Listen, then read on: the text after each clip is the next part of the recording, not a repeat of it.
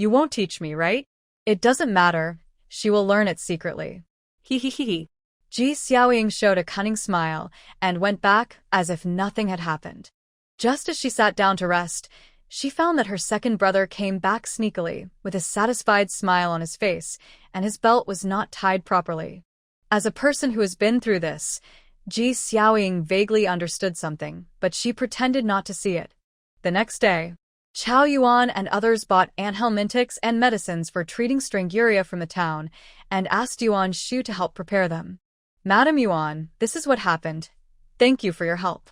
They found a lot of medicinal materials in that village, but because they would use them themselves, they did not exchange them for money.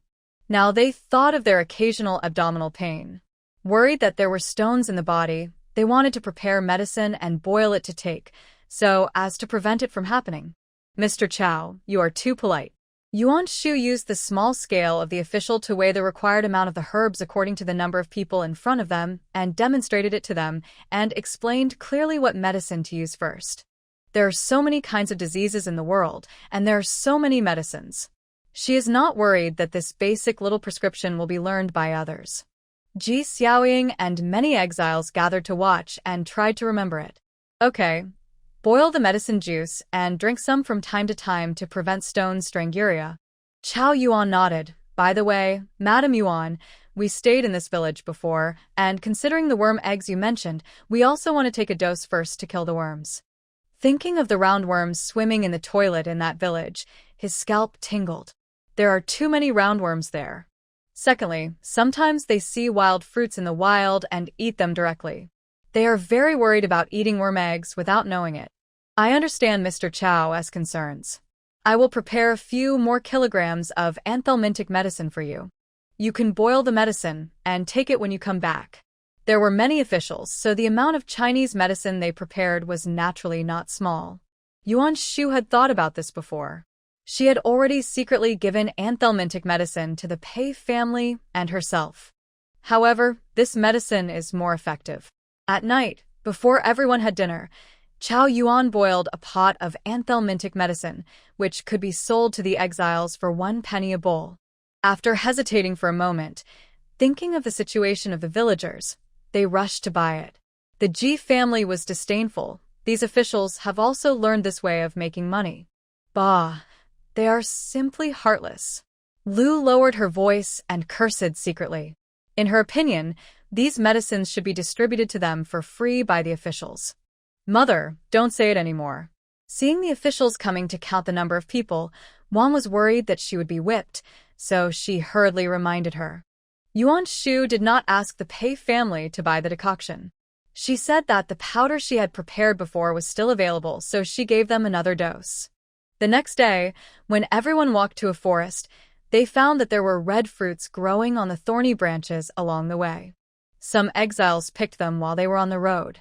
Pei Shusher looked at it and asked, Sister-in-law, can that thing be eaten? It was hot and everyone on the road felt dry and thirsty, but there were wild vegetables in this season but few wild fruits. You can eat it. It's called raspberry, also called prickly bubble, sour and sweet. Yuan Shu said, feeling that her saliva was already secreting saliva. Recently, she liked to eat sour and sweet fruits.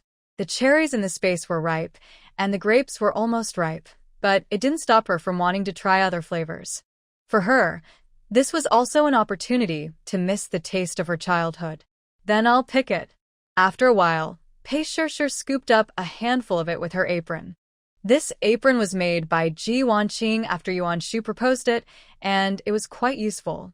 She offered it to Yuan Shu and Ji Wanqing like offering a treasure. Sister-in-law, mother, you try it.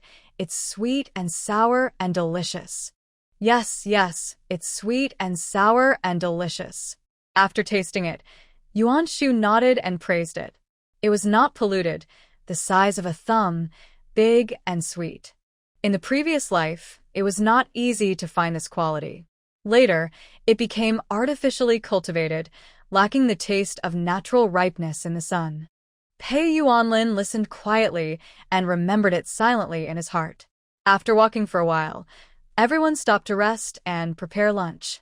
Pei Shir and her brother were responsible for collecting firewood and looking for edible wild vegetables to add to the meal. Madam, I'll pick some fruit for you. Pei Yuanlin felt that Yuan Shu had not eaten enough wild fruits, so he volunteered to pick them.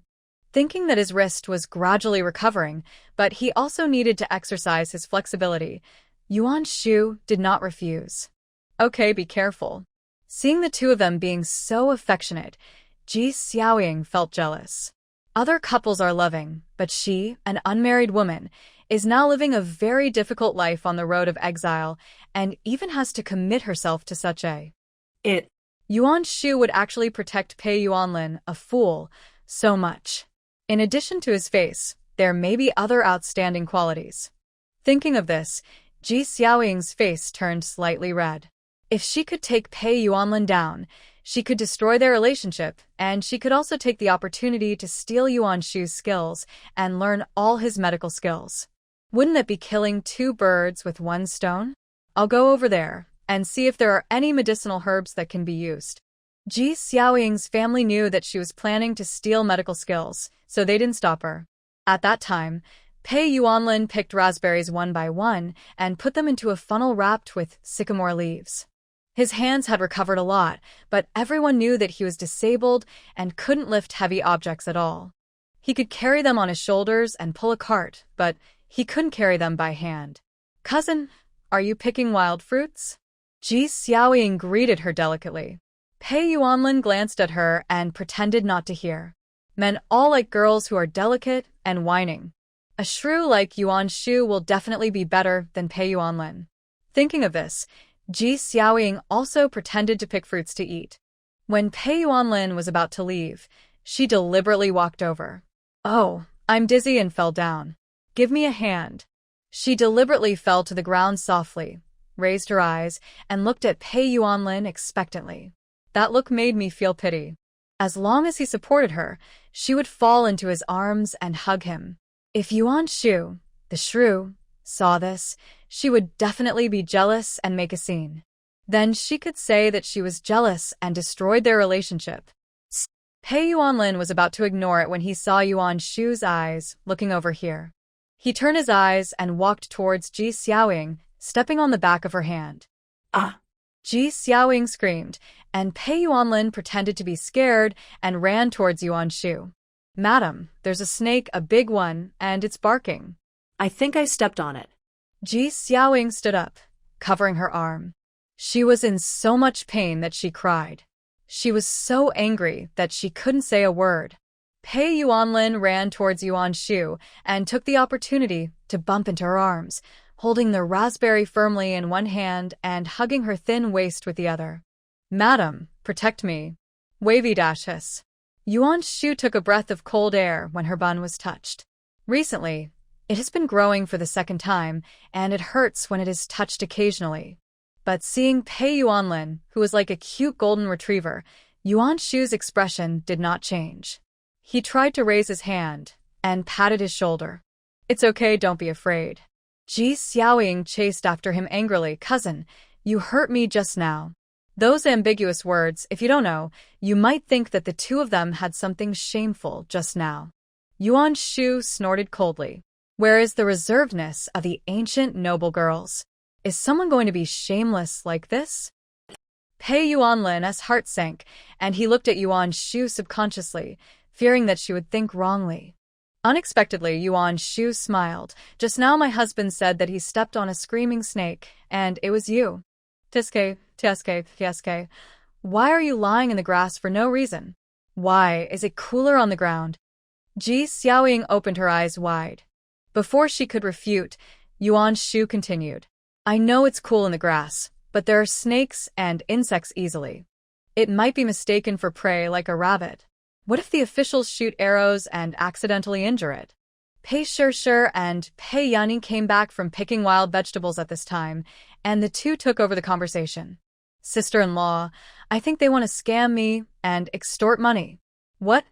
You even want to extort money from your cousin, and you bully him because he's stupid. Ji Wanqing was not willing to give in at this time. In the past, Yuana was so good to you cousins, and now our two families live our own lives. but you can't be so heartless. Ji Xiaoying's back of her hand hurt so much that she was shaking with pain, and now she was shaking with anger. I fell accidentally. As soon as she finished speaking, Pei Yuanlin spoke. I also stepped on him accidentally. I'm sorry. Okay, my husband has apologized. You won't be so petty with a fool, right? Yuan Shu smiled. Ji Xiaoying was getting into trouble and snorted unwillingly, covering her hand and leaving. After the annoying people were gone, Pei Yuanlin handed a handful of red wild fruits to Yuan Shu. They were not red roses, and there were no colorful lights or gemstones as gifts, but they were down-to-earth, romantic, and gentle. Madam, try some. If you don't have enough, I'll pick more. The natural wild fruits have a sweet and sour taste, which is exactly what Yuan Shu likes. Well, thank you. Yuan Shu lowered her eyes and soon didn't care. Put yourself in their shoes. She was good to the Pei family, so it was normal for them to be good to her. Besides, she and Pei Yuanlin are now in a relationship. The kind that can say goodbye at any time. Hey, I'll go get some water. Pei Yuanlin scratched his head foolishly and left obediently with the bucket. After Ji Wanqing noticed the scene, her eyes were a little complicated. After a long ideological struggle, she still came to find Yuan Shu. Shu, Yuaner seems to be even more stupid. Is his old illness flaring up? Can you take a good look at him again? She was entangled and worried. Oh no, would her daughter-in-law dislike her son even more? Alas, even if she disliked him, there was nothing she could do. Yuan Shu was stunned for a moment. Was that so? She didn't notice it. Instead, she felt that Pei Yuanlin seemed to be much more sensible. Okay, mother, I know. I'll take his pulse later. Pei Sure tilted her head, as if her mother had misunderstood something.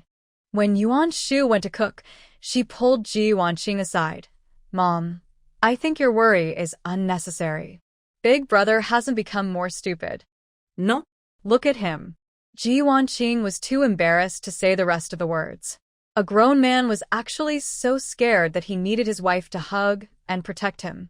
Her son was brave and good at fighting, and he could shoot an arrow through the air from 100 paces away and take the enemy's head, but now, it was too much to watch. Oh, Mom, don't you think that silly brother is jealous and sticking to his sister-in-law? Kink, Hof? There seemed to be some truth in that. Am I worrying too much? Looking at Pei Yuanlin, who had been glued to Yuan Shu since he came back, Ji Wanqing slapped her forehead. She was too worried and thought too much. However, Yuan Shu was really concerned. Sit down, I'll take your pulse. Pei Yuanlin's eyes flickered slightly, but he still stretched out his hand honestly. Yuan Shu used his supernatural power to help him feel carefully. Does your head still hurt? He doesn't seem to complain about headaches as much recently. It still hurts sometimes, Pei Yuanlin said, raising his fist and continuing to hit his head. The pain is still there, but he feels that he can tolerate and ignore the subtle pain from moment to moment. Yuan Shu grabbed his arm. Don't move. Facing Pei Yuanlin's deep and watery innocent eyes, from this angle and tone, she looks like a female bully. Yuan Shu let go of her hand and straightened her face. It's not a big problem. When I have time later, I will press the acupuncture points on your head. It will heal faster. I'll listen to my wife. At that time, Yuan Shu didn't know that the exile team that Su Wanwan was in was rushing on the road non-stop, gradually closing the distance between each other. The leading official gave a look, and the younger brother beside him picked up the gong and began to beat it. The time has come, hurry up. Their team is different from Yuan Shu's.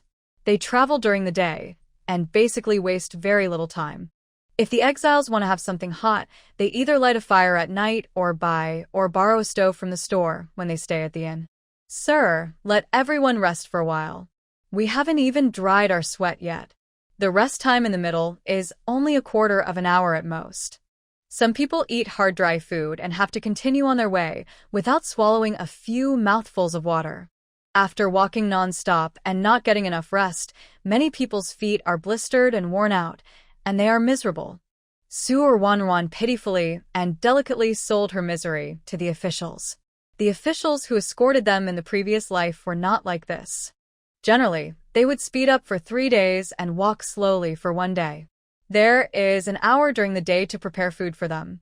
Everyone is well fed and watered, and the speed of traveling is basically not affected. After getting used to this kind of life, they walked faster and faster. Stop talking nonsense. Do I need a woman like you to point fingers at me when I do things? As he said this, the man whipped hard with the whip, and the small pieces of gravel splashed onto Su Wanarwan's face. She shrank back in fear and used Chun Haojia's body to shield herself for fear of being hit. She was obviously reborn and chose a different path from her previous life, but she was still exiled, and even the officers escorting them were unsympathetic and inhumane. Chun Haojia glanced at Su Wanwan unhappily and apologized to the officers in a nice voice. Sir, my wife doesn't know the rules. Please don't bother with her. But we are all too tired. If we rush like this and tire ourselves out, it will delay our journey. The officer took one look at the exile team that was almost dizzy from walking and felt very dissatisfied. The Qin family was weak, but on the way here, some relatives of the Qin family's daughter-in-law sent some supplies. If they were fine, they could also make some money. If someone was really sick, they would inevitably be a drag. Okay, let everyone rest for another quarter of an hour. Eat, drink, and defecate quickly. Anyone who falls behind or tries to escape will be whipped. After whipping the whip a few times, the officer returned to the shade of the tree to cool off. Chun Haojia exhaled a breath of foul air, feeling suffocated. Thinking of him, he used to follow the bandit suppression and lead troops as a little general. Now he has to fawn over a small officer, which is really hateful. Husband, drink some water.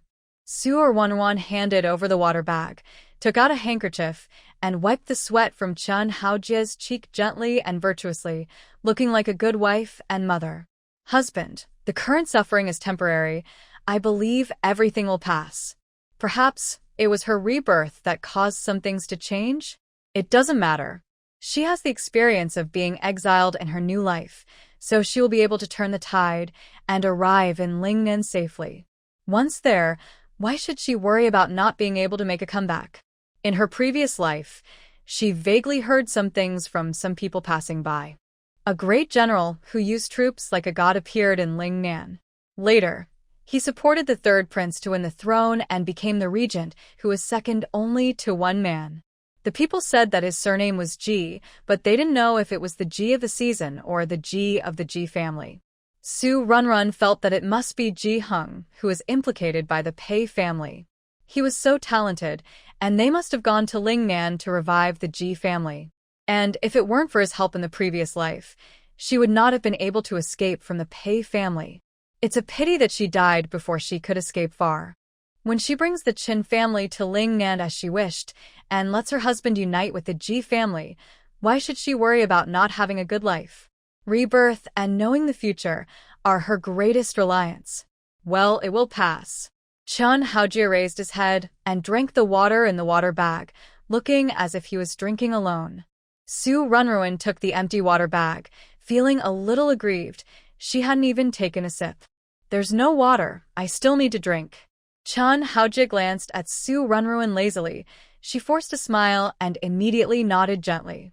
Don't worry, husband. I'll go get some water right away. Thinking of her previous life, although the Pei family was very unhappy that she married in for someone else, she had the final say along the way. Pei Shir, her brother, and her cheap mother-in-law all tried to cook for her, but now that she came to the Qin family, she had to do it herself. However, even so, Yuan Shu must have lived a worse life than her. When the Pei family was emptied, they had nothing and no one sent supplies, but the Qin family was different. Her mother-in-law's family still asked someone to send some money. Wait, there's mine too. The eldest sister-in-law of the Qin family stuffed 3 water bags into Su Wanawan's arms, and then the other people of the Qin family also stuffed water bags into her arms. Seeing her stiff face, Zhao snorted and squinted. What?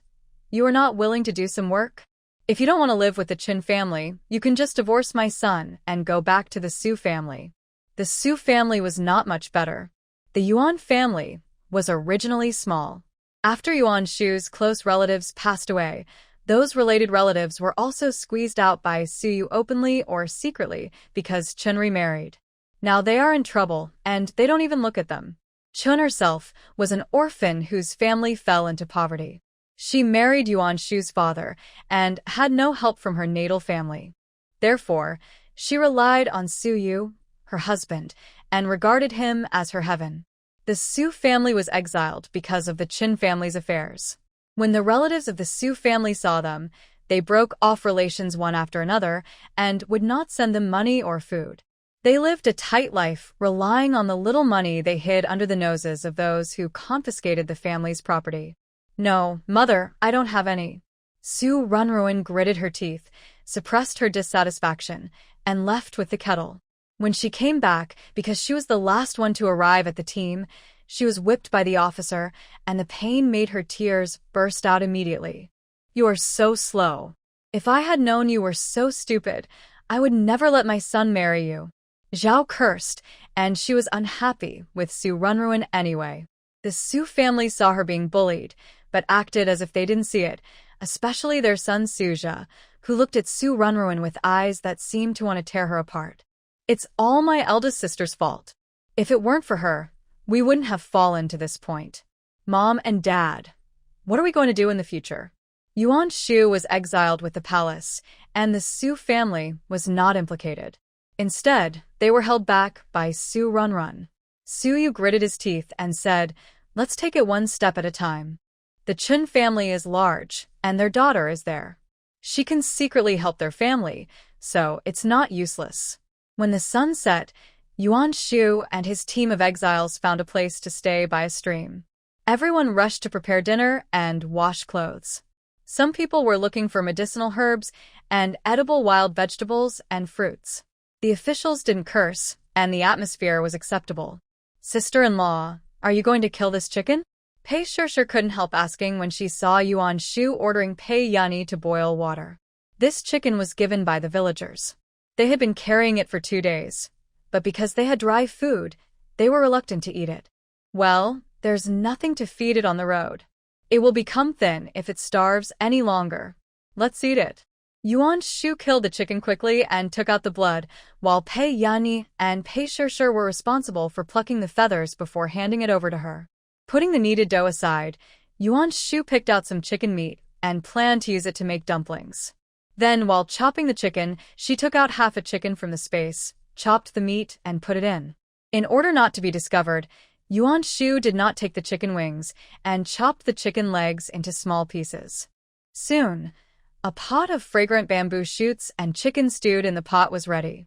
As usual, Pei Yani took a bowl to the officials to improve their favor, and then enjoyed it. "This chicken doesn't look big, but it has some meat." "Are you stupid? There are obviously more bamboo shoots, so it looks like a big pot." Pei Shishir patted her brother's head. Pei Yuanlin scooped with chopsticks, scooped out the chicken wings, and put them in Yuan Shu's bowl. "My wife, you eat." Then he picked up dishes for each family member one by one, and then it was his turn. Ji Wanqing looked at her son's trembling chopsticks and couldn't help but reddening her eyes. She thought his hand was broken, but fortunately, he could still hold the chopsticks, all thanks to Yuan Shu.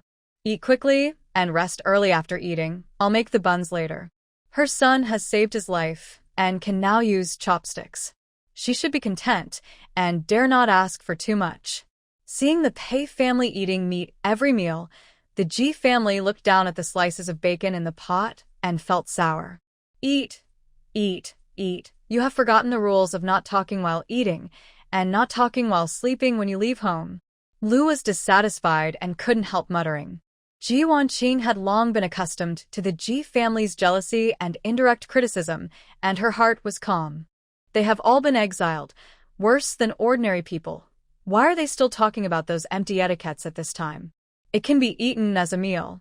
"Shu, you look so much thinner, eat more." Ji Wanqing picked up a piece of boneless chicken with skin and meat attached and put it in Yuan Shu's bowl, her eyes full of love. "Thank you, mother, you eat too." After the meal, Ji Wanqing skillfully wrapped the buns. Pei Shishir hurried to wash and dry the clothes and counted the things. After sprinkling powder to repel ants and mosquitoes all around, Yuan Shu also sat next to Pei Yuanlin and leaned against the stone to sleep. Huh. The next second, she felt a burst of coolness across her face. The coolness dispelled a trace of dryness in her heart, like blowing a fan. As soon as she opened her eyes, the focus fell on Pei Yuanlin's deep eyes. He was waving a cattail leaf fan in his hand, and the coolness brushed Yuan Shu's face as he waved the fan. Gentleness and care are reflected in him to the fullest. Yuan Shu's expression was a little moved. I'm not very hot. It's still some time before summer, so it's not that hot. She may just be afraid of heat because of her pregnancy. It's much cooler in the forest now than when she was in the cities of Beijing, Shanghai, and Guangzhou in her previous life. My wife, did I wake you up? Pei Yuanlin showed an expression of self-blame and annoyance, which made people feel soft-hearted at first sight. Isn't this the performance of a qualified boyfriend? No, I'm not hot. Go to sleep. Yuan Shu patted the empty corner beside her. Pei Yuanlin lowered his dark eyes, showing a well-behaved expression, and sat obediently beside her. My wife asked him to sleep together. After sitting firmly, Pei Yuanlin hesitated for a moment, tentatively stretched out his hand to hook Yuan Shu's head and face from behind. Lean here. As he said this, he gently used his hand to press Yuan Shu's head on his shoulder. She was slightly surprised, but she did not reject or resist in her heart. She rubbed it, found a comfortable angle, and slowly closed her eyes. What can a naive person do to her? Instead, she didn't believe in herself. After all, she was a normal woman. Pei Yuanlin closed his eyes contentedly. Ji Wanqing quickly wrapped the buns and put them on the steamer. When she turned around, she saw the sleeping faces of several children. A relieved expression appeared on her face. After adding firewood, she sat by the campfire and took a nap. In the second half of the night, Pei Yunyi came to take over the shift without anyone calling him. The eldest brother is stupid and has just recovered from his injuries. The eldest sister-in-law has worked hard to make money for them all the way. Let them do such mind-consuming things. The next day, when others were gnawing on dry biscuits and steamed buns, the Pei family drank chicken soup with meat buns. Eating delicious food and drinking spicy drinks, it doesn't seem like exile, but like coming to play. Auntie Go couldn't help mumbling while biting the unchewable biscuit. Before she could finish her words, her son covered her mouth with his hand. You can't even stop your mouth from eating, are you bored? Thinking of Yuan Shu's fierce fighting ability, Auntie Go swallowed her saliva guiltily, ate the unchewed biscuit, choked herself, and rolled her eyes. She just couldn't accept it. How could the Pei family commit such a serious crime and still live so comfortably now? Shouldn't they be displaced and hungry along the way? Next time you say something wrong and get beaten, I won't care. After Zhao Hai warned his mother fiercely, he ate the cake with big mouthfuls. He was envious, but he didn't dare to say it. After eating and drinking, Chao Yuan asked Wang De to ring the gong, and the exile team continued to set off. During the lunch break, Yuan Shu and the ant in the exile team found a lot of konjac around the ditch. There were also several tree stumps with thorns, and there were no signs of crops planted on the surrounding land. Obviously, this place was wasteland and ownerless. Sure, dig a few pieces of konjac and bring them back, and we will cook them later. They had dug a few before, but the quantity was not large at that time, and Yuan Shu did not make it. This time, she suddenly wanted to try it for a change of taste. Okay. Pei Sure and Pei Yunyi immediately took a simple small and started digging. The small was bought for digging medicinal herbs, and it was very useful. Because of the forest fire, everyone lost a lot of things, and the exiles who saw konjac and knew how to cook it also dug a lot of it back. Even if they didn't eat it, they could sell it to the inn at a low price in exchange for money when they entered the town. Sister-in-law, this thing has thorns. Why did you pick it? Seeing Yuan Shu picking a handful of thorny young shoots, she was very puzzled.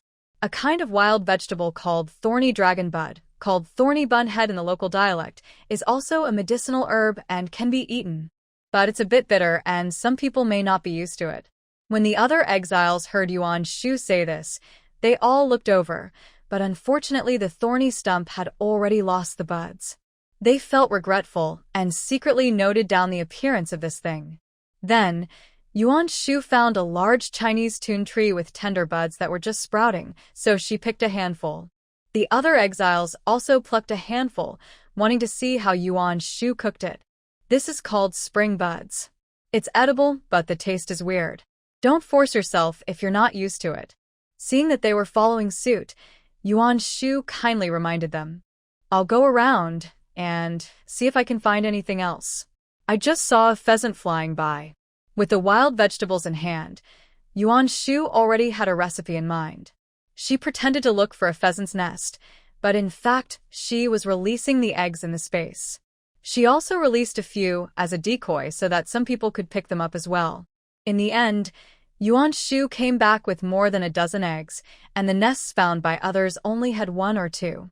They were extremely envious. Madame Yuan is always so lucky. She always picks up more eggs than us. We have to try our luck with her in the future. It's not that I, Yunqi, am bad. Maybe it's the blessing of my ancestors from heaven. Yuan Shu started talking nonsense with his eyes open, saying that it was because of the merits accumulated by his grandmother when she was practicing medicine. The ancients were more or less superstitious, so there was no doubt about this. After returning, Pei Shir volunteered to wash the thorny headscarf, hissing that it was prickly. Sister-in-law, won't this sting your mouth if you eat it? Does it have to be eaten?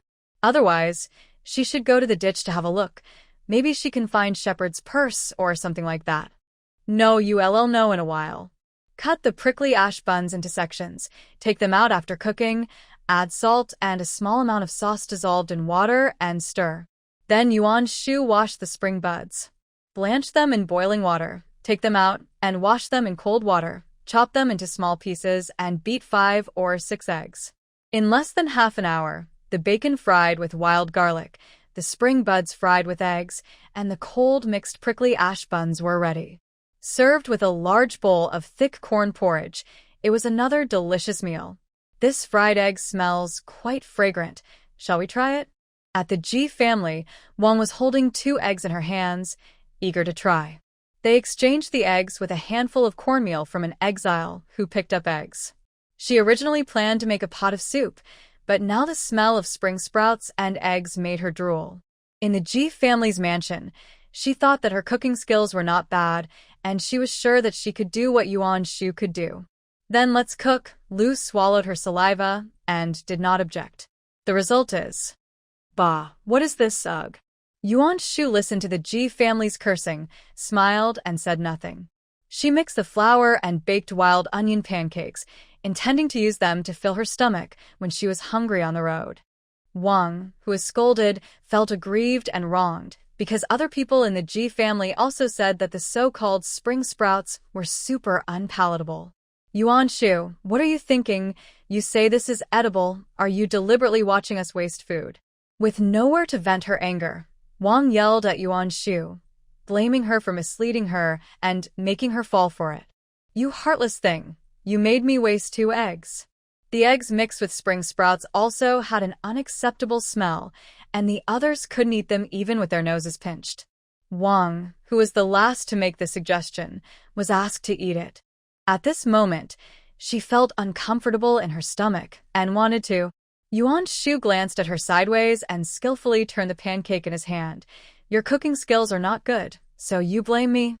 That's right. My sister-in-law said when she was picking wild vegetables that the taste of these things is unacceptable to most people, but you insisted on trying it. Who can you blame? Pei Shir put her hands on her hips and continued to make sarcastic remarks. Besides, did we hold your head down to cook? Wang blushed. It's because she swore that it was edible, and you pretended to be delicious and misled us. What we said is true. It is really delicious, Pei Yunyi added. The taste is a little strange, but it is really not bad at all. These ingredients are neutralized by the spatial spiritual spring, and after being cooked by Yuan Shu himself, their most delicious side is magnified. Even those who have never eaten them will not find them bad. You are a family, you must say good things about your own people. Yuan Shu smiled. You are so curious. If the dung picker passes by your door, do you also want to take a spoon to taste the saltiness? You Wang pointed at her angrily. Yuan Shu's face turned cold instantly, and she took out a still burning stick. Don't accept it? Wang took a step back, her face fearful, but still stubborn. I will never be fooled by you in the future. Fearing that Yuan Shu would rush over to beat her, Wang took the family's bowls and chopsticks and quickly ran to the stream to wash them. This was the interpretation of what it meant to be both vegetable and asking for a beating. With Wang's scapegoating, Yuan Shu thought for a moment and felt that he still had to say something, so he spoke to everyone. Everyone, there are a lot of wild vegetables and fruits in the wild that look alike. Don't just pick them, because I pick them. Some ingredients are poisonous if not cooked properly. If someone picks them on their own in the future and something goes wrong after eating them, don't blame me. I didn't ask you to eat them. Ji Wanqing echoed. Shu, you don't need to explain too much. We are not blind. We know what we can eat and what we can't eat. We are not stupid. The mother-in-law and the daughter-in-law exchanged words and then stood their ground. If anyone blames me, I will beat them, Yuan Shu added. Everyone heard that Yuan Shu was pointing at the Ji family and immediately cast mocking and sarcastic eyes at them. Those who learned to pick wild vegetables from Yuan Shu, after trying and finding that they were not tasty, only blamed themselves for not cooking well and did not directly put the blame on others like Wang did. What are you looking at? Does it have anything to do with you? The Ji family members are getting more and more shameless now, and they roared with their necks stiff. Stop making noise. We're leaving in 2/4 of an hour. Do you want to be whipped for dawdling? After Wang De and the others finished watching the fun, they warned from a distance. The Ji family members immediately stopped breathing and dared not say a word. After baking the pancakes, Yuan Shu quickly put out the fire, hung the remaining dry firewood on both sides of the cart, and took it away. If they were hungry on the way, they would eat pancakes to fill their stomachs. After 2 months of long journey, everyone looked haggard, with the exception of the Pei family.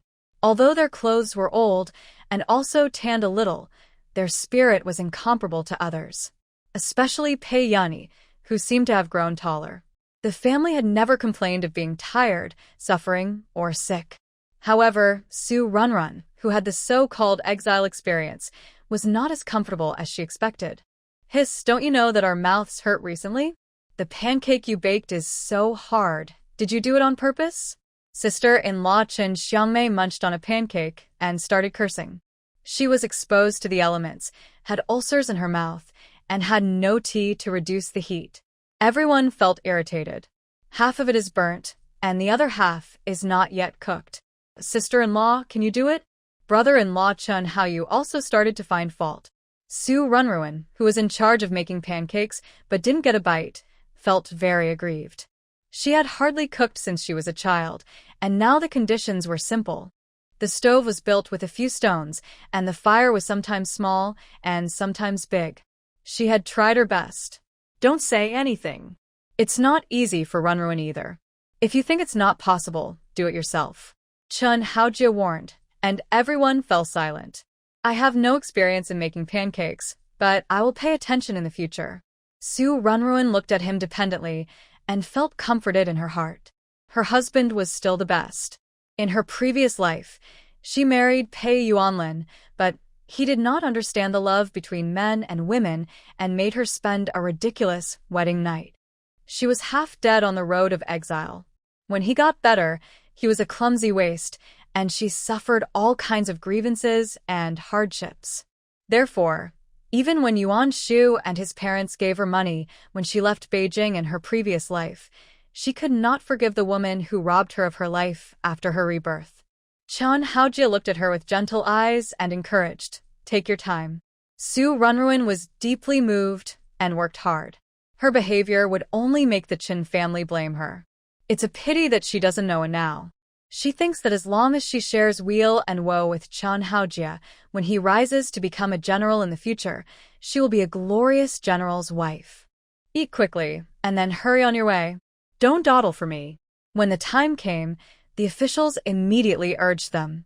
Those who had not finished their dry food had to carry their bags and eat while walking. The last pancake baked by Su Wanwan was snatched away by Qin Xiangmei and handed to her sister-in-law. Sister-in-law, you have worked hard to take care of the two children. Take this pancake with you to satisfy your hunger on the road. Su Wanwan was so angry that her eyes turned red with empty hands. This is too much. Wanwan, eat this. Chun Haojie gave her half of the pancake in his hand. The reason was not because he felt sorry for her, but because he couldn't eat it, and he didn't want her to quarrel with her sister-in-law over such a small matter. My husband, you are so kind. Seeing the two people's eyes tense, Sue's eyes darkened, and she squeezed the cake in her hand hard. On the other side, on Yuan Shu's side, because the exiles wanted to save money and didn't want to rush to the inn, and it would take another hour to get there, Chao Yuan and the others didn't force it. Choosing to continue camping in the wild tonight, they settled down by a river. Let's rest here tonight. Be careful when using fire and don't burn the mountain. After experiencing a forest fire last time, everyone was extra careful when making a fire, for fear of getting themselves killed. After parking the cart, Pei Yuanlin and Pei Yunyi went to look for firewood on their own initiative. Pei Shishir and Ji Wanqing took a short break and looked around for wild vegetables for a snack. After resting for a while, Yuan Shu took out 3 large konjaks from the cart, put them in a basin, and brought them to the river. After washing the konjac, Yuan Shu took it back. On the surface, she used a kitchen knife to cut it into small pieces, but in fact she used the wall-breaking machine in the space. Yuan Shu made a fire, boiled the konjac slurry, and went to the nearby to cut a handful of hay and brought it back to make wood ash water. My wife, we are back. Pei Yuanlin handed a handful of red raspberries to her. Come on, open your mouth, I'll feed you. Pei Yuanlin said, putting down the bundle of dry firewood dragging on his shoulder, picked up a fruit and handed it to Yuan Shu's mouth. She was stunned for just a moment and then opened her mouth to eat it. Her lips brushed across his fingers, and the warm and moist breath made his blood boil. Is it sweet? Sweet. Yuan Shu wanted to say that compared to this wild fruit, Pei Yuanlin looked sweeter at the moment. At that time, Pei Shishir and her mother came back and dug up 2 yams and 2 handfuls of water celery. They were surprised to see what was cooking in the pot. Sister-in-law, is this what you made? Is it made of that black lump? These ingredients would be prepared in various ways even for rich people. People like Pei Shishir and her friends had never seen it before. This is called konjac tofu. I'll teach you. Yuan Shu suppressed the charm in his heart, took out a large spoon, and began to stir. Ji Wanqing's mother and daughter and the other people in the Pei family sat around and began to listen to her steps. Okay, the next step is to wait for it to solidify. It will taste better tomorrow. Then, Yuan Shu made a pot of yam-cured pork ribs, cured meat fried with water celery, and a bowl of corn rice. It had soup and meat. Perfect. Because there were few ingredients, she did not let Pei Yunyi share them with the officials this time. After eating and drinking, Yuan Shu cut the konjac tofu into pieces and soaked them in cold water and took a few large pieces to give to the officials. Thank you, Madam Yuan, this konjac tofu looks delicious, and the brothers can have more dishes tomorrow. You're welcome. Yuan Shu and Pei Shishir walked back together, and Ji Wanqing was everywhere, looking worried. Mom, what's wrong? Have you seen Yuan Lin and Yunyi? I just came back from washing the dishes and didn't see them. Pei Shishir didn't think so, Mom. They are not children anymore. They can't be lost. However, almost half an hour passed, and seeing that the sky was completely dark, they still didn't come back, and several people panicked. At this time, Wangda came with a list to count the number of people. Where are the other 2? Without waiting for Yuan Shu and the others to find an excuse, Wang shouted loudly. The 2 brothers must have run away quietly. I saw them sneaking towards the hillside. They haven't come back for more than half an hour. She looked gloating. They must be planning to abandon you women and find another way to make a living. You re-talking nonsense. My eldest brother wouldn't do that. They're not that kind of people. Pei Shishir was anxious. If any family member ran away quietly, the rest would be regarded as accomplices and hacked to death. Wang was so vicious that she accused them of such a crime without any evidence. How is it impossible? If they didn't run away quietly, why didn't they say hello to the official when they left? Gee, how added fuel to the fire, as if it really happened. The official is so busy. Do you have to disturb him just to? Yuan Shu frowned and retorted mercilessly. Facing her warning eyes, Ji Hung felt a toothache and didn't have the courage to retort for a while. Hearing that someone escaped, Chao Yuan was not calm. He immediately ordered his men to defend and be on guard, and surrounded the Pei family with the officials. What's going on? Who escaped? The two brothers escaped. Officer, quickly catch them and teach them a lesson. Wang looked anxious, as if she was the officer in charge of escorting them. Lu raised her eyebrows. These two brothers are quite selfish. TSK, they are really unfilial.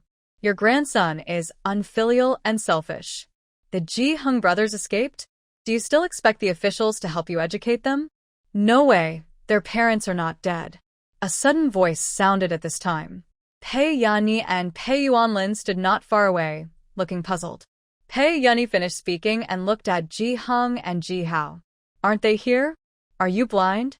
In fact, Pei Yanni had heard it a long time ago, and he said it on purpose.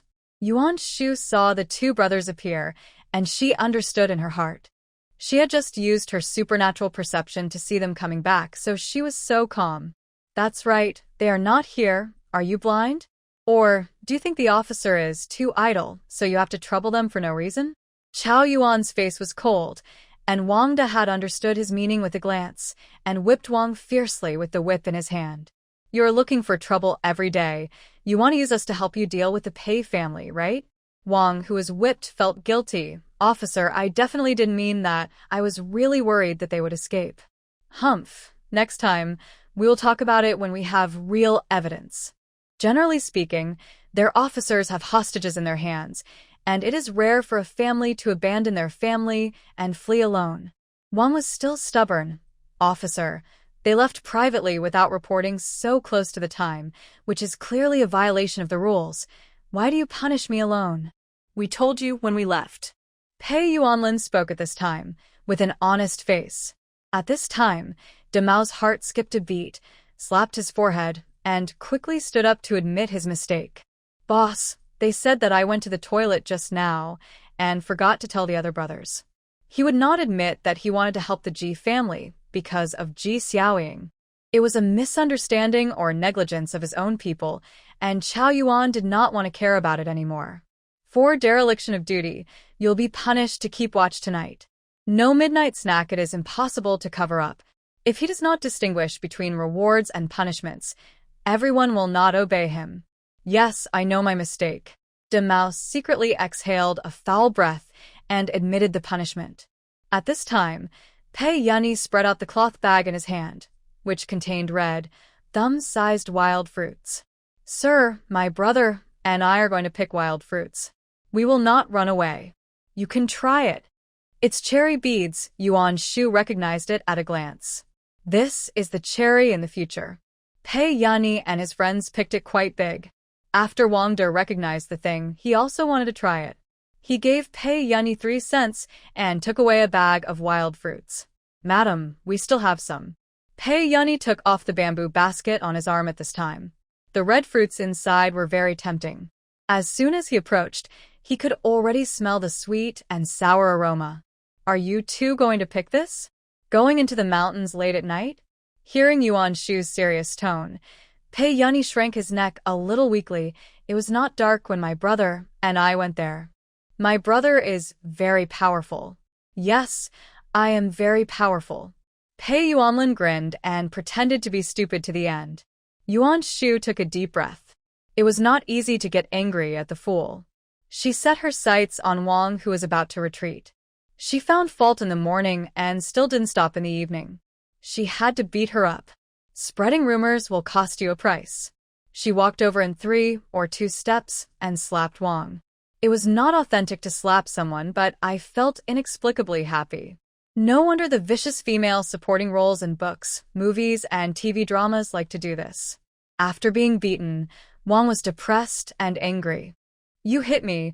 What qualifications do you have to hit me? I'll fight you.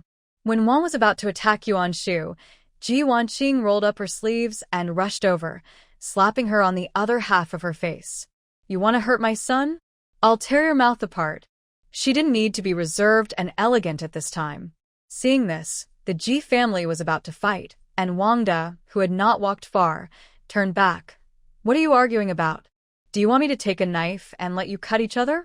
You are incompetent and have a bad temper. I don't want to collect your bodies. The Ji family was resentful. They were indeed no match for Yuan Shu and Pei Yuanlin. Although his hands were disabled, his legs and feet were good. They had seen him kick other exiles, and he was quite fierce. It's scary when a fool fights hard. I'm not done with you. Wang covered her face and gritted her teeth. After returning to their respective places, Pei Yuanlin immediately brought a bowl of cherries to Yuan Shu. My lady, try this cherry pearl. It's sweeter than the prickly ash. He picked it up and quickly passed it to Yuan Shu's mouth, like offering a treasure. She took a bite. It was very sweet, but inexplicably a little hot. At this time, Pei Yani was also eating handfuls of cherries, spitting out the seeds. We found it when we were picking firewood today. Big brother said you like sweet and sour fruits. The fruit tree is not big, so it's quiet. You ran to the mountains at night just to pick this for me? The mountains are the most dangerous at night, with all kinds of wild animals. They camped in the wild, all in groups, and burned fires all night, leaving people to keep watch, and chose places where people were walking on the roadside. Yes, eat more if you like. Yuan Shu was a little angry, but looking at the calm appearance of the Pei family, she felt it was not easy to get angry. She stood up and looked at Pei Yuanlin. Come for a walk with me. Pei Yuanlin felt vaguely uneasy, but he still followed Yuan Shu obediently, with a bowl of cherries in his hand. Pei sure pursed her lips. I think my sister-in-law seems angry. As a person who has been through this, Ji Wanqing understood the reason for her anger. Your sister-in-law is worried about your brother's safety. As she said that, she turned her head to look at Pei Yun and reached out to twist his ear. You really are stupid. Your brother is stupid. How can you listen to him? Take risks in the middle of the night. What if you encounter danger? Mom, I know I was wrong. He wanted to stop him, but although his brother was stupid, his majesty was still there, and he couldn't stop him at all. The baby is in pain. Equal door succeeds, equal door precedes. Yuan Shu took Pei Yuanlin to a place far away from everyone and didn't speak all the way. Pei Yuanlin knew the feeling of the coming storm very well, and he bravely grabbed Yuan Shu's hand. Without waiting for her reaction, she was pulled into his arms. The next second, a warm touch came on her forehead. My wife, don't be angry, it's not dangerous. I will protect myself and Yun. She was worried about her safety, he felt it. Yuan Shu's cheeks were pretty red, but he still had a stern face. You said there is no danger, so there is no danger, naive. Don't do this in the future. I don't like to eat these fruits that much. The fruit trees in the space have matured, and she ate them half a month ago. Pei Yuanlin blinked. It is natural for a husband to do things for his wife. My wife, you really don't have to worry about your husband. Why doesn't this sound like what a fool should say? Seeing Yuan Shu's suspicious eyes, Pei Yuanlin straightened his face. Uncle Dazhuang and Anne are like this. My injury has healed. I can help. I won't make trouble. It turned out that he was imitating others, and he was quite good at it. Yuan Shu felt a little sour and sweet in her heart. You. For a moment, she didn't know what to say. At this time, Pei Yuanlin took one of her hands. They all laughed at me for being a fool, but Yuni said that I was not stupid before. I will get better in the future, right? Yet judging from his increasingly sensible and intelligent appearance, I believe that it won't be long before he can recover his previous memories. Even if he can't, he won't be as silly as before. My wife, I will treat you very well. Believe me. The love words are so beautiful that she is intoxicated. Yuan Shu couldn't help herself and stood on tiptoe to kiss Pei Yuanlin's lips. She is a modern woman. Why should she be so shy? Follow your heart and take advantage of him now that he is stupid, easy to bully, and not hypocritical. She had already eaten, and the baby had been stolen. It was just a kiss, just a few drops of water before she let go. He took over, but was very clumsy. Stupid, that's not how to kiss. Yuan Shu pushed Pei Yuanlin away for a moment and put her arm on his shoulder. I'll teach you. In fact, she didn't know how to do it, but she had read a lot of novels and watched a lot of TV dramas, so she was a little more skilled than someone else. This kiss made Pei Yuanlin's blood boil, and Yuan Shu herself was a little short of oxygen. She was so numb from the kiss that if her rich girlfriend was here, she would definitely laugh at her. She was useless, that's all. Pei Yuanlin hugged Yuan Shu in his arms, and in a corner where she couldn't see, the corners of his lips rose.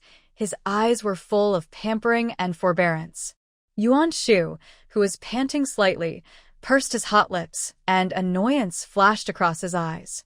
Is this the feeling of being in love? Is it right or wrong for her to indulge herself like this? When he regains his memory in the future, he might forget about the period of time when he became stupid, but by then, she might have already slipped away. Besides, Pei Yuanlin is so handsome, and he is so devoted to her. How could she bear to let him down? He just hurt his brain now, but it is obvious that he still has the instinct of an adult who likes someone intuitively, so she is not bullying a child. My wife, I have learned it, Pei Yuanlin muttered softly. He couldn't help hugging her tighter and tighter. Yuan Shu felt something against her and subconsciously reached out to take it out. What do you have in your pocket? As soon as her hand pressed on it, her face burned hot. Pei Yuanlin. He took a breath, a confused look on his face, and began to pretend to have a headache. Uncomfortable? I didn't mean it. Yuan Shu pulled back her hand, her face red as if it was about to bleed. Seeing her like this, Pei Yuanlin had a bad idea and wanted to tease her. On the wedding night, she was not like this, bold and unrestrained. And she was very good at it. My wife, I feel uncomfortable. Yuan Shu dodged his eyes, looked at the sky and the ground. Headache? I'll go back and rub it for you later. The word rub made Pei Yuanlin's blood burn fiercely. He pointed at his head and then at his legs. Headache, uncomfortable. Yuan Shu was embarrassed because she was afraid that he would foolishly ask others and make a fool of himself. As a doctor, you can't just leave the patient alone, and they were just alone. If Pei Yuanlin said this in public after returning, would she still have shame? Well, why don't you use your hands to pinch it yourself? How to pinch it, I don't know, my wife. Can you teach me? Pei Yuanlin looked serious and innocent on the surface. Yuan Shu didn't know that there was such a word in the world called gentleman, which was very suitable for someone with a black belly. She secretly pinched her eyebrows. Forget it. For the sake of this bowl of cherries, she reluctantly did it. I can teach you, but you are not allowed to tell anyone about it in the future. Yeah. Pei Yuanlin nodded obediently. Yuan Shu held one of his fingers like this, and then like this. Pinch it yourself, understand? If you understand, do it yourself. I'm going back. She quickly picked up the cherries in Pei Yuanlin's bowl and left quickly. But she didn't notice the look in someone's eyes that wanted to tear her bones into her stomach. It would be so boring to do it yourself. Pei Yuanlin took a deep breath, looked at the last ray of white light disappearing in the sky, and the corners of his lips rose slightly. Thinking about other things in his mind, he tried not to think about this as much as possible. At that time, Yuan Shu, who fled in a panic, was also a little dizzy. She grabbed a handful of cherries and ate them, thinking of Pei Yuanlin's promise and dependence on her just now, as well as his reaction. Am I considered to be a bad person? It shouldn't be. When I was studying in my previous life, the biology teacher was a girl, and there were boys in the class. She taught calmly and professionally. Besides, it's not like they haven't done it before. That night, they were both drugged by Su Ruan in the wine. She remembered it clearly, but did Pei Yuanlin remember it? Never mind. It was not easy for her to ask. After eating cherries and brushing her teeth quickly, Yuan Shu fell asleep against the cart. When she was half asleep, she could feel Pei Yuanlin sleeping next to her. She didn't open her eyes. In the morning, when Yuan was half asleep and half awake, she felt something warm and cool on her lips. She opened her eyes quickly, but the focus was not fixed, but she was still sure that it was Pei Yuanlin who did it. My lady, good morning. Who would understand? She was actually woken up by a kiss. Did the plot of the novel shine into reality? Seeing Yuan Shu pursed her lips and said nothing, Pei Yuanlin was a little uneasy, like a child who had done something wrong. He lowered his voice and explained weakly, I brush my teeth, they don't stink, and I also boiled hot water. He got up early in the morning to light a fire and boil water. He still had enough strength to light the flint. The obedient look made people want to pat him on the head. Yuan Shu didn't know whether she was confused or lustful. She raised her hand to pick Pei Yuanlin's and kissed him back. Not bad, really good. The Pei family member next to her also woke up at this time and saw this scene when she opened her eyes. Then she quickly closed her eyes, and after a while, she pretended to be asleep and rubbed her eyes. Ahem, I'll go prepare breakfast. The water had boiled, and Yuan Shu quickly kneaded the dough and pulled out 4 bowls of ramen in a short while, and chopped the konjac tofu, stir-fried it with minced garlic and bacon, and made it into whistles. With the yam and pork rib soup from last night, the family had a hot breakfast. I'm going to the toilet. Sure, you guys clean up these things. Okay, sister-in-law, how about I accompany you? Pei Sure was not at ease. Her sister-in-law was pretty, and those men stared at her a lot along the way. Fortunately, the group of officials escorting them were still principled. Otherwise, as women, they would be in a very difficult situation. No need. Going to the toilet was just an excuse.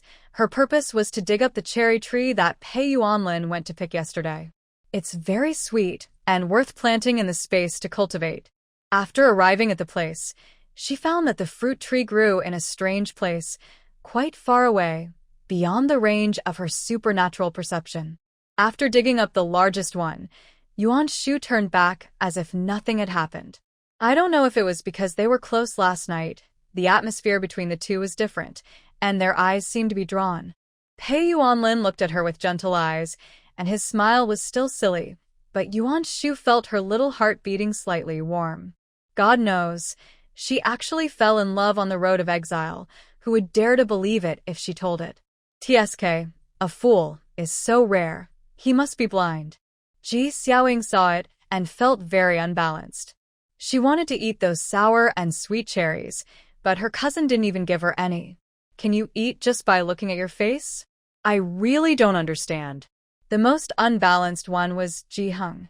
He took the initiative to show his kindness to Yuan Shu, but she pointed a bow and arrow at him and hit him without mercy. How could a fool like Pei Yuanlin be worthy of a woman like Yuan Shu? Ji Xiaoying couldn't help correcting him. Brother, you don't understand. A handsome man is pleasing to the eye. Although she disliked Pei Yuanlin's silliness, she was always amazed by his unparalleled elegance. Not to mention Yuan Shu, he was handsome and useful, which woman could resist him? How superficial. Henk sneddet. Ji Hao heard the conversation between the two and said nothing. Yuan Shu is not easy to mess with. Pei Yuanlin, this idiot, is quite scary when he goes crazy. He can't beat her. His own mother is not her opponent. He doesn't want to ask for trouble. In the evening, the team arrived at an inn. Yuan Shu did not cook this time. Occasionally, he has to free his hands and be lazy, right? Dear guests, are you stopping by or staying overnight? The waiter quickly wiped the table and greeted Chow Yuan and others warmly. What can you eat? The waiter smiled and began to announce the names of the dishes: wild vegetable porridge, pancakes, mutton soup with rice, meat is charged separately, and mutton noodles. It is still a day's journey from here to the county town. There is sufficient water nearby. There are many sheep farmers. Some passers-by are eating roasted whole lamb. Looking at the bleeding lambs in the sheepfold, Yuan Shu pursed his lips. What cute lamb skewers, I want to raise them. Boss, for bowls of mutton soup with rice and meat. After the officials finished ordering, Yuan Shu immediately ordered the dishes. She spent a total of 30 coins, and the store also gave her 4 grain buns. The other exiles did not order any food, but after the officials ordered food, the exiles each got a bowl of mutton soup. As it was getting late, everyone stayed in the inn. Yuan Shu took the opportunity to go to the toilet and disguised herself as a businessman and bought 2 pairs of sheep, 1 male and 1 female. She chose a pregnant ewe so that she could raise more food and realize the freedom of eating meat. 2 days later, the team arrived at a county town. When entering the city, everyone lined up to register. No crowding, come one by one next. The guards guarding the city looked at the people entering the city and the passes in their hands. If they saw someone with a suspicious look, they would ask about it. There were a few people squatting near the city gate, and when they saw the exile team, they looked at each other. Pei Yuanlin noticed their strangeness at the first time, and he secretly perked up.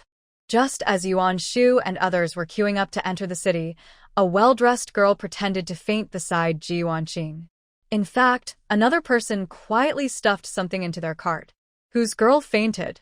Ji Yuanqing subconsciously wanted to help, but thinking of her identity, she didn't want to cause trouble, so she pulled her hand back and shouted loudly. Pei Yuanlin noticed this action and wanted to take the opportunity to take it away and throw it away, but Yuan Shu's action was faster than him. Did she notice it too? Yeah, you have to help the person aside. At this time, the people who cooperated with her appeared shouting, and some ordinary people who came to watch the excitement even gathered together. The woman woke up slowly, and she subconsciously touched her waist and purse. My travel money is gone. There is a thief. As she said, she looked at Ji Yuanqing suddenly. It's you? Did you steal my banknotes? Don't talk nonsense. I didn't touch you from beginning to end. If it's not you, then it's him. This guy touched me when I passed by just now. The woman pointed her finger at Pei Yun with a solemn face, and she clearly stated which silver shop the banknotes came from and how many silver and copper coins were in her purse. I didn't, it wasn't me. Pei Yun was stunned. It was true that this man passed by him, but he could steal people's money in a few breaths. Wouldn't that make him a thief? And how could he be caught by others? It's you, woo-woo. This is the life-saving money I borrowed from relatives to treat my parents' illnesses. Please give it back to me. The woman cried and screamed, and immediately kowtowed to the Pei family.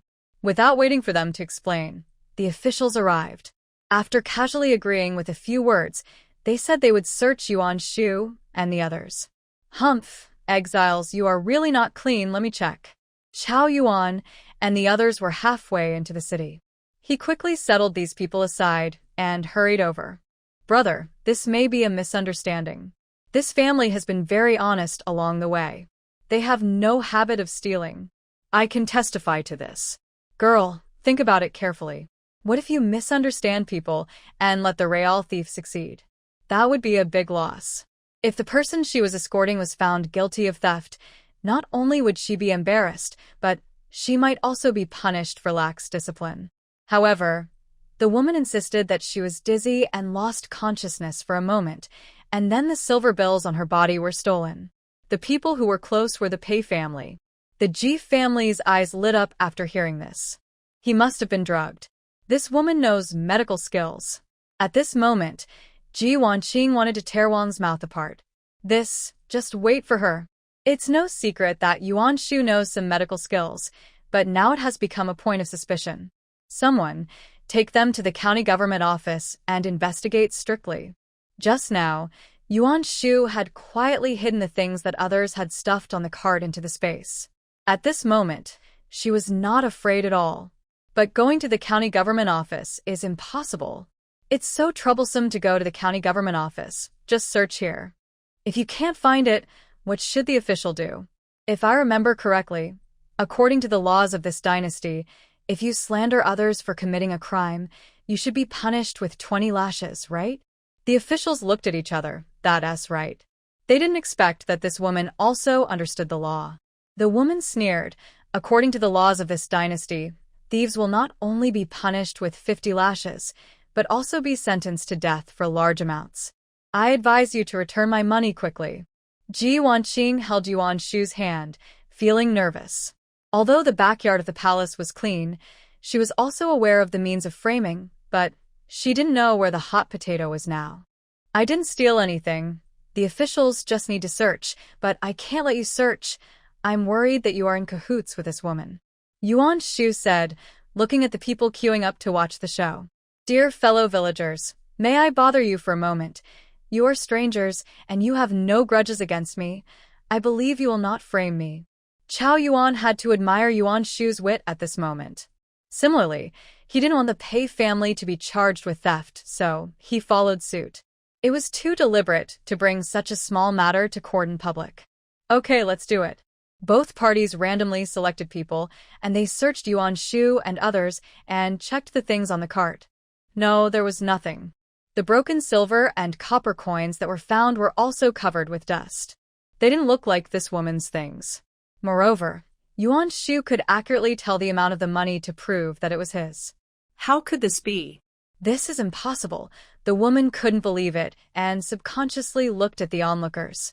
They were also wondering. They clearly hid the things in the bags on the cart. That was 500 taels of silver. Gone without a trace. It was really weird.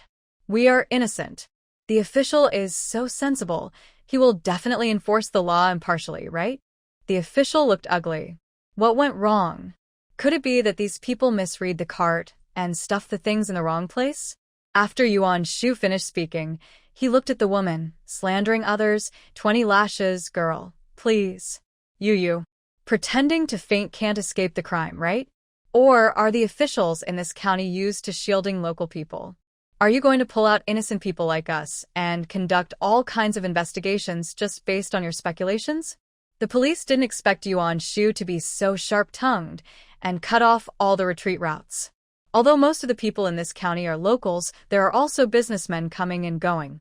What will happen if the news gets out? He gritted his teeth and said, "Come here, give him 20 strokes of the cane." Yuan Shu saw that the police who took action controlled the strength of their hands, and she didn't point it out. Although she couldn't be crippled, it was enough for the woman to bear. "It's just a misunderstanding, let's disperse." They pulled Chow Yuan aside and had a few nice words. Finally, they said that the exiles entering and leaving the county should be placed in the cells of the county government according to regulations. They are exiles. If something goes wrong in this county, it will be difficult for us to deal with it. This reason left Chow Yuan with no way to refute. The county jail was heavily guarded, and it was indeed a good place to go. In this way, the exile team that had originally planned to stay in the inn went to the county jail, and everyone was very calm about it. Going to public territory means that you don't have to spend money on hotel accommodation, so why not do it? But Yuan Shu smelled something unusual and slandered them for theft, which was a deliberate act. Maybe someone had instructed this matter, and when one plan failed, they came up with another. Calculating the time, it has been almost half a month since the forest fire, and the enemy has made a comeback. "Mother, do you feel something is wrong?"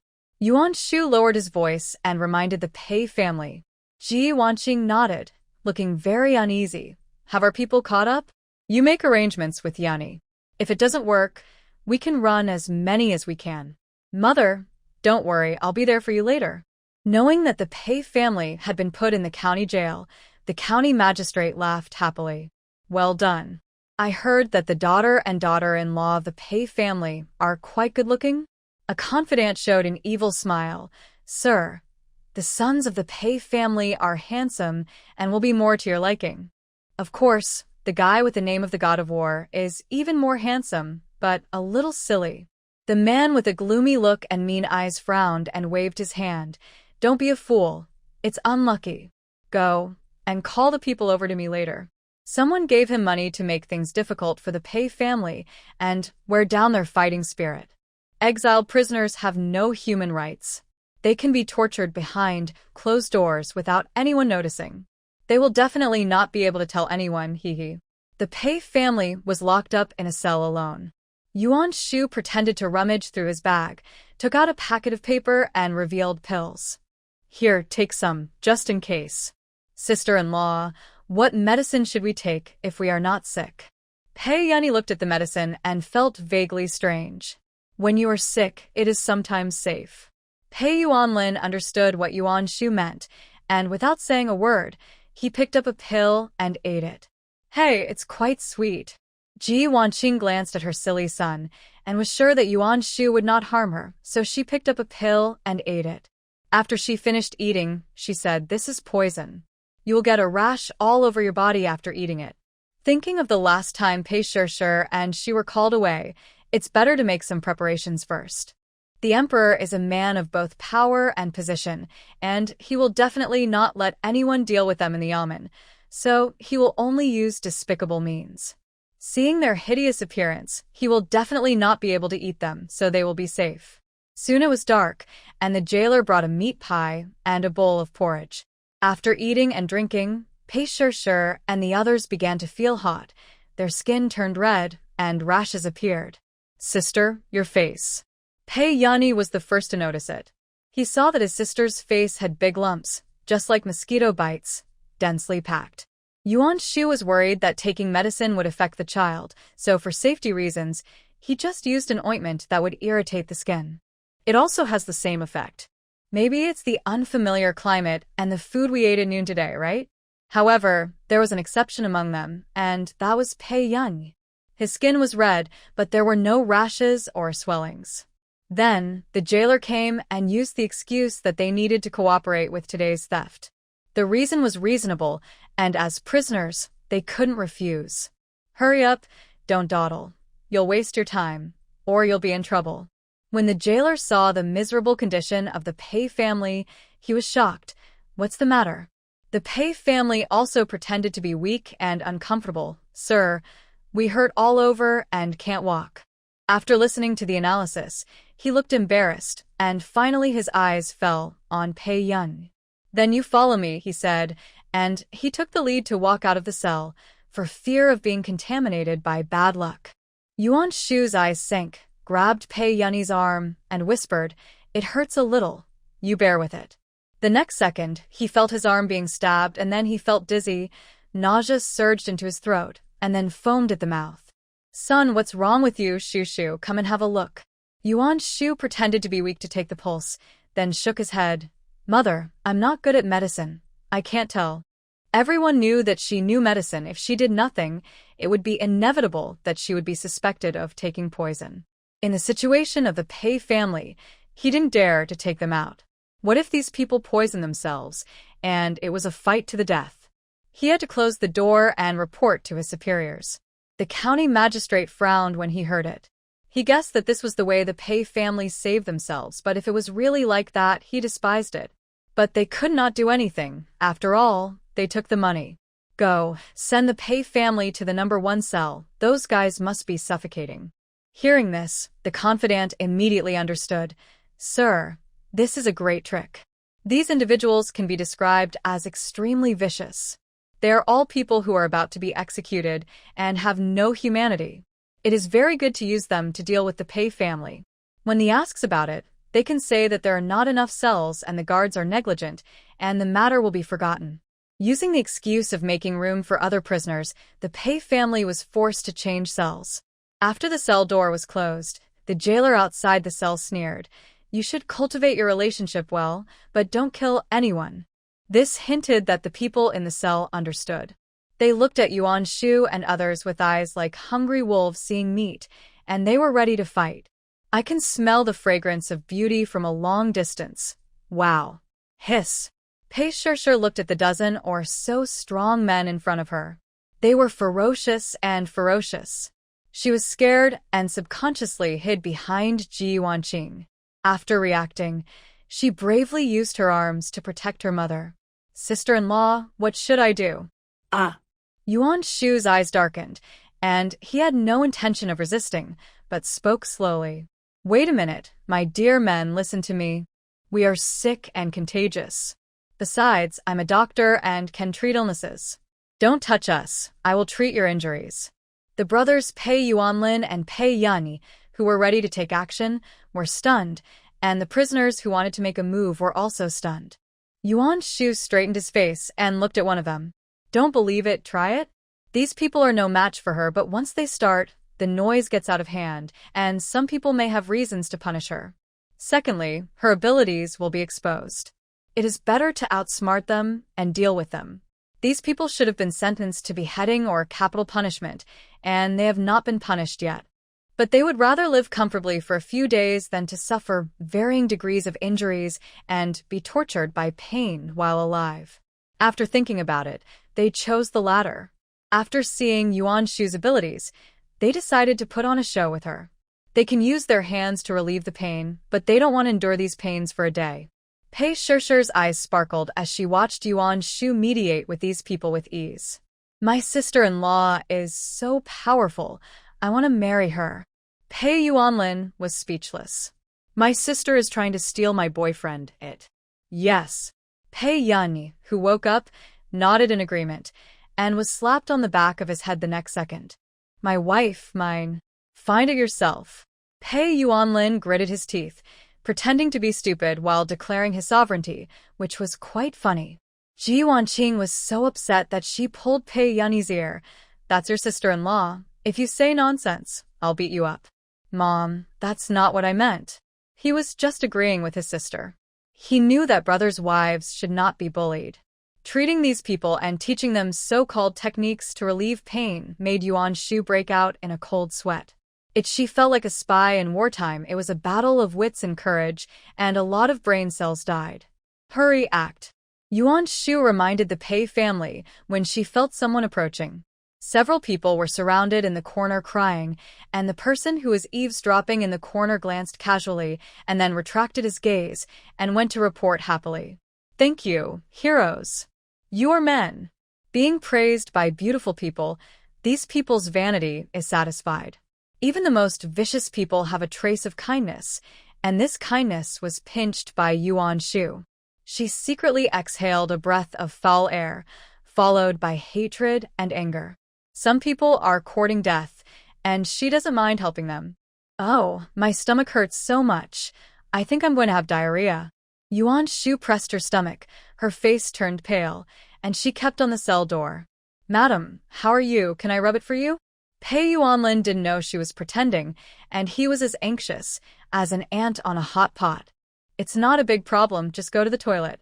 Other people in the prison benefited from it, and at this moment they also shouted that she was not allowed to dirty the cell. The jailer was called over and opened the door with an unhappy face to let her go. So many nonsense. He took Yuan Shu to the toilet, cursing, and stood guard at the door. After entering the toilet, Yuan Shu closed the wooden door, entered the space, took out a mobile phone, recorded his own voice, and added a funny soundtrack of diarrhea. He estimated the interval time and then played the audio in a loop. This phone is hers. When the cashier's phone broke when she opened the business, she happened to have a spare one and lent it to the other party. Later, she didn't remember to take it, so the cashier girl locked it in the drawer and gave it to her, and it came in handy now. The sound of puffing was heard, and the jailers outside the toilet subconsciously distanced themselves. Yuan Shu quickly used his wood-related ability to flip out of the toilet from one side and escape from the yard. Dog official, give me your life. Before teaching the dog official a lesson, it is better to empty his money first. He actually used money to slander them. Okay, give it to you. Half a quarter of an hour later, the jailer urged, Are you done?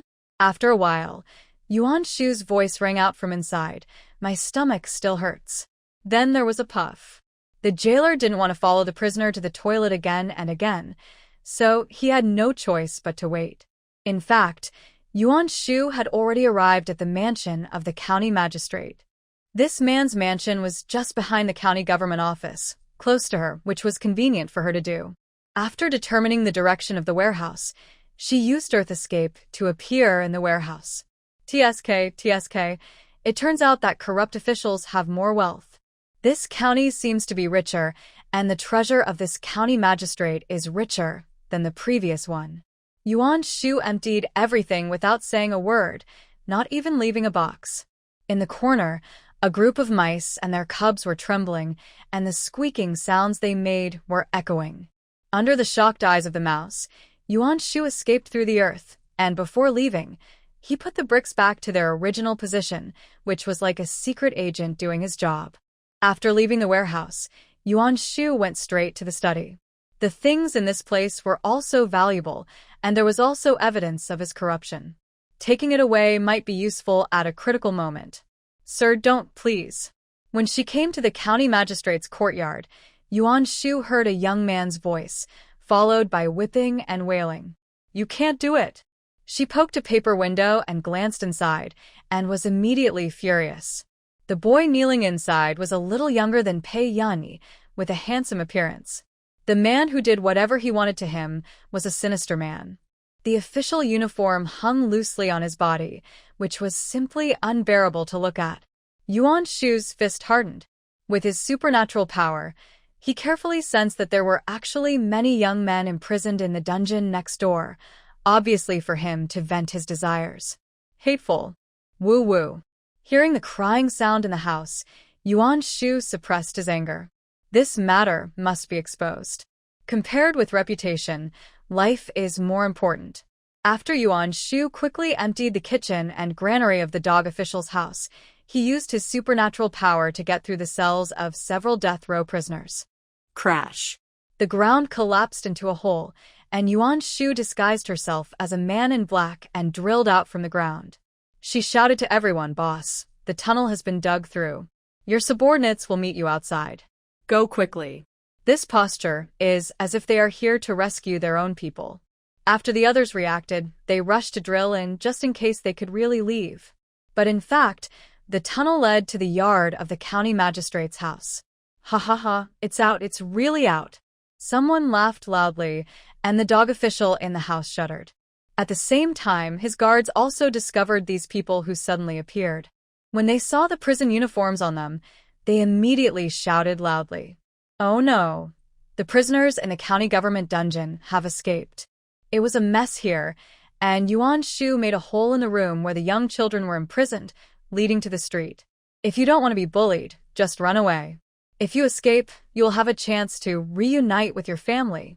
These children were captured secretly, and even if the dog officials found out that they had escaped, they would not dare to look for them openly.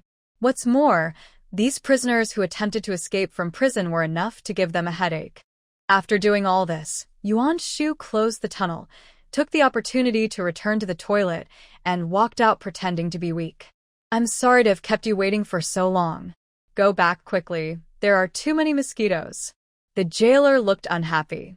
The two had just taken a few steps when they heard that a prisoner had escaped from prison, and he became nervous all of a sudden. Yuan Shu pretended to be surprised and went back to the cell honestly. The Pei family was looking at the prisoners who were trying hard to squeeze into the tunnel, with an uneasy look on their faces. It's been a quarter of an hour. Why hasn't Shu come back yet? Nothing will happen, how about we? Just as they were talking, Yuan Shu came back. The jailer found that there was also a tunnel here, and immediately came forward with a sword to stop them. Don't escape, otherwise you will be killed without mercy. Yuan Shu's eyes flashed slightly, and he pulled the Pei family to stand obediently in the corner. The whole county government was in chaos, and they were once again transferred to a cell, without a tunnel. The Ji family saw that Yuan Shu and his family's clothes were dirty and messy, and they were immediately gloating. TSK, it looks like you've suffered a lot. Ji Wanqing thought of what happened at the city gate today, and suddenly laughed. She rushed over with a quick step, slapped them twice, and then began to scratch Wang's face. Your mouth can't talk, I'll tear it off for you. Wang Da's eyelids twitched outside the prison door, and he shouted, No fighting, pull them apart.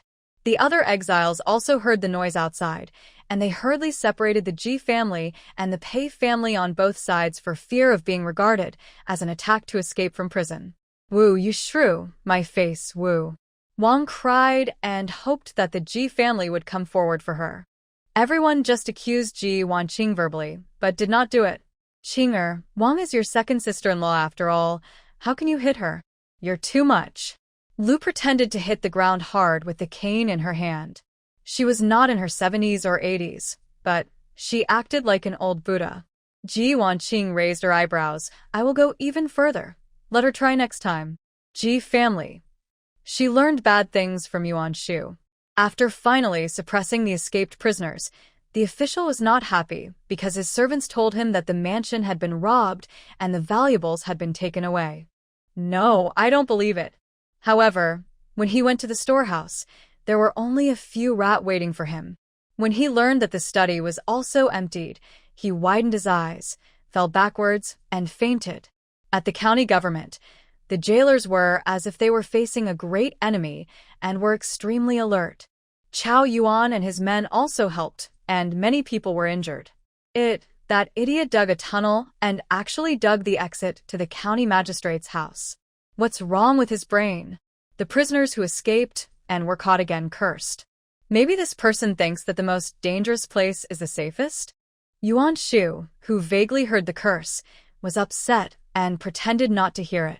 Soon it was dawn, and Chao Yuan and his men shouted them away with red eyes. Because these prisoners did not escape, it was a false alarm, and there was no evidence to prove that this matter was related to them, and the county magistrate did not want to keep anyone. If these exiles took the opportunity to slip away, wouldn't he be even more miserable? I'll give you 1 hour, hurry up to buy supplies, and then hurry up to get on the road. The old rules, you are not allowed to run. Each family sent one person out to buy supplies, and the Pei family was naturally Yuan Shu. She returned to the dog official's house. Because he fainted from anger, he was recuperating in the house at this moment, and there was no one else. Yuan Shu knocked the floor open and got out, and gave an anesthetic needle, and then she took out the scalpel. After finishing this matter, Yuan Shu left quietly, without alarming anyone. Then she returned with the salt supply, a basket of eggs and half a bag of rice and flour. Mother, I'm back. She was the first one to come back, and she also brought breakfast, a few sweet potatoes and scallion pancakes. The attempted exiles came back one after another, and Chao Yuan gave an order for everyone to leave the city. At that time, a shrill scream rang out in the dog official's house. My roots, ah. People who heard the noise and appeared took a breath of cold air when they saw the once majestic county magistrate, whose crotch and feet were soaked with blood. Something bad has happened. Hurry up, call the doctor. The county magistrate had only taken office in recent years. He had a wife but no children. From today on, he will have no descendants. Have you heard?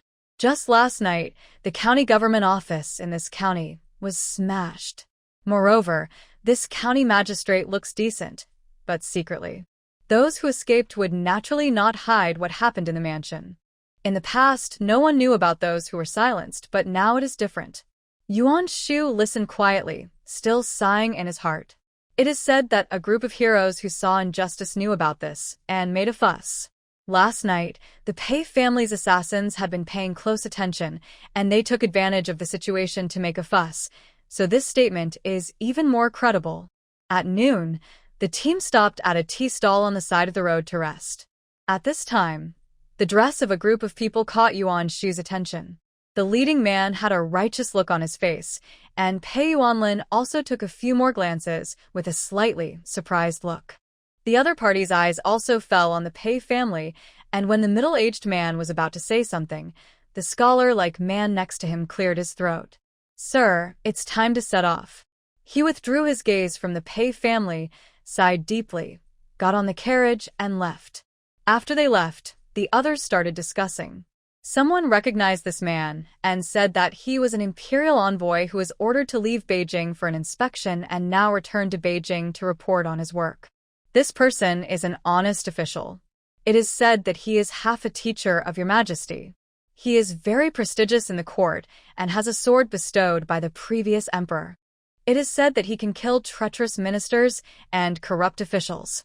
Mother, Lord Gong's son, I remember him, and father. Before Pei Shishir could say anything, Ji Wanqing covered her mouth. If you talk nonsense at this time, you may cause trouble to others. Yuan Shu tilted her head and thought for a while. She collected evidence of corruption of 2 county magistrates, which seemed to be quite suitable for handing over to this person. Moreover, she emptied the palace, and the dog emperor was no longer a human being, and he also needed to fill the treasury. It seemed not bad to use his hands to kill some corrupt officials. After eating something to fill his stomach, Yuan Shu used the excuse of going to the toilet. In fact, he went to the space to change clothes, escaped underground, and used his supernatural powers to block Lord Gongsuan's carriage. Who was stopping the carriage? Seeing Yuan Shu, who was wearing a nightgown, suddenly standing on the road, the guards walking in front of him shouted loudly. She did not speak, but showed a large box behind her. I have heard that Lord Gongsun is honest and upright. I have something here that may help you. The curtain of the carriage was lifted, and Lord Gongsun, with a righteous face, showed his face. Yunfeng, don't be rude. Seeing that the other party was concerned, Yuan Shu stopped talking nonsense, just clasped her fists towards him, and rushed into the woods. The guards subconsciously chased after her, but lost her trace. This man is definitely a master. I didn't even notice when he approached. Shock and surprise, as well as a strong desire to fight, were the desire to have a fight. Then, he used his sword to pick open the box, and after seeing the letters and banknotes inside, Yunfeng was stunned. My lord, come quickly. These banknotes are naturally stolen money, hidden in the secret compartment of the study by the 2 county magistrates. Yuan Shu loves money, but he also knows that without the stolen money that matches, the case will not stand. Put it away, take it away. After Lord Gongsun looked at these things, his expression suddenly changed. A quarter of an hour later, Yuan Shu came back, and Ji Wanqing looked worried. Shu, did you have a stomachache? He kept going to the toilet yesterday and today, so if you feel uncomfortable, don't bear it. Well, maybe I can't get used to the food in the yamen. It's okay, it's healed. Yuan Shu smiled casually. At this time, she noticed that Chao Yuan's men were treating their wounds, and some of them were even dozing off. Obviously, not only did they not sleep all night last night, but their injuries were not treated well. Madam Yuan, several brothers are seriously injured. Can you help them? They are big men, clumsy, and the gauze they tied in the morning was scattered after walking for half a day. No problem. Seeing this, Ji Xiaoying also clamored to help. In fact, she just wanted to learn medicine. In the team, there were only 2 young and knowledgeable girls. The other families either had children or were already married. Yuan Shu pretended that he could not see Ji Xiaoying's purpose and helped normally. After finishing the work, the team continued on their way. When they had time to rest after dinner in the evening, Yuan Shu avoided others and took the time to enter the space. Some of the medicinal herbs in the space can be harvested again, such as honeysuckle and wolfberry. Because of the harvest of medicinal herbs, the pharmacy space has been upgraded. The electrocardiogram and the ultrasound machine in the examination room can be used. Yuan Shu entered the space without delay. After lying down, she examined herself. When she saw 2 irregular spherical patterns appear on the screen, her hands trembled. No way, it must be my eyes. In fact, she has been using her supernatural powers to perceive her body these days, and she always feels that there are 2 separate blood flow areas in her abdomen. After a careful examination, Yuan Shu froze the picture and printed out the examination form. Looking at the 2 bright gestational sacs on it, she was stunned. Am I pregnant with twins? Her face couldn't contain the surprise, but also a little nervous. Her expression was out of control at the moment. Calculating the time, it has been 2.5 months since they left the capital, and the probability of the test results being wrong at this time is very low. Yuan Shu couldn't help but think of the dream she had before, in which the 2 children called her mother. Could it be that she was pregnant with twins? Restraining the ecstasy in her heart, Yuan Shu left the space. At this time, Pei Yuanlin walked towards her with a large bowl. Madam, this fruit is delicious, try this. The bowl contained mulberries, each of which seemed to be carefully selected. You picked it, not bad. Who told you that this can be eaten? Yuan Shu walked over, picked one up and tasted it. Sweet and sour, not bad. Pregnant women need to supplement fruit vitamins appropriately. No one taught me, I just know it. Take it and eat it with mother and others. Yuan Shu didn't care. Although Pei Yuanlin had a brain injury and his IQ declined, some subconscious instincts were still there, so it was not surprising. Yunyi has already taken it. These are yours. Huh. Yuan Shu felt a little warm in her heart. Not bad. The silly boyfriend is quite qualified. Pei Yuanlin saw her happy, his eyes rolled, and he proposed eagerly. Madam, won't you praise me? While asking, he boldly hugged Yuan Shu in his arms. She did not resist his closeness. If she had the chance, of course she would get close to him. Nervous face. Yuan Shu was a little shy. Why did she ask for a reward? Wasn't she childish? What reward do you want? Something delicious. I'll make it for you tomorrow. Do. No, don't think wrongly. Pei Yuanlin suppressed the distracting thoughts in his heart and pointed at his cheek. Madam, kiss me. You. Why is he so direct? Weren't the ancients reserved and introverted, both men and women? They are fearless after they become stupid, right? That's how Anne Dazhuang praises her husband. Am I not your husband? Madam, am I not good to you? Yuan Shu was speechless. He had been very considerate along the way. Not only him, but the Pei family had been very good to her. They were now in love and a serious couple. A kiss wouldn't hurt a piece of flesh. So what was she afraid of? Sho. Yuan Shu made a gesture to keep quiet and stood on tiptoes to kiss him. A triumphant smile flashed across Pei Yuanlin's eyes, and then he tilted his head so that their lips touched. He learned from what Yuan Shu had taught him last time and began to conquer the city and explore the sweet honey. After a while, Yuan Shu leaned in his arms in a daze. Was she the host? Pei Yuanlin saw her looking up and immediately pretended to be well-behaved. My wife, is your husband very smart and has he learned well? It was so good that her legs were weak. Well, it's okay. Go back. If they stay alone any longer, he will say he feels uncomfortable again. Yuan Shu turned and left. She ate the mulberries in the bowl, feeling sweet in her heart. Pei Yuanlin was afraid of scaring her, so he didn't tease her like last time, but followed her obediently. He took the time to look down at his brother, who was already holding his head high, and silently comforted him. Don't worry, there is a long time to come, and there are plenty of opportunities. Yuan Shu gradually discovered that Pei Yuanlin was much smarter than before, and he could make someone blush and heartbeat and smile foolishly. Yuan Shu paid special attention to diet, as some foods are not suitable for pregnant women. If she didn't like something, she would say she didn't like it and wouldn't eat it. Occasionally, she would still have morning sickness, but she would just brush it off, as if she was burping. Just like that, 2 more days passed. The sun was scorching all the way, and it didn't rain again. Desolation was everywhere. This area was dry last year, and it is the same this year. Everyone lamented the bad weather. But only Yuan Shu was alert. This was a sign of famine. Droughts, heavy rains, earthquakes, etc. might happen in the future. The most annoying thing was that she didn't know the timeline at all. She wanted to curse the author who had stopped updating and had a bad ending to eat instant noodles without seasoning packets. Sister-in-law, are you feeling uncomfortable from the sun? You look bad. Pei Shishir noticed Yuan Shu's serious expression and couldn't help but show concern. Well, it's okay. Drink more water. I added some salt here. You all drink some. Yuan Shu put her thoughts back. She had stored enough supplies, which would be enough for her to eat until she was old, even if she did nothing. As for the Pei family, if they were separated in the future, she would just help them secretly. After all, she had emptied their entire family. Well, the water boiled by sister-in-law is delicious. Pei Shishir took a sip and felt refreshed. With the nourishment of the spiritual spring water, the journey was delicious.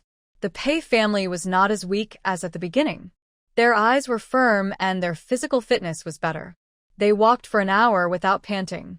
On the other hand, although the others were used to such an environment, they looked much thinner. Especially the Ji family, they seemed to be ravaged by frost, and their eyes no longer had the arrogance they had at the beginning. Suddenly, someone screamed at this time. Madam, what happened to you? Oh, it seems someone has fainted. The team that was moving forward stopped, and the people in front hurried to the shade on the side of the road. A moment later, someone came to ask Yuan Shu, saying that an exile had fainted from the sun, and asked her to go and have a look. Madam, I'll go with you. Pei Yuanlin parked the cart and followed Yuan Shu step by step. The person who fainted was called Afang. She was exiled with her husband Hu Lin. It was said that her husband had beaten someone to a disability, and because there were reasons for the incident and the crime was not punishable by death, he was sentenced to exile. Madam Yuan is here. Come on, help me see what's wrong with my wife. While Yuan Shu was taking her pulse, Hu Lin said to himself, she said she had no appetite in the morning and didn't eat anything. She might have fainted from hunger. Madam Yuan, please take a look to see if there are any other problems. On this road, what everyone fears most is getting sick. Not only does it delay the progress, but it also costs money and suffering. After a moment, Yuan Shu smiled. Congratulations, uncle. And Ah Fong is pregnant. You are going to be a father. As soon as these words came out, other people around him also congratulated. The arrival of a new life is something worth celebrating. Although they are now exiled prisoners and are not decent, they will be no different from ordinary people after settling down in Lingnan. What did you say? Hu Lin's expression was shocked, as if he was struck by lightning. Everyone just thought he was too excited and didn't think about anything else. It's been more than a month. She is in good health and her pulse is still stable. Just be careful not to get too tired. Yuan Shu noticed Hu Lin's expression and felt a little strange. Wait, there is another possibility.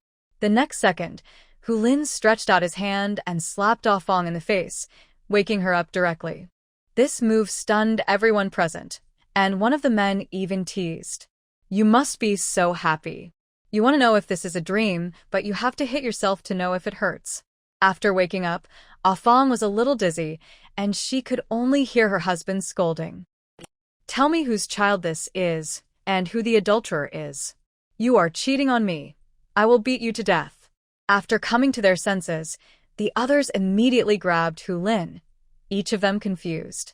Some people seemed to know something and looked at the Ji family meaningfully. As early as when Yuan Shu said that Ah Fong was pregnant, Ji Hao's face turned pale, and he tried to hide behind his biological father to reduce his presence. I'm pregnant? Who is talking nonsense? Ah Fong denied it, and when she noticed Yuan Shu beside her, her expression stiffened. When others knew that they had a child, the couple were very happy, but what happened to these two? Hu Lin's face was furious and ferocious.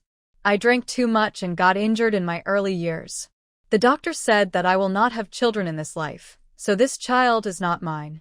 You found a man behind my back again, and I will beat you to death. Ah Fong said embarrassedly. She was depressed. She was already old. How could she still? It turned out that they were exiled because the man found out that his child was not his, but someone else's. The family quickly took the child away. He was so angry that he beat his mistress to a disability and beat the two children half to death. The couple was sentenced to exile. Yuan Shu's mouth twitched. It was really a big melon.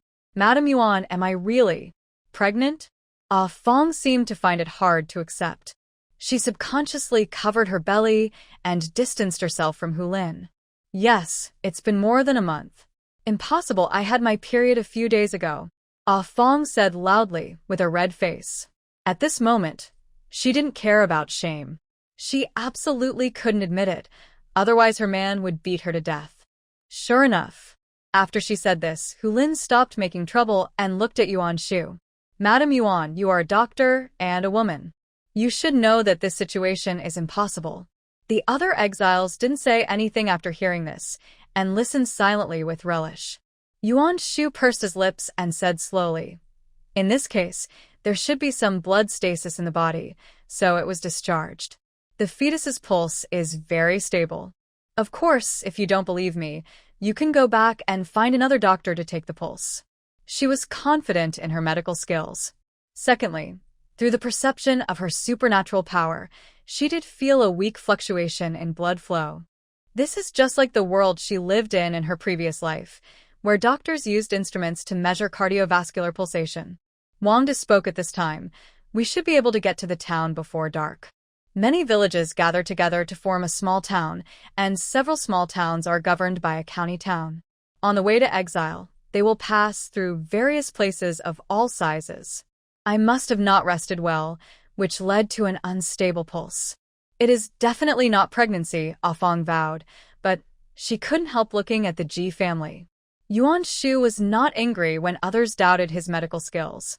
When they find a doctor to take the pulse, whether it is true or false will be clear. Hu Lin suppressed his anger, and he was still inclined to believe Yuan Shu's judgment. Dead woman, you'd better tell the truth. Who is that dog man? Ah Fong refused to admit it, and the couple quarreled all the way. After dark, They arrived in the town, chosen in to stay, and invited a doctor. Congratulations, this lady is pregnant, but she is a little weak. Eat something good to replenish yourself, and don't work too hard. After collecting the consultation fee, the doctor left silently. I will beat you to death, you. Hu Lin suddenly exploded, waving his fists and ready to attack. Ah Fong immediately hid at one end of the table, and a scene of chasing each other appeared in the inn. The innkeeper was startled. Oh, sir, don't run. You can't overturn the table. You have to pay for the broken teapot. Hu Lin, who was about to overturn the table, had to hold back his anger, and he pointed at Ah Fong viciously. Come here. I promise not to beat you to death. No, sir, save me. How will you report to your superiors if you kill me? Wang Da and the others were also very troubled, but this was the couple's family affair, and it would not be appropriate for them to interfere. You should handle your own family affairs by yourselves, and don't cause any deaths, otherwise don't blame me for whipping you. Their mission was to send these exiles to the place of exile as many as possible so that they could be considered to have completed their mission. Hu Lin gritted his teeth, and neither the husband nor the wife would give in. At this time, some exiles couldn't help but make fun of him. Brother, putting aside the facts, this is a good thing, you can relax, although the child is not yours but the wife is yours. You should raise this child well, and he will call you daddy in the future. Hu Lin rolled his eyes at the man who made sarcastic remarks. It's easy to talk. I would rather die alone than raise a child for nothing.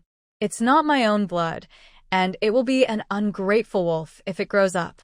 Come on, follow me to find a doctor, and take this evil seed away. However, Ah Fong didn't want to. She and her 2 children were already separated, and her husband couldn't have children at all.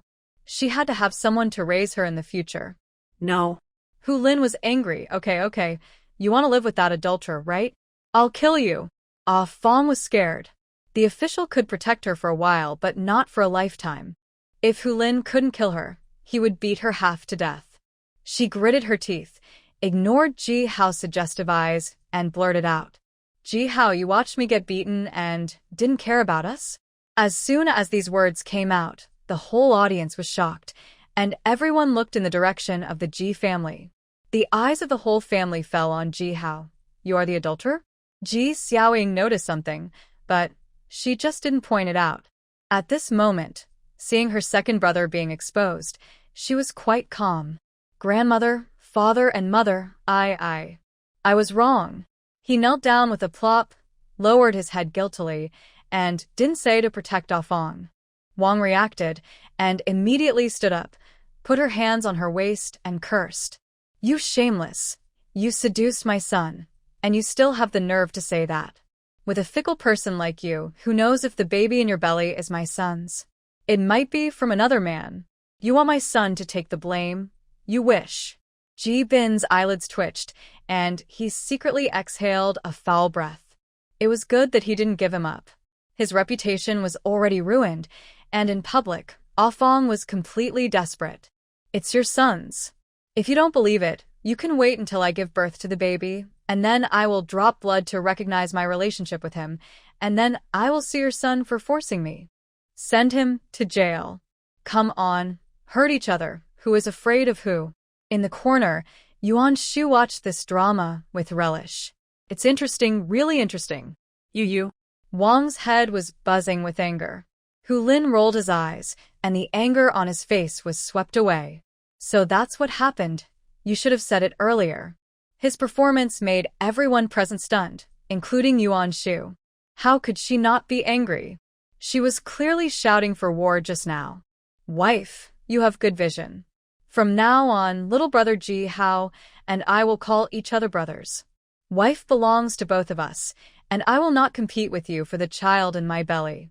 But I have a small condition, and I hope your Ji family can agree to it. Now, everyone understood that Hu Lin was planning to blackmail them. Ah Fong, however, came to him without being surprised.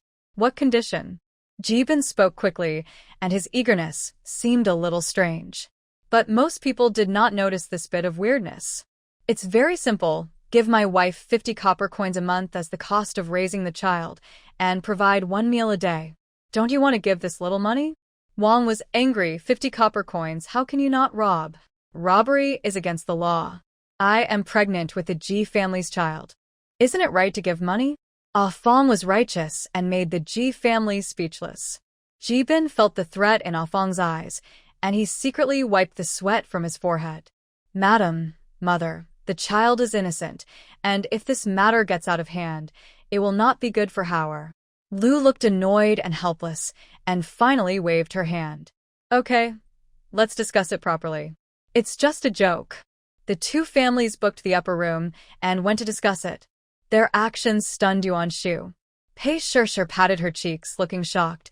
It's simply unheard of and unseen. As the saying goes, you've seen it all. Ji Wanqing also sighed.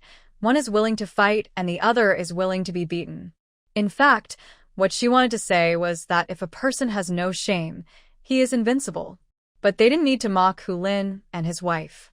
What they did didn't harm their interests, so there was no need to say anything. Ji Xiaoying felt very disgusted when she saw that her family accepted the so-called second sister-in-law, who was only a few years younger than her own mother. The Ji family looked down on Ah Fong from the beginning to the end, and they were also worried that she would report to the authorities and threaten Ji Heng after giving birth to the child. Accepting the child in her belly at the moment was just a temporary measure. The food is here, everyone. The mutton soup pot. The first pot of soup is delicious. The waiter appeared with steaming mutton noodles, and the aroma of meat made people hungry. When she smelled the smell, Ji Xiaoying's stomach churned, and her reason made her pinch her palms hard. Wait, if you count it this way, her has not come for a few days. Although the fatigue of sleeping in the open on the road will lead to early or delayed, it always gives people a feeling of uneasiness. Dad, Mom, I have a stomachache, I'm going to the toilet, just leave me a pancake, don't wait for me. Ji Xiaoying pretended to go to the toilet, but quietly left the inn, covered her face tightly, and went to find a doctor. After an incense stick, she came out of the clinic, looking shocked and lost. She was actually pregnant too. Is it Yang Tao's or Dumao's? Ji Xiaoying couldn't tell at the moment, and while it was still dark, she immediately went to find Yang Tao and told him about it. You are pregnant, Yang Tao said with a serious expression. We can't keep this child. Whether it's his or Dumao's, Ji Xiaoying can't give birth to this child, otherwise they will be breaking the rules. The boss will definitely punish them severely, and they will lose their status as officials. He will not marry a tainted woman like Ji Xiaoying. Brother Tao Ji Xiaoying didn't want to stay either, but she felt uncomfortable hearing what the other party said. It's not good for you to keep this child. The road to exile is long. Do you want to be pointed at by others? Ji Xiaoying shook her head in despair. No. That's right, you wait. I'll find a way to deal with this matter. Don't talk nonsense, Yang Tao warned and left. On this side, Hu Lin and his wife reached a cooperation with the Ji family. The Ji family didn't want to raise such a child of ill-gotten origin, but this matter was their personal grudge, and the officials would not intervene. Mom, that couple are just lazy people. Is it appropriate to take them with you? Ji Jun was dissatisfied and couldn't help complaining. The couple had not been very diligent along the way, just muddling along. Now this piece of dog skin plaster was stuck on them, and they felt sick just thinking about it. Lu was very troubled, and her old face became more vicissitudes. It's not suitable, but there's nothing we can do. They all wanted to settle in Lingnan after the fight. If the news that they even killed their own flesh and blood spread out, it would affect their revival in the future. What's more, with 2 more people, won't our Ji family's team be larger? Besides, Hu Lin is still quite skilled in hunting, which may not be a bad thing. Let's take it one step at a time. The road to Lingnan is still a long way off. It was not their fault if something unexpected happened along the way. Everyone heard the hidden meaning and silently suppressed the unhappiness in their hearts. At night, when it was late at night, Yang Tao took a bowl of medicine, quietly found Ji Xiaoying, and watched her drink it with his own eyes. I'm sorry for wronging you. Don't worry, I'm here. I will protect you on the way. After he said a few nice words, he left. Only Ji Xiaoying was sad. Yuan Shu was sensitive. She knew all these movements, but she didn't care. She didn't care how these people made trouble, just don't provoke her. The next day, after breakfast, the exiled team continued on their way. Afang was only a few years younger than his own mother. He shared a wife with another man. Ji Hao was also embarrassed, regretful, and angry. He became a laughingstock along the way. Son, don't take it to heart. They are jealous. They're jealous that you have a child. Ji Bin comforted him guiltily. The woman had looked for him several times herself, but fortunately, she didn't give herself up this time. Seeing that Afang was fearless, while she could only suffer secretly, Ji Xiaoying was very dissatisfied. Vicious thoughts surged in her heart, and she secretly discussed this proposal with her mother and grandmother. If she can't keep the child herself, it's her own failure. It's God's will. Lu's eyes darkened. Halfway through, Ji Hao brought a bowl of noodles to Afang and a few slices of bacon with fat and lean meat. Eat it and take care of yourself. Now Ji Hao only felt disgust towards Afang, but she had his child in her belly, and he couldn't just ignore it. If this woman really went to report to the police, he would be in a lot of trouble. Don't worry, I promise to raise our son fat and white. Afang poured the noodles into her bowl and then handed the empty bowl to Ji Hao. Before he could react, she walked towards Yuan Shu and took out 2 copper coins. Madam Yuan, I'm a pregnant woman, and I don't know how to avoid certain foods. Could you please help me see if these foods are suitable for me? Although he said it in a tactful way, he was just short of saying, help me test it to see if it's poisonous. Yuan Shu. So clever. Ji's family. So infuriating. This operation makes it impossible for them to do it. Wang, who was not far away, was so angry that her teeth were itching. She was secretly glad that they were just testing this time, but it seemed that this way would not work. No problem. I'll help you take a look. Yuan Shu agreed readily, without considering the money for the time being. She mainly wanted to see the Ji family members feel heartbroken. They had annoyed her before, and now it was their turn to fight back. Yuan Shu took out a pair of clean chopsticks and tasted a little bit of the soup. No problem, it would be better with some salt. Thank you, Madam Yuan. I'll trouble you this month. Afang went back happily with a bowl of noodles. Seeing this, Hu Lin stretched out his chopsticks to grab the noodles from her. The couple quarreled, but were strangely affectionate. What is this called? The crouching dragon and the phoenix chick, as netizens say. In fact, Pei Yuanlin also subconsciously thought of one thing, that is, his wedding night with Yuan Shu. But then he thought that Yuan Shu seemed to have her period before, so he felt that he was thinking too much. How could it be possible to get it right at once? On the other side, Yang Tao asked Demao to send a bag of medicine powder to Ji Xiaoying. It was not convenient to boil medicine on the road, so this was the only way to use it. Xiaoying, eat it. I'll buy you some eggs later to make up for it. Demao felt distressed. Yang Tao didn't care, but he wanted the child. He was an orphan. If Ji Xiaoying was willing to marry him, he was willing to give up his official status and live with her in Lingnan. But if their leader knew now, he might kick him out of the team and punish him severely. You are so good to me, Wu-Wu. Our poor child. Ji Xiaoying's tears fell. She swallowed the powder with water, and gradually, she felt abdominal pain. At night, the exile team stayed in the wild. Suddenly, Ji Hao was frightened by a bloody hand sticking out of the bushes. There is a ghost. Ji Xiaoying raised her head with a weak look, and her face was as pale as an innocent ghost. Little sister? What are you doing lying on the ground? Ji Hao showed confusion, but still reached out to help her up. But then, he felt something was wrong. Seeing that his sister's skirt and pants were covered in blood, he opened his eyes wide and exclaimed, Xiaoying, who is it who killed you? From yesterday to today, he has not had a good rest, and he speaks without thinking. Ji Xiaoying wanted to cover his mouth, but it was too late. She was anxious and felt dizzy, and fell softly into his arms. The Ji family was alarmed, and Wang and others, who had been through it, had realized something. Seeing Ji Xiaoying bleeding, Wang panicked. Howard, go and find Yuan Shu to save people. The commotion here has actually attracted the attention of many people, but everyone just pricked up their ears and listened, and did not get close. Call the officials to come out together. Ji Xiaoying woke up at this time and added. They were at odds with the Pei family. What if Yuan Shu didn't save him? It would be better for the officials to come out.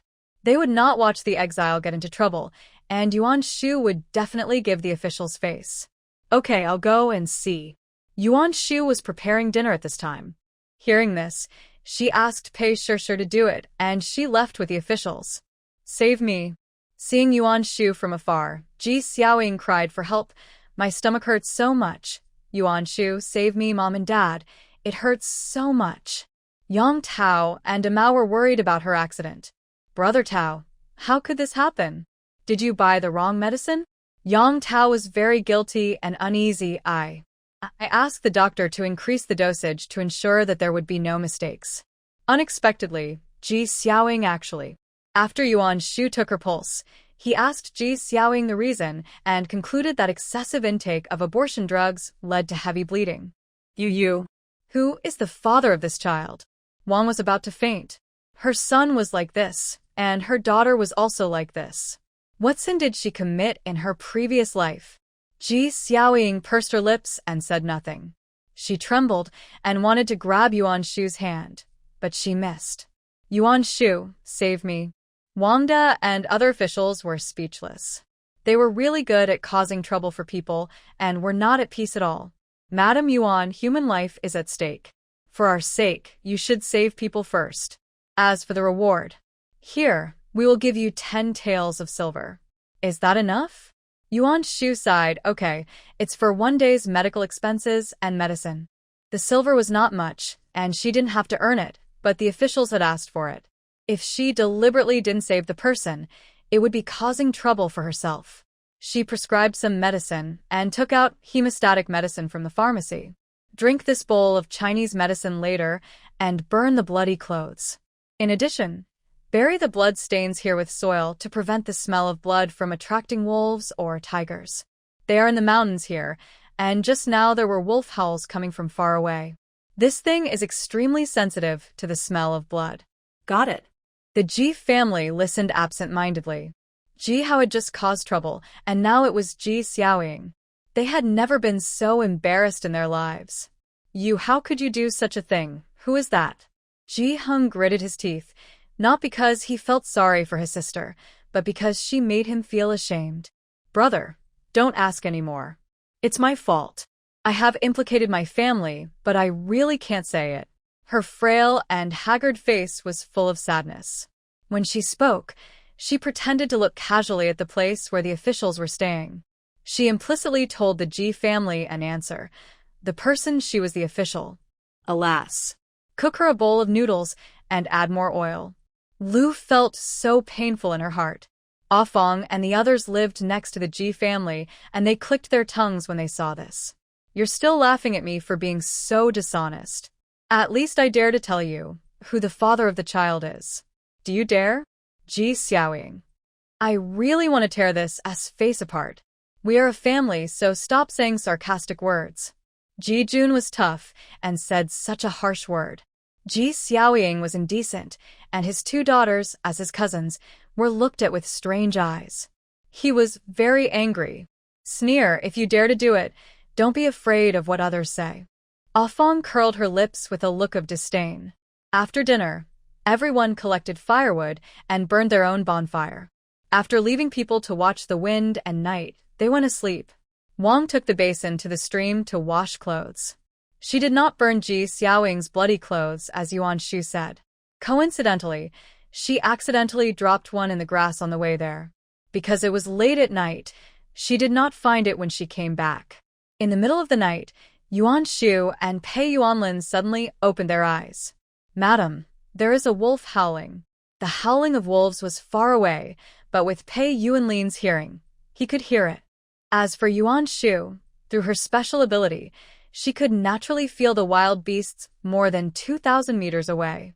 It was a pack of wolves. The Ji family didn't listen to advice. I seem to have heard it too. Yuan Shu echoed and stood up, quickly waking up Ji Wanqing and Pei Shishir. Wake up, it seems that there are wolves coming. Hurry up, find a tree to climb up. Yuan Shu felt the wolves approaching quickly, and her voice was a little sharp.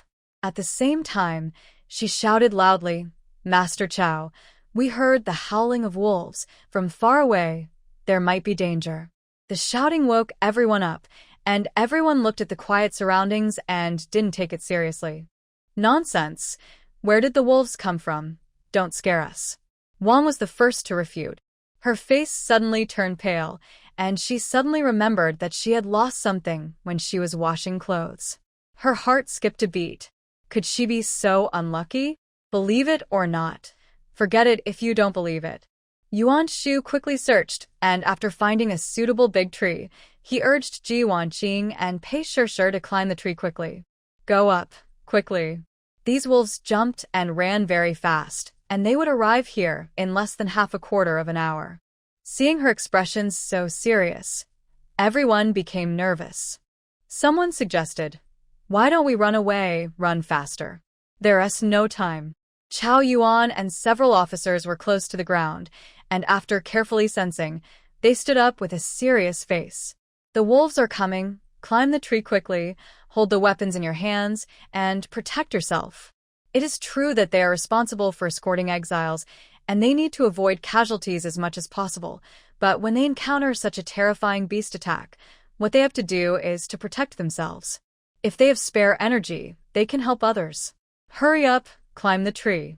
Everyone suddenly came to their senses and quickly dispersed, looking for a big tree where they could hide and take cover. I can't climb up, uncle. Please help me. Ji Hao was so scared that his legs went weak, and he slipped down halfway up. He wanted to cry, but had no tears and asked Ji Jun for help. At this time, Ji Jun pushed his two daughters and his wife up the tree. Seeing that Ji Hao was also going to climb the tree, he grabbed it. This tree is too small. Change another one this way.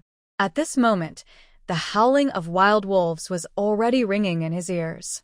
The wolves are coming. Yuan Shu stood on the treetop with a solemn expression. One of them jumped out, revealing a ferocious face and sharp teeth. It quickly judged and pounced on the nearest exile. The man who was halfway up was knocked down by the wolf, and his neck was bitten off. The wild wolf did not eat this man. After licking 2 mouthfuls of blood, it continued to attack the next prey. The man's face was terrified. He twitched and stopped moving, with blood gushing from his neck. Hurry up and climb the tree. Hurry up. Wang De and Chao Yuan and other officials protected the exiles and urged them to climb up the trees. At the same time, wild wolves emerged from all directions, roaring and rushing forward. Some of them were hit by the officials' swords and retreated wailing. However, the number of wild wolves was more than they had imagined. So many wolves. There were more than 3 times more than all the exiles combined, and there seemed to be some approaching in the distance. Goshen cursed at the Ji family angrily. Didn't you listen to Madame Yuan's arrangements? Did you? Wang was guilty. We listened. As she was talking, a wolf appeared with a bloody piece of cloth in its mouth, and other wolves followed to tear it apart. The men don't use it, but that doesn't mean they don't understand it. Then what is this? You've hurt us so much. The officials and exiles on the trees cursed. They prayed in their hearts that the wolves would leave if they couldn't hunt anyone, but they were too optimistic. Those who were on the short trees were bitten by the wild wolves and dragged down. Wolves can climb trees, climb higher, and beat them down. Chao Yuan tried to calm himself and told everyone his combat experience. What a pity. At the critical moment, everyone lost their composure. Some people who originally had weapons in their hands were fighting alone now, and their weapons were bitten and torn away by the wild wolves. Don't come over. One person kept backing away, trying to kick the wolf away with his feet, but he fell to the ground because he didn't hold on firmly. In an instant, a wolf pounced on him, biting his neck and nibbling his hands and feet. The sound of bones being bitten made everyone's scalp numb. The smell of blood stimulated the wolves, and they became more ferocious. Not far away there were wolf howls, and then the wolves actually began to pile up high, and not far away there were wolves running up the trees. Everyone. Are these wolves spirits, and they know how to command battles? Chao Yuan looked solemn, and his heart was heavy. This time, we are afraid that we have encountered an experienced wolf king. Not good, too bad. Everyone be alert. No one came down from the tree, and tried to use the shelter of the branches to deal with the wolves. Some people were bitten and bleeding, crying for their parents. Woo, woo, how scary. De Zhuang's 2 children climbed to the top of the tree, hugged the trunk and cried, refusing to let go. They were doing farm work and would climb trees to dig out bird nests when they had nothing to do. This time they climbed the fastest.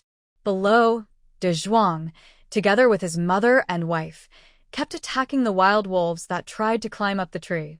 On the Pei family side, the only ones who knew how to attack were Yuan Shu and Pei Yun. Pei Yuanlin's hands were weak, but he took out a rope, looped his arms around the tree, and then kicked the wolves with his feet. Because of his strong internal strength, he could also stand alone. Hold on, after daybreak, the wolves may retreat. Yuan Shu was actually not too sure, but 4 or 5 exiles had already been captured, and many of the rest were injured. In the tree, these wolves could not exert their combat effectiveness, and they would retreat sooner or later. Pei Shishir knew that she was not good at fighting, so she and her mother stayed quietly in the high place without causing any trouble or making any noise. They wrapped their hands with hairbands and hooked themselves firmly to the tree to avoid being thrown off. At this time, she noticed something. Sister-in-law, what do you see there? Yuan Shu took a closer look and took a breath of cold air. It's 2 tigers. The sound of fighting and the smell of blood here attracted the wolves. Tigers are better at climbing trees than wolves. Boss, we found the Wolf King. Wang De identified the location of the Wolf King on the tree. Chao Yuan's expression was solemn. Keep shooting arrows. The wild wolves were also attacked and consumed some of their strength. At this time, he ordered the officers to take action.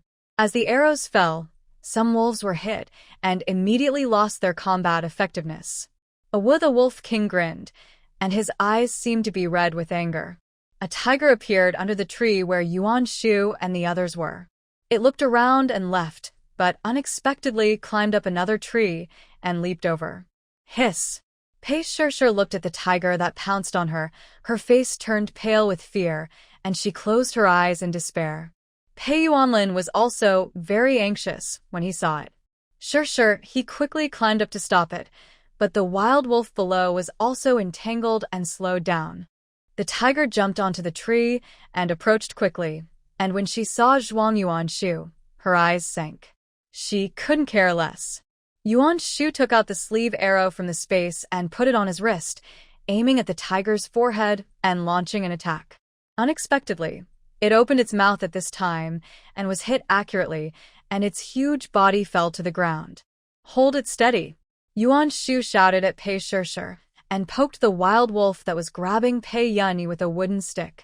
It was really a bit of a hindrance to be on the tree, so Pei Yuanlin simply jumped to the ground and kicked over the wolves with the skills and internal force of his arms and legs.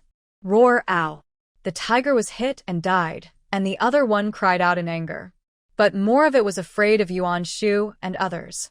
Get out!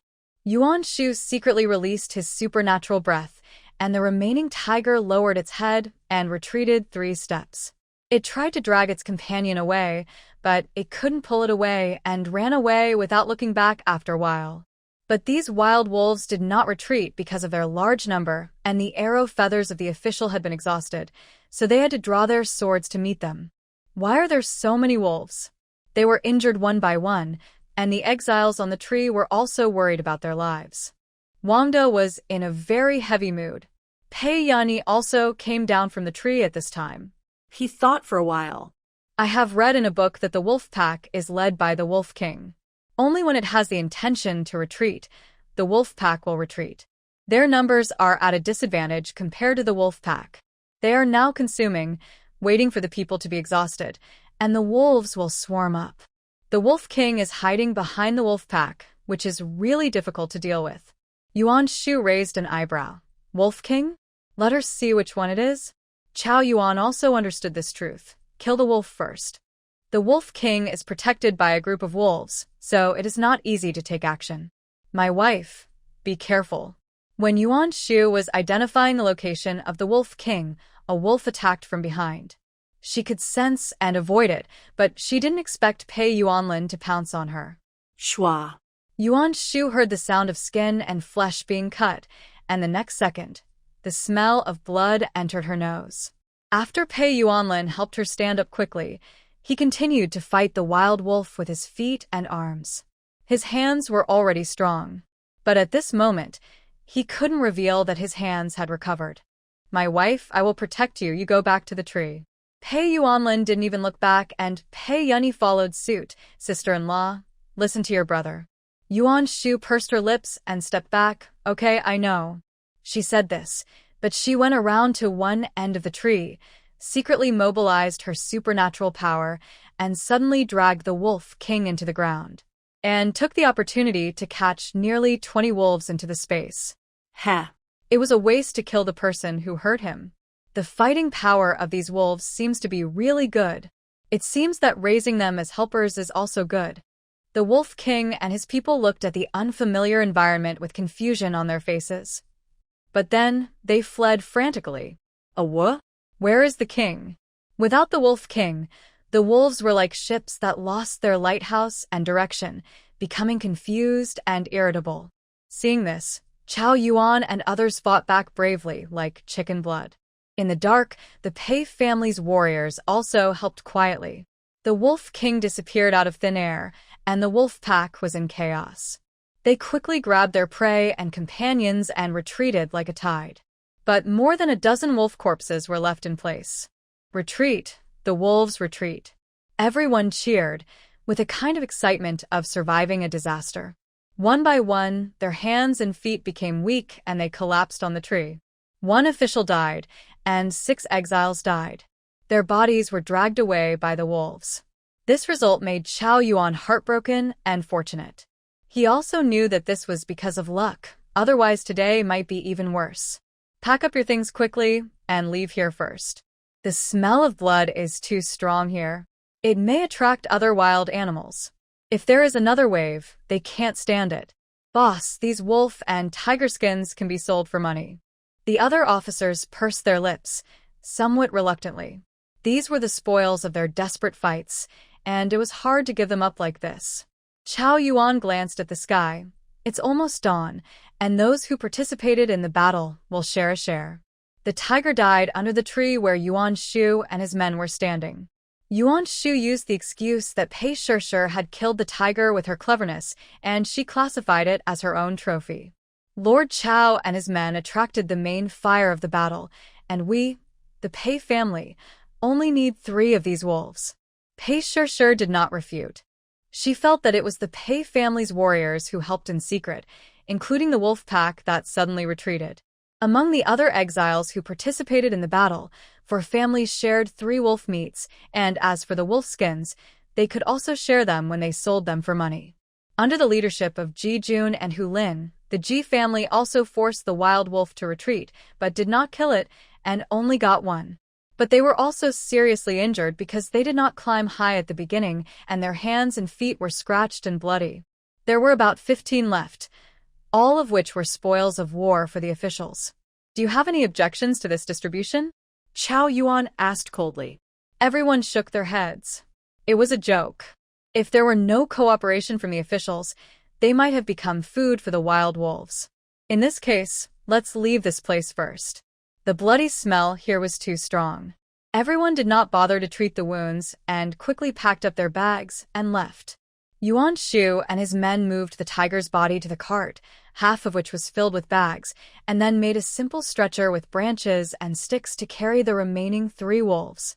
It was not until the sun rose in the east that the tired, thirsty, and hungry people were ordered to stop and rest. Alive. As soon as the word rest came out, everyone put down their bags and lay down on the ground. Yuan Shu took out a water bag filled with spiritual spring water and handed it to everyone in the Pei family. Drink some water, replenish some water, I'll go boil some hot water, and treat the wound later. Her skin had scratches from climbing trees, but Pei Yuanlin and Pei Yunyi were injured, especially Pei Yuanlin. The clothes on his back were torn and blood was oozing out. The wound was not small. I'll go, sister-in-law. You just need to rest. After Pei Shishir drank the water, she felt full of strength and immediately moved the firewood on the car to start a fire and boil water. Seeing this, Wang De and the others followed suit. It is better to wash the wound with boiled water after it cools down. Using mountain spring water directly can easily cause redness, swelling, and pus. Sister-in-law, the hot water is here. Pei Shir brought a basin of water and a bucket of water and went to help her brother treat the wound. Yuan Shu called Pei Yuanlin to one side. Take off your coat. Oh. Someone undressed obediently. Although his hair was messy at the moment, the act of changing clothes made Yuan Shu feel aroused. However, this distracting emotion only lasted for a moment. When seeing the wound on his back, Yuan Shu frowned. The old wound had just healed, and a new one appeared. The wound was as long as a palm, and the flesh and blood were somewhat exposed. Don't move, I'll treat your wound. Yuan Shu wiped the blood stains around the wound with a clean towel, and then rinsed it with the spiritual spring. Then apply Yunnan Baiyao on it, and put on a sterile patch while wrapping it with gauze. As for Pei Yanni, she didn't give him an explanation for how he got this thing after using it, because she was afraid of trouble. Okay, put on clean clothes. By the way, are there any other wounds? She only noticed his back. He used his feet to repel the wild wolf, and she didn't know if he was scratched. No more. Pei Yuanlin answered honestly. He had strong internal strength. Those wild wolves were beaten down by the officials because they were injured by his kicks. Hearing this, Yuan Shu breathed a sigh of relief. That's good. Next time, don't be so impulsive and adventurous. I can protect myself. She is a superpower. Why does she need a fool to protect her? As a Chinese woman who has been strong all her life, the slogan she heard most since she was a child is that women can also hold up for a long time. When the concept of self-reliance is engraved in her soul, she disdains to be a trumpet creeper that depends on others. My wife, the wound hurts. Pei Yuanlin had no way to explain. He wanted to say that it was natural to protect his wife and family, but this kind of rhetoric was not suitable for a fool to say. He had to find other excuses. Sure enough, Yuan Shu immediately became concerned. Does it hurt a lot? Otherwise, give him an ibuprofen? It can last for 12 hours to relieve pain. Madam, if you kiss your husband, it will stop hurting after a while. While speaking, a cunning flashed across Pei Yuanlin's eyes. He played dumb and flirted, and he didn't tell anyone who blushed. You. Yuan Shu didn't expect him to make this request. She was about to refuse, but when she saw his aggrieved and expectant look, her heart softened. She quickly lowered her head and pecked him on the forehead. At the same time, Wang Da's voice sounded not far away. Madam Yuan, please. He subconsciously turned his back and sighed in his heart. This Madam Yuan is indeed loyal and righteous, and will never leave her silly husband. Pei Yuanlin, the god of war prince, must have had good fortune in his previous life. Oh my, I've been seen again. Yuan Shu glared at Pei Yuanlin in annoyance. Without saying much, she quickly adjusted her expression and pretended nothing happened. Master Wang, what do you want to see me for? It's like this, several of our brothers have been seriously injured and we are running low on medicine. Do you have any extra? We'll buy it from you. Wang Da lowered his voice. His attitude was very sincere and humble. Don't worry, when we get to the county, I will definitely buy it and return it to you, or we will buy it from you. This time, the extent of everyone's injuries was even worse than the last time there was a forest fire, so they had to share some of the medicine to sell to the exiles. He thought it would be enough, but he didn't expect that it was not enough after all the use, so he came to Yuan Shu to try. There is still a small half bottle left, please take it, sir. Saving lives is the most important thing. Yuan Shu certainly would not miss the opportunity to save the face of the official. When she left the capital, she bought several kinds of wound medicine. She chose the one with medium efficacy for Wang Da. As for the Yunnan Baiyao, which has a particularly high hemostatic effect, she did not give it to her. This thing is too rare, and this kind of wound medicine can only come from the imperial physician's office. It would be difficult for her to explain when the time comes. Thank you. Wang Da took the golden wound medicine solemnly and went to help his brothers. At that time, the Ji family members were also treating their wounds. Ji Xiaoying was already extremely weak due to heavy bleeding. When climbing the tree, She burst out all her survival instincts and climbed to a high place. Although she was not injured, she was so haggard as if she would fall down if the wind blew because of lack of rest and running. TSK, you are with your elbows outward. You don't know how to feel sorry for your own family at all. Lu couldn't help but speak after seeing it. In the past, it was Wang who talked all the time.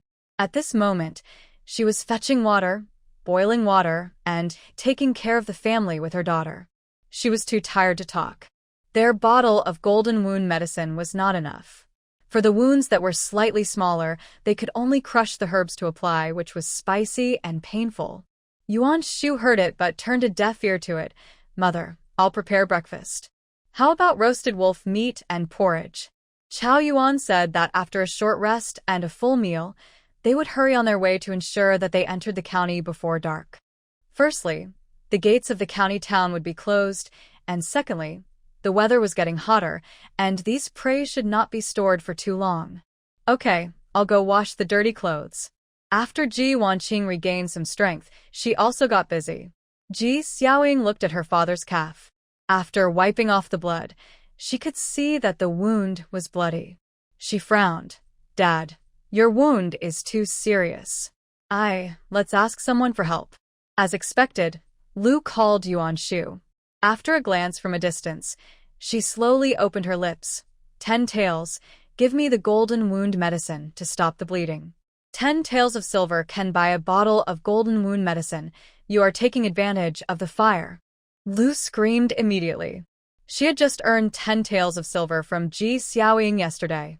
Did this treat their home as a silver shop? Wang felt pain in her heart, but was very worried about her husband. Shu, we really have no money. You see, your second uncle is in so much pain that he can't speak. Please help us. A doctor is kind-hearted, and we will thank you. Moral kidnapping? Sorry. She has no morals. I don't want thanks, I just want money. Bah, she's really obsessed with money. We won't ask her for help. Lu was reluctant to spend money. The family spent a lot on the road, and their money was only spent and not earned. They saved as much as they could. Even if they walked quickly, it would take nearly 3 months to reach Lingnan. If something happened on the way, it would cost a lot again. We'll buy it ourselves when we get to the county town later. 10 taels of silver can buy a large bottle or even 2 bottles of effective wound medicine. They have money, but they don't want to give it to Yuan Shu. They just want to take advantage. If they can't reach an agreement, there is nothing to say. Yuan Shu was too lazy to pay attention and began to prepare food. Although Ji Xiaoying had secretly learned some experience in treating injuries, she didn't understand medical skills after all. Some hemostatic herbs need to be washed before crushing. It is best to use warm boiled water, but she didn't use it, and the wound might get infected, swollen, and ulcerated. After recovering their strength, the Exiled team set out again and finally arrived at the county town half a quarter of an hour before the city gate closed. What are you doing? Seeing the embarrassed officials and the wolves on the carts, the soldiers guarding the city were shocked. Knowing that they were willing to sell wolves, the other party asked about the price and took it away at the price of 2 taels of silver for 1 wolf. As for Yuan Shu's tiger, it was sold for 25 taels of silver. Brother, next time you have such good goods, just find me. The price is guaranteed to be fair. The corner of Chow Yuan's mouth twitched. Oh no, they almost died in the wolf's mouth. After a few pleasantries, these people helped them find an inn to stay. Chow Yuan took a roll call and ticked off the names of the exiles who died in the wolf's mouth. He planned to go to the county government office early the next morning to report. The team originally had hundreds of people, but 10 people died because of the forest fire and the wolf. Brother, you are bleeding.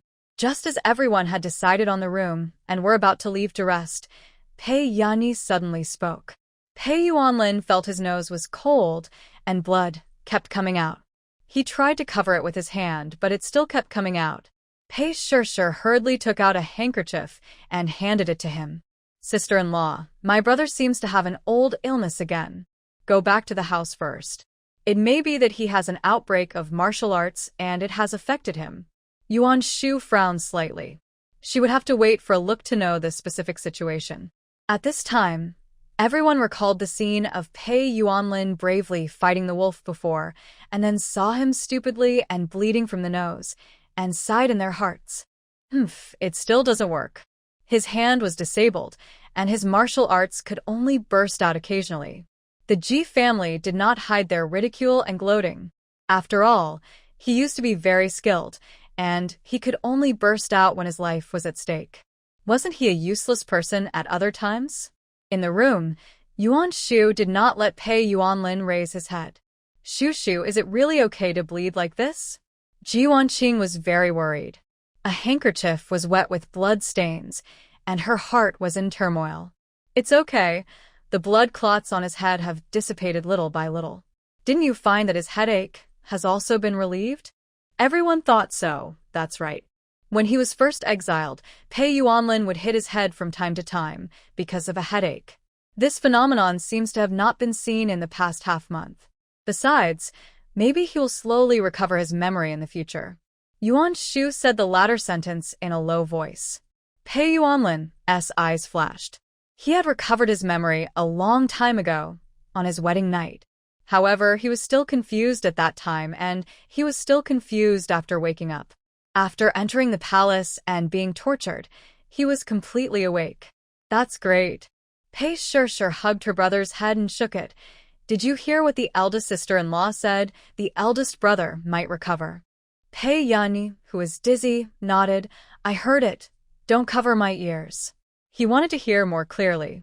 Ji Wanqing's eyes were red with excitement. I'll call the store and prepare delicious food to reward Shu. Thanks to her. However, her eyes were red, and in the eyes of others, Pei Yuanlin's situation was not as good as it seemed on the surface. This time, the Pei family generously booked 2 rooms, one large and one small. It is always more convenient for men and women to live separately. After Yuan Shu prepared the medicine for the 2 brothers, he took the time to take a look at the space. In the farming space, the Wolf King and its people realized that they were imprisoned and ran around, panting and tired like dogs, with their tongues sticking out. After discovering that Ji Wanqing and the others were not in the room, she flashed into the space. The Wolf King felt the breath of a stranger, and before he could raise his head was stepped on by an embroidered shoe. Hey, old wolf, how are you? The other wolves bared their teeth, but wanted to stand up and attack. But because their hands and feet were weak, they split and lay on the ground like turtles. Ouch! Yuan Shu squatted down at this time and heard the Wolf King's warning. She sneered and slapped him with a big dice. Howl again, and I'll knock your head off. It felt the threat from Yuan Shu, and the fierce light in its eyes slowly went out. Its fluffy tail began to shake stiffly, and it raised its head and howled, just like Lao Ha. Seeing the old wolf become Lao Ha, Yuan Shu was very satisfied. Okay, stay here honestly and don't mess with my animal food if you have nothing to do, understand? If you don't listen, Ka. As he said that, Yuan Shu pinched the old wolf's neck and made a gesture of wiping the neck. The old wolf shrank his neck, raised his paws, and lowered his head. The wolf had to bow his head under the eaves. The IQ of these animals can only be understood by a 4- or 5-year-old child at most. Yuan Shu didn't understand animal language, but she knew that the old wolf understood. These wolves can charge for them in the future. After all, the Pei family's death warriors are theirs, and they are more assured to use them by themselves, and they are not afraid that the wolves will leak secrets. Great. Ji Wanqing and the others came back with the meal, and Pei Yuanlin also appeared with his brother. Pei Yuanlin looked haggard for the first time because he was injured so badly, but he took painkillers so that he could get off the ground. Ji Wanqing ordered a pot of chicken ribs, and the family had a delicious meal. After the meal, Yuan Shu waited until Pei Yuanlin had washed up, and then went to apply medicine to his wounds. Madam, you're here, sit down. As soon as she entered, Ji Wanqing ordered a pot of chicken ribs, and the family had a delicious meal. After the meal, Yuan Shu waited until Pei Yuanlin had washed up, and then went to apply medicine to his wounds. Madam, you're here, sit down. As soon as she entered the room, she saw someone sitting by the bed, with loose clothes, and patted one side as now that the weather is getting hotter, it might fester, and pus will flow. Well, Pei Yuanlin directly tore open his clothes and pulled them to both sides. Yuan Shu was about to stand on his side, but her legs were tripped at this time. She lost her balance and fell into Pei Yuanlin's arms. Yuan Shu, who was about to use the force to stabilize her body, missed and fell on the couch with him. Except for the wedding night, this was the first time she pressed directly on his chest. The firm skin and the strong heartbeat under her palm made her heartbeat irregular. I. Their eyes met, and the distance between them was close enough to feel each other's breath. Pei Yuanlin supported himself with his arms and did not press on his injured back, but at this angle, it seemed as if he was the weak one. Brother, I. Pei Yunyi happened to appear at the door and glanced inside. He suddenly widened his eyes and quickly closed the door. He didn't say the rest of the words, but his attitude was that he didn't see anything. Yuan Shu's expression was not natural, and she straightened up quickly. She wanted to open the door, but she felt it didn't matter. Now they were husband and wife in the eyes of everyone, and there was nothing wrong with being in the same room. Let me take a look at your wound and apply medicine to you. You should know when to stop flirting with someone. What if you scare her? Pei Yuanlin looked honest. He slowly turned around with his back to Yuan Shu. After untying the gauze and removing the sterile patch, Yuan Shu cleaned and disinfected the wound and continued to apply medicine. Okay, you should rest early. I'm going back. When she was about to leave, her hand was held by Pei Yuanlin. When Yuan Shu looked at her, he let go of her hand again, looking insecure and afraid to say a word. What's wrong?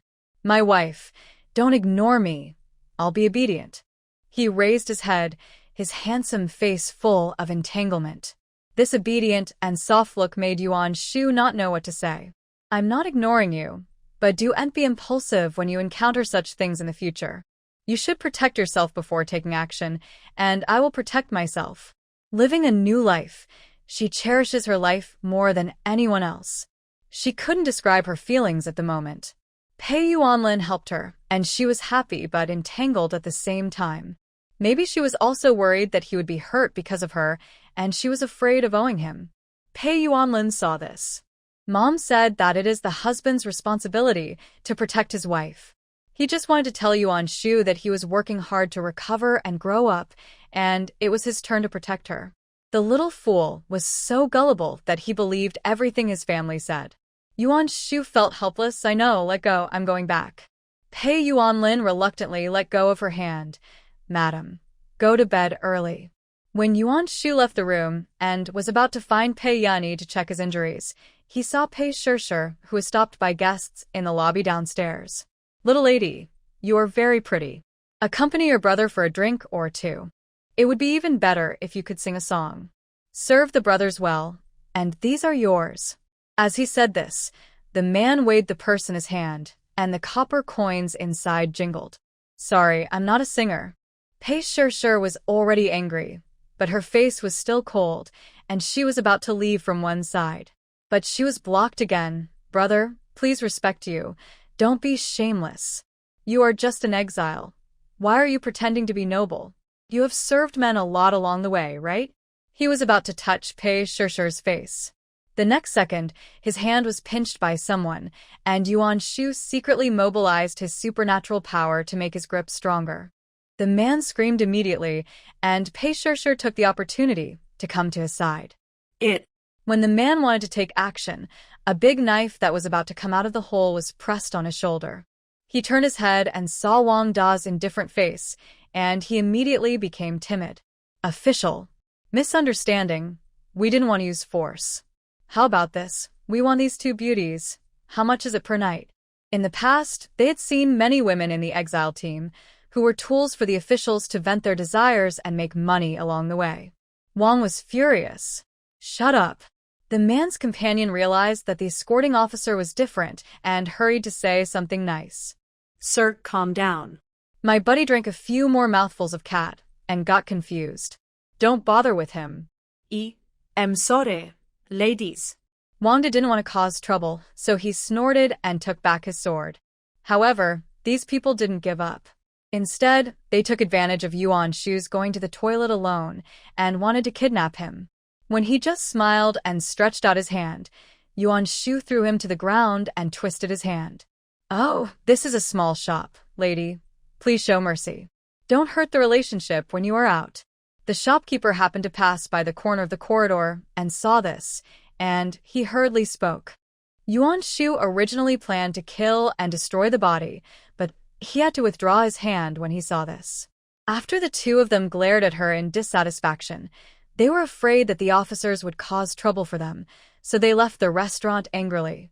It was a minor incident, and everyone didn't take it seriously. After replenishing their supplies, they continued their journey the next day. After dark, the exile team settled in a village. The villagers said that women from the neighboring villages had gone missing, so they asked Yuan Shu and his team not to go out at night. For this reason, she was particularly careful at night. In the middle of the night, Yuan Shu felt someone sneaking outside the door, and a bamboo tube stretched into their room through the window. Pei Yuanlin had already woken up when someone approached. Without waiting for him to remind her, Yuan Shu had already stood up and tiptoed towards the bamboo tube. She quietly took out the syringe and aimed it at the opening. When the smoke was about to come in, she pushed it back directly. The next second, there was a sound of someone falling to the ground outside. Pei Yuanlin saw her operation, and the corners of his lips rose, and he couldn't help laughing. Naughty. Then another person appeared, and he kicked his companion. "Waste, you actually knocked yourself down? You are useless. Watch me." At this moment, Yuan Shu used his supernatural perception to find that the families with female relatives were all knocked down by the incense.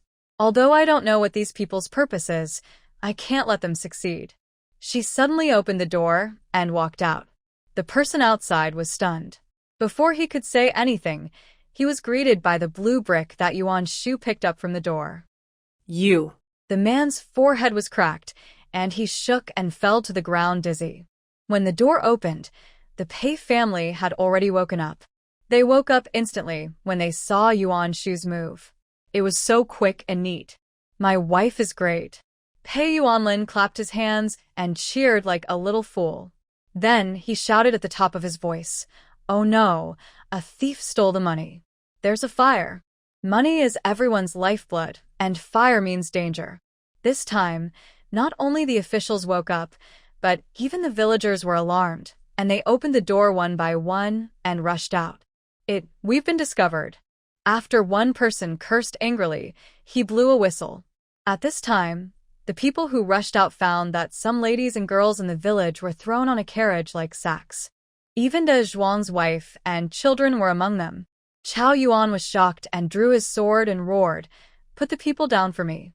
The brave villagers also cursed and rushed towards those people with hoes, sickles, and kitchen knives. "Put the people down. Be careful. There are hidden weapons." After Pei Yuanlin and Yuan Shu joined the main force, he moved his ears and heard the sound of bows. "Hide." After Yuan Shu shouted, he stood firmly on the ground and secretly pulled the feet of these people in the dark. The pain made their arrows shoot crooked, but at this moment, the torches in their hands were lit. Hundreds of people held torches and bows and arrows, aiming at the officials and villagers. It seems to be bandits. Looking at this group of people coming in aggressively, the villagers trembled a little. The difference in numbers was too big, and Chao Yuan couldn't help sweating on his forehead. This is a tricky thing. However, since ancient times, people have never fought against officials, and the same is true for bandits. Good man, a gentleman loves money and gets it in a proper way. Those present are all innocent people. If you kill them, the court will not let it go. Chao Yuan straightened his face, showing one eye to observe the people opposite.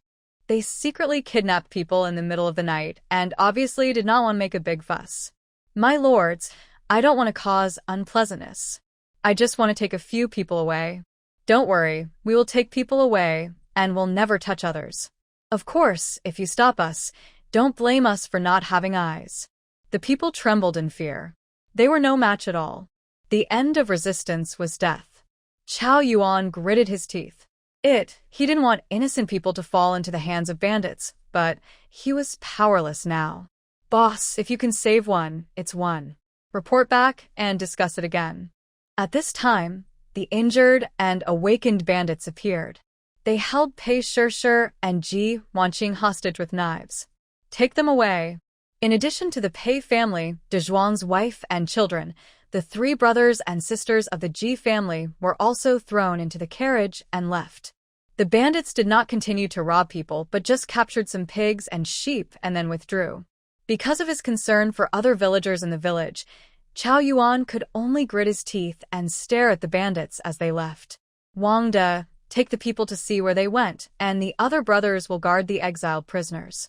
After dawn, we will go to the county government to report the case. Call for reinforcements. This area is the Blackwater Ridge, where bandits are active. Chao Yuan deliberately led the team to rest here, intending to pass through it in one breath tomorrow and rest briefly on the way. He did not expect them to appear here. If the prisoners were robbed and could not be found, it would be considered that they were derelict of duty, but this matter could not be casually revealed. There were also the abductions of these people, and they could not fail to report it. Whether the rescue would succeed was uncertain, but they had to try their best. After waking up, these people learned that their families had been abducted by bandits, and they cried and screamed, and Wang felt that the sky had fallen. What bad luck, what bad luck. Why didn't you two lose money and get kidnapped, my sons? Wang cursed and hit Wu. How can you blame me?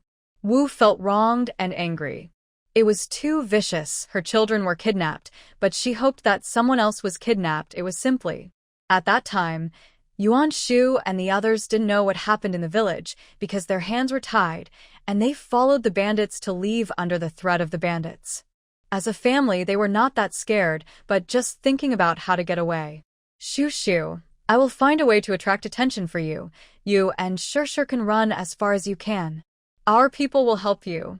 After entering the bandits' lair, she didn't know what the outcome would be, so she would rather risk her life to give them a chance to escape. Mother, don't worry. We can't run far because of the tight security.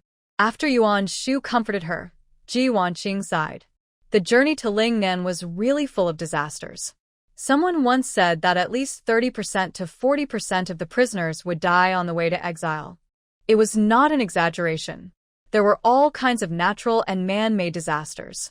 The Pei family didn't expect the Death Warriors to rescue them from the bandits, but it would also expose the fact that they still had a trump card. Mother, we need to take a long-term view. Along the way, Pei Yanyi became calmer and thought about the problem more carefully. Walk and walk. Until dawn, Yuan Shu and others climbed 5 mountains and finally arrived at the Black Wind village.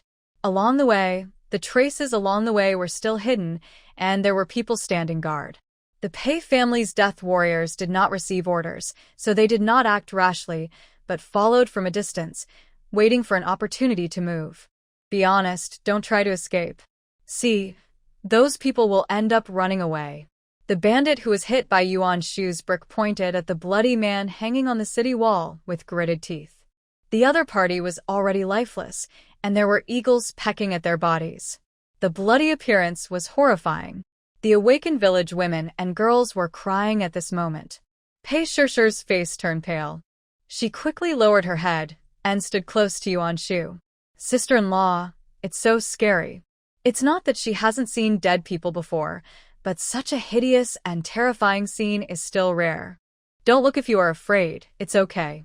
Then they were locked in a cell, and there were people patrolling and guarding around. Some people here recognized people from other villages. After seeing Yuan Shu and his gang, their eyes became even more dim, and their faces were full of despair and resignation. Get up, serve the young master well, and you will get benefits. After leaving Yuan Shu and the other newly captured people aside, they were ignored and given no food or water.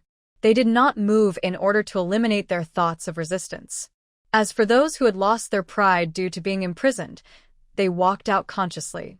One person was probably anxious and wanted to run away as soon as he got out of the cell. He was killed on the spot by the jailer with a sword. Hiss. Looking at the frightened look of everyone, the man sneered with satisfaction, seeking death. With this trick of killing the chicken to scare the monkey, those who had the idea of escaping could not help but suppress the idea in their hearts. Mother, sit here, it's cooler. Yuan Shu chose a seat near the door, looked out through the door, and quietly observed the situation in the mountain village. Ji Wanqing and the others did not want to gather with those crying and groaning people, so they sat next to Yuan Shu. Ji Xiaoying was still very weak, and she quietly leaned in the corner to sleep. She was very angry and desperate. If she had not been confiscated and exiled, it would have been great. She was a girl from a noble family in the capital, and she could have found a good family to marry and become the mistress of the house. If she had known what would happen in the past 2 years, she would not have stayed with Pei Yuanlin so hard. If she had married earlier, she could have avoided being exiled. If only life could be repeated. As one of the few men who were captured and taken to the mountains, Pei Yuanlin and his brothers, and the 2 brothers of the Ji family, were called by the bandits to chop firewood. The bandits entered the mountain village and stole a lot of things, so naturally they had to eat and drink well. Chop firewood? Ji Hung was speechless. He was the eldest son of the Ji family and had never done such rough work. Not to mention chopping firewood, picking up firewood along the way also depended on whether he was willing or not. Stop talking nonsense. Chop quickly. The bandit kicked him in the knee pit, and Ji Hung half knelt down, feeling extremely humiliated. Seeing this, Pei Yunyi honestly picked up the axe. He was glad that he had not been lazy in the work all the way, so at least he would not be beaten now. You, go fetch water. On the way, they learned that Pei Yuanlin's hand was disabled, but he was still strong, so the bandits immediately arranged for him to fetch water from the mountain stream. When the 2 brothers were preparing to do their respective duties and lower the bandits' guard, a young man rushed over and kicked over the wooden barrel. I won't write. A middle-aged man behind him was very troubled. Young master, you can't not read and learn to read. The village chief will know about it and punish me. Let's talk about it tomorrow. The young man hid behind Pei Yuanlin and his brother to prevent the teacher from catching him. Study? Recognize words? I know words. I'll teach you, Pei Yuanlin answered innocently. Pei Yunyi also reacted. Yes, my elder brother has a good handwriting, very talented. Hearing this, the young man looked at the 2 of them with a surprised look in his eyes. The new teacher is so young. The mountain village was full of rough people, very casual. It was rare for him to see such a gentle and elegant person, and he suddenly became obedient. The bandit who supervised Pei Yuanlin and his work hurriedly explained. So that's the case, then write a few words for me to see. The young man put his hands on his hips, with an arrogant look on his face. Pei Yuanlin picked up a branch and wrote a few words, which made the young man's eyes light up. Your handwriting is beautiful. From today on, you will teach me to practice calligraphy. As for you, be my book boy. Pei Yunyi pointed at his nose, and when he saw that his elder brother did not refute, he nodded. The Ji family was very dissatisfied. Why could such a good thing fall on the heads of the Pei family? Ji Hao shouted, Young master, this man is a fool. How can he be a teacher? We can read and have good shoes. Get lost. Do you doubt my judgment? Give him 2 slaps. The bandit obeyed immediately. Papa. When the Ji family was being beaten, the Pei brothers had been taken away. When the village chief learned about it, he didn't care. If they can really teach Ayun to read and read well, it would be nice to respect them a little. Pei Yunyi was good at coaxing people. In addition, Pei Yuanlin could write and taught Ayun to write a few words, which was much better than the previous teacher. Wow, not bad, not bad. The teacher you find yourself is smart. Children are still easy to coax. In addition, in the mountain village, people of this age are afraid of him, but Pei Yuanlin and his brothers are not. They are polite and make him feel like they are the same as them. On the other side, the bandit patted the doors of several cells. Come here, if you can cook. Most of the captured people were village women and girls. Even if they knew how to cook, they were afraid to stand out. After all, the bandits were fickle-minded and would beat and scold them if they were not satisfied. Yuan Shu's eyes lit up, and he raised his hands. We can. As he said that, he also raised the hands of Ji Wanqing and Pei Shishir. They were useful and would not be passive here. Secondly, Only by leaving the cell would they have the opportunity to contact the Pei family's assassins and find a way to get out of the prison. Let's give it a try. Ji Wanqing and Pei Shishir also confidently recommended themselves. The three of them went to the kitchen and showed off their skills. With the seasoning added secretly by Yuan Shu, the bacon and celery were much more delicious. Not bad, you stay and do a good job. Yuan Shu signaled Ji Wanqing not to worry, and the three of them prepared the food honestly. While they were cooking, a bandit came and said that he wanted Yuan Shu and the others to prepare 3 dishes and a soup. The young master wanted to reward the newly recognized teacher and book boy. Young master, when he heard them describe the capital, he wanted to eat something called Emerald 3 fresh meats, fresh meat tofu, and a hamburger. I've never heard of it. Yuan Shu and Pei Shishir looked at each other and understood that the name of the dish was from what they had seen Yuan Shu cook before. They had joked that he would open a restaurant in Lingnan and make a fortune by doing some small business. What do these dishes prove? The so-called master and book boy must be the Pei brothers. Brother, I know all these dishes. Emerald 3 fresh meats is bacon fried with celery, then tofu meatballs, and a special kind of grilled meat pie. Yuan Shu did not hide their relationship with Pei Yuanlin. After all, there were members of the Ji family among the people who came, and these secrets could not be hidden. You people from the capital are just pretending to be dead. Hurry up and cook. After a curse, the man urged Yuan Shu to go to the kitchen. Sending things over was equivalent to reassuring Pei Yuanlin and others, and it also showed that they were useful and the bandits would not embarrass them at will. You taste all these things. When the food was ready, the bandit took out silver chopsticks and tested for poison in every dish and soup. This was not the end. He also asked Yuan Shu and the other 3 to taste the food to prevent him from poisoning. No problem.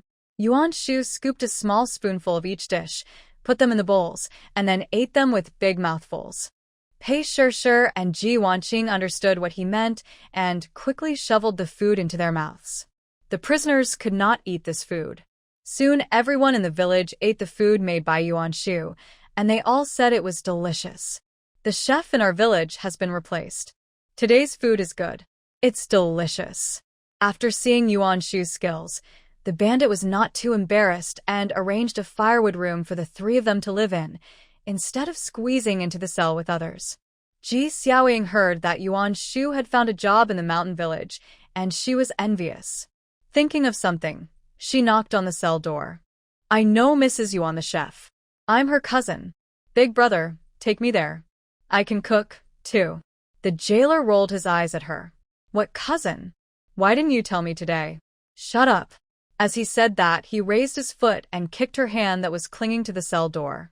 Ji Xiaoying was in so much pain that she quickly pulled her hand back and stepped back. Let all of them take care of the kitchen? How could this be possible? What if something happened? Woo woo woo. The pain made her sob. Why was she so unlucky? Woo woo. Yuan Shu. He had a way to gain a foothold in the bandit's nest but didn't take her with him.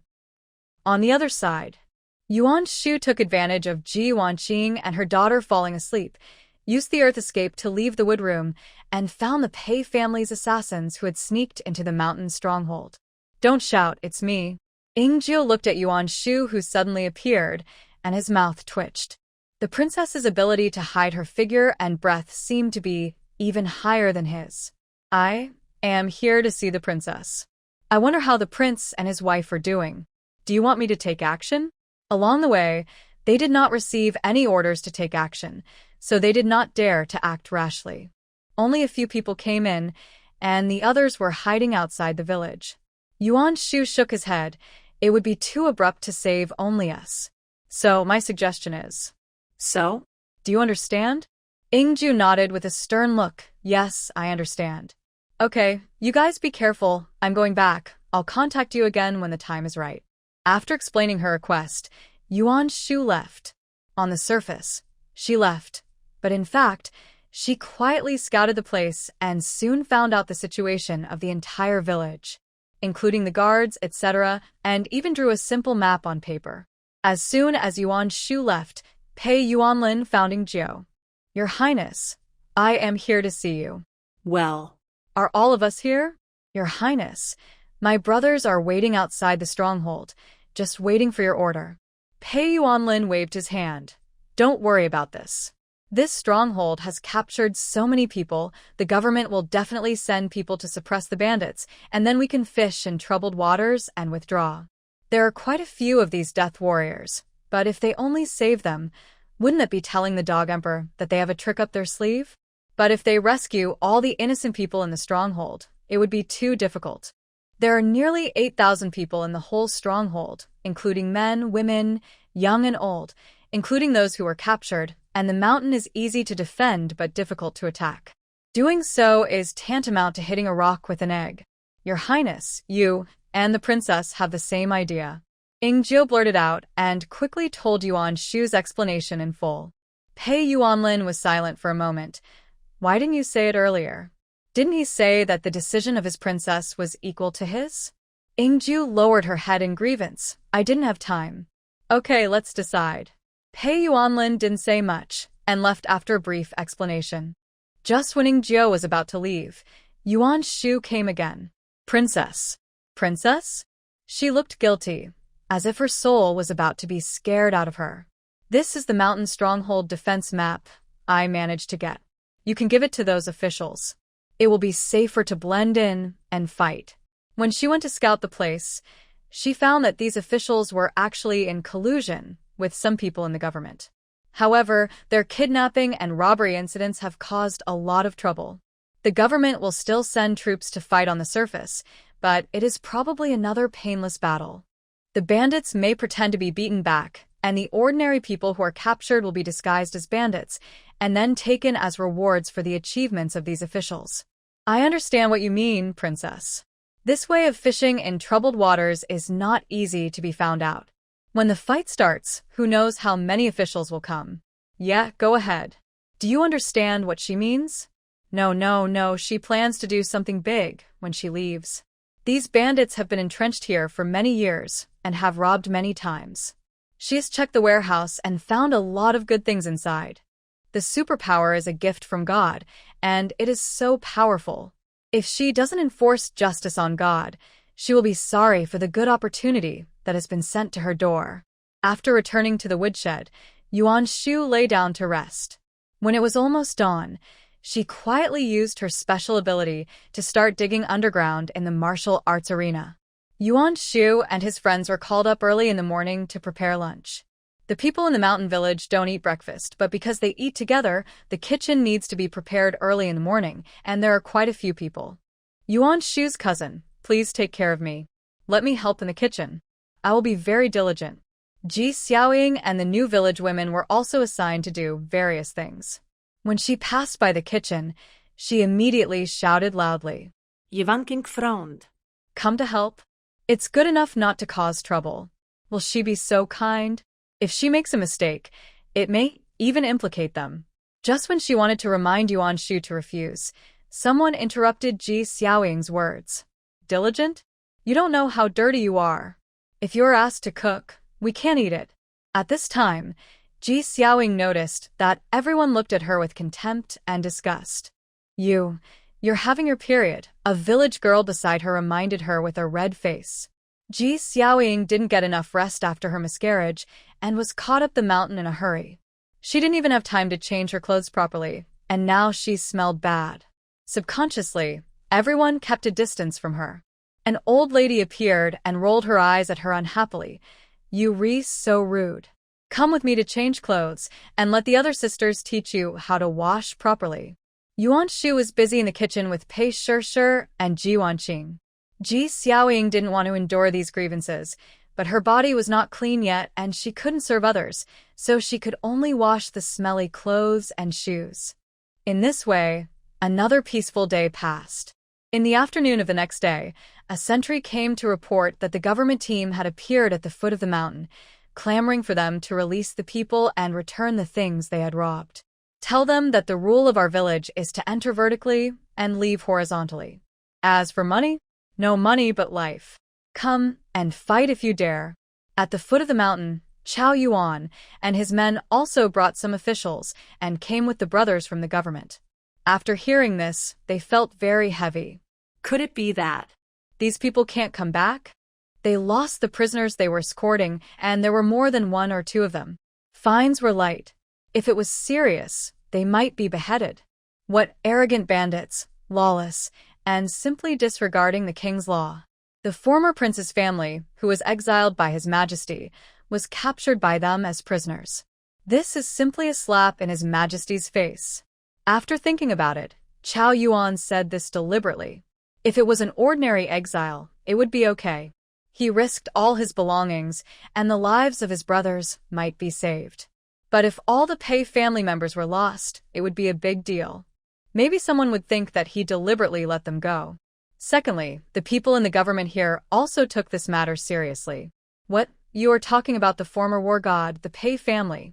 That's right. The leading general's eyes were unpredictable, as if he was considering how to deal with this matter. A confidant beside him heard the words, turned his beads, cleared his throat, and came over. Subordinates have something to report. Seeing the two go to the corner, and looking at him from time to time, he felt a little uneasy. Boss, why do I feel that they don't want to save people? Wang De scratched his head in confusion, hoping that he was overthinking. So many innocent people were caught in the bandits' nest. What would happen? No need to think about it. It is said that some women and men were captured. Some bandits, except for those who had no other way to seek refuge, were forced to go along with the crowd. This is Heishui territory. Heifeng village is easy to defend and difficult to attack. The court has been fighting for many years but has not been able to take it down. It is normal for them to pay attention to it. There are too many hills here, and the conditions on the mountains are difficult. After the court drives away the bandits, it is impossible to send people to guard here all the time.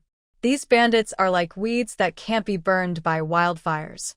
After a while, there will be another batch. Chao Yuan said this with a serious look. Let's do our best to suppress the bandits this time. It would be best if the people can be found. If not, they will have contributed to the suppression of the bandits. The merits and demerits offset each other. They may be able to avoid death by losing the exiles. Tell the brothers to protect themselves when the war starts. After giving instructions, Chao Yuan walked towards the general, General Tian. When will we start?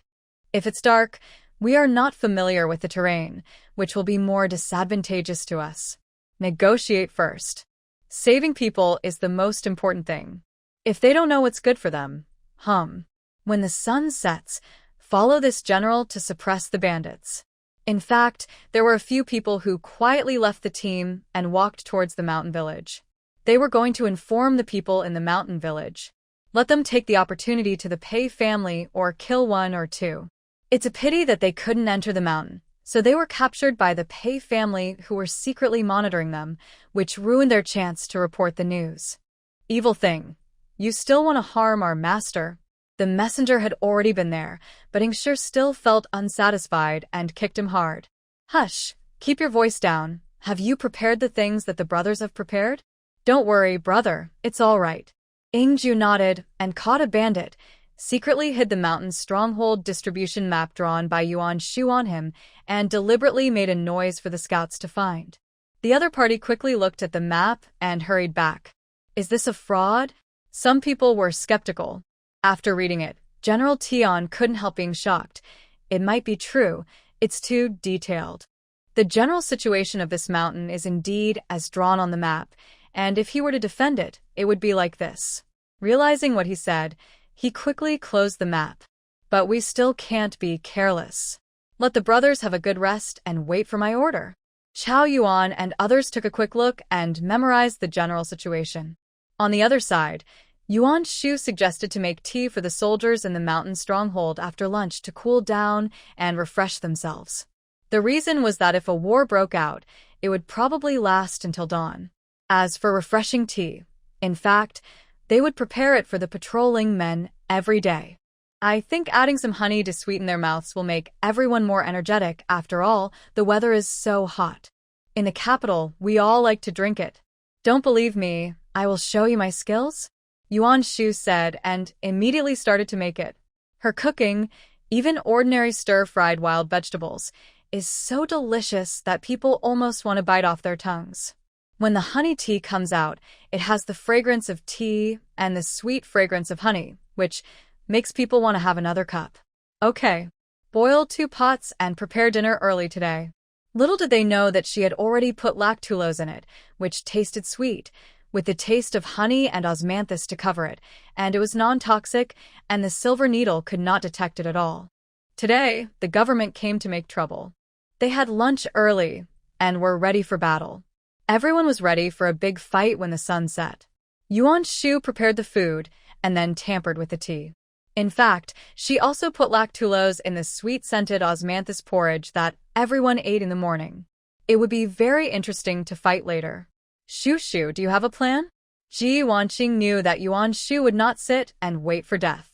When there was no one around, she couldn't help but whispered in her ear. They knew what she was doing so that they could cooperate. Drinking this tea will make it easier to shoot a javelin. After understanding the effect of this thing, Ji Wanqing and Pei Shishir couldn't help but give a thumbs up. If we drink it too, then wouldn't it be? Don't be afraid. I've been prepared. How could she betray her own people? She even arranged for Pei Yuanlin and his people. However, the amount of tea was limited, and half of the bandits couldn't drink it. Soon, the sound of shouting and killing rang out. Yuan Shu and her friends were locked in the woodshed, while Pei Yuanlin and his brother were forced to tie their hands and feet and stuff them in the study. How could these trap them? However, in order to paralyze the enemy, they did not make any moves. A quarter of an hour later, Yuan Shu had already kicked open the earthen wall in the corner, revealing a hole. Mother, sure, I'll go outside to see the situation. If there is no danger, I will come back immediately to take you away. Okay, Shu, be careful. Their skills were not as good as Yuan Shu's, and they did not show off their abilities. They just listened to the instructions. After leaving, Yuan Shu went straight to the warehouse and other places, moving all the valuable things into the space. Of course, she still kept some of the trivial things.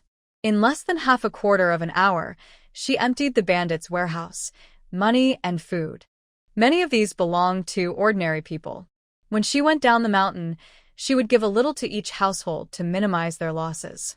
After doing all this, Yuan Shu came to a deserted place and suddenly mobilized her special ability. At this time, the government soldiers had already rushed to the outside of the mountain stronghold. The firepower of both sides was particularly fierce, and dense arrows were fired at each other. Many people had already felt their stomachs rumbling and began to hurt. Oh no, there might be something wrong with the food. One person realized that something was wrong, and when he saw his companions also had ugly faces, he felt something was wrong. 1, 2, 3, dumpling. After Yuan Shu said this playfully, the mountain stronghold martial arts school field continued to move towards the direction of the mountain stronghold gate, and the ground suddenly loosened. The bandits who gathered here to support others at any time fell into the pit like dumplings. In addition to this place, other crowded areas also collapsed to varying degrees, and the bandits fell down. Not only that, Yuan Shu also used her supernatural powers to drag these bandits into the mud. Her methods were very despicable, but the people who were burned, killed, and looted by these bandits were more innocent. After trapping these people, Yuan Shu quickly turned back and conveyed a signal to Ingjiu and others. After receiving the signal, Ingjiu imitated a strange bird call, and in an instant, the Pei family's death warriors who were mixed in the officials outside immediately took action. Brothers, the secret passage in the mountain's stronghold collapsed, and the bandits fell into the pit themselves. Now is a good opportunity for us to attack. Kill. Wealth, luxury, beautiful women, my brother is coming. The Pei family warriors shouted as they rushed forward, fighting so bravely. Many officers and soldiers were also inspired to fight and followed forward. Some people who were just pretending were confused. They were forced to move forward, and the results of the battle were delivered to them. How could they just talk about it? It was their own problem. If some people were left alive and said things they shouldn't say, it would be bad. Kill. General Tian gritted his teeth and shouted, leading everyone to rush in. At that time, The window of Pei Yuanlin's study was opened, and Pei Yanyi was untying the rope for his brother. When he saw Yuan Shu, he was stunned for a moment, and then he was surprised. "Brother, your wife is here to save you. Don't be afraid." Pei Yuanlin. From beginning to end, he didn't show any fear, okay? "Yes, don't be afraid. I'm here to save you. Come on, let's go." The guard at the door fell down at some point, and Yuan Shu swaggered in. After meeting the Pei Yuanlin brothers, Yuan Shu took the opportunity to open the prison door. "Everyone, escape while the chaos is going on, and escape as far as you can." The bandits did not expect this to happen. Seeing the officers rushing in, they panicked and began to run around with their buttocks clamped. The mountain village was suddenly in chaos. Those who were in the pit tried hard to climb up, but ended up trampling on each other, and some were trampled to death. Because they couldn't hold it in, they pulled their pants pockets. It was a living. The unpleasant smell filled the air, and the officers who rushed in were shocked. The bandits' toilet, the pit is so big? Looking at this scene, General Tian also knew that this was simply God's help, and ordered to kill. "Officer Chow, you come too? Thank you, Officer Chow, for saving us." Yuan Shu was quite surprised to see Wang Da and others. She didn't expect that they would come to pay the fee. Thinking of this, she pointed in a direction.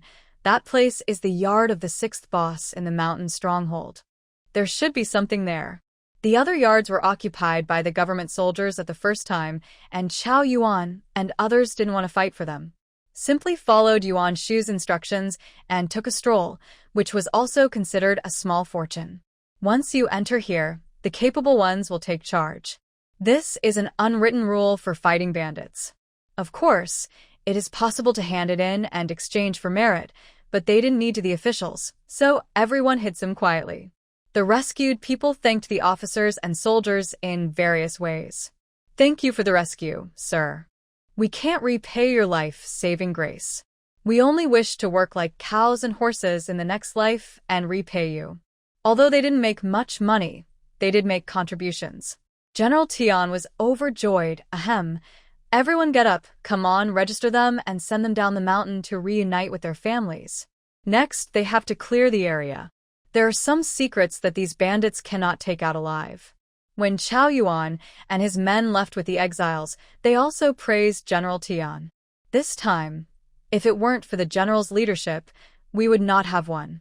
The general is a master of military strategy." The officers and soldiers thought that it was all because of their brother's bravery, but they didn't know that those who fought so hard were the Pei family's death warriors.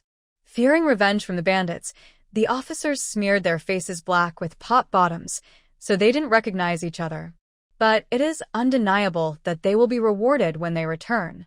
No, it's all because of the good cooperation of the brothers.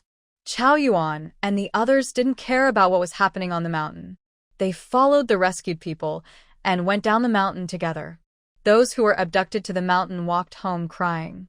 Yuan Shu identified the direction they left. He planned to give them some things as compensation when he passed by here. "Let's go to the village." The other exiles were still in the village. The three brothers and sisters of the Ji family walked around the bandits' den and looked haggard and vicissitudes. "Sons, are you okay?" "Woohoo, I'm glad you're okay." Wang was relieved to see her children coming back. She rushed over to look at them and hugged them. Jibin also sighed. "It's good to be back. It's good to be alive." "Mom, I'm so hungry." Ji Xiaoying spoke very weakly. The prisoners, ate steamed buns and wild vegetable porridge, which were not enough to fill them up. "Mom, I'm hungry too." Ji Hung pursed his lips, feeling too hungry to speak. When the village was in chaos, he was chased and hacked by bandits, and he had to hide and hide. Now he was so hungry that he could hardly walk. Okay, don't worry, I'll cook for you." Wang wiped her tears and turned to leave. When she looked up and noticed Yuan Shu and the others, she was stunned. Why do you look okay?" Ji Wanqing clenched her fists. "Why? You really hope that something happens to us? How can you be so vicious?" "Say it again?" As she spoke, Ji Wanqing bent down and picked up a stone on the ground, as if to smash Wang's forehead. She took a step back in fear. "I was just talking casually." Madman. The Pei family has been corrupted by Yuan Shu, the shrew. They go crazy at any time. They have no manners at all. It was almost afternoon when they came down from the mountain to the village. Chao Yuan did not urge everyone to set off, but waited until the next day. Sister-in-law, I finally understand the old saying, if you have a skill, you will not starve to death easily. After the incident in Bandit Mountain, Pei Shishir's admiration for Yuan Shu was simply indescribable. If they could cook delicious food, they could make their situation better. Sister-in-law, can you teach me some simple medical skills later? Pei Shishir was eager to learn and wished she could learn it right now. Okay. The next second, Ji Wanqing pinched her daughter's ear. Shushu has been very tired these days. You can learn slowly from your sister-in-law later. Don't rush. I know. Hey, let's eat. Although I didn't go hungry in the bandits' nest these days, I didn't sleep well. Seeing Yuan Shu and his team return to the village safely, the people who followed them secretly were angry. These officials can't even do such a small thing. It's strange that they can escape from the bandits' nest unscathed. This luck is too good. The Pei family is safe and sound, so they have to find a way to continue. Boss, how about we disguise ourselves as bandits who escaped by chance? And then, the Pei family saw the bandits who disguised themselves as ordinary people in the village and escaped, but were attacked and killed by the other side. This reason seems to be a good one. Let's do it. The next day, the Exiled team packed up and set off. After dark, everyone slept in the wild. Yuan Shu and Pei Shishir went to the toilet together. When they were about to come back, they found that there were strange footsteps approaching, and the air couldn't help but condense. They are not friendly. Shishir, I will lead them away. You run back first. Yuan Shu pulled her to squat, using the bushes to hide their figures. But sister-in-law, this is very dangerous. Let me go. All along, it was the sister-in-law who tried to find ways to help and protect them, and she also wanted to do her part. Yuan Shu smiled and said, You forgot. We are not fighting alone. There are also Pei family assassins. However, because Chao Yuan and the others were very vigilant, the assassins followed at a distance. After speaking, Yuan Shu ran away quickly, and those footsteps followed her away. Become the target of public criticism. It is better to solve it secretly. Boss, one of them ran away, and we will chase him. After running out with Yuan Shu, he looked back and saw Pei Shishir running back to the camp. A man in black lowered his voice. It doesn't matter. Defeat them one by one, and they will definitely come out to look for them later. The man in black was full of confidence. It was very simple to deal with the Pei family. The so-called god of war, the prince, was already useless, and he only occasionally burst out with his feet. As for the others, they were all female relatives and could not withstand a single.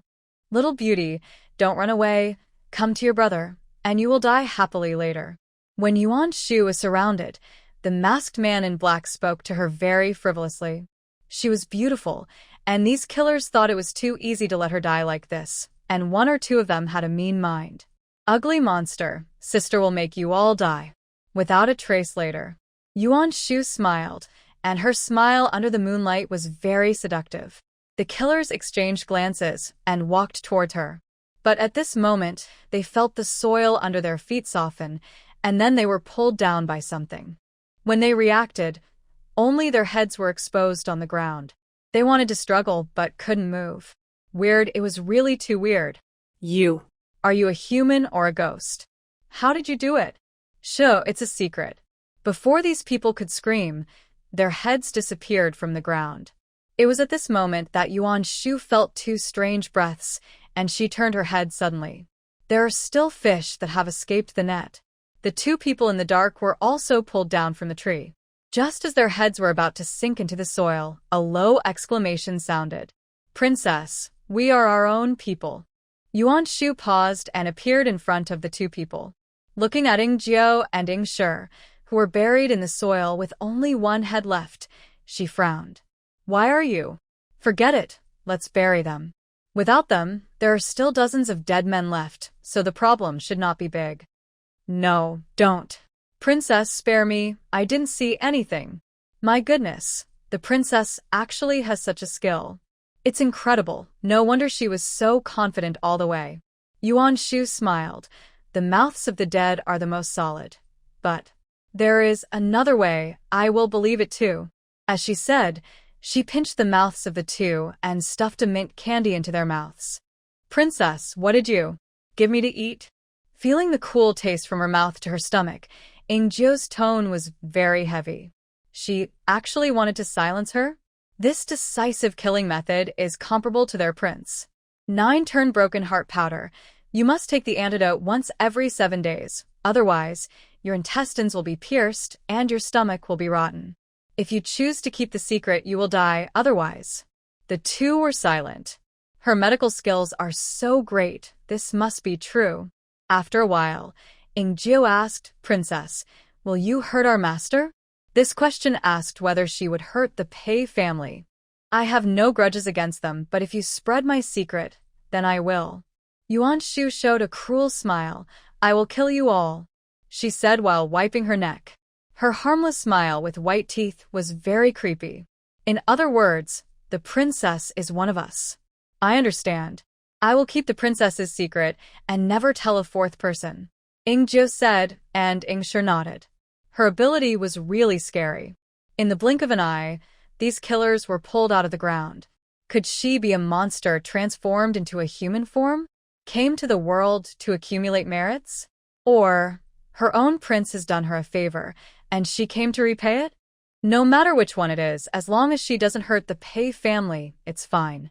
Their eyes were firm, and they seemed to be worried that they would be in danger when they came here just now. Yuan Shu pursed her lips. Her expression did not relax. I'll trust you for once. As she said, she pulled the clothes of the 2 people by the back of their necks and pulled them out like pulling carrots. The reason why she chose to believe was that there was no conflict between them. If she didn't harm the Pei family, then she wasn't an enemy. The assassins were not afraid of death, but they were afraid of the feeling of being tortured to death. The poison could restrain them. What's more, Pei Yuanlin was a fool now, and the other members of the Pei family believed in him without a doubt, and they might not believe the words of these assassins. Thank you, princess, for not killing me. The 2 knelt on one knee, and their attitudes seemed to be facing their own master. Yuan Shu waved his hand. Okay, let's go. These killers are expected to appear again. You can just solve them later and clean them up. Now that they were far away from the capital, it was normal for them to encounter some knights who saw injustice and drew their swords to help. Even if the Dog Emperor and the prince knew that they were hiding their skills, what would it matter? When they reacted and were about to take action, they were almost in Lingnan according to her understanding of people's hearts. If the Dog Emperor wanted to take action, he would definitely have to find a reason. In a flash, they all arrived in Lingnan, and by then, Pei Yuanlin's brain might have recovered. He couldn't just sit there and wait for death, and she had already run away with the ball, feeling very happy. I obey your command. Yuan Shu waved his hand and left in a swagger. At the same time, Pei Shirsha returned to the team panting. She looked different, and Pei Yuanlin noticed it immediately. Little sister, where is my wife? Sister-in-law, she is doing something. Pei Shirsha pursed her lips. There are bad guys who want to harm us, and sister-in-law led them away, but she has our people to help her, so she must be fine. Let's not hold her back. In just a moment, Pei Yuanlin and his brother analyzed the reason why Yuan Shu did this. If it was really a well-trained killer, these officials would not be their opponents. At that time, they might even hand them over to keep safe, which would be passive. Hey brother, where are you going? Wait for me. Pei Yunyi saw his eldest brother rushing out and immediately followed. Ji Wanqing was very worried, but she also thought that the Pei family's assassins were in the dark, so she held Pei Shirsha's hand. We'll be here, waiting for your eldest brother to come back. She wanted to go with them, but it was impossible for them to leave together. The officials would think they wanted to escape, which would cause trouble. Okay, Pei Shirsha bit her lip. She wanted to practice martial arts. Later, she would ask her brother how to contact the Pei family's assassins. She would ask for some martial arts secrets to learn by herself. At that time, Pei Yuanlin looked at Pei Yunyi, who had caught up with him. When he was thinking about whether to knock him out or take him with him, Yuan Shu appeared. Sister-in-law? Pei Yuanlin, who had already prepared for the action, paused and silently released his strength. When he turned around and saw Yuan Shu, his body was one step faster than his thoughts, and he flashed and hugged her in his arms. Shu, are you okay? Pei Yunyi covered his face and silently returned the same way. He shouldn't be here. He should roll non-stop. It's okay, don't be afraid, the bad guys have been beaten away. When Yuan Shu reacted, he raised his hand and gently patted Pei Yuanlin's back to comfort him. Little fool, you are quite nervous about her. Pei Yuanlin's movements froze for a moment after being comforted like this. Should he say that he has good acting skills, or that his wife is short-sighted? Ying Jiao and Ying Shi in the corner were frowning. Could it be that their own prince believed it? Let's go back. If others ask you, just say you know nothing. Got it? Okay. Pei Yuanlin didn't believe it, but he still recognized the strong fighting power of his own warriors. Maybe these killers are too weak, and his 2 warriors can strangle them. However, there was no smell of blood in the air. Well, the means are good. The 2 walked farther and farther away, and Ying Shi and Ying Jiao, who stayed where they were, had their backs wet with cold sweat. The princess really dotes on the prince. Ying Jiao was full of question marks when he heard it. What did you say? Didn't you see that the princess was so gentle to our prince, but she was so rude to us just now? Looked as if he was going to slap them to the ground. Ying Jiao. It seemed that it was really so. I have a bold guess. The princess might be some kind of animal or plant spirit, and she would ruin her life if she saw our prince. Ying Shi rubbed his hands ready to go. After he went back, he would have materials to use, and he would continue to write his storybook when he had time. Stop talking so much nonsense. You might as well just say that the princess is here to save our prince. Ying Shi tilted his head, isn't it? After the imperial edict of confiscation of property came down, Yuan Shu arranged the Pei family in an orderly manner, including appeasing and making plans for their group of assassins. Along the way, with her help and assistance, the Pei family supported each other and gradually stood up. If it weren't for her, they would have been bullied by the Ji family and other exiles. They, the assassins, don't know how to survive in this way. You rewrite. Since the princess is so obsessed with the prince, they don't need to worry about the safety of the Pei family at all. Let's go back and take a shower and go to bed. The 2 came back safely, and Ji Wanqing and the others breathed a sigh of relief. Yuan Shu's reason was that the Pei family's assassins got along secretly and got rid of the killer without anyone knowing. Sure. What's wrong with you? Are you worried about something?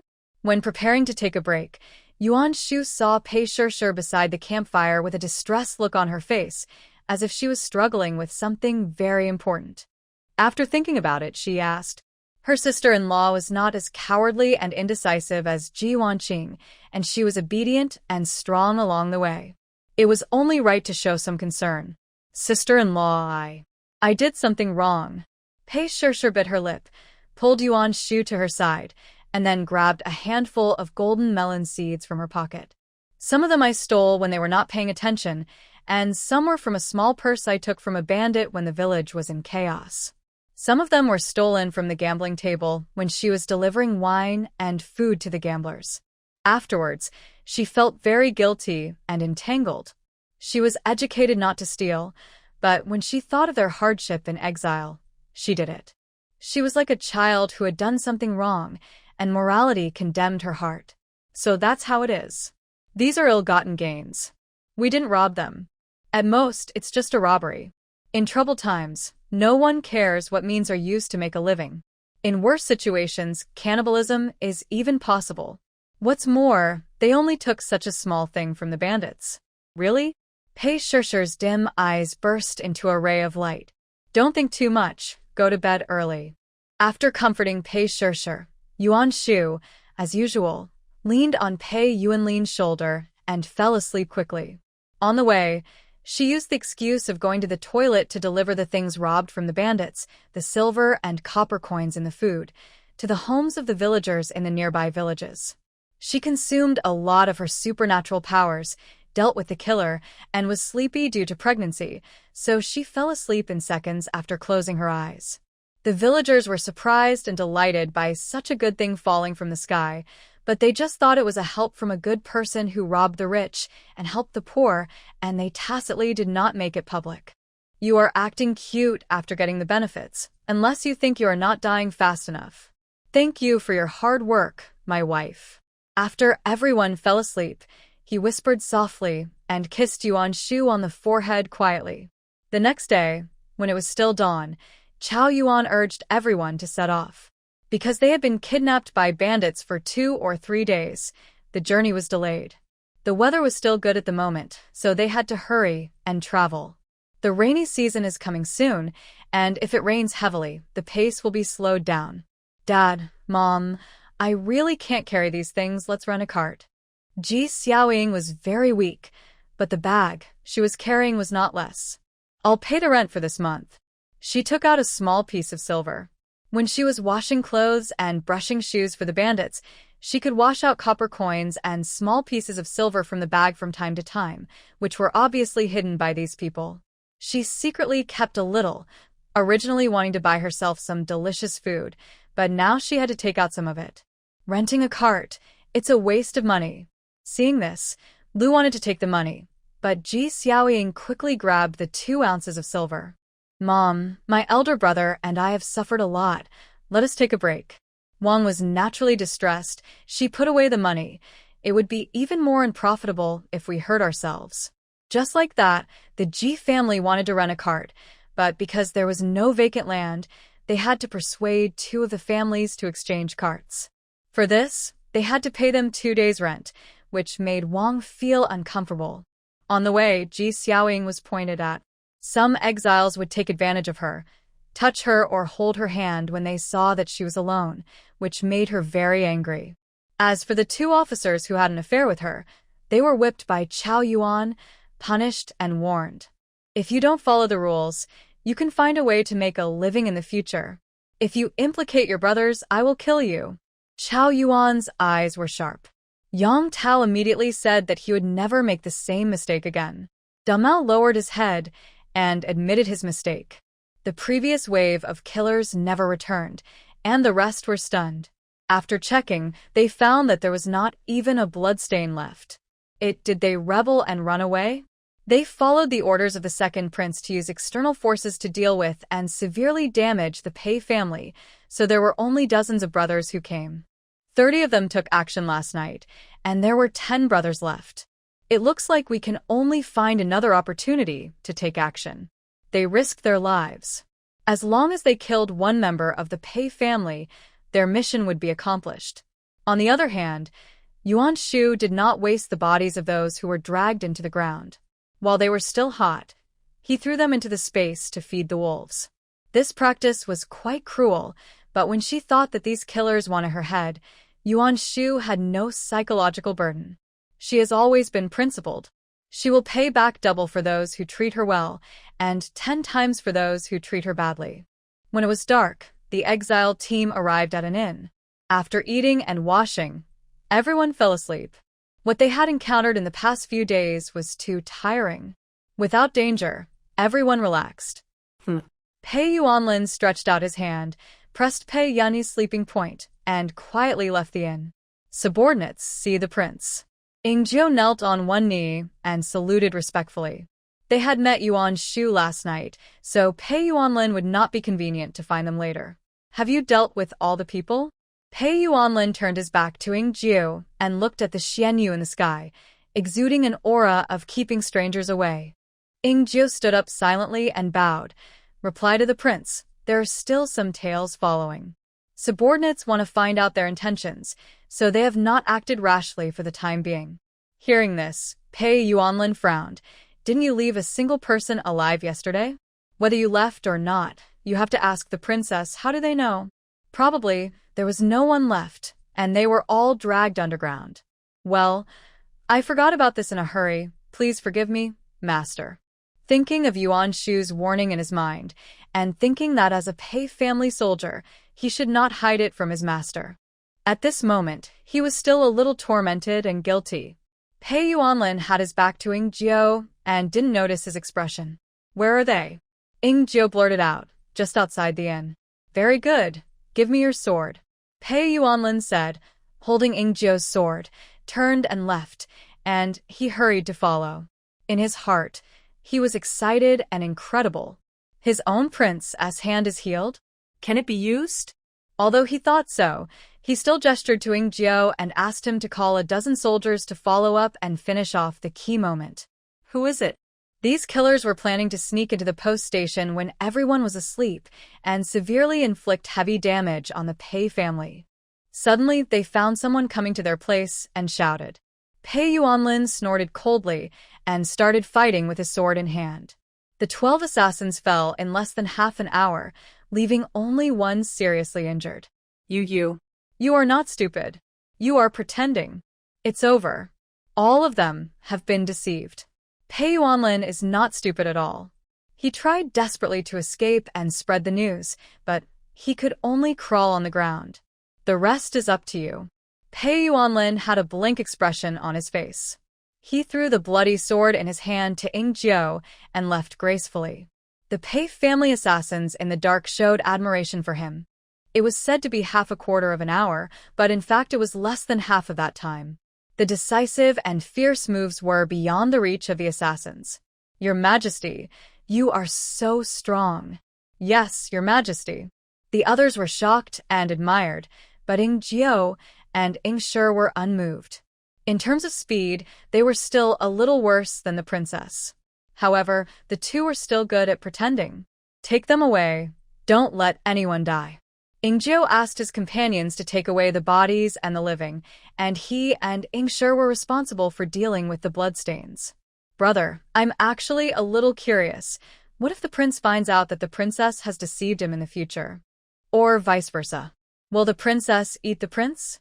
The storybook says that the goblin bewitched the scholar, and finally away his flesh and blood, and finally became a dried man. Are you stupid? How should I know? Ing Jiao was very upset. The princess's face was quite pretty, and the prince might enjoy it. Ing Shi straightened his face. Speaking of which, since the prince has recovered, why don't we just run away? The dog emperor is not a human being, so why not just rebel against him? The current emperor is mediocre and nepotism. On the surface, the country is peaceful and the people are safe. But in fact, there are already problems inside, and there are too many corrupt people. The prince should have other plans. After Pei Yuanlin recovered his memory, he arranged for them to contact his old subordinates. He ordered them to recuperate and lie dormant. After he went back as if nothing had happened, he quietly untied Pei Yunyi's sleeping point and pretended to call him to go to the toilet together. In fact, he knew that leaving the bandits' nest was a good opportunity for their family to escape alone. But once they escaped, they would inevitably expose the fact that they had recovered their minds. The Pei family army was severely damaged. It would take time to gather them, and it would also be easy for the dog emperor to find a reason to deal with them. When the bounty order comes down, they will have to hide from place to place. Although they can hide their names, it is not easy to hide. Returning to the team honestly can stop the gossips and dispel the dog emperor's suspicion. In fact, Yuan Shu also thought so he didn't let the Pei family's death warriors take everyone away. The next day, when Pei Yuanlin came to find Yuan Shu, he only saw her packing things in the house, and a piece of clothes happened to fall to the ground. Madam, I'll help you. No, I can. When the two lowered their heads to pick up things, they looked up together and bumped into each other's foreheads. Hiss. The pain made Yuan Shu retreat subconsciously, and Pei Yuanlin immediately pulled her into his arms. Be careful. Under the palm of her hand, there was solid muscle and a strong heartbeat. Yuan Shu felt a little hot, but she pressed it twice. It was really hard. Pei Yuanlin felt that the place where someone's palm was touching was like burning his flesh through his clothes. Facing someone's blank eyes, Yuan Shu suddenly became righteous. Not bad. You should exercise well. As she said that, she touched her twice fiercely. She had eaten and kissed a lot, so what's wrong with touching her? It's normal.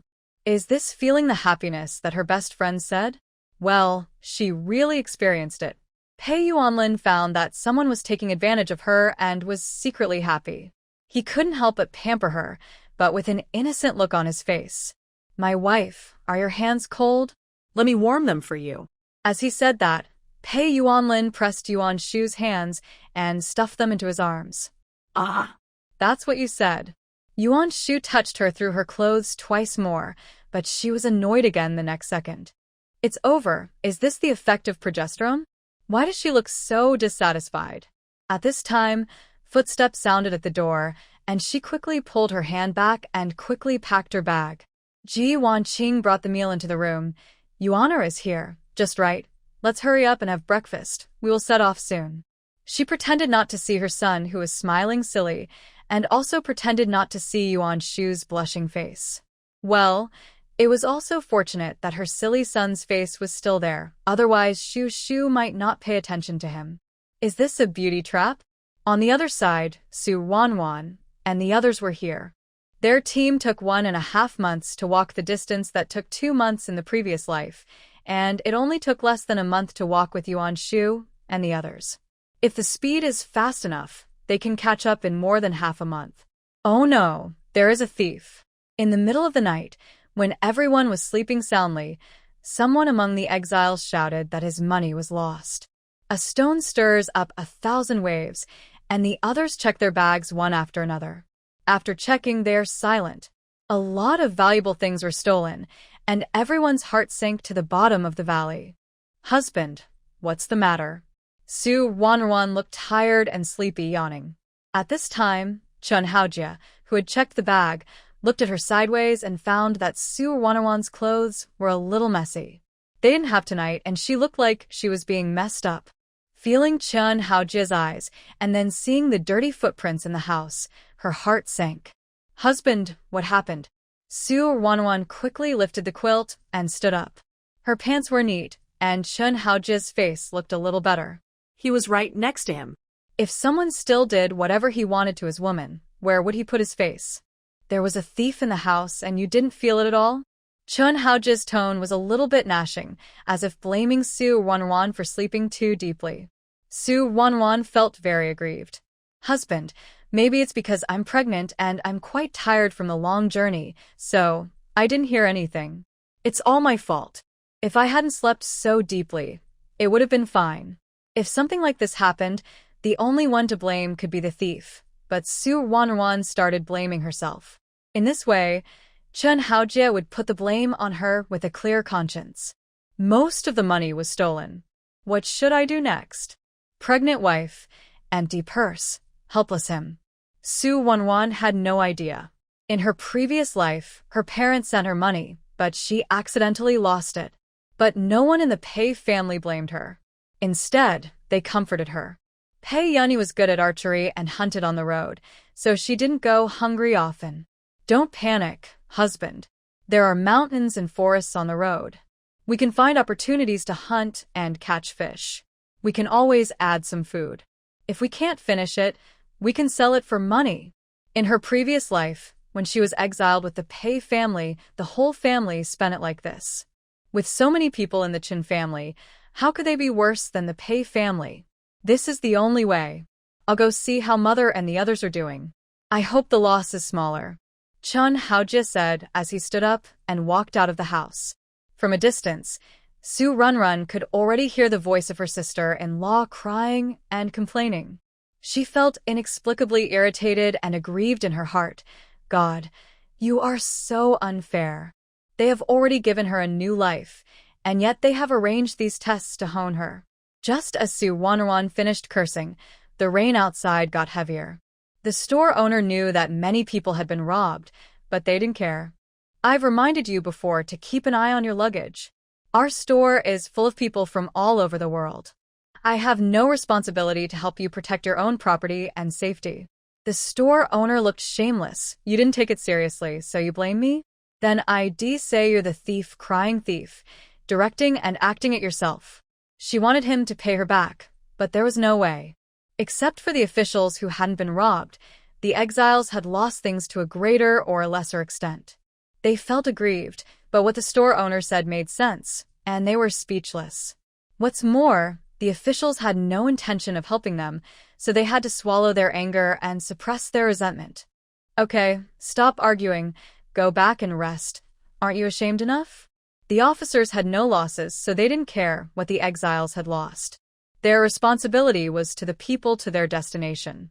If it were the officers in Yuan Shu's team, there would be people keeping watch no matter whether they were in the wild or in the inn. And they were particular about choosing inns. If they stayed in a post house, they would be reminded countless times, so they didn't have anything stolen when they stayed here. As for Yuan Shu and his team, they set off after eating and drinking. The bags were placed on the cart. Pei Yuanlin was responsible for pulling the cart, while the others walked lightly and held the cart. On the way, they had spiritual spring water to replenish their strength, and occasionally they could pick some cherries and other fruits to satisfy their cravings. They had smiles on their faces every day. You are all exiles, and you can still laugh. One was surprised to see the sarcasm. Why can a Pei family always find all kinds of delicious food, but they can't? Behind them is the Ji family. They have a lot of things. Even if they are placed on a cart, the people pushing and pulling the cart don't want to work hard, so everyone has a hard time walking. Sister-in-law, did you hear the flies buzzing? Pei Sure pretended not to hear it, and was deliberately puzzled. Yuan Shu smiled knowingly. If you hear it, it must be tempted by the fragrance of our fruit. Don't worry about it. If it flies to you, just slap it away. Wang. What's going on? My face hurts a little. These cherries were actually taken out by Yuan Shu from the space. She would grow a small one and put it there and leave a few fruits on the tree. The ownerless things on the mountain belong to whoever finds them.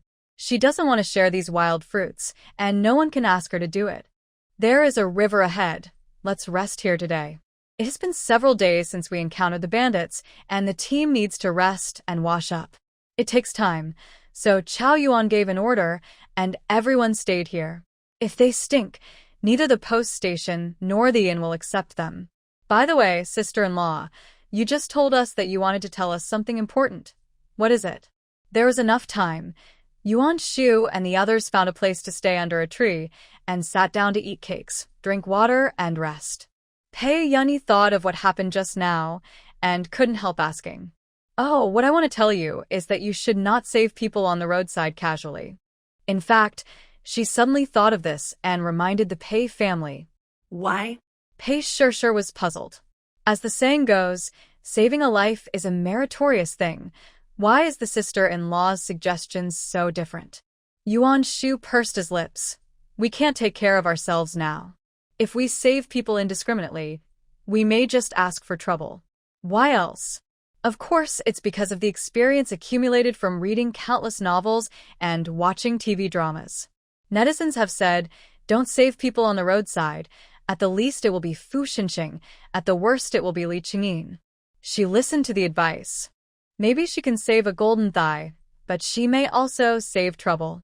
I listened to my wife. Pei Yuanlin nodded and agreed without saying a word, just like a silly and cute fan. Ji Wanqing also understood a little what your sister-in-law said. Makes sense. It's good enough that we don't cause trouble for the officials. Isn't it more troublesome to save people? Yuan Shu was referring to other people outside the exile team. In short, don't save people privately. In fact, Chao Yuan and others also said similar words. Ji Xiaoying, who was not far away, couldn't help but sneer after hearing it. It said that doctors have a kind heart, but you actually taught them not to save people. You are too cruel. Yuan Shu smiled. It's none of your business. I won't stop you if you want to save people. Why do you care whether I save them or not? You. Besides, which law stipulates that we doctors must save people? In fact, there really is none. As he was talking, a commotion was heard from the direction of the river, saying that someone fell into the water and fainted. Then Ji Hing picked up a girl and ran back. Xiaoying, go and have a look at her. She is still breathing. The woman was well dressed, and now she was wet all over, with a bloated stomach, as if she had drunk a lot of water. Press her to make her spit out the water in her stomach. Ji Xiaoying, who had secretly learned a lot of medical knowledge from Yuan Shu, immediately began to give orders in a proper manner. Besides, she had also seen similar situations. Ji Heng heard this and said, I'll do it. As he said, He began to press on the heroine's abdomen. There are differences between men and women. In fact, other people in the Ji family can be saved. Lu is old, but Wang and Wu are female relatives and can be saved. What's more, Yuan Shu made a simple judgment and determined that the woman drank a lot of water. But the reason for her coma was not choking on water, but a hit on the head. Don't look at it. Let's go. Let's catch 2 fish and bring them back to eat, and we will have dry pot grilled fish for dinner. Yuan Shu retracted his gaze. He was not very interested in the Ji family's rescue. The other people in the Pei family performed their duties, some picking firewood, some looking for wild vegetables, and some washing clothes, and they were busy in an orderly manner. Instead, the Ji family surrounded the woman and looked at her. This jade pendant is of the finest jade. This girl must not be from an ordinary family. If we save her, we will definitely be thanked. Wang held the forbidden step tied around the heroine's waist, with a look of love on her face. She hadn't seen such a good thing since her house was raided. I like it. I want it. The next second, Ji Hung pulled the jade pendant back. Mom, don't break it. It will be difficult to explain to the girl later. Hiss, cold, so cold. After being unconscious in the water for a long time, the woman's lips turned pale and began to tremble. After Ji Bin and the others came to their senses, they urged them to make a fire to keep warm. Before that, Ji Hung held the woman to one side against him and covered them with a cloak. I'll warm him up. It will be troublesome if he gets sick from the cold. The excuse is a good excuse, but in fact, the hand under the cloak is not at all restless. There is a valley upstream of this river. The people who are looking for this woman are now looking downstream along the river. The Ji family knew nothing about this and thought they had rescued their golden thigh.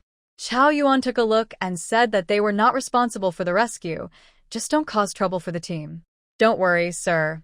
This is our Ji family's own business, and it will not implicate you brothers.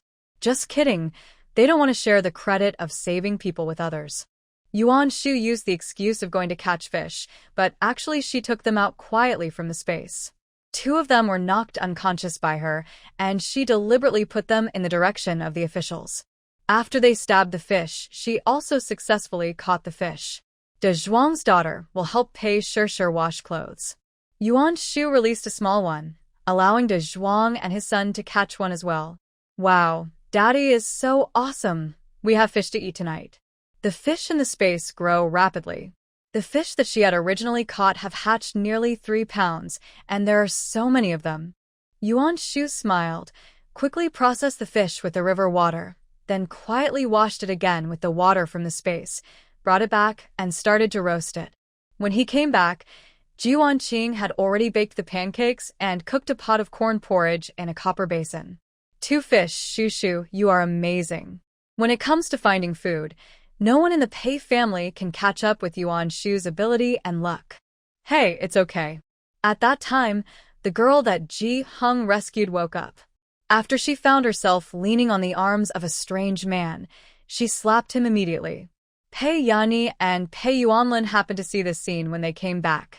After imagining that she was kind enough to save someone but was beaten, she suddenly felt that Yuan Shu was right, and it would be better not to save this man. Bah! Ji Heng's head was knocked crooked, his cheeks were burning, and he was about to get angry. But after thinking about his own guess, he suppressed his displeasure, and his face was sincere and concerned. Girl, you are awake. Are you still feeling uncomfortable? You fell into the water and were injured, and we rescued you. By the way, do you want us to call a doctor for you? Realizing that she was rescued, the woman noticed the unfamiliar environment and the strangers, and her livid face gradually eased. I'm sorry. I was too scared. Ji Hung immediately pretended to be gentle. Don't be afraid. We are not bad people. You must be hungry. We will prepare food for you. The woman wanted to leave, but she didn't know that her head was injured and there were wounds on her legs, and it was almost dark, so she had to choose to stay in the Ji family's team. My name is Jayu. Ji Hung immediately took over the conversation. You are what a good name. He didn't notice at all that the girl had clenched and unclenched her fist, and still thought he was very elegant and polite.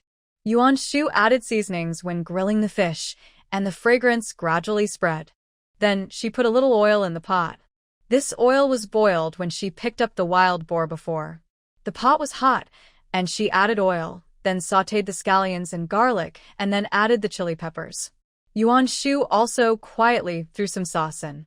Then put in the wild yam, bamboo shoots, and soaked tofu cut into strips that Pei Shishir had found. Finally, put in the grilled fish, pour a bowl of spiritual spring water, cover with a lid, and simmer for a while. It can be eaten as soon as the sauce is absorbed, and the fragrance gradually wafts out. It smells so good. Jiayu gnawed the pancake in her hand, then looked at the shredded bacon in the soup bowl. She had no appetite. Her eyes fell in the direction of Yuan Shu. The fish smelled delicious, and that girl was so beautiful that it made people jealous. Wang noticed Jiayu's expression. She paused and said, You must not be used to our food. Hinger, go buy a bowl of fish from your cousins. Yu is injured. She needs to eat something good. Ji Xiaoying heard this and gritted her teeth secretly. She was weak now and needed care. Why didn't her mother feel sorry for her at all? Since they are cousins, why do you need to buy them? Don't you eat together? Jiayu didn't understand. She had a preconceived idea that it must be Yuan Shu and others who had a better family background who looked down on their poor relatives, the Ji family. Thinking of this, she stood up, limped over, and wanted to speak up for them. We are all family. You are eating delicious food here, but your relatives are just eating coarse food. Isn't it a bit too much? Jiayu was used to being superior, and she felt that what she saw was the truth. After hearing this, the Ji family was stunned for a moment. Ji Heng reacted and hurriedly grabbed her arm. Monsieur, this is a long story. Let's go back. Are we going too far? Although our two families were cousins in the past, we have been separated for a long time. Miss, didn't they tell you? Yuan Shu smiled. Jiayu's face turned pale. Severed relationship? Yes, the letter of separation has been written, and everyone present here knows it. Could it be that the old woman was greedy and coaxed you a few words to make you come and beg for food? Pei Shishir also became sarcastic at this moment and added at the end, This is bullying you, because you're kind-hearted. This woman is not kind at all. She is clearly the kind of person who repays kindness with enmity. How can she turn her back on her savior without knowing the truth? Now she thinks she is blaming them. Jiyu was immediately furious, and her face turned pale. Ji Heng wanted to sew Pei Shishir's mouth shut. We are not destined to be relatives, but business should be possible. We want to buy a bowl of fish from you. How much is it? 1 bowl is not enough. I will buy all the fish in your pot. How much is it? You name your price. She looked down on money like dirt, just like a young lady from an aristocratic family. It's a pity that she is a little arrogant. Pei Shishir frowned. She used to be a princess and spent money without blinking an eye, but she had never been so bossy. This kind of person is so annoying. The Pei family members didn't say a word. These things were made by Yuan Shu, and she made the decision. Are you sure? Jiyu held her head high. I'm sure. Yuan Shu smiled. 10 taels. 10 taels of silver, okay. Jiyu subconsciously spread her hands towards Ji Heng. Give me the money. Yihenk. He was embarrassed for a moment. Miss Au, I am short of money. They had 10 taels of silver, but he couldn't bear to buy such a pot of fish, and his family wouldn't agree. Jiyu's face suddenly became annoyed. When you rescued me, where were the valuable jewelry on me? Are you suspecting that they took money? The Ji family's faces were not very good. When they rescued people, they didn't pay attention. When they brought people back, the only thing that was not lost was the forbidden step on their bodies. The jewelry on the head was probably washed away in the water, and as for things like bracelets, they must have been broken by the bumps in the river. Only the forbidden step on your body, Miss Au. Jiyu took off the forbidden step with a stern face. Here. This is enough. This is the best jade, worth at least 80 taels of silver. If you dare to extort money from her, wait for her. Yuan Shu smiled. I haven't finished yet, I said. 10 taels of gold. I also added a small ginseng in these 2 fishes, so it's a bargain to sell it to you, for 10 taels of gold. As she said that, she picked up something. Everyone present was stunned, but then they didn't find it strange. It was not surprising that Yuan Shu knew how to find medicinal materials and make medicinal food to nourish her body. Miss Yu, they have a grudge against us and are deliberately making things difficult for us. Don't be fooled, let's go back. Ji Hung was afraid that Jeyu would be angry, but ignored the fact that they rescued her. He hurriedly persuaded her and took her back. Yuan Shu sneered in her heart. She didn't have the fate of a princess, but she had a princess syndrome. No matter who she was, how could she give away the things she made with her heart so cheaply to others? Shu, you actually put ginseng whiskers. It's too extravagant. Ji Wanqing's eyes widened in disbelief. Oh, that's the root of a medicinal herb, used to remove fishy smells. If I dig up ginseng, I will definitely exchange it for money. It was ginseng, but it was not very old. Yuan Shu pulled it out of the space and used it to remove fishy smells and enhance the freshness. Jiu also realized that she was choked and was very unhappy. A mere exile, dared to make her angry. Come on, eat, and we'll go to bed early after eating. The little episode did not affect the Pei family's mood for dinner. Pancakes with fish in these dishes, and a mouthful of cooled porridge, blowing the evening breeze. It was very comfortable. While digesting the food after the meal, Pei Yuanlin followed Yuan Shu like a loyal guardian. Madam, walk slower and be careful with your feet. Ji saw it, and her jealousy became stronger. Ji Hung was not convinced, and he deliberately said, "This man used to be my cousin. Don't look at him as a talented person, but he is a fool, and his IQ is no different from that of a 6-year-old child." Fool? After hearing this, Jiyu's feeling of amazement disappeared immediately. Just when Ji Hung wanted to say something, she didn't have the patience to listen and used the excuse that she was tired and needed to rest. This night was very peaceful. Early the next morning, there were footsteps approaching, and the officials became alert all of a sudden. Someone is approaching, and there are quite a lot of them. After judging by the ground, Wang stood up and reminded. This move made the exiles feel uneasy, but it was a good thing for Jiyu, as her people must have come. She blew a long whistle excitedly, and then the whistle was responded to. It's my people who came to find me. Chao Yuan and others relaxed a lot after hearing this, but they were still on guard. Not long after, 30 people who looked like guards followed, and when they saw Jiyu from a distance, they knelt on one knee. Princess, please calm down. I failed to protect the master, and please punish me. Jiyu walked over with an arrogant look on her face and kicked the leader over. Waste, why did you come only now? Where is that evil beast? The wild boar has been captured alive and is ready for the princess to decide on. Pei Shir almost couldn't hold back her laughter. As a princess, she had never been thrown off a cliff by a wild boar before. When deciding on a pig, would she braise it or steam it?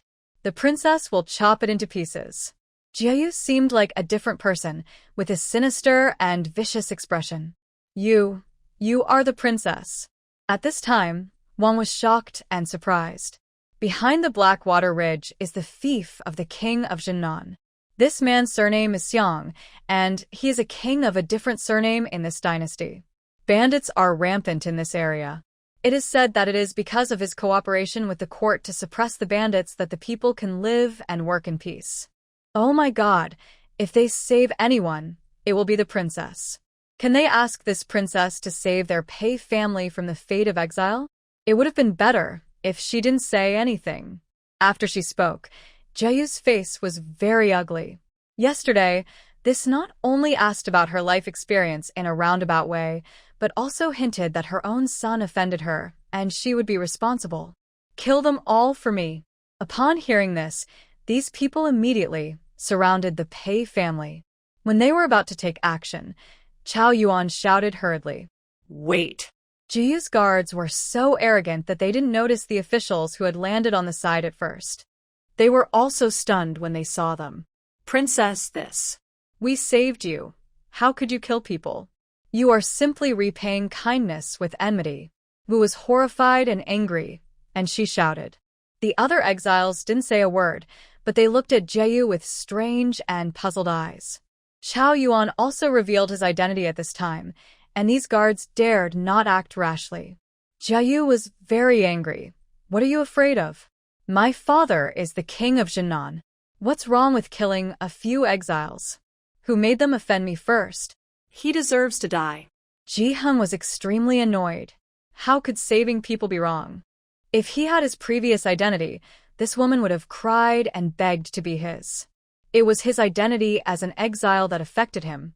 The hateful Pei family had implicated their Ji family. And this woman actually wasted his kindness. It was simply hateful. Chao Yuan had a serious face. Saving people is the Ji family's own behavior, but the original intention was good.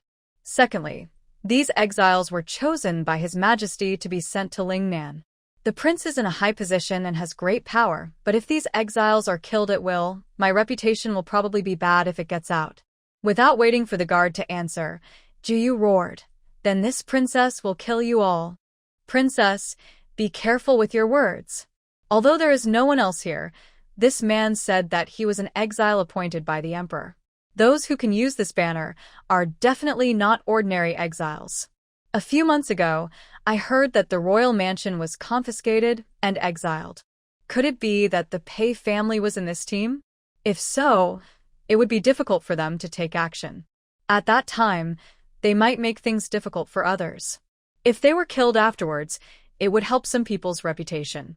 You are angry, but there are so many people around now. For the sake of your reputation, you can't do it openly. After hearing the advice of her subordinates, the anger and murderous intent on Jeyu's face subsided a lot. She pulled off the purse on the guard's waist and threw 10 taels of silver to the Ji family. Since you have helped this princess, I will not care about your offense to me. Let's go. The Ji family looked at the silver coins at their feet and felt insulted. At this time, Afong quickly picked it up. It is our blessing to save the princess in 3 lifetimes. Don't worry, we won't say anything nonsense. Jia Yu snorted coldly and left in the crowd of the team. Everyone who witnessed all this felt chilled and shocked, especially the Pei family, who had a deeper education about Yuan Shu's words don't save people randomly. Believe in your sister-in-law and keep safe. De Zhuang couldn't help sighing. Madame Yuan is right. People on the roadside really can't be saved casually. As he said that, he also specifically reminded his mother and wife and children. We just need to take care of ourselves and don't cause trouble. Yeah. The 2 children nodded heavily, looking like they were taught. Thinking that they saved people but almost lost their families' lives, the Ji family members looked very unhappy. However, generally speaking, few people will be so angry after saving people. It must be what you did, right? After thinking about it, Wangda thought about why Jia Yu was so angry and said that he was offended. Maybe the Ji family did something they didn't know about, which made the other party want to kill people. Ji Hung looked very uncomfortable. We're just saving people. Even if they did something, they couldn't say it out, and Wanda was too lazy to ask. I'll make it clear in advance. From now on, you should solve the problems you caused by yourself, and don't involve others. There are so many people, and everyone has their own ideas. If there are no rules, it won't work. After saying that, Chao Yuan returned to the team of officials and started to eat breakfast. After watching the show, Yuan Shu actually felt that the morning sickness she had every morning was much less. Sure enough, eating melons makes people happy. I told you not to be so anxious, but you didn't listen. Now the girl is unhappy. Lu glared at Wang unhappily. They wanted to blackmail her for a favor, but it seemed that they were too hasty and acted too obviously.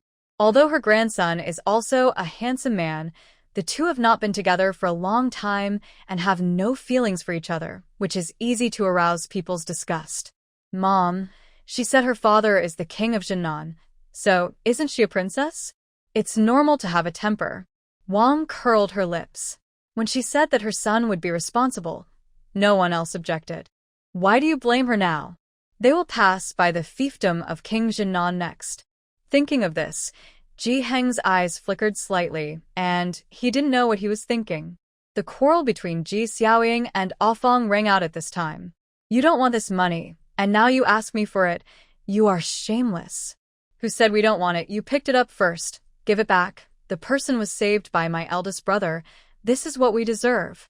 10 taels of silver were enough for the Ji family to spend for a long time. When Wang heard this, she immediately ran over, taking without asking is stealing. Give it back. Don't touch me. Are you trying to take the opportunity to harm the baby in my belly? You are such a vicious mother-in-law. Fong cursed and yelled. The others were eating breakfast and watching with relish. Finally, Fong took out a pair of small scissors and cut off more than 2 taels of silver. Wang gritted her teeth and said, "This money is what I promised to give you before. Don't ask me for it again in the future." The Black Wind village was hanged. Yuan Shu and the others were safe, and the killers disappeared. When the news came back to the second prince, he was silent for a long time. This luck is too good. When the secret tunnel dug by the bandits collapsed, the officials who were suppressing the bandits killed people everywhere, but they were lucky enough to rescue the abducted people. I don't know whether to say that his plan was unlucky or that the people who were caught were lucky. Where are the killers? Find them for this prince. Also, make preparations. Don't let the Pei family arrive in Lingnan intact. What this means is that a few members of the Pei family must be killed and disabled. After arriving in Lingnan, we will cut the grass and eradicate the roots. Yes, I'll take my leave. The reason why a large number of people were not dispatched was because the news came back that Pei Yuanlin had both hands disabled and was still a fool. It was all thanks to his tough wife that he was able to support his family. In fact, Black Wind Village was just one of the bandit dens, and the largest one was located in the area bordering the fiefdom of King Janan and the Lingnan area. There were all kinds of people there, and the court would not easily take action. This time, it was purely the officials from the county government who took advantage of the situation.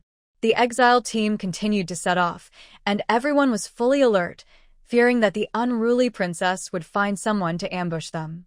There was no sudden situation until the sun went down, and everyone was relieved. The nearby village is a bit far from the official road, so we won't stay there. Let's deal with it outside for one night. In fact, the village was not very far away, but Chao Yuan thought that the Ji family had unpleasantness with the villagers every now and then, and he didn't want something like this to happen again. So, he decided that everyone should stay overnight in the wild. Sister-in-law, you rest here, and my mother and I will go to find wild vegetables. After a short rest, Pei Shishir could not sit still. Looking for wild vegetables was one of the reasons. If she could find other medicinal herbs, she could also exchange them for money. Pei's assassins would also send money, but the feeling of getting something with her own hands not only made her proud, but also numbed the inquiries of those who were interested. I'll go with you. The two came to the ditch, and Yuan Shu was pleasantly surprised when he saw what was in front of him. There were actually 4 or 5 wild pepper trees, and now the tender leaves were growing, which was very pleasing. The air was already filled with a faint smell of pepper. Yuan Shu planted several pepper trees in the farming space. She used her wood-based supernatural power to promote the growth of seeds. This kind of natural growth in the wild has a slightly different taste. There is another surprise. When she picked the pepper leaves, she used her supernatural power to perceive a little, and she actually found that there were other things nearby. That is Panax nodo ginseng, which grows in a sunny position. Sure. Go over there and look for other wild vegetables. I'll pick some pepper leaves and stir-fry beans and rice later. Pei Shishir didn't doubt it and walked in the direction Yuan Shu pointed, and soon found this small patch of Panax nodo ginseng. The Pei Yuanlin brothers who came to collect firewood were called over, and the 3 siblings dug a bag. When the other exiles noticed it, they only got a few plants. Today is another big harvest, am I lucky? Pei Shishir was very proud. She was calculating in her mind how much these Panax nodo ginseng could be sold for, and how much meat she could buy. Okay, if it weren't for my sister-in-law teaching you medical skills, you wouldn't even know the medicinal materials, Pei Yunyi praised and sabotaged. These Panax nodo ginseng can still be sold for money, and the Ji family saw it and thought it was so eye-catching. Especially Ji Xiaoying, she was very dissatisfied. She said that she would not accept disciples, but she taught Pei Shishir. She was so hypocritical, saying one thing on the surface and another behind the scenes. So hateful. That S, because I'm smart. If you're stupid, you can't teach me. Seeing Ji Xiaoying staring at her medicinal herbs, Pei sure covered them with a cloth. Lululu, I won't show you. At this time, Jibin wailed, Xiaoying, show me your wound. It's been so many days. Why hasn't it healed yet? The wound is swollen. And me. Ji Jun frowned and exposed his legs. When he encountered a wildfire before, he was burned and almost festering. He exchanged medicinal herbs with other exiles who had medicines left, and then he got better. Then he encountered a wolf and was scratched. Ji Xiaoying treated and bandaged the wound. But now, instead of getting better, the wound is even worse. Daddy, the flesh on your wound is moving. Ji Panner noticed something at this time and couldn't help mumbling. She bravely pried it open with her hands and then screamed. There are bugs. Hiss. Jibin also felt that his flesh seemed to be eaten by something, but his daughter said that it was the itchy feeling caused by the growth of skin and flesh. He dug it out quickly and indeed saw small bugs in the meat. The family was in a panic. Lin Hai and A Fong took a glance and then moved away. Hu Lin was also injured, but he was willing to pay. He bought some medicine from Yuan Shu to treat it in time. Later, he bought some medicine for wounds, and he is almost recovered.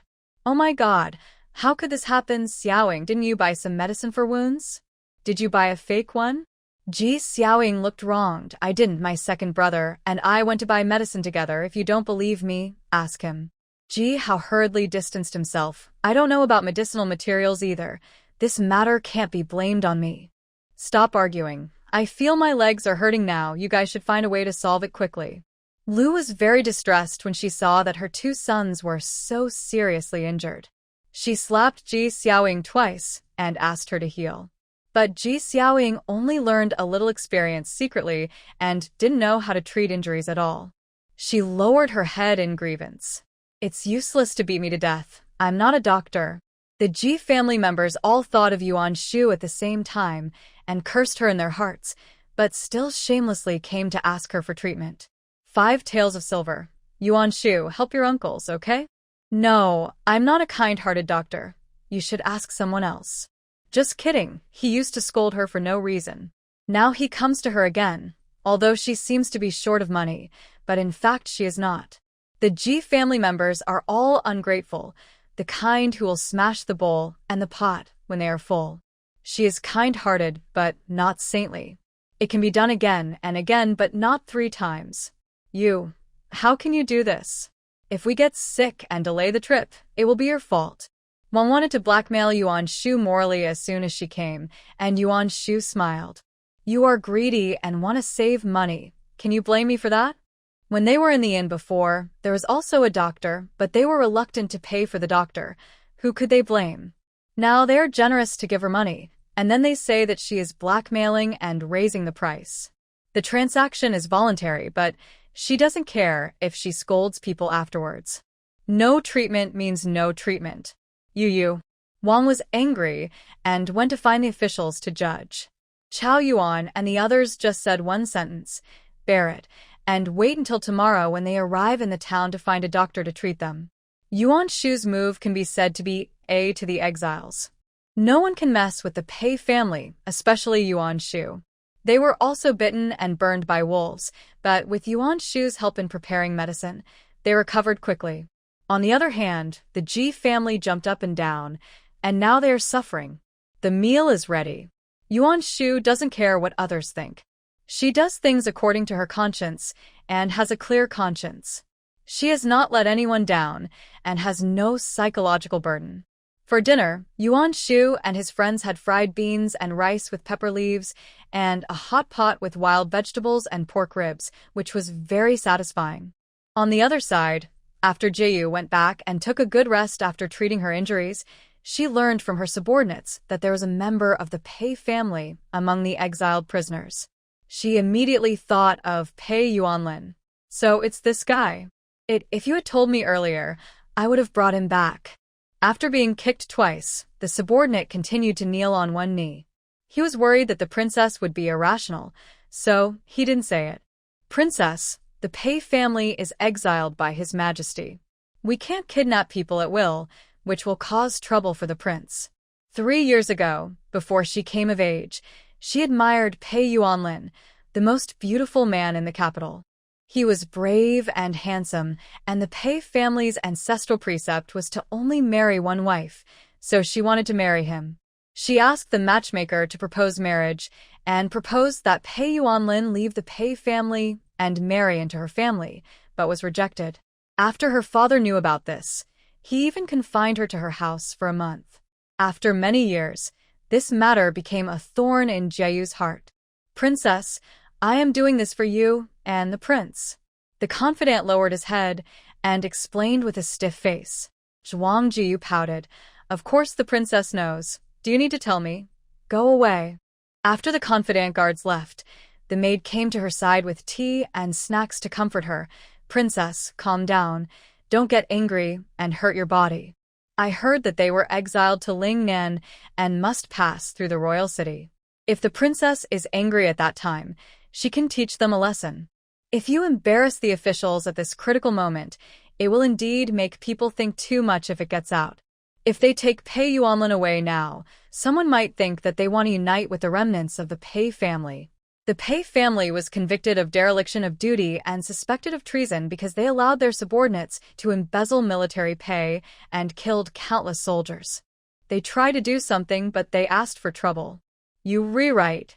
Go and make good arrangements for this princess. She couldn't get Pei Yuanlin's heart, but she wanted him. Although he was stupid now, she was still moved by his face.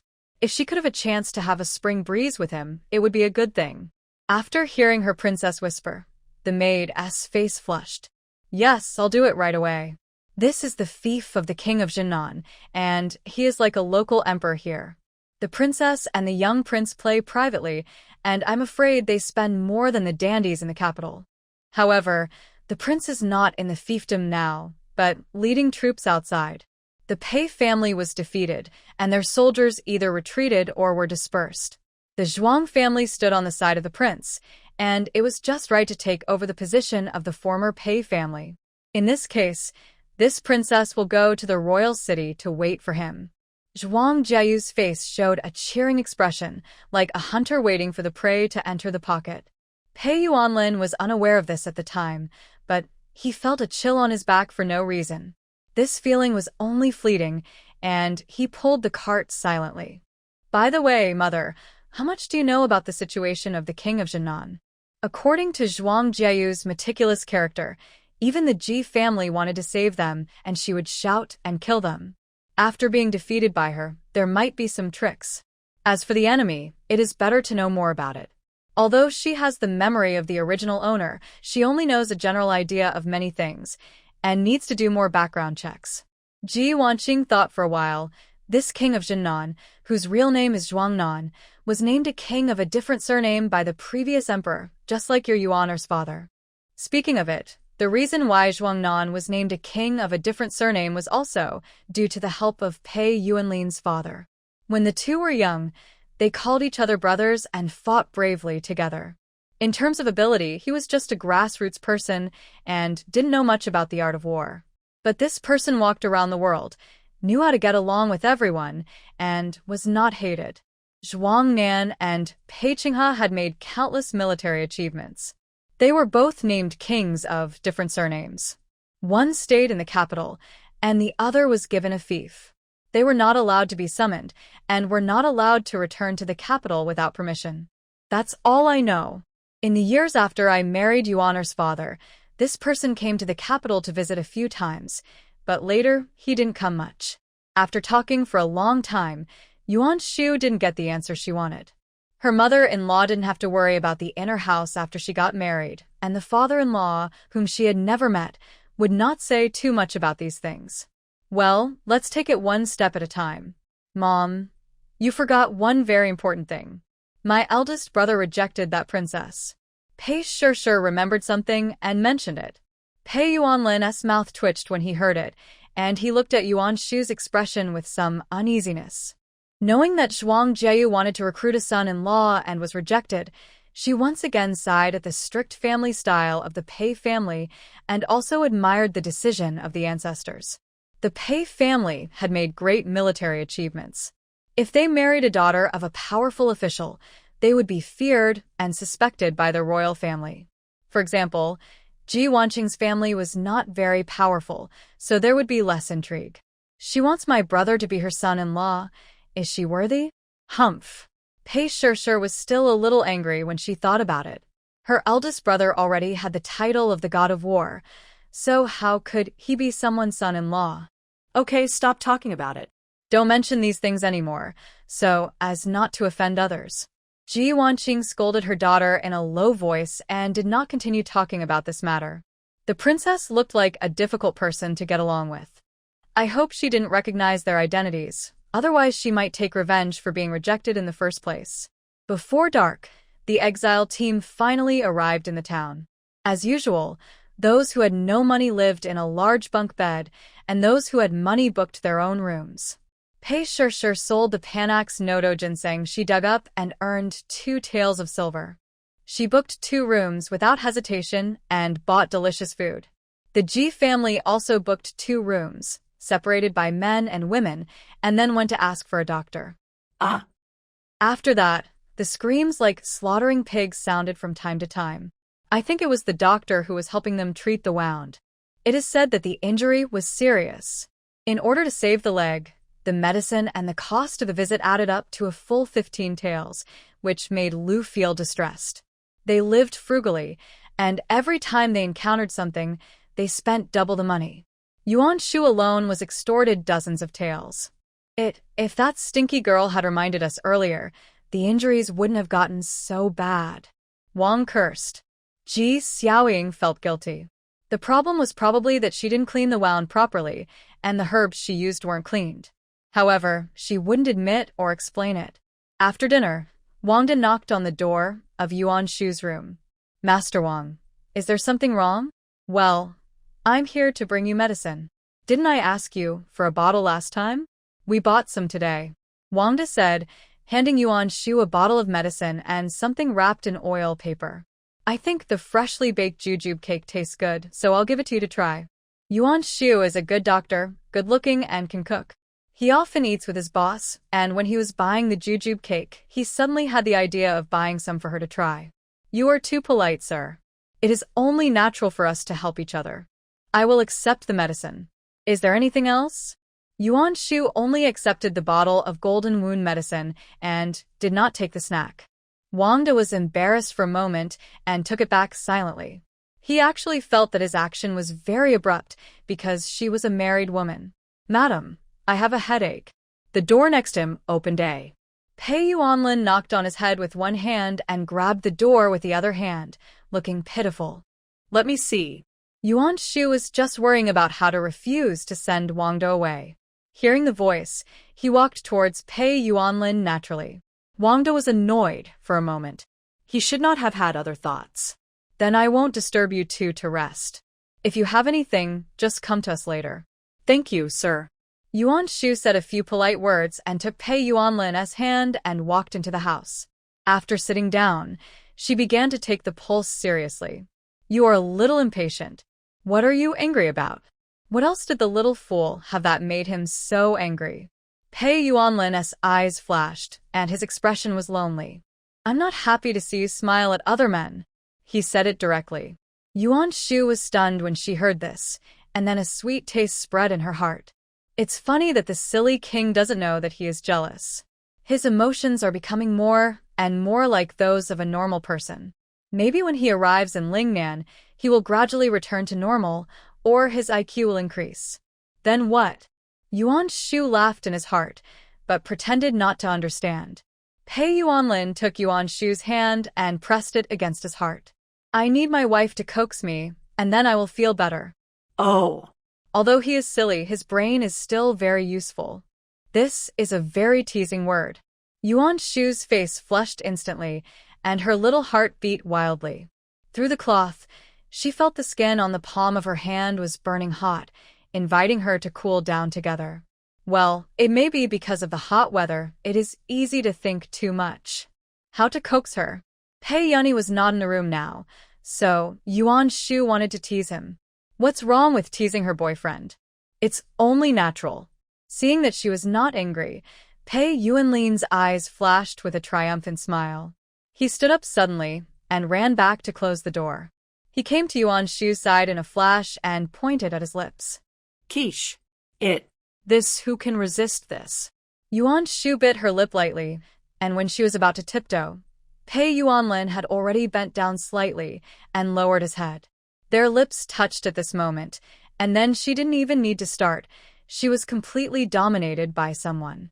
Hey, why is the door locked? Just when Yuan Shu's heart was beating like thunder and his thoughts began to drift, the door was pushed, and Pei Yunyi didn't push it open and grumbled. Then he lowered his head and looked through the door, just in time to see Pei Yuanlin and Yuan Shu quickly distance themselves. He slapped his forehead hard. Something bad seems to have happened to me, sob. Creaky. The door was open the next second. Yuan Shu pursed his lips, looking nonchalant. Your brother has a headache. I'll take his pulse. He's fine. Go and have a rest. Pei Yun glanced at his elder brother and always felt that there seemed to be a look of disgust on his face. Well, maybe it was an illusion. The elder brother is stupid. Even if it's that, it's probably because the elder sister-in-law was attracted by her beauty, and he was the one who was pounced on. No, he also has to work hard to learn some ways to make money and live in a hotel in the future, get 3 rooms. He doesn't want to squeeze in the same room with his elder brother. At night, Pei Yuanlin tossed and turned. Looking at his sleeping brother, he raised his feet and slowly retracted them. That's it, my dear brother. It's just that I feel sorry for his younger brother. I don't know when he can eat meat. The next day, the Exile team prepared to set off as usual. Pei Shishir and Ji Wanqing looked at Pei Yuanlin, who was helping Yuan Shu carry things downstairs, and the two looked at each other. Mom, have you noticed that the relationship between my eldest brother and sister-in-law is getting better and better? At the beginning, the two were like strangers, and they were awkward and distant when getting along. Now, almost 3 months have passed, and the two are more like a couple, and they're still very loving. Yes, your sister-in-law is really so good. I was worried that she would dislike your brother for being stupid. Alas, I really hope your eldest brother can get better, otherwise Shushu will suffer in the future. Her son is pure, but no woman can face a fool for a lifetime. Pei Shishir pursed her lips. From now on, whether to leave or stay, we respect the choice of my eldest sister-in-law. My brother is a fool, and they have no power or qualifications to ask Yuan Shu to stay with them. They can't afford what she has paid for the Pei family now. Just like that, 5 days later, the Exile team arrived at the royal city, the fiefdom of the king of Janan. This city is prosperous, so if you need supplies, please hurry up. We will stay here for half a day and set off tomorrow morning. Chao Yuan looked at the shining eyes of his fellow officers, and then thought of their request before entering the city, and decided to stay for a while. Along the way, he did not allow the officers to touch the women in the Exile team. Many people obeyed, but they were also feeling uncomfortable. There were brothels in the city, and it was difficult for him to stop those who wanted to go. Restraining them sometimes caused problems. That's great, Master Chao. You are so kind. The exiles were very happy. Even if they couldn't enjoy it, they were happy to rest for half a day. The arrival of Yuan Shu and others in the royal city was reported to Zhuang Jiayu and Zhuang Nan as soon as possible. Princess, they are staying at the Sihai Inn. I will report back after I have arranged everything. Very good.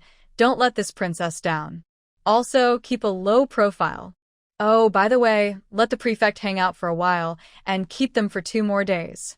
Zhuang Jiayu, who was swinging on the swing, had sparkling eyes. Thinking of Pei Yuanlin's handsome face, she was already thinking about how to torture him. How could she let people go before she had enough fun? Yes, I'll take my leave. At that time, Zhuang Nan was also listening to his subordinates' reports. He didn't speak in a hurry, but tapped his fingers on the table, wondering what he was thinking. Did His Highness have any news? The Pei family members actually walked so far safely, which was a bit inconsistent with his understanding of the prince. The Pei family encountered a lot of troubles on the way, but they all got through them safely. Could it be that they wanted him to hurt them severely? Your Highness, no. It is said that such a small matter is now handed over to the second prince for handling. Those who want to be emperors certainly don't want to dirty their hands, but they are unwilling to let Pei Yuanlin go. Let someone watch first. Even if you want to take action, you can't do it on this prince's territory. Something happened to the Pei family here. Regardless of whether it was him who did it, once the news spread, everyone would suspect him. He had a close relationship with the Pei family in the past, and he couldn't be accused of taking advantage of the situation. It is most appropriate to deal with it coldly, which will not make people think that he wants to help the Pei family, nor will it be easy to be accused of being ungrateful. I understand, I will arrange it now. The Pei family booked 2 guest rooms, one large and one small, in the inn. After dinner, they went back to their rooms to rest. At this time, an old woman selling incense came to sell her things. There were sachets in the basket and a piece of incense in her hand. She came to Pei Yuanlin. Sir, do you want to buy some incense? This incense can be used to fumigate clothes and calm the mind. It's very cheap. As she spoke, she kept waving her hands, letting the smoke of the incense spread over. No money, no buy. Pei Yuanlin refused coldly. After a while, the waiter came to light some incense, saying that it was summer and mosquitoes began to increase. In the middle of the night, Pei Yuanlin suddenly opened his eyes. No, there's something wrong with this incense. He poured tea on the incense in the incense burner and looked sideways at Pei Yani, who was sleeping soundly and seemed to have no reaction. Someone is targeting him? Who is it? Pei Yuanlin didn't want the matter to get out of hand, so he wanted to play along and see who actually gave him this medicine. He leaned on the table with a look of being unable to hold back his alcohol. Yuan Shu, who was next door, sobered up a little after hearing the noise. Just when she was about to go back to sleep, she found that someone had opened Pei Yuanlin's door. Good guy. Someone who understands her. Sensing that the other party only carried Pei Yuanlin away and didn't attack them, it was obvious that he was the only target. Yuan Shu calmly came to the window. A waiter took Pei Yuanlin to a leaky room and then left and closed the door. Huh, man, you are in my hands too? Zhuang Jiyu looked at Pei Yuanlin lying on the couch with shining eyes. When she took out 2 small pills to feed him, she fell to the side. Pei Yuanlin, who was about to take action, was stunned. Who helped him? The next second, Yuan Shu appeared beside him and pulled Zhuang Jiyu aside. Dare you touch my people? Pei Yuanlin was secretly happy when he heard this. His princess came to save him. Should he pretend to wake up or continue pretending? Just when Pei Yuanlin pretended to open his eyes, he saw Yuan Shu carrying Zhuang Jiyu. What is his princess going to do? Yuan Shu carried Zhuang Jiyu through the window and left, but suddenly felt that it was not appropriate. She turned back and put the person next to Pei Yuanlin. Just now she found out that this floor was reserved, and there was no one else. Maybe she didn't want to be disturbed. It just so happened that this was convenient for her to do things. After putting the person down, Yuan Shu turned and left. This action made Pei Yuanlin confused. What's going on? Is she going to call someone and then draw a line between herself and him? Just when Pei Yuanlin was wondering whether to run away, Yuan Shu came back, threw the person to the ground and asked him to leave. He opened his eyes and took a look. It was Ji Heng. Could it be that she wanted to? After a while, Ji Hao was also carried in, and the 2 brothers were fed small pills by her. Yuan Shu slapped Ji Hao's face while feeding him. You tried to take advantage of Shir last time. This is a lesson. Then she kicked Ji Heng. If you want to climb up the ladder, sister will help you, a toad. After scolding, she took a deep breath and prepared to carry Pei Yuanlin away. How could he bear to let his wife carry him on his back? He pretended to wake up in a daze. Wife. Shh, keep your voice down, let's go back. The 2 tried not to disturb the other people in the inn and walked towards the room little by little. At this time, Pei Yuanlin felt his blood boiling. He had been tricked. When he was ready to use his internal force to dissolve the poison, he used his internal force to dissolve the poison.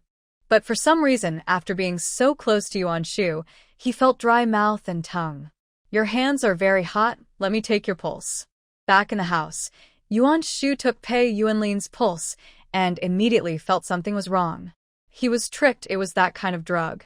Shoo shoo, I'm hot and thirsty. This poison is not complicated. He can suppress it with his internal force and slowly dissolve it, but at this moment, he wants to use the beauty trap. See if she will be fooled. Although it is shameless, he is now a fool and has no psychological pressure. Well, I know, you drink some water first. Yuan Shu pretended to pour tea, but actually took out the purest space spiritual spring and handed it to Pei Yuanlin. He gulped down the drink, feeling a sense of coolness in his heart, but for some reason, he still eagerly wanted it. Do you feel better? Yuan Shu frowned and asked in a low voice as he moved closer. Her breath made Pei Yuanlin's extinguished fire burn again. No, I feel uncomfortable. Very uncomfortable.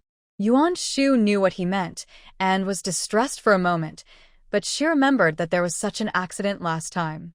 She pursed her lips. Before she finished speaking, Pei Yuanlin had already hugged her and blocked her next words with his mouth. He didn't want to rely on his own hands. My wife, help me. I feel very uncomfortable. I'm going to explode. Yuan Shu's face flushed.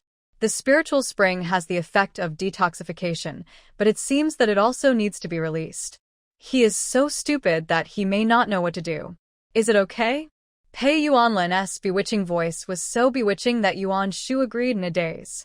Worried that Pei Yunyi would wake up halfway, she quietly used a sleeping pill spray. When Yuan Shu reached out his hand, Pei Yuanlin's eyes were blank. This is not what he expected. When his thoughts were wandering, the soft hand refreshed him. He subconsciously grabbed his sleeves. At this moment, he could not describe his mood. Relax. Yuan Shu muttered softly, looking down like a queen, and pecked him gently on the nose. The breeze was blowing outside the window, and the moon was hidden in the clouds, as if covering her face. On the other side, Zhuang Jieyu was here. The two brothers who were thrown here by Yuan Shu woke up in a daze, and when they turned their heads, they saw the beautiful woman in cool clothes, and their eyes were straight. The incense in the room also made Zhuang Jieyu uncomfortable. She half closed her eyes and hooked Ji Heng's neck. Miss you. Ji Heng was a little rational, but he didn't think too much. Along the way, except for the last time he was cheated, he could only rely on his hands. Last time he was insulted by Zhuang Jieyu, he was angry. A few days ago, I thought about how to torture her. Now, he thought he was in a dream, so he became even more fearless. Ji Hao was a little dumbfounded and tried to join in. A heart-pounding sound appeared. The dark guard with his back to this place shook his head and felt quite sympathetic towards Pei Yuanlin. Shushu, I still feel bad. Why can't we be like Uncle Dazhuang and the others? Anyway, there was no one else, so Pei Yuanlin dared to say anything and ask anything. Yuan Shu was speechless. Good man. When did he see it? He has learned bad things. Not yet, be obedient. She restrained herself because she was considering the baby in her belly, which was less than 3 months old. Otherwise, she would have eaten this guy up long ago. She is a modern woman. What kind of friendship does she have? It's not like she hasn't had it before. Besides, women need it too. If she doesn't have a boyfriend, she can have her own fun, right? It's not against the law, so why can't she do it? Pei Yuanlin didn't understand why it couldn't be done. He just thought that Yuan Shu couldn't let go, so he cooperated honestly. Seeing that Yuan Shu was already sleepy, he reluctantly allowed her to leave. Don't tell anyone about what happened tonight. Otherwise, I won't make you delicious food. Yuan Shu threatened before leaving. Pei Yuanlin nodded. Got it. For the sake of delicious food, he would definitely not tell anyone. His princess was soft-hearted. If there was such an opportunity next time, he would prepare some medicine that she had to personally apply to detoxify. Maybe he could successfully eat meat. Yuan Shu went back, feeling sweaty and a little empty.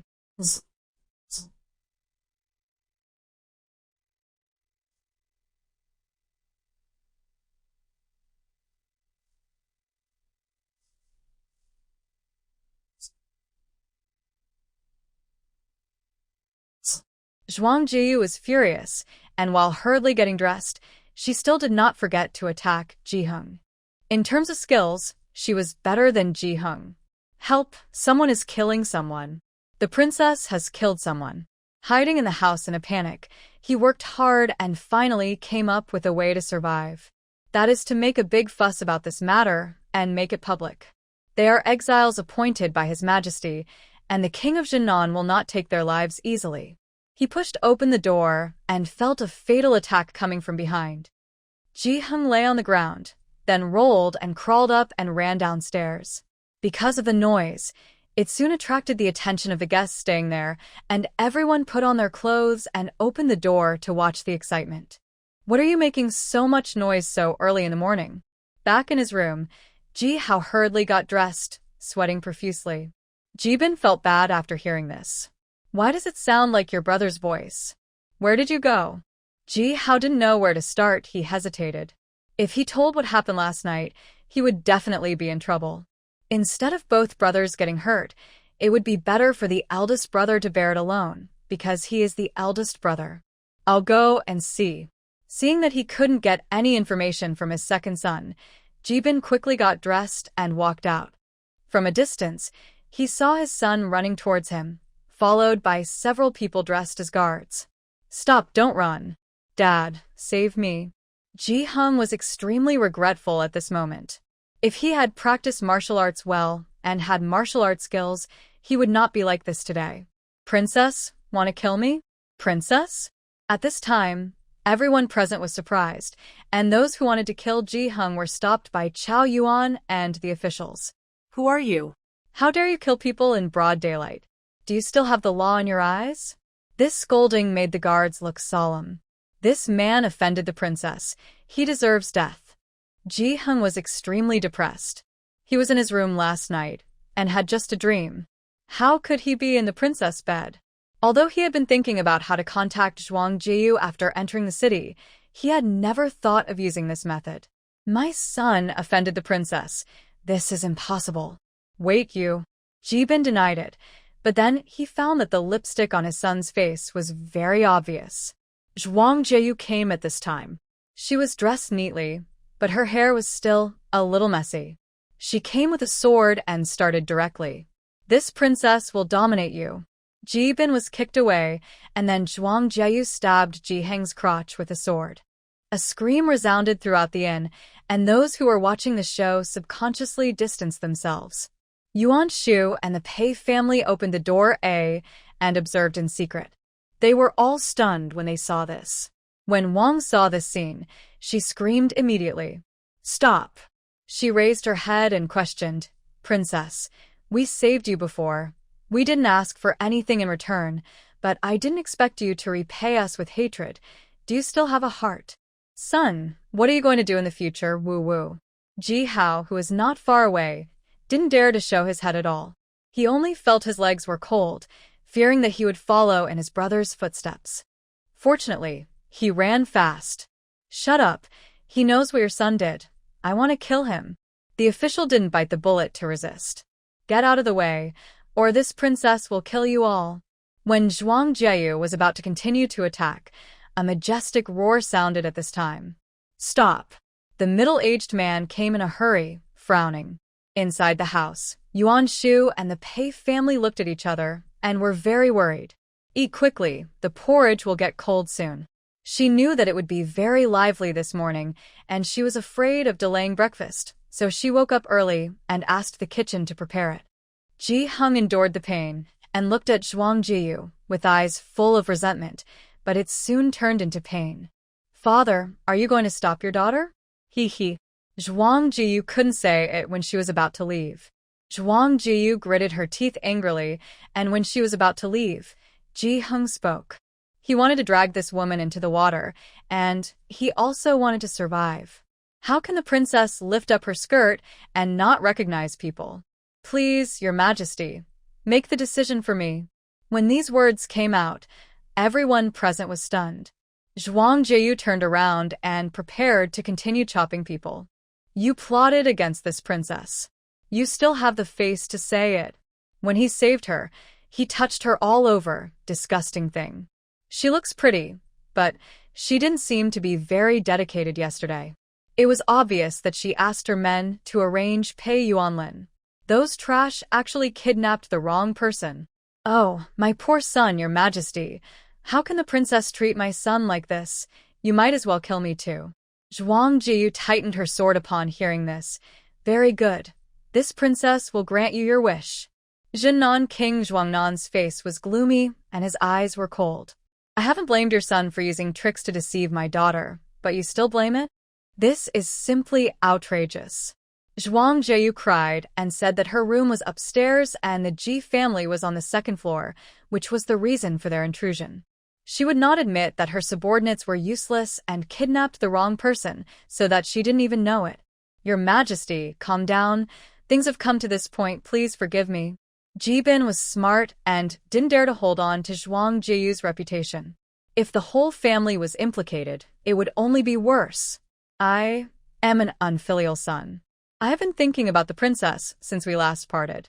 I must have been confused when I met her by chance in the inn this time.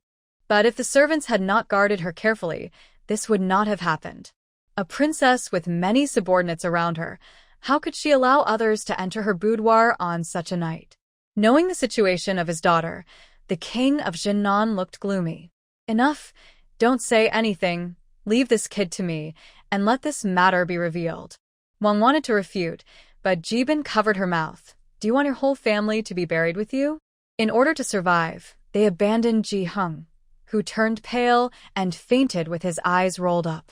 In order to protect Zhuang Jiyu's reputation, Zhuang Nan then knocked on other guests in the inn and did not allow them to disclose what happened here today. As for this brat, I will write a letter to the county magistrate later. Sir, do you have any objection to my proposal? Chao Yuan bowed hurriedly. I dare not. He had no objection, and he did not dare to have an opinion. He dared to plot against the princess. He was simply tired of living. If he was to be counted, it was also his fault for not supervising them well.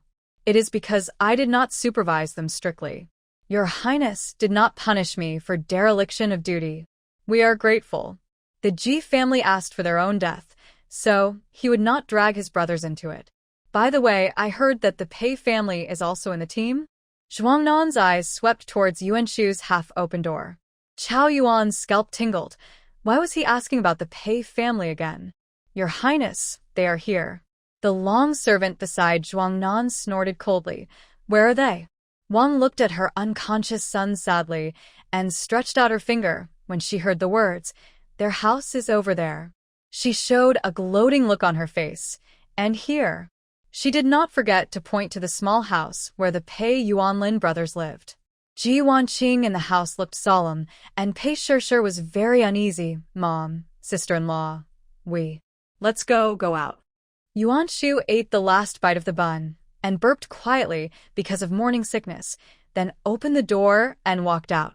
Seeing the solemn expressions of the Pei family, Wang smiled a little proudly. She lost a son. How could the Pei family be easy? I greet the prince.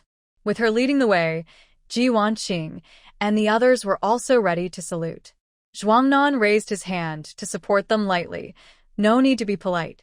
Lord Chao, the Pei family, and I are old friends. I would like to keep them for a day to reminisce about the past. Do you think you can make it convenient? He said so, but his eyes and tone were clearly threatening. Chao Yuan looked solemn and embarrassed. He gritted his teeth and nodded. Even so, let's do as the prince said. It happens that my brothers and some exiles are injured, so we plan to stay for another day. It was already dark when he entered the city last night, and he had not yet gone to the government office to register for a pass. Now that the Prince of Janan has spoken, even if he disagrees, he will not be able to get a pass, and his departure will be delayed. Why not go with the flow and save face? Thank you, Lord Chao, for your flexibility. Zhuang Nan said lightly, and extended his hand to Ji Wanqing and the others. Everyone, please come to the mansion for a chat. Refuse? No. He could only follow, with gritted teeth. Pei Yuanlin still followed Yuan Shu stupidly, his heart heavy. He used his peripheral vision and gestures to give simple instructions to the Pei family assassins in the dark. What's going on, old friend? Wang sure couldn't understand what the king of Janan did. She was dumbfounded, stumbled to her feet, and wanted to ask the reason. Ji Bin quickly covered her mouth. "If you keep talking nonsense, I'll tear your mouth apart." Zhuang Jieyu glared at them with gritted teeth, then pointed at Ji Hung. "Someone, drag this man away for this princess." Ji Hung was really dragged downstairs like this, and the bloodstains on the ground made everyone's scalp numb. With their actions like this, the people present didn't dare to say anything at all. At least, within the jurisdiction of the fiefdom of King Janan, such things could not be spread. The waiter had a pale face and lay on the ground wiping the bloodstains. "My grandson." Lu didn't cry until the people in the palace went away. For a moment, the Ji family was as if someone had died. When they arrived at the palace, Zhuang Jieyu stared at Yuan Shu. "Are you the one who has an engagement with Pei Yuanlin?" Yuan Shu smiled faintly and saluted at her. "It's me, a commoner. I failed to recognize the princess last time and was rude to her. Please forgive me.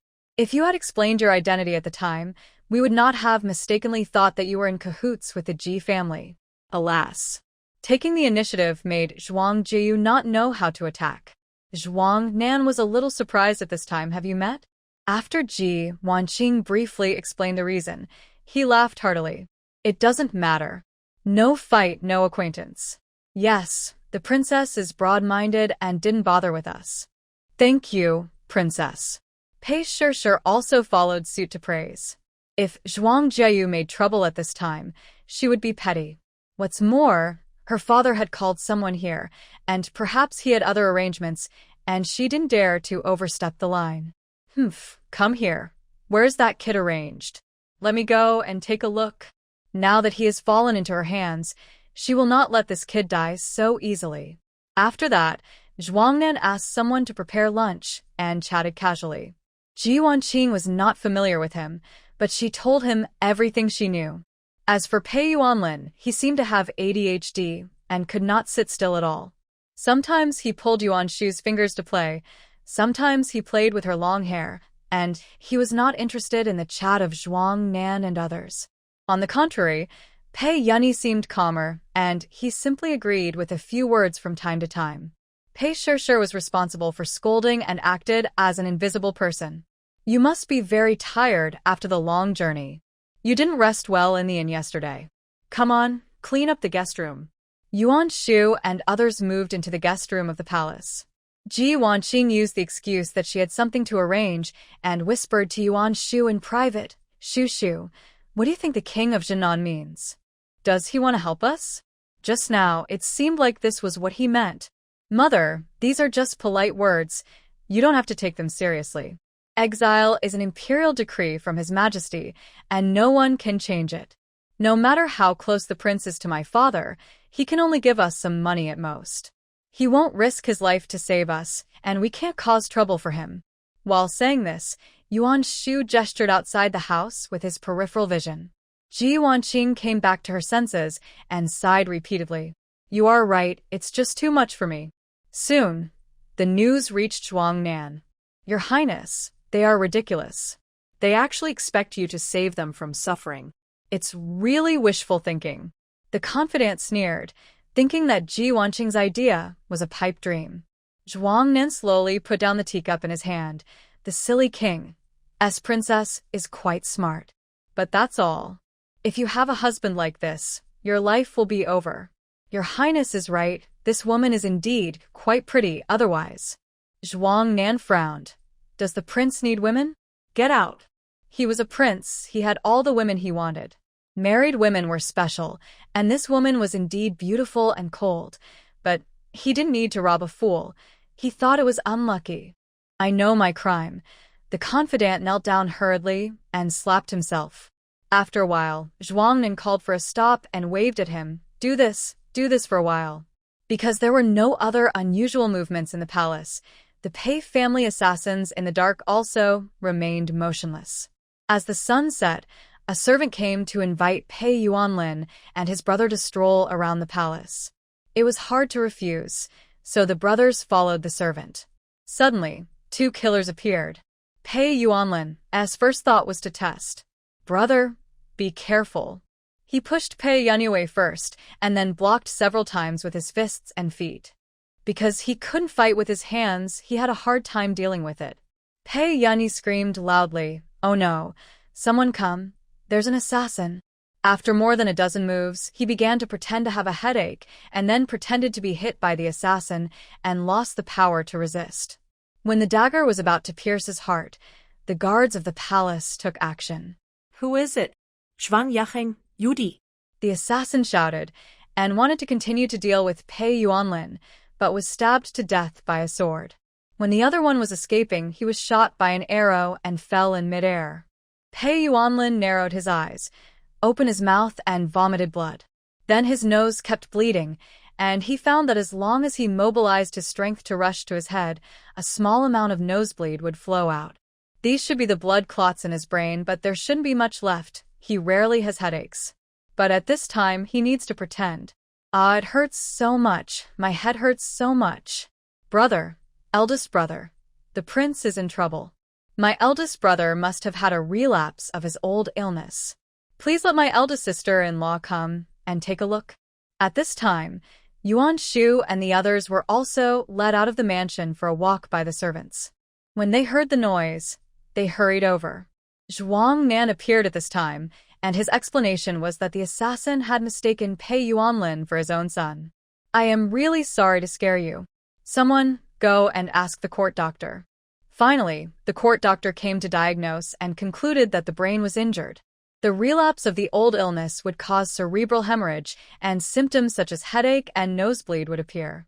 "Prince, in this situation, the patient is very dangerous. If the head is injured again, his life may be in danger." The doctor tried to make it as serious as possible. Secondly, head injury is a disease that many doctors are at a loss for. Zhuang Nan frowned and seemed very worried. "Use the best medicine." With his back to the two of them, Yuan Shu's eyes were heavy. It was indeed a test, but he didn't expect it to be so sudden. Fortunately, the king of Janan was just testing him and would not take Pei Yuanlin's life. "Husband, are you still in pain?" she asked softly while rubbing Pei Yuanlin's head. Pei Yuanlin paused, looking pitiful. "It hurts, as if someone hit my head. Also, it hurts here too, it's a little hard to breathe." As he said that, he took Yuan Shu's hand and pressed it on his chest. He was kicked, and although he had deliberately resisted, he still took 7 points of the force to make his injury more realistic. The pain was real, and there were bruises from footprints on it. Touching his solid chest, Yuan Shu's eyes flashed. Strange, is it an illusion? Why does she feel that this silly boy is still teasing her at this moment?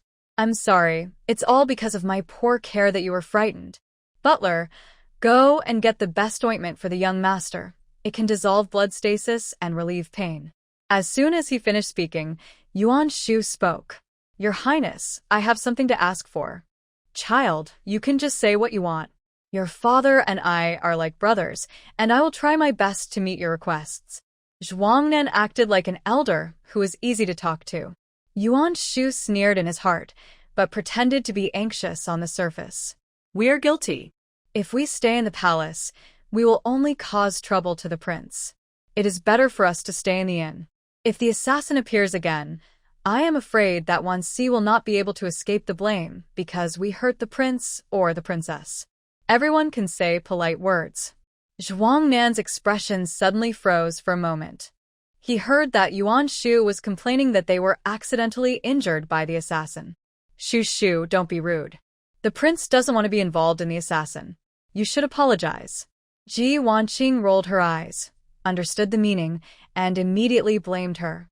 She is not stupid, and she is even very smart. She didn't have so many bad things to worry about before, so her ideas were naive.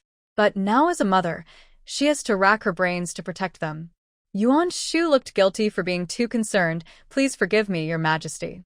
I am also worried about my husband's injury." Having said that, Zhuang Nan was unhappy, but he couldn't get angry. "Alas, I wanted you to have a good rest and recover your body, but I didn't expect. Well, although I can't help you out of trouble. But it's okay to prepare some dry food. Just consider it as a token of my gratitude as an old friend." As he said, He gave his confidant a look, and the other party took out a few silver bills. Ji Wanqing hurriedly refused. Your Highness, you can't do it. We are already very grateful that you have hired a doctor for Yuan. How can I take your things? In the end, the silver bills were not taken, but 100 taels of silver were still obtained. Then, several people returned to the restaurant in under the of the guards of the palace. Father, why did you let them go? Zhuang Jieyu came back to vent his anger, but found that Pei Yuanlin and the others had left, and he was immediately unhappy. The meat that was delivered to his mouth was not eaten. How abominable. Not leaving, keeping them for the new year? Zhuangnin glanced at his daughter coldly. You think the matter is not big enough. I warn you, you can't touch anyone from the Pei family now, remember? Zhuang Jieyu curled her lips. Father, I know. I'll take my leave. She turned away angrily, as if she hadn't heard anything. Back in the house, she was so angry that she smashed a set of cups. This princess can't just let it go. Those who offend her will not have a good ending, and Yuan Shu is no exception. And her face, if it is made into a human skin mask, it will be very beautiful, and she can have fun with this face. Even if her father doesn't help her, she can ask other people for help. Let's go. Let's take care of that dog for this princess. Don't let him die. The dog was pointing at Ji Heng. He was the first one who dared to plot against Zhuang Jieyu like this, and her request was to make him wish he could not live or die. The next morning, the exiled team set off. It was not until 2 hours after leaving the royal city that Chao Yuan secretly exhaled a breath of turbid air. You can let everyone walk a little slower and take a break. He thought that it might take some trouble to get out of the city this time, but he didn't expect the situation to be beyond his expectations. The king of Janan is really a man who keeps his word. A day passed, and everyone lived in peace.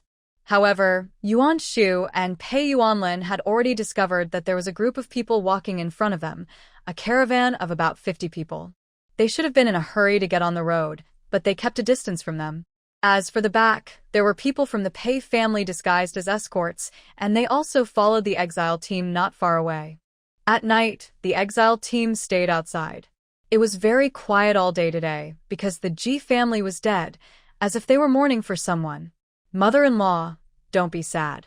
The old will not go, and the new will not come. The son is gone, but there will be a grandson.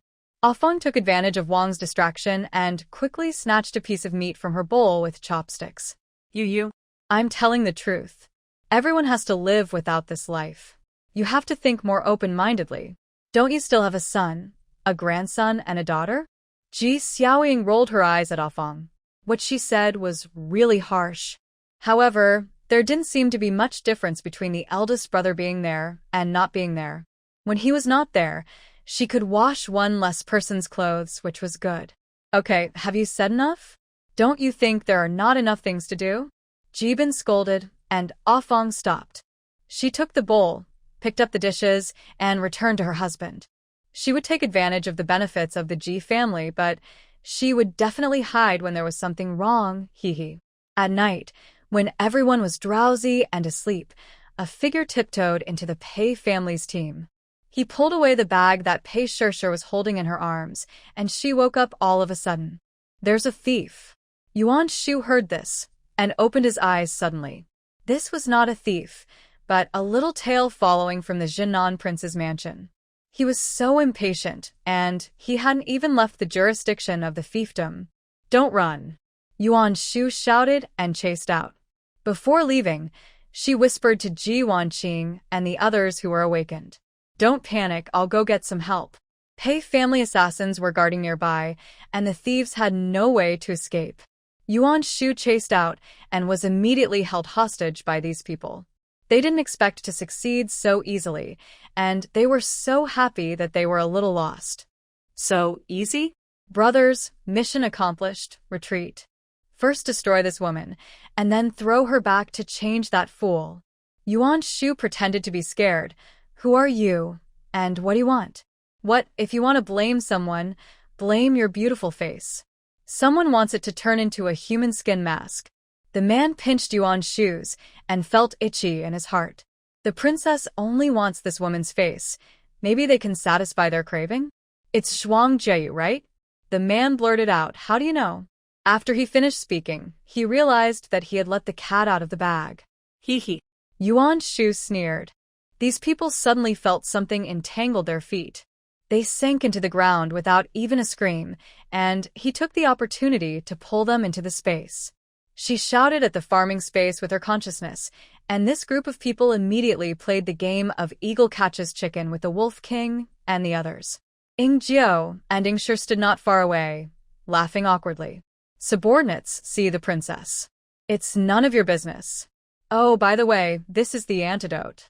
Yuan Shu threw 2 mints to them, picked up the bag that fell on the ground, and left. The 2 of them swallowed the things obediently. The princess was so weird that they dared not eat. By the way, did you see clearly how the princess made her move? This was the first time that Ing Shi was so disgusted with his eyesight. Ing Jiu shook his head. It was dark, and I didn't see clearly. It's like divine power. Have you ever seen anyone with such ability?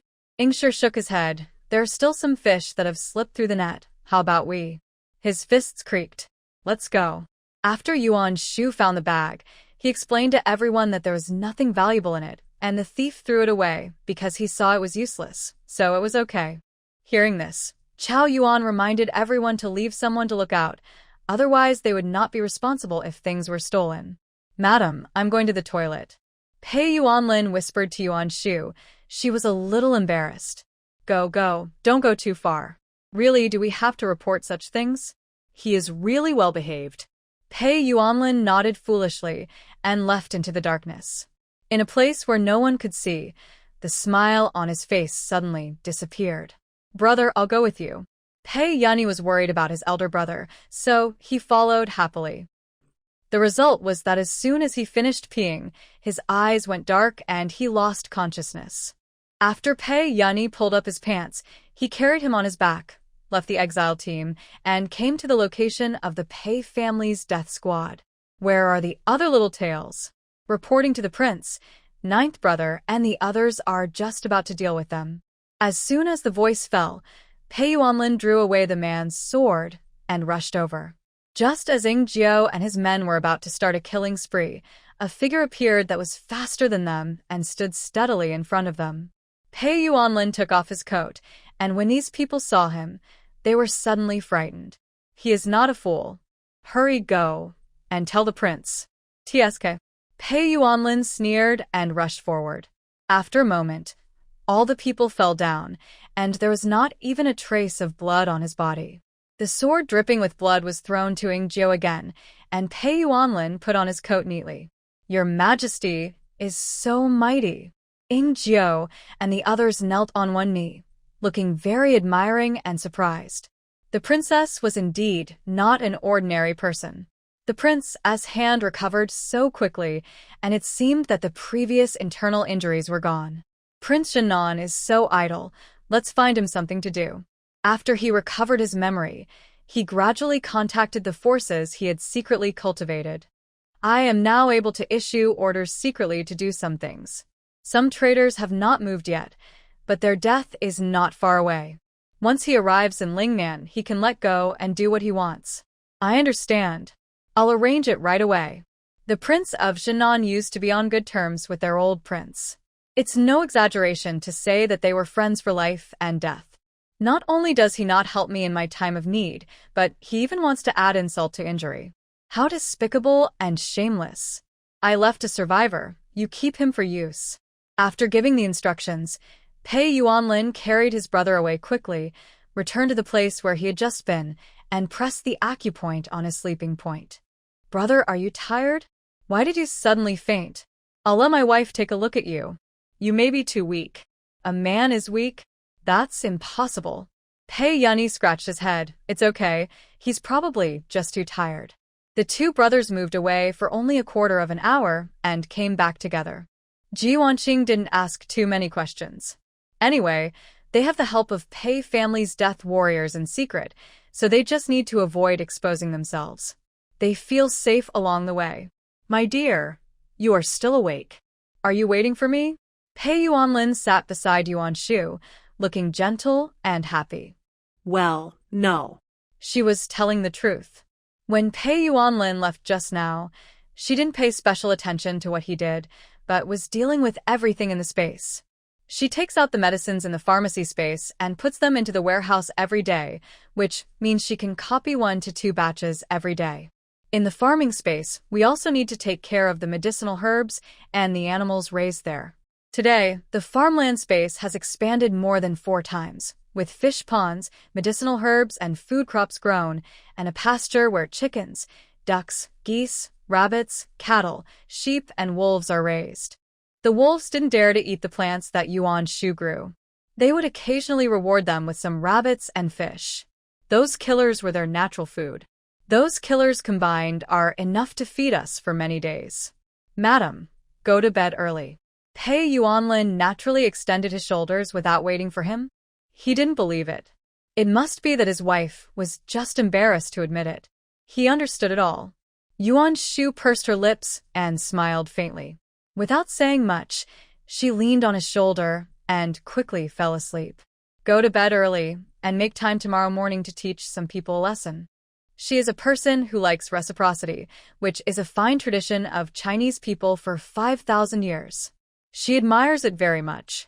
The next day, Pei Shishir got up at dawn to prepare breakfast. Sure, my stomach seems to be uncomfortable. I'm going to the toilet and will be back later. Just save some breakfast for me, and don't wait for me. Yuan Shu pretended to have a stomachache, and after leaving, he immediately used the Earth Escape technique to return to the fiefdom of King Janan. With the upgrade of space, although she could not teleport, it only took her 15 to 20 minutes to go back and forth for a day.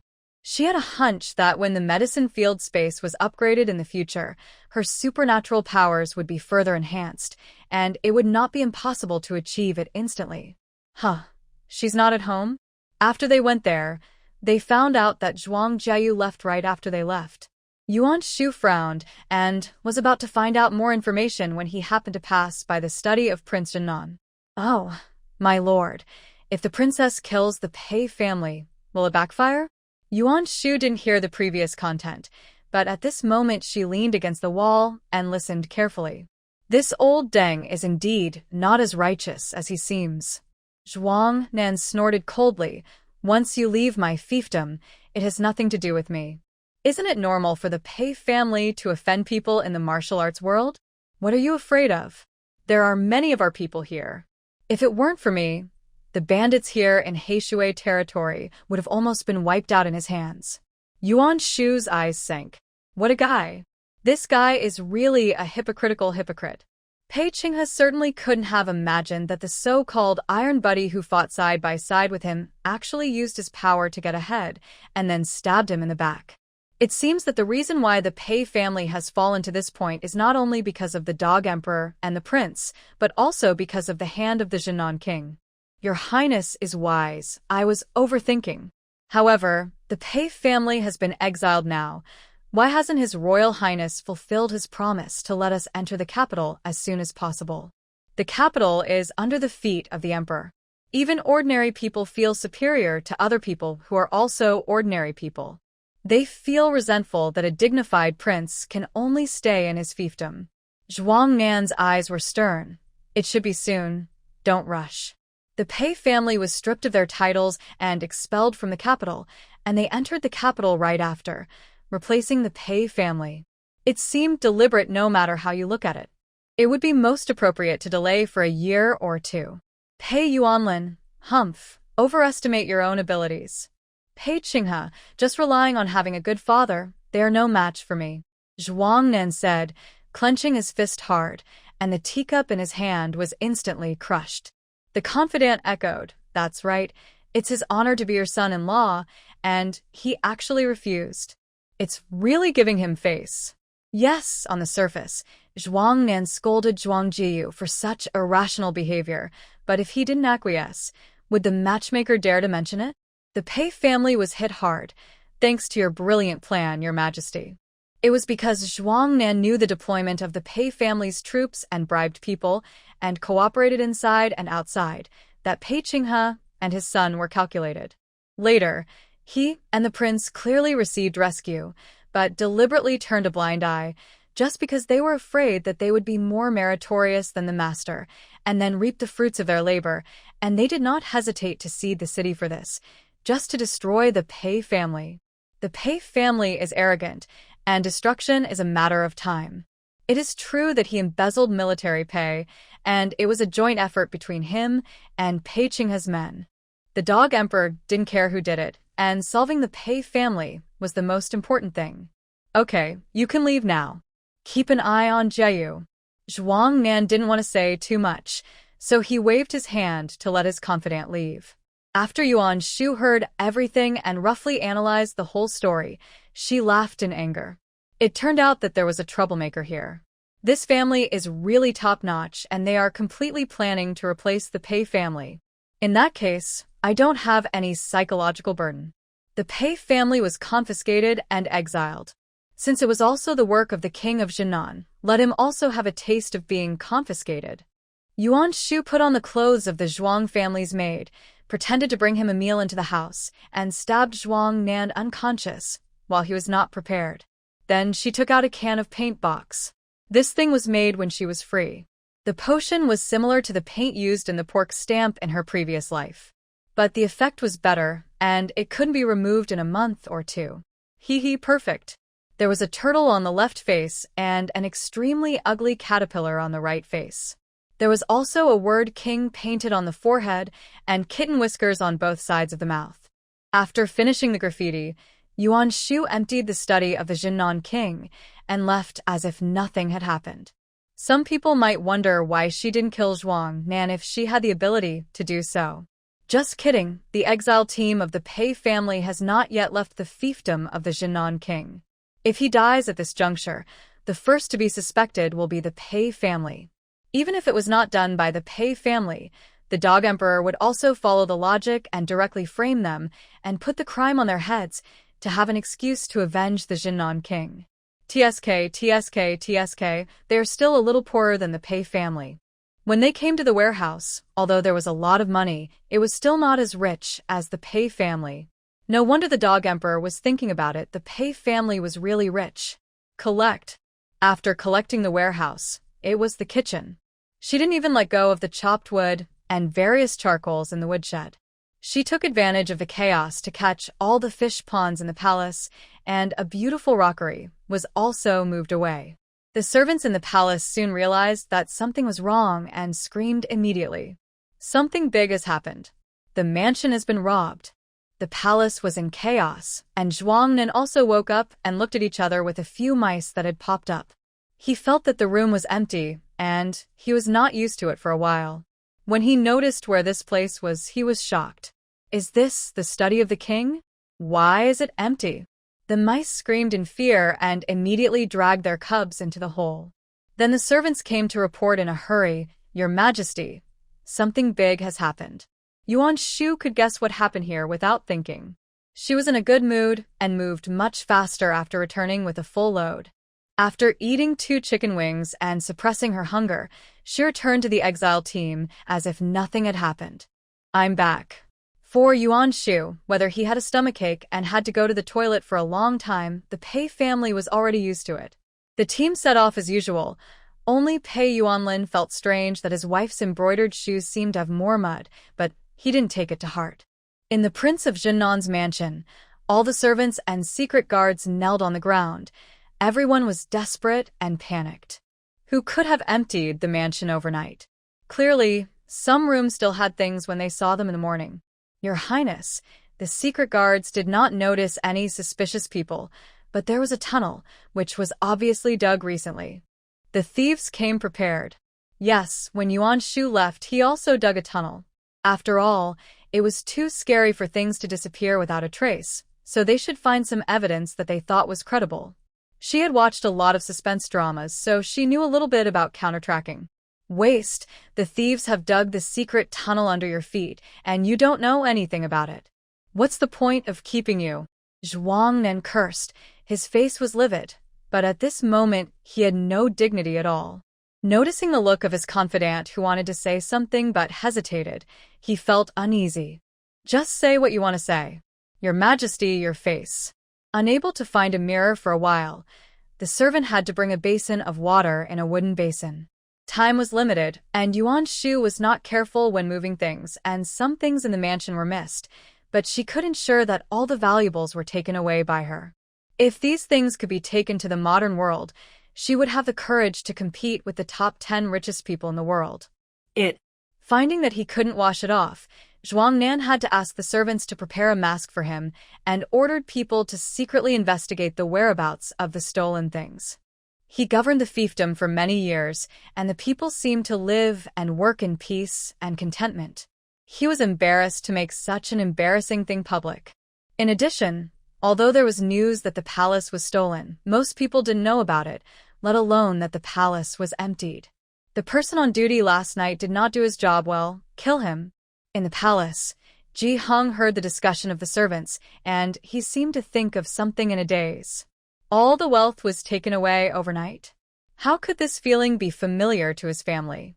However, the pain and serious injuries made him faint, and he forgot about it. The people in the palace went out of the tunnel and searched almost every inch, but it was so strange that they didn't even find footprints. In the process of investigation, the tunnel collapsed and buried many people inside. Zhuang Nan's face became darker. Who is it? If I know who it is, I will tear him into pieces. Cursing, he threw away the handkerchief in his hand viciously. These stains on his face can't be washed off at all. It's like they grew out of his flesh and blood. Even if they washed it with water and oil, the skin was almost scratched, but it didn't fade at all. The other people in the palace were trembling with fear, and even their breathing became lighter. Yuan Shu sighed. They carried light bags on their backs, and the heavy ones were almost placed on the cart, which was dragged by Pei Yuanlin. Yuan Shu was walking while distractedly fiddling with everything in the space, taking out the herbs that could be taken from the pharmacy. By the way, she distractedly studied the herbs she got from the Imperial Hospital. Some of them were seeds, so she planted them in the soil and used her supernatural powers to make them break out of the soil. Some of them had very weak vitality, so she used spiritual spring water to warm them before cultivating them.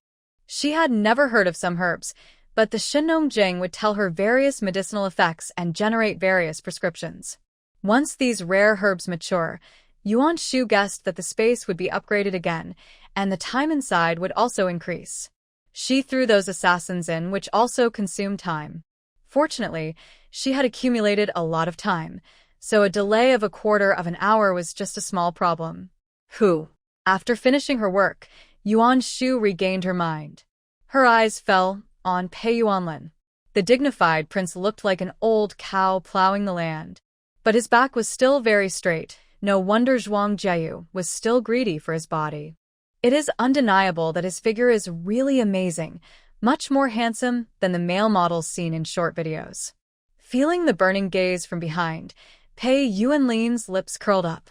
The charm was greatly reduced through the clothes, but the facts proved that his judgment was correct. She really liked it, and she would like more in the future. Sister-in-law, my brother is handsome, right? Pei Shishir noticed Yuan Shu's gaze. She lowered her voice and asked quietly. Well, yes. Yuan Shu paused and didn't object. She had a pretty face and a good figure. Everything about her was perfect in her heart. Pei Shishir grinned. If she's pretty, just look at her more. She said so, but what she was thinking in her heart. What's the point of seeing it? If you have the courage, just go for it. They won't stop you. But on second thought, on the road of exile, they're busy every day. Where would they have the time to think about these things? Only the Ji family members are quick-witted. I don't know if these repeated incidents can make them honest. Facts have proved that being honest is impossible. Tonight, they are still sleeping in the wild. The sun has just set, and Chao Yuanrang has asked everyone to rest. It's still the old rules. There must be people staying in the camp. The whole family cannot leave. After repeating the old-fashioned request, he arranged for officials to guard the surroundings. The brothers Pei Yuan and Lin He and Pei Yun went to look for firewood, while Ji Wanqing took her daughter to look for wild vegetables. Although Zhuang Nan gave them 100 taels, wealth should not be revealed, and some things must be obtained through clear channels. What are you doing standing there like an idiot? Why don't you go and prepare dinner? Lu saw Wang's distraught and tearful look and frowned and scolded. The one that their Ji family was most proud of was now detained in the Prince of Janan's mansion, and his life or death was unknown. They were all sad. But life had to go on, and entanglement could not change the facts. Xiaoying and I will prepare dinner. Wu saw Wang like this, and she was secretly happy. She took over the work with an understanding look. I'll go find wild vegetables. Wang wanted to be alone, so she found an excuse to leave and walked forward aimlessly, unknowingly walking away. After she came to her senses, she wanted to turn back, but suddenly she smelled an odor in the air. Looking closely, there were actually small squirming things under the rock wall not far away. Looking carefully, they were wild boars sleeping in rows. Wang's eyes lit up, and she pursed her lips subconsciously. This was fresh meat. Wait, maybe. She backed away slowly, without making any noise. After leaving the royal city, she felt uncomfortable when she thought of her eldest son, especially when she saw that the Pei family was fine. She became even more angry. Why could a fool and a teenager be so fine? Picking up a handful of wild vegetables at random and holding them in her hands, Wang finally found Pei Yuanlin, who was tying firewood with a rope. Yuanlin, I'm your second aunt. Oh. Pei Yuanlin responded coldly, dragging the firewood, and was about to leave. His sister found the medicinal material, which was a small piece of Gastrodia alata, and his younger brother followed to dig it. He wanted to bring the firewood back as soon as possible. Wang blocked his way. Wait a minute, Aunt. I found a good thing. If you take it back, your wife will definitely be very happy. She saw that Pei Yuanlin cared about his family, especially that fierce woman Yuan Shu. What is it?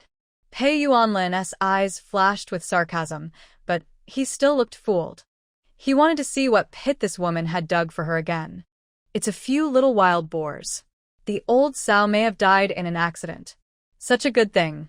Let's not make it public. Let our family enjoy it. Seeing that Pei Yuanlin did not object, Wang became more excited. You go there and guard it first, don't let the piglets run away, and go back and call people. We will take 1 or 2 back and kill them to replenish our bodies. Wild boar? Pei Yuanlin thought for a moment, then followed Wang silently. Did you see it? You can catch 2 first, I'll go back and get the backpack. Seeing Pei Yuanlin's eyes shining, she covered her mouth secretly and laughed, then left. Little did she know that Pei Yuanlin's eyes were full of cold light at this moment. You can't trick him. At this moment, he suddenly noticed a rustling noise not far from the bushes. The little pigs were sleeping so soundly that they didn't notice it at all. Pei Yuanlin approached calmly, and after pulling aside the bushes, a black shadow pounced on him. Here, after Wang went back, she put down the wild vegetables, still looking sad. It was not easy for others to blame the mother who lost her child, and the Ji family said nothing. After a while, Pei Yuanlin came back, dragging a bundle of firewood, and the short coat covering the outside seemed to be wrapped in something. Madam, I caught it for you. Do you like it? Yuan Shu looked at the struggling and weakly humming little guy, and his expression was startled. Yes, you were not bitten, were you? No. After Yuan Shu made sure that he was fine, she used a backpack and a stone to pin the little guy to the ground, and then threw a pancake. Wang looked at the thing struggling under the bamboo basket and showed a triumphant smile. A fool is a fool, so easy to fool. When the old sow finds out that the piglets have been stolen, she will definitely go berserk. The Pei family will suffer, and maybe a few will be killed or injured. It can be regarded as revenge for her son. Even if the Pei family members don't die, the wild boar will hurt other people, and this account can be counted on them. Her son is not good, and the Pei family can't expect to have a good life. Time passed by minute until the sun set, and still nothing happened. Seeing that Yuan Shu and the others had already eaten and were about to rest, Wang was puzzled and panicked. Strange. Why is everything okay? She muttered, but also felt lucky. Could it be that she was right, and the old sow had a problem, so she left this litter of piglets alone? It's not impossible. If all of them are taken advantage of by the Pei family in a while, what a pity. I'm going out for a while. Thinking of this, Wang could not sit still any longer. She left with the backpack on her back and went straight to the wild boar den. Sure enough, the sow was not there.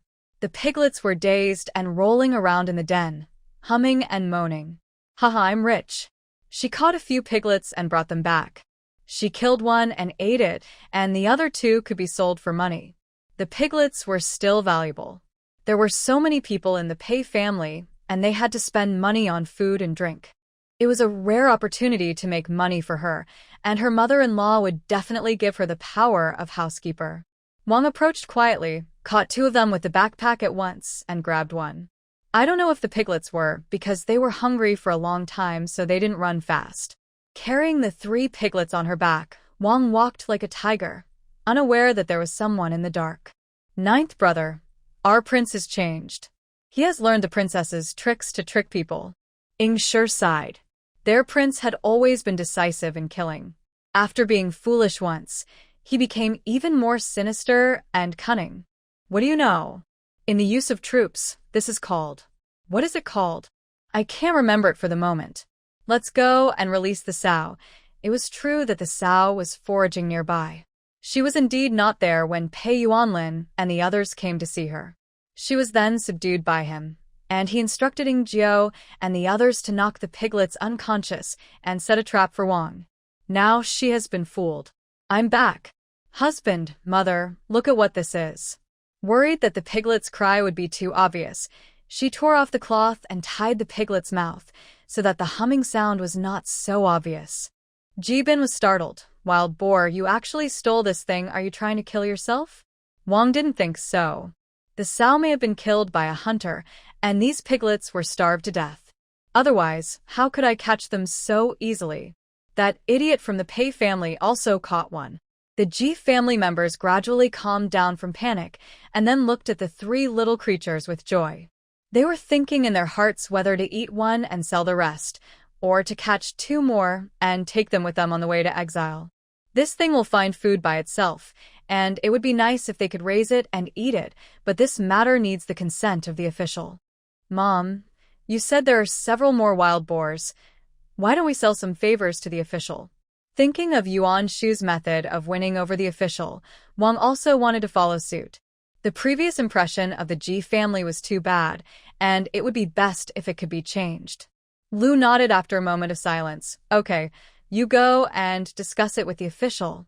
What's wrong with sharing some of the benefits that you have picked up for free? Wang and Jibin immediately walked towards the direction of the official impatiently and found Wang to tell him about it. How can you prove that the sow is dead? What if she went to find food? It is not impossible to go out early in the morning and come back at night. He looked serious. Return the piglets first, and make plans after confirming the authenticity. If you cause trouble and implicate everyone, you will be whipped. Wang curled her lips. We are telling the truth. This matter is of great importance. You go back first, and I will discuss it with the boss. Wangda was very calm. There are some things in the wild that can be touched, but some are very dangerous. These officials believe everything Yuan Shu says. Dogs who are addicted to beauty. Wang cursed in her heart and returned to the Ji family team with Jibin. What did they say? The officials said he wanted to discuss it. Jibin felt that Wang Da and others would agree. As for returning it, wouldn't it be enough to go there and confirm the authenticity later? Another quarter of an hour passed, and Yuan Shu, who was ready to rest, suddenly felt something was wrong. Her special ability sensed that a beast was heading straight for them. Listen, what's that sound? Something is approaching. It's a wild boar. Pei Yuanlin understood, but his face looked innocent. On the other side, Wang Da and Chao Yuan were discussing. Chao Yuan felt that the sow was more likely to be alive. If it was caught by hunters, experienced hunters would judge that it was carrying piglets, and it is impossible not to look for these wild boar piglets. Wang Da nodded, his face solemn. I will send them back now. He had just left the tent and was about to head towards the Ji family when he suddenly heard Yuan Shu's voice. Then, a roar sounded at this time, and a black wild boar with a little red hair rushed out.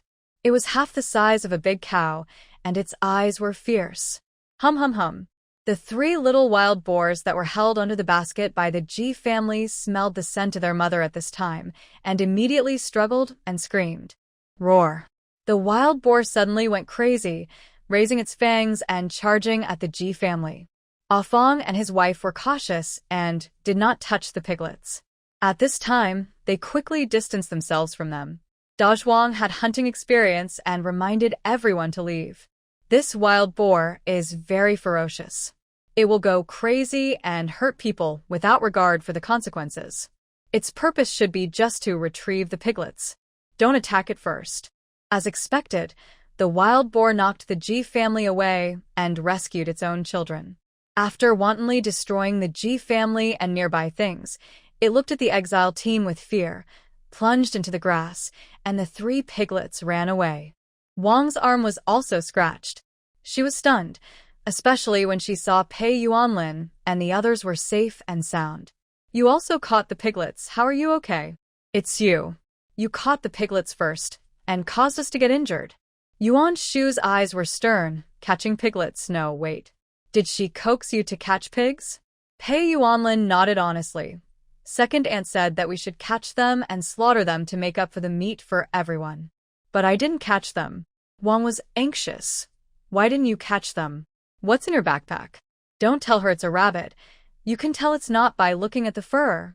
Pei Yuanlin tilted his head. The piglets all look the same. I haven't decided which one to catch, so I plan to come back and ask my wife. Then I met a puppy that was prettier than the piglet, and then I forgot about it after I was full. My wife, I'm sorry. Woof woof, woof. A claw suddenly stretched out from the backpack, making a sound. At this moment, Wang was so angry that she almost fainted. She never thought it would be a misunderstanding. Ji Wanqing was so shocked that she could hardly speak, and at the same time lamented that her son was a fool with good luck. Then she was angry. You actually tricked my son into catching pigs? You bully him for being stupid, right? I'll beat you to death. Ji Wanqing jumped up and pounced on Wang, tearing and pulling her hair. Don't hit my mother. Ji Xiaoying couldn't bear to see her mother being bullied, so she immediately wanted to help. Pei Shishir took a look and rolled up her sleeves to get started. Bullying my eldest brother, I will never let you go. Seeing this, Ji Hao wanted to take action, but Yuan Shu coughed and did not wait for Pei Yani to confront him, and he had already stopped moving. Just now, he was hit on by a wild boar and it was still burning. Chao Yuan and the others watched the Pei family beat up the Ji family before they roared and separated them. Enough, this is your fault. Stealing piglets will cause trouble. Do you agree with what I said? Wang's face was hit and scratched, and it was burning. Her arms were scratched by the wild boar's tusks, but she did not dare to refute. Sir, I was wrong, I didn't mean it. How could she know that the fool Pei Yuanlin brought back a dog, and she thought it was a wild boar, so she stole it? The little fool was wrapped so tightly that he misled her. Okay, since you admit it, the responsibility for this matter lies with your Ji family. Sir, I'm really sorry. My wife has been too sad these 2 days, and her mind is confused. She definitely didn't mean to cause trouble to everyone. Jibin tried to persuade him and admitted his mistakes with a good attitude. Chao Yuan's face was cold. This is not an excuse for you. In short, you have to take responsibility. That's right. We were implicated, everything was broken, and half a bag of rice and flour was spilled. This loss should be counted on the heads of your Ji family. The wild boar was ferocious and went crazy just now. They were not injured like the Ji family. But the food and things on the ground were all destroyed, and they were covered with wild boar's feces and saliva and a strong smell. Lu realized that they wanted compensation, and she was so angry that her face was wrinkled. You attracted wild boars. Why should we help you to bear the mess? You must pay. The other 3 families surrounded the Ji family, and they were ready to beat them up if they didn't pay compensation. If you don't pay, I'll beat you up every day. Because the Ji family was in the wrong, the police would not care even if they were beaten unilaterally. The Ji family was still stubborn at first, but when they were beaten up by a group of people, Jibin was scared. Stop it. We will pay. We will pay. Hearing this, the others stopped and immediately calculated their own losses. Mrs. Wu was trembling with her 2 daughters in her arms. They were not beaten, but they were also scared. She felt even more resentful. Husband, why should we suffer from the trouble caused by my second brother and his friends? Ji Jun was beaten and felt very aggrieved. Mom, it was my sister-in-law's fault that they provoked the wild boar. The loss is on their heads. I don't care this time. You. Jibin was about to refute when he was choked by his eldest brother. Or we can just split up the family. Every time it's my second brother's family that causes trouble, and we're always implicated. He didn't have any great ambitions. His family was fine, but his wife and children already had complaints about him. The road to Lingnan was still long, and how could he be the master of the family in the future if the couple was separated? Lu was very troubled and began to persuade him earnestly. You are the eldest brother. Your father left early. As the saying goes, the eldest brother is the father, and the family must be united. Filial piety suppressed Ji Jun's anger a lot, and he finally agreed to pay 30% of the money. They made a fuss for half an hour before the compensation was settled. While the Ji family and the victim were bargaining, Yuan Shu held up a dog. A sister-in-law, do we really want to keep it? Pei Shishir looked at the furry little thing and couldn't help pinching its slightly erected ears. Well, keep it, it won't eat much. According to Yuan Shu's judgment, this little thing is a wolf dog, which should be a family dog that ran away and was born to a wolf in the forest. But because it was too weak, it was abandoned or it got lost, and happened to meet Pei Yuanlin and was caught by him. Aoon, the little thing, seemed to understand Yuan Shu's words and rubbed its head against her palm obediently. In the world of the previous life, many people said that pregnant women should not keep pets such as cats and dogs. As soon as this thought came to her mind, Yuan Shu didn't care. She already had superpowers, her body might have mutated, and there was spiritual spring water. Was she still afraid of parasites on cats and dogs? It didn't matter. She didn't worry. Madam, give it a name. Pei Yuanlin was very happy to see that Yuan Shu liked it so much. Well, let's call it Wang Kai. As a bad namer, she of course chose a name that was easy to remember. Woof Wang. The little guy shook his head and seemed very happy. After that, Yuan Shu didn't use the backpack anymore, and it slept obediently by the campfire. If there was any movement, it would raise its head and stare at the sound with bared teeth. Hey, sir, what do you mean? Just when Yuan Shu and the others closed their eyes and prepared to go to sleep, screams came from the Ji family. Everyone opened their eyes to check. At this time, Wang De brought Gosheng, both of them holding whips. The act of stealing piglets and attracting wild boars has implicated the team. You broke the rules. How can we just not punish you? If you steal wolf cubs or tiger cubs next time, wouldn't that endanger the lives of all of them? It is necessary to kill the chicken to scare the monkeys, but this is what the Ji family did themselves. Considering that you are injured, we will give you fewer whips. In the end, Wang was whipped 5 times, the others 3 times, and Ji Panner and her sister were also whipped twice, with relatively less force. This was already mercy from Chao Yuan and his men. If it were other escorting officers, they would not show any mercy at all. The Ji family members grimaced in pain, but no one dared to be angry or say anything. They endured the pain and rested silently. They also had a lot of resentment towards Wang in their hearts. This night was spent in peace. The next day, Yuan Shu cooked cornmeal batter and poured it on taro leaves for Wang Kai to eat. The little guy ate it very carefully and cleanly. After having a bite to eat, it did not make a fuss to continue. Perhaps because of the spiritual spring water, it recovered well. Its originally lame leg began to walk on tiptoe. It trotted behind the Pei family. When they were resting, it would catch geckos and frogs by itself, as if to tell the Pei family that it was easy to feed. On the other side of the exile team, Su Wanwan was here. Their travel expenses were stolen, and the loss was not small. Even though she was pregnant, she could not avoid taking turns with her eldest sister-in-law and younger sister-in-law to look for wild vegetables and other food. Hee. Just when Su Wanwan was picking Shepherd's purse beside the ditch, she suddenly heard a humming sound. Looking carefully, there were footprints in the grass and half-dried blood stains. The air was filled with the smell of an animal, and her heart was pounding. She carefully came to the upper position, slowly approached, and looked into the ditch. She was excited and thrilled at first sight. It was a half-dead adult wild boar. One of its fangs was broken, and its body was bloody. Its abdomen seemed to be scratched by something, and its internal organs were exposed. It gasped for breath and hummed from time to time. It wanted to struggle to get up, but couldn't. After seeing this, Su Wanwan covered her mouth excitedly. She threw away the shepherd's purse in her hand, restrained her excitement, turned back without alarming the wild boar, and quietly called Chun Haojie to the side. "Husband, I have something very important to tell you." After listening to Su Wanwan's description, Chun Haojie's eyes lit up. "Are you telling the truth?" "Absolutely true." "Husband, I'll take you to have a look." Just like that, Su Wanwan took Chun Haojie and her brother-in-law, reported to the officials, and left the place where everyone was staying. When they saw the wild boar that was breathing very little, the two brothers were so excited.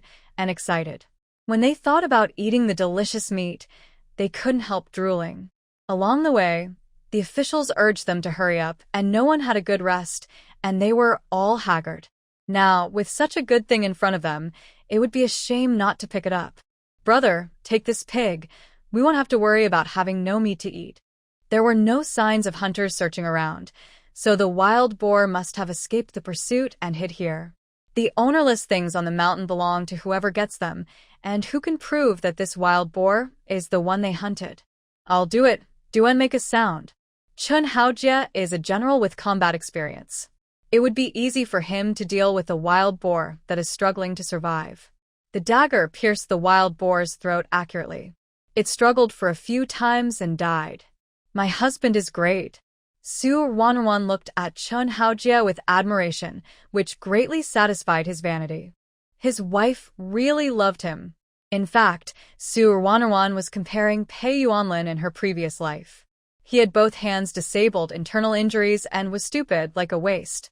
He relied on his mother, brothers, and sisters for help, so she was also implicated.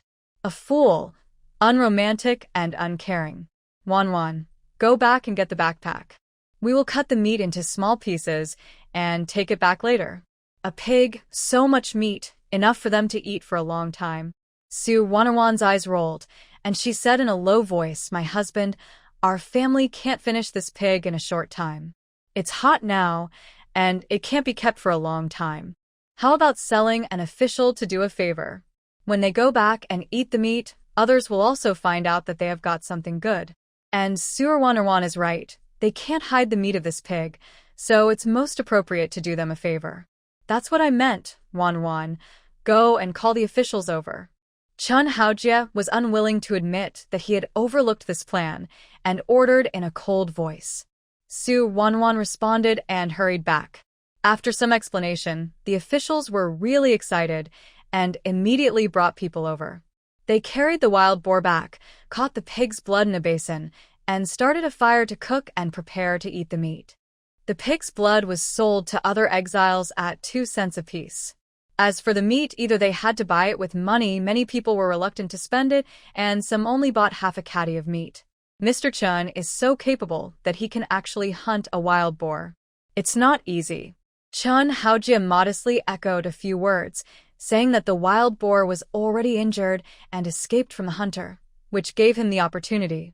The officials were also quite satisfied with the Chin family's understanding. However, what they didn't know was that it was not the hunter who hunted the wild boar, but the wolf. Now a group of wolves were smelling the blood and chasing here. "Come, you have found the prey for merit, and this pig leg is yours." The officials cut up the wild boar and gave the Chin family a pig leg and half a rib. Chun Haoyu was not convinced. It was a whole pig, but they were given less than 40%.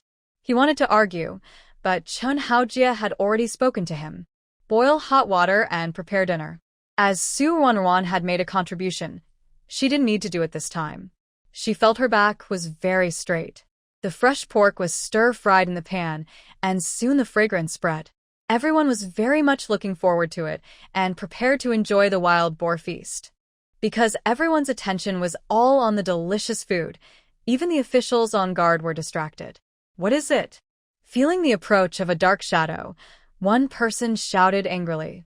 In the dim moonlight, the reflective eyes of the wild wolf were creepy. With a howl, the wolves rushed over. They enjoyed the wild boar feast, and the wild wolves were also ready to enjoy their feast. Oh no, it's a wolf. Hurry up and meet the enemy. Everyone was in a hurry to deal with it. Some people who had no weapons in their hands were pounced on by the wild wolves and had their throats bitten off directly. At this time, the place where they were was only half a day away from the place where Yuan Shu and the others encountered the wolves. Although the Wolf King and some wolves were captured by her, there were still a lot of them left, and a new Wolf King appeared. Now that the prey has been taken away, how can they let it go? This wild boar is the prey of the wolf. We are in trouble. When dealing with the pig, they found that the scars did not seem to be caused by hunters hunting, but rather some bites and scratches. But they didn't take it seriously. After all, hunters would raise dogs, and it was normal to have such marks. They didn't expect that it would be caused by wolves. Climb a tree. Climb up the tree.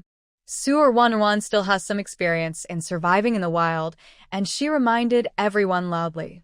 Taking the opportunity, the Chun family climbed up the tree, leaving Chen Haojie and his brother to deal with the wolves. It was also because of luck that they were close to the officials, so the situation was better. But the others were not so lucky. Many exiles were bitten to death, and the officials lost 5. I don't know if it was because so many died last time. The Wolf King was very cautious this time. After the sudden attack, there was a ceasefire. The wounded wolf retreated first, and the other wolves began to retreat while dragging those who were bitten to death. Don't chase, so as not to annoy them. Seeing the wolf pack retreat, the leading official breathed a sigh of relief. Not long after, the wolves walked away, leaving a dead wolf and 2 corpses on the ground. The pork that was divided into small pieces was also eaten by the wild wolves, and some were taken away, and the camp was in a mess. Come on, be alert, and the wounded get out. After statistics, 3 policemen died, and the most deaths were among the exiles, with a total of 15 deaths. The leading policeman's face was so dark that water was about to drip out of it. It's all your fault. You asked my brother to go hunting. If he hadn't touched that wild boar, we wouldn't be so miserable. Chun Xiangmei slapped Su Runruin in the face. Not feeling satisfied, she wanted to tear her hair. How could Su Runruin just sit there and wait to die? She quickly dodged and hid behind Chun Haojie. Husband, I didn't know it would be like this. I didn't want to. Chun Xiangmei's hair was burned and her face was burned red because she fell beside the campfire. Chun Haoyu was even worse. Half of his palm was bitten by a wolf, and part of the flesh was torn off. The brother and sister both blamed Su Runruin for this, and the policeman also blamed her at this moment. A woman with long hair and little knowledge has implicated all of us. Not only did he blame her, he also whipped her. Chun Haojie frowned and blocked the whip. Husband. Su Runruin was shocked and moved, and tears immediately fell. Her husband was so good to her. He stood in front of her regardless of the danger. She really married the right man. Son, why don't you get out of the way? After Su Wanwan's mother-in-law, Zhao, came to her senses, she immediately screamed, as if the whip was hitting her heart. Sir, please calm down. At that time, the eldest sister-in-law Su also pleaded for mercy and sincerely admitted her mistake. The officials also stopped while they were ahead. In fact, they didn't pay attention because they were thinking about this thing. If they found the wild boar, erased the traces, and stayed away from here, maybe they would be fine. The main thing is that none of them thought of attracting a pack of wolves. Humph, if you act on your own again next time, don't blame my whip for being blind. After cracking the whip a few times, the official left. If he hadn't been afraid of hurting someone and affecting the journey, he would have wanted to whip a few more times to vent his anger. Everyone began to pack up, and the exiles whose family members had died looked at the Chin family with resentment. But because the officials were involved in the sharing of wild boar meat, although they had resentment in their hearts, they dared not show it and silently kept this account in their hearts. Secretly planning, as long as they have a chance, they will make the Chin family pay the price for it. Husband, I will apply medicine for you. The whip was very strong, and the skin and flesh were cracked in some places. When Su Runruin helped to apply the medicine, she couldn't help but cry with heartache. Because of the pain, Chun Haojia's face was pale, and cold sweat broke out on his forehead. At this time, Su grabbed the golden wound medicine from Su Runruin's hand. "Let me do it," crying and making a fool of yourself. Chun Haojia also spoke at this time. "Thank you, sister-in-law." Then, he looked at Su Runruin coldly. "This time it's not all your fault, but in the future, you still have to be more careful and not bring danger to everyone." "Husband, I know." Su Runruin lowered her head and silently admitted to being wrong, feeling very aggrieved. She is a person with good luck, otherwise she would not have the opportunity to be reborn. In her previous life, when she was with the Pei family, she and Pei Yanin could often pick up eggs, or injured pheasants and rabbits. Now, the Qin family picked up such a big wild boar because of her, which is proof that it was everyone's negligence that caused these losses. The officials who escorted the Pei family in the previous life were very vigilant and could escape unscathed when they met wolves. In her previous life, the Pei family took away her good luck. She was bitten to death by a poisonous snake after she left, and this life's luck was also divided because of the large number of Qin family members. Su Runruin looked around the Qin family, and an idea emerged in her mind. It would be great if the family could be divided. However, now on the road of exile, the family still needs to be united, so it is better to wait until they arrive in Lingnan before making plans. What a close call. Fortunately, we are far away. The Su family of 3, at the edge of the place, they also bought a piece of meat at a low price. But because they were on the surface cut off from Su Wanwan, the two families were not close although they were traveling together. And because they were very hungry, they just cut everything and stir-fried it. The wolves came when they were halfway through the meal. They had strength after eating and hid quickly. Chun was still frightened. "Husband, do you think the wolves will come tonight?" She had imagined all kinds of crises on the road of exile, but she didn't expect it to be so bad. She had never seen such a ferocious wolf. Su Yu's face was cold, and he patted his son's shoulder. "It shouldn't be, sleep well." The wolves harvested so many preys. They must have enjoyed them, and they would not return to take risks. Hearing this, Chin secretly exhaled a foul breath. She reignited the bonfire and wrapped the pork that was not taken away by the wolves with ash to cover up the smell. "We can have another meal tomorrow. We can't waste it." Su Yu nodded, with a gentle face. "Thank you for your hard work, my wife." Mrs. Chen's eyes were full of tenderness. "With you and the children around, it's not hard. She has a son and a husband, and there will be someone to take care of her in her old age and see her to the end of her life. She has someone to rely on and is not afraid." As for her biological daughter Yuan Shu, they set out more than a month earlier and might have died on the road. Little did they know that Yuan Shu and her friends were getting better and better.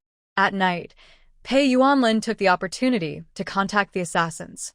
"Your Majesty, I have found out that the vicious princess wants the princess's face, and she also wants to take you down." After asking this purpose, Ingjiu was speechless. "Is this princess sick? She doesn't even let go of fools. She is really hungry and wants to eat everything." Pei Yuanlin was speechless. What else? By then, the ghost Dr. Valley may intervene. "Your Majesty, should I prepare in advance?" The ghost doctor is a famous doctor in the world, equivalent to the imperial physician of the people in the world. He has superb medical skills and countless masters around him. If they come prepared, their next journey will be very difficult. "You act according to the circumstances." "Yes, Your Highness." "Oh, by the way, I received good news this morning. The master might still be alive." At that time, the father and son had a narrow escape from death. He was brought back in a coma, his life hanging by a thread, but his father's body was nowhere to be found. They secretly searched all the bones in that place, but there was no remains suspected to be Pei Qinghe. The possibility of being alive is very high. Pei Yuanlin's eyes lit up. "Keep looking." There is another news. The Qin family has also been exiled, with the Su family. Not all of the Pei family's assassins came with them. Several of them began to contact the Pei family army. After Pei Yuanlin woke up, the spies and informants he secretly cultivated gradually contacted them. The news from the capital and other places was gradually gathered and reported to him. If it's fast, we should be able to catch up in more than half a month. On the day Yuan Shu returned home, he was accompanied by Pei Yun. On the way, he occasionally heard him mention it. It was not a good thing. Pei Yuanlin was in a good mood when he learned that they were exiled. If she knew, she would be happy too. After muttering to himself, he waved his hand. You guys retreat first, and come back to report if you have anything. Yes. Ing Jiao retreated silently, and they started from the survivor, pretending that the killers were still alive, and continued to communicate with Shuang Jieyu. Pei Yuanlin went back as if nothing had happened, and before arriving at the camp, he deliberately controlled the expression on his face. Madam, I'm back. He came back with black and red bayberries, and Yuan Shu drooled at the sight of them. Let me try it.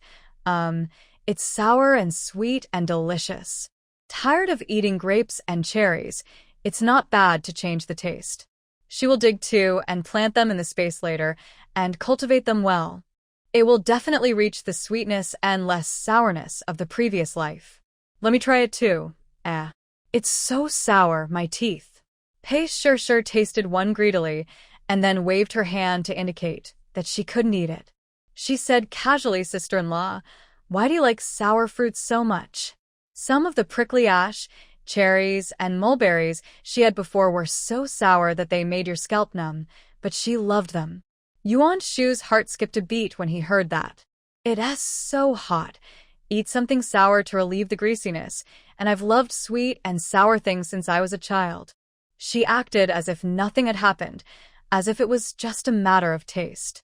I'm different, I like sweet food, hiss. Pei Yunyu raised his hand to agree.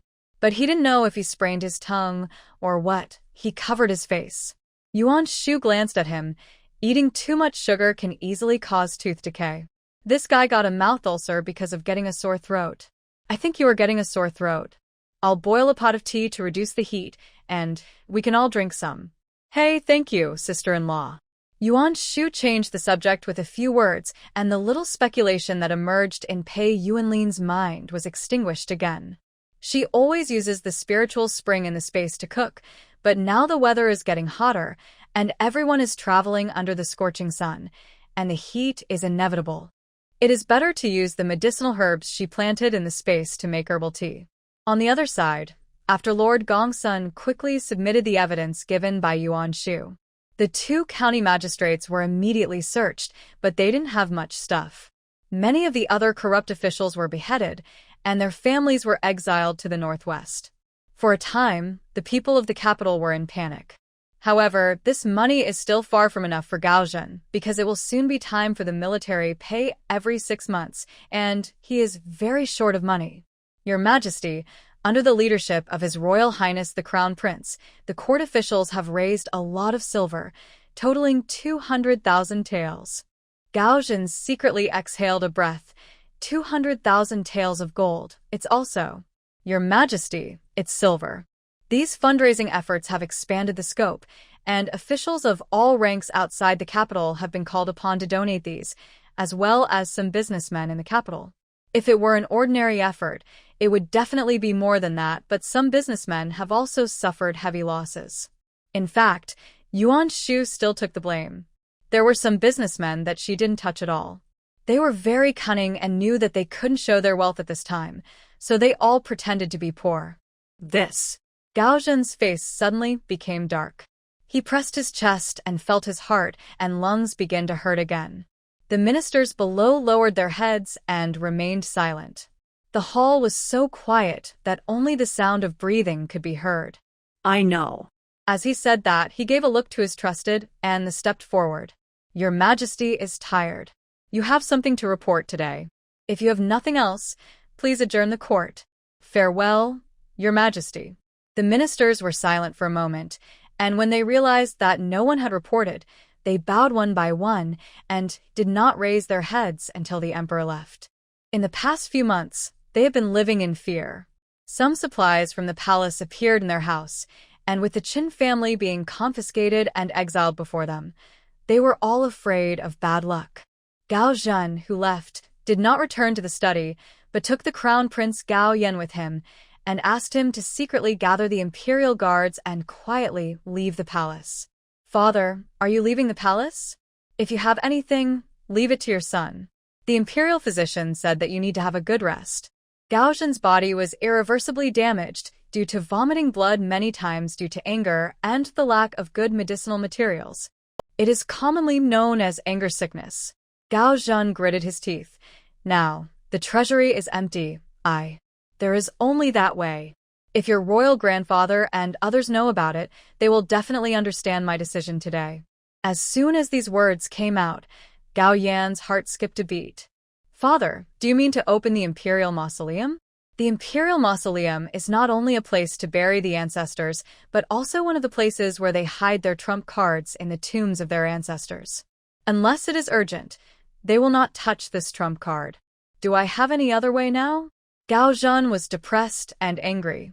Almost 3 months had passed, and there was no clue about the thieves who stole from the palace. Those royal items had never appeared on the market. He wanted to catch someone, but he didn't know who to catch. "Father, you have worked hard." Gao Yan did not comfort him. If his prince's mansion and storehouse had not been stolen so clean, now would be his time to show his ability. But unfortunately, these princes and princesses, even other high-ranking officials in the capital, were robbed, and there was no place to make money. "Let's go." The father and son soon came to the outside of the imperial mausoleum. The imperial mausoleum was guarded by people and magnificent. Someone opened the entrance to the imperial mausoleum. The guards went in first to stand guard and light the oil lamps. Not good. The first person who went in, under the illumination of the fire, found that the lamps on the wall had been taken down and immediately panicked. Then they entered with torches. Gao Zhen heard the guards exclaiming and felt uneasy and hurried inside. When he saw these scenes, his head began to hurt. No way. How did the thief get into the imperial mausoleum? The imperial mausoleum was heavily guarded, and there were traps everywhere. He also closed all the traps before entering here. Gao Yan spontaneously led the guards to look for all clues, but there was no body or any blood stains left. "Look, find clues for me," Gao Zhen shouted, and the guards immediately looked for clues everywhere. The underground palace, which should have been magnificent, was now gray, as if it had been visited by bandits. Except for the pottery figurines that placed hidden weapons and the murals on the wall that were not removed, everything else that could be moved was moved away. "Open it." Gao Zhen looked at the coffin boards that had not been pried open in each tomb chamber and took a deep breath. The guards gritted their teeth and opened the coffin. A golden light flashed in the coffin. "Your Majesty, the things are still there." The guards cried with joy. That was great. At least the thieves left something behind. Otherwise, they might face a terrible end today. Gao Zhen looked at the burial objects of his ancestors and gritted his teeth. At this moment, he couldn't describe his feelings. He was glad that the things were still there, but there were more things lost. Compared with the treasures piled up outside, these things in the coffin were just a drop in the bucket. "Father, I found something that doesn't belong to the imperial mausoleum." Hearing this, Gao Zhen walked in and came to the mausoleum of Emperor Taizu, who founded this dynasty. He looked at the burnt candle on the ground and frowned. "Why are you showing me this?" He wanted to see the room full of gold and silver treasures, not the remaining wax blocks. Gao Yan spoke carefully, all 4 corners. "Your Majesty, it is said in the martial arts world that there are tomb robbers who specifically enter the tombs of kings, princes, generals, and ministers. They have a tradition of lighting a candle in the southeast corner." At this time, an old man who followed in wiped the sweat from his forehead. "But if all 4 corners are lit, I really can't guess whether the thief who stole the imperial tomb is the tomb robber." Yuan Shu put so many candles simply because she didn't want to waste time looking for the southeast corner. If she put them all, who would dare to say that she didn't put them right? Gao Zhen frowned, as if he could pinch a fly to death. It could also be that the tomb robbers wanted to confuse the audience. "Your Majesty, Let me look for the thief's hole and see if I can find any clues. After the man finished speaking, Gao Yan waved his hand and asked him to leave. Gao Zhen took a deep breath. Take away the things inside. With his order, the attendants immediately went up and began to take the things out of the coffin. However, the accident happened at this time. Puff. Swish, swish, swish. The things in the coffin were taken away, touching the hidden weapons inside, and all kinds of poisonous mists were sprayed out in an instant. Those guards who were close to the coffin but not on guard were immediately shot into sieves. Some people were poisoned and burned in a moment, or turned into bones. Then, the stone doors of each tomb fell at this time, and some poisonous gas began to spray wildly in the room. Hurry up and protect the emperor. Someone come. Gao Yan's expression changed drastically, and he suddenly shouted loudly. Others hurriedly took the blueprints and began to shut down and interrupt these hidden weapons. Father, what should we do next? Gao Yan looked at his father, feeling panic. He was a little annoyed. If he had known earlier, he would not have entered this mausoleum. The place where the dead are is unlucky. Gao Zhen had a blank expression on his face. Look at your lack of ability. What are you afraid of? Just wait. After a quarter of an hour, the stone door of the tomb was reopened, and the people who were choked and dizzy finally breathed a sigh of relief. Go, get out. Gao Zhen ran out without saying a word, and the remaining guards could only bite the bullet and move these valuable items. In the end, Gao Yan found that they had lost 100 people in this trip to the Imperial Mausoleum. Father, why didn't the mechanism close completely? These craftsmen actually left a backhand? Gao Zhen's mouth twitched. I don't know. In fact, the Imperial Mausoleum of their Gao family has only been built for more than 100 years. Today, there are also descendants of the mechanical master who are responsible for opening the Imperial Mausoleum and closing the mechanism. It is completely no problem to enter the Imperial Mausoleum. However, the reason why those ancestors set up mechanical hidden weapons in the coffin was really to prevent tomb robbers. There are already a lot of gold and silver treasures outside the coffin. If their descendants want to take them, they can naturally close the mechanism before going. After all, they didn't expect that their coffins would be opened by their descendants. It didn't hurt the tomb robbers, but it hurt their own people. Let's go back to the palace. The coffin is full of treasures. Although these things cannot turn the tide, they can solve the urgent problem. Back in the carriage, Gao Zhen pressed his chest and could no longer hold back a mouthful of blood. Father, Gao Yan exclaimed and hurriedly handed over the handkerchief. At this moment, he was even a little hesitant. It was not easy to be the emperor.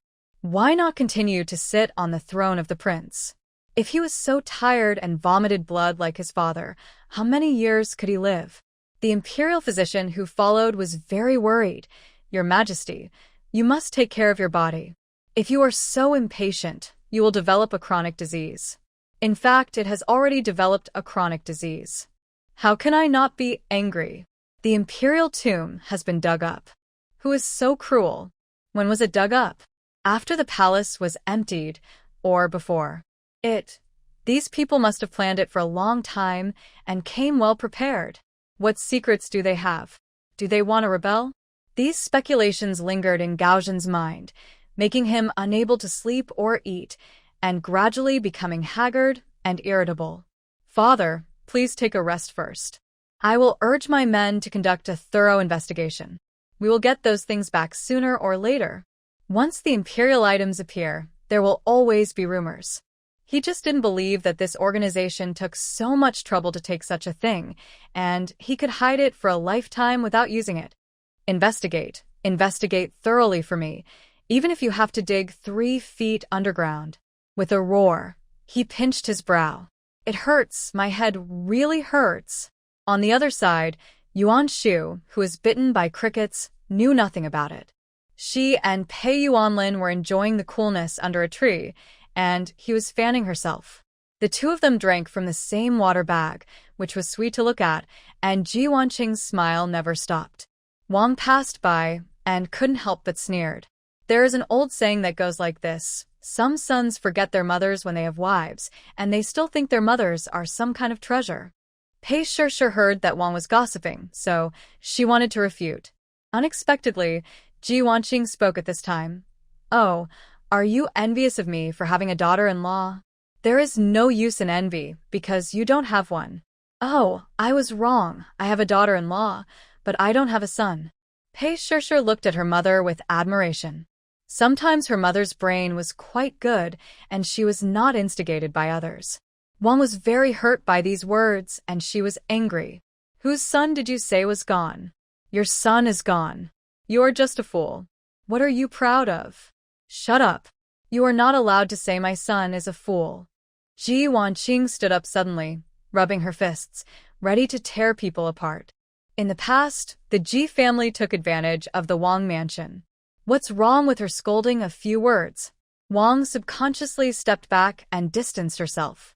Look at you. You learn from your daughter-in-law and become a shrew. I won't fight you. She was furious. She couldn't beat Ji Wanqing. Both were exiled, and Ji Wanqing was weaker than Wang. But along the way, she had good food to eat, and her physical foundation was actually strengthened. Envy? Then you should learn from your daughter-in-law too. I'm not stopping you. Learn to flirt from Ah Fong? This is clearly an insult to her. Ah Fong, who was watching the show, was called out and felt unhappy, but she pretended not to hear it.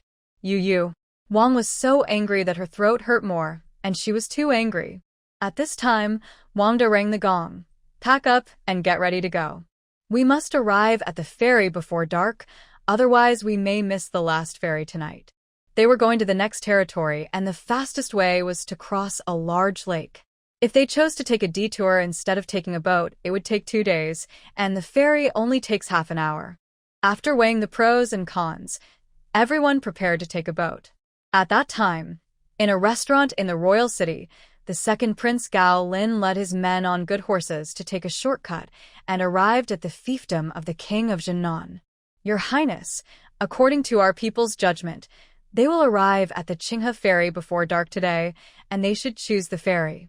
Firstly, the inn over there is booked by their people and will not entertain guests.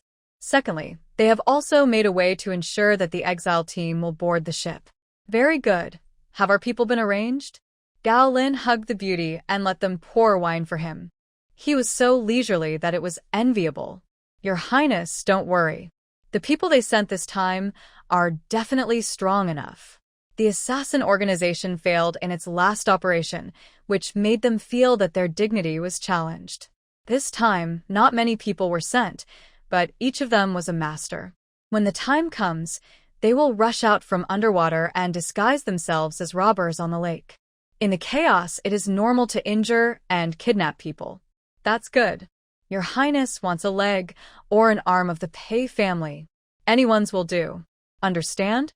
This time he came to take charge in person to ensure that this matter would not be messed up. The last idea he proposed failed, and the prince was quite dissatisfied with him. This time, he must make a contribution. As he was speaking, a servant knocked on the door. Your Highness, a distinguished guest is visiting. Please. Gao Lin curled his lips and smiled slightly, looking towards the door. A man wearing a mask walked in with his confidant. Greetings to His Royal Highness the Second Prince.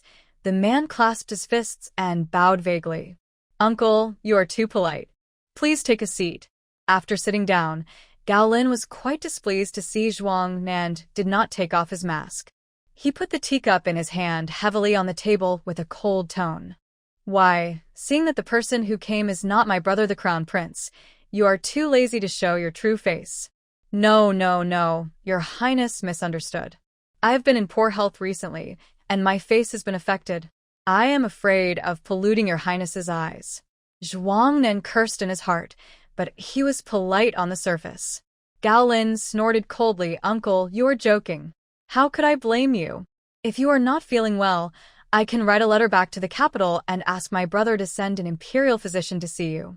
Having said that, Zhuang Nan had no choice but to take off the mask. In fact, Zhuang Nan had been named a king of a different surname, so he didn't need to be so humble in front of these princes. After all, with his generational status, the emperor had to give him some face. But it seemed that in order to climb up, he still pretended to be approachable and respectful. Uncle Wang, it seems. You don't look very good. After taking off the mask, Zhuang Nan's face was particularly white, with heavy traces of makeup, looking like a. Gao Lin's face froze for a moment, and then he asked a few questions with concern. Thank you for your concern, Your Highness. It's just a minor problem. I will be fine after a few days of rest. He said it lightly, but in fact he had a lot of pain to say. The two then discussed how to deal with Pei Yuanlin. Zhuang Nan agreed with Gao Lin's method, but he sneered in his heart. He knew that there were people who wanted to kill the Pei family more urgently than him, and he would just sit back and reap the benefits if he didn't take action. Don't worry, Your Highness. Even if they can't die this time, my daughter will definitely give them a fatal. Gao Lin smiled. It's great to have Uncle Wang's help. When the sun was setting, Yuan Shu and others arrived at the ferry. This place is like a small town with stalls selling things, inns and tea houses, but it is not large, as if it is deliberately controlled. Everyone eat something first. We will go explore the way. Wang Da ordered the exiles to solve their own food and clothing problems and took his two brothers to consult about the ferry. The official bought steamed buns, and after dividing them, Wang Da also turned back. Boss, we came at the right time and can catch the last ferry. When we reach the other side, we will have time to stay. Moreover, it only costs 8 cents per person, which is 8 cents at ordinary times. It takes more than half an hour to get from here to the other side, but the boat goes against the current, so the speed will be slower and we need to wait. There are many of us. I have negotiated the price. Everyone was excited when they heard it. Only Yuan Shu and Pei Yuanlin felt something was wrong. Pei Yunyi noticed the eyes that were secretly watching them, and he couldn't help but look serious. Sister-in-law, mother, Sho, you noticed it too? Let's take a look first. At this time, many people wanted to take advantage of the opportunity and pass by quickly. Master Chow, is it unsafe to take the ferry at night? How about we stay here and board the boat early tomorrow morning? Yuan Shu made his own suggestion. However, many people present wanted to board the boat. If they went there now, their family's objections would naturally not be important. If you say you don't want to leave, then don't leave. Are you working for the instructor? Ji Hao said sarcastically, but Yuan Shu ignored him directly. 2 cents is not much, but a family can save a lot of money. There is nothing wrong with the ferry tonight. Just like that, the matter was decided, and they paid the money. At the same time, the assassins also found something wrong and came to report secretly. Princess, how about your subordinates stabbed the boat twice? Element was speechless. If the boat breaks down, won't we be unable to get through? You can rent a private boat, right? Just lend a hand when it's critical and follow my instructions. Shadow 9 and Shadow 10 looked at each other and nodded. Yes, sir. Yuan Shu stood by the lake, secretly using his supernatural powers to sense something. And then he was delighted. There is this thing in the lake. Ahaha, that's interesting. The boat is here. Boatmen, get on first. This boat relies on boatmen to ferry people, and they need to take turns to rest each time they go back and forth. After they got on the boat, it was Yuan Shu and others' turn. Huh. Is that a private boat? Someone in the exile team asked when they noticed that a not-so-big boat next door was also preparing to set off. Private ferries are cheaper, but they are not guaranteed to be safe. Don't look at the calm lake. There are alligators that can eat people underneath. The attendant on the boat, who was responsible for counting the number of people, explained casually. Alligator? What is that? Ji Xiaoying replied subconsciously after hearing this. The attendant looked at her in shock. Girl, have you never been able to read or write? I can read. What's the matter? A little servant actually dared to look down on her. The alligator is a monster that lives in the water. It's very ferocious, with a long tail, for limbs, and a sharp beak.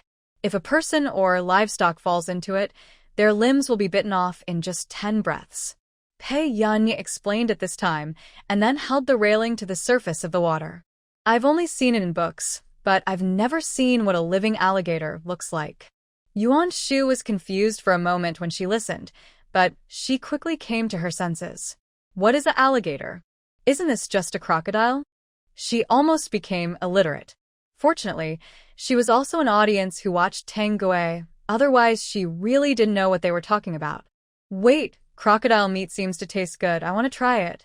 In her previous life, she used farmed ones for cooking and had never tried the taste of wild ones. I'll catch two and try? However, the crocodiles in this world seem to be more ferocious. This young master is right. You must walk steadily on the boat.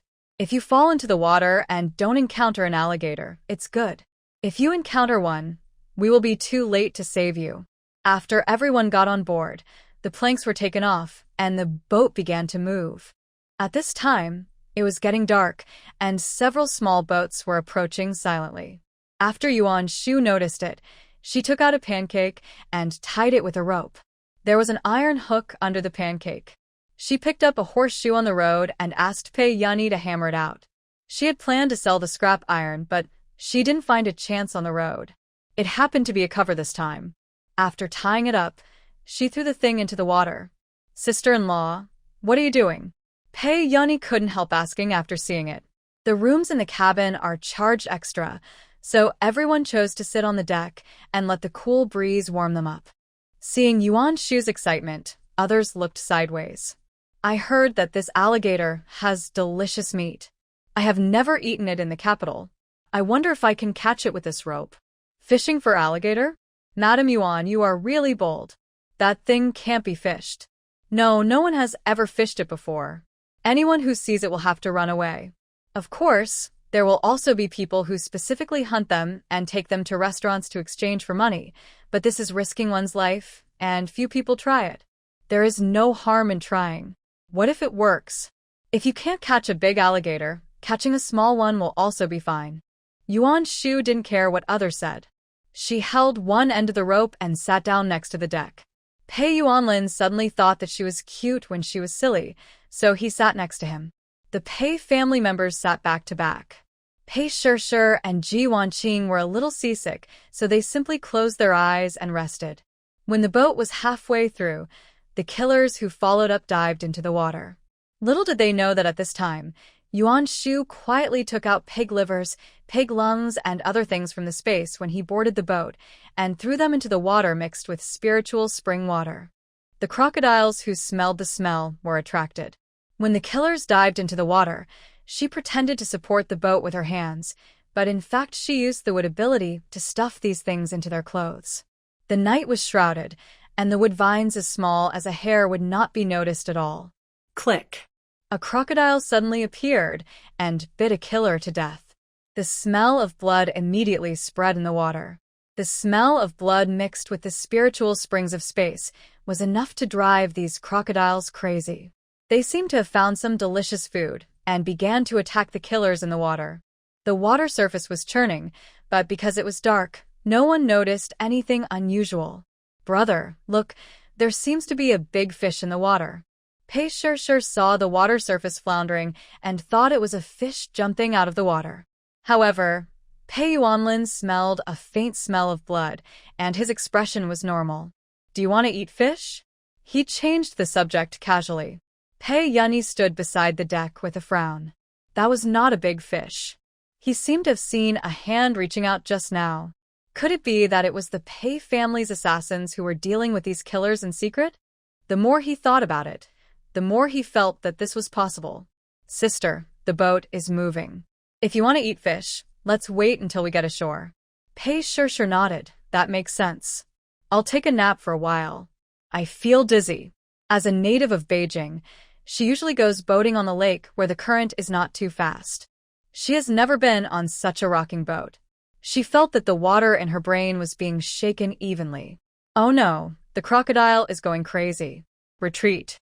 Under the water, the killers who were preparing to launch an attack were shocked and panicked when they saw their companions being intercepted and taken away by crocodiles. They gestured to retreat, but Yuan Shu had no intention of letting these people go.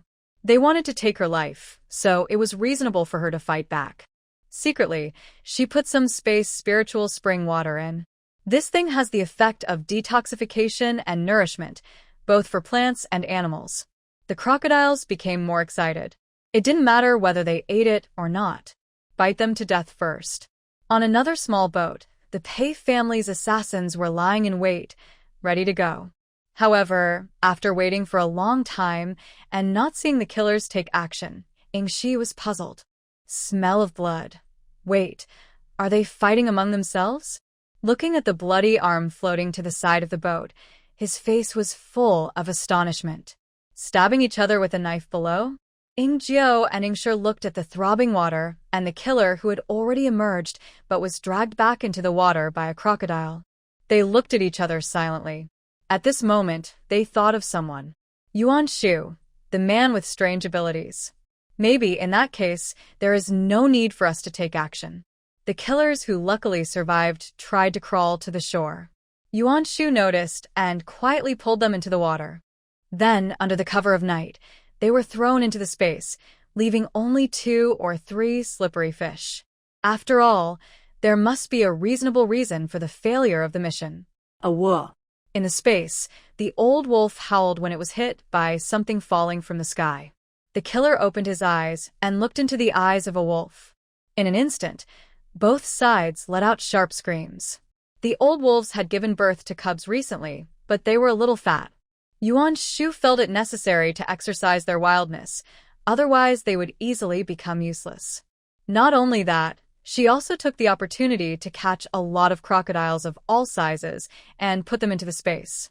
This stuff can be used to deal with the enemy. When encountering the enemy, it is not convenient for her to take action, so she throws these little cuties at them. She also caught poisonous snakes, wasps, and so on, and the space is almost becoming a zoo, but she is the master of the space, and these little things dare not act rashly. Just the 2 of you? A killer climbed ashore with wounds all over his body, looked at the water in horror, and then looked at the other 2 companions. The 2 nodded. I don't know what happened. Those alligators suddenly gathered like they were having a meeting and attacked us like crazy. In order to avoid accidents, they specially killed 2 pigs to attract the alligators, but they didn't expect them to attack them. Another possibility is that the smell of blood attracted their attention. They wanted to be safer, but unexpectedly it backfired. This lake is deep and wide, and the number of alligators is astonishingly large. They were attracted by the smell of blood, so it makes sense that they attacked them when they saw them. One of them held a purse, but we used medicine. This powder can also maintain its effectiveness in water for a quarter of an hour. It is a medicine that alligators hate, but it seems to be useless today. Maybe. We bought fake medicine. I'll go back and smash that quack's pharmacy. It was a close call. The killer never showed up from beginning to end. The Pei family warriors secretly breathed a sigh of relief. They just thought they had other plans. But Ingjiao and the others knew that Yuan Shu must have done something secretly. It was definitely not good luck. When the boat was about to dock, Yuan Shu suddenly cried out in a low voice. Come and help, I think I caught a fish. The fish hook she threw down was as thick as a finger, with a rope on the other end. Others sneered at her way of fishing, but they didn't expect there would be any movement.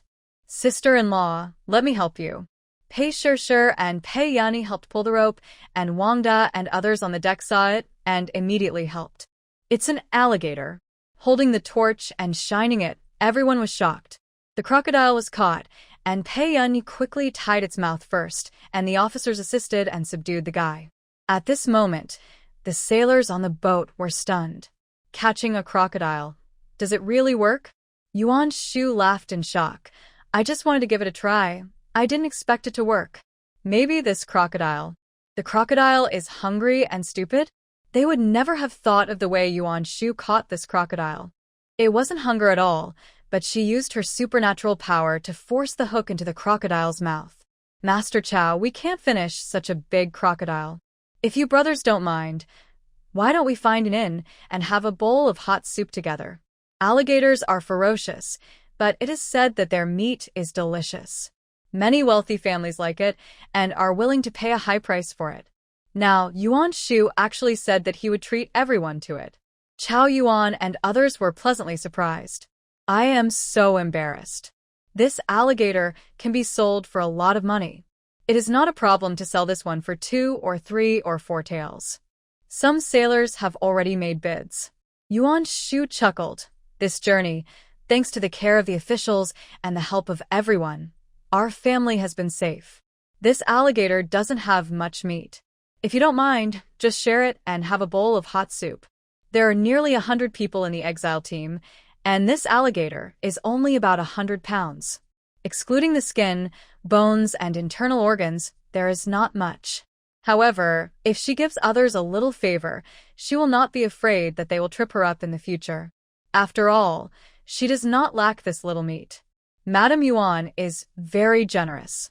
Not only did she teach us to recognize medicinal herbs, but she also remembered to share the soup with us when she eats meat. Should we kneel down to thank her? Auntie Ghost said this sarcastically. She just couldn't stand Yuan Shu's method of winning people's hearts. Not only did the officials give them convenience, but the other exiles also respected her. Why? She was just a pretty little girl who knew a little medical skills. That's right. You are so capable. Why don't you catch another one? Ji Hao subconsciously agreed.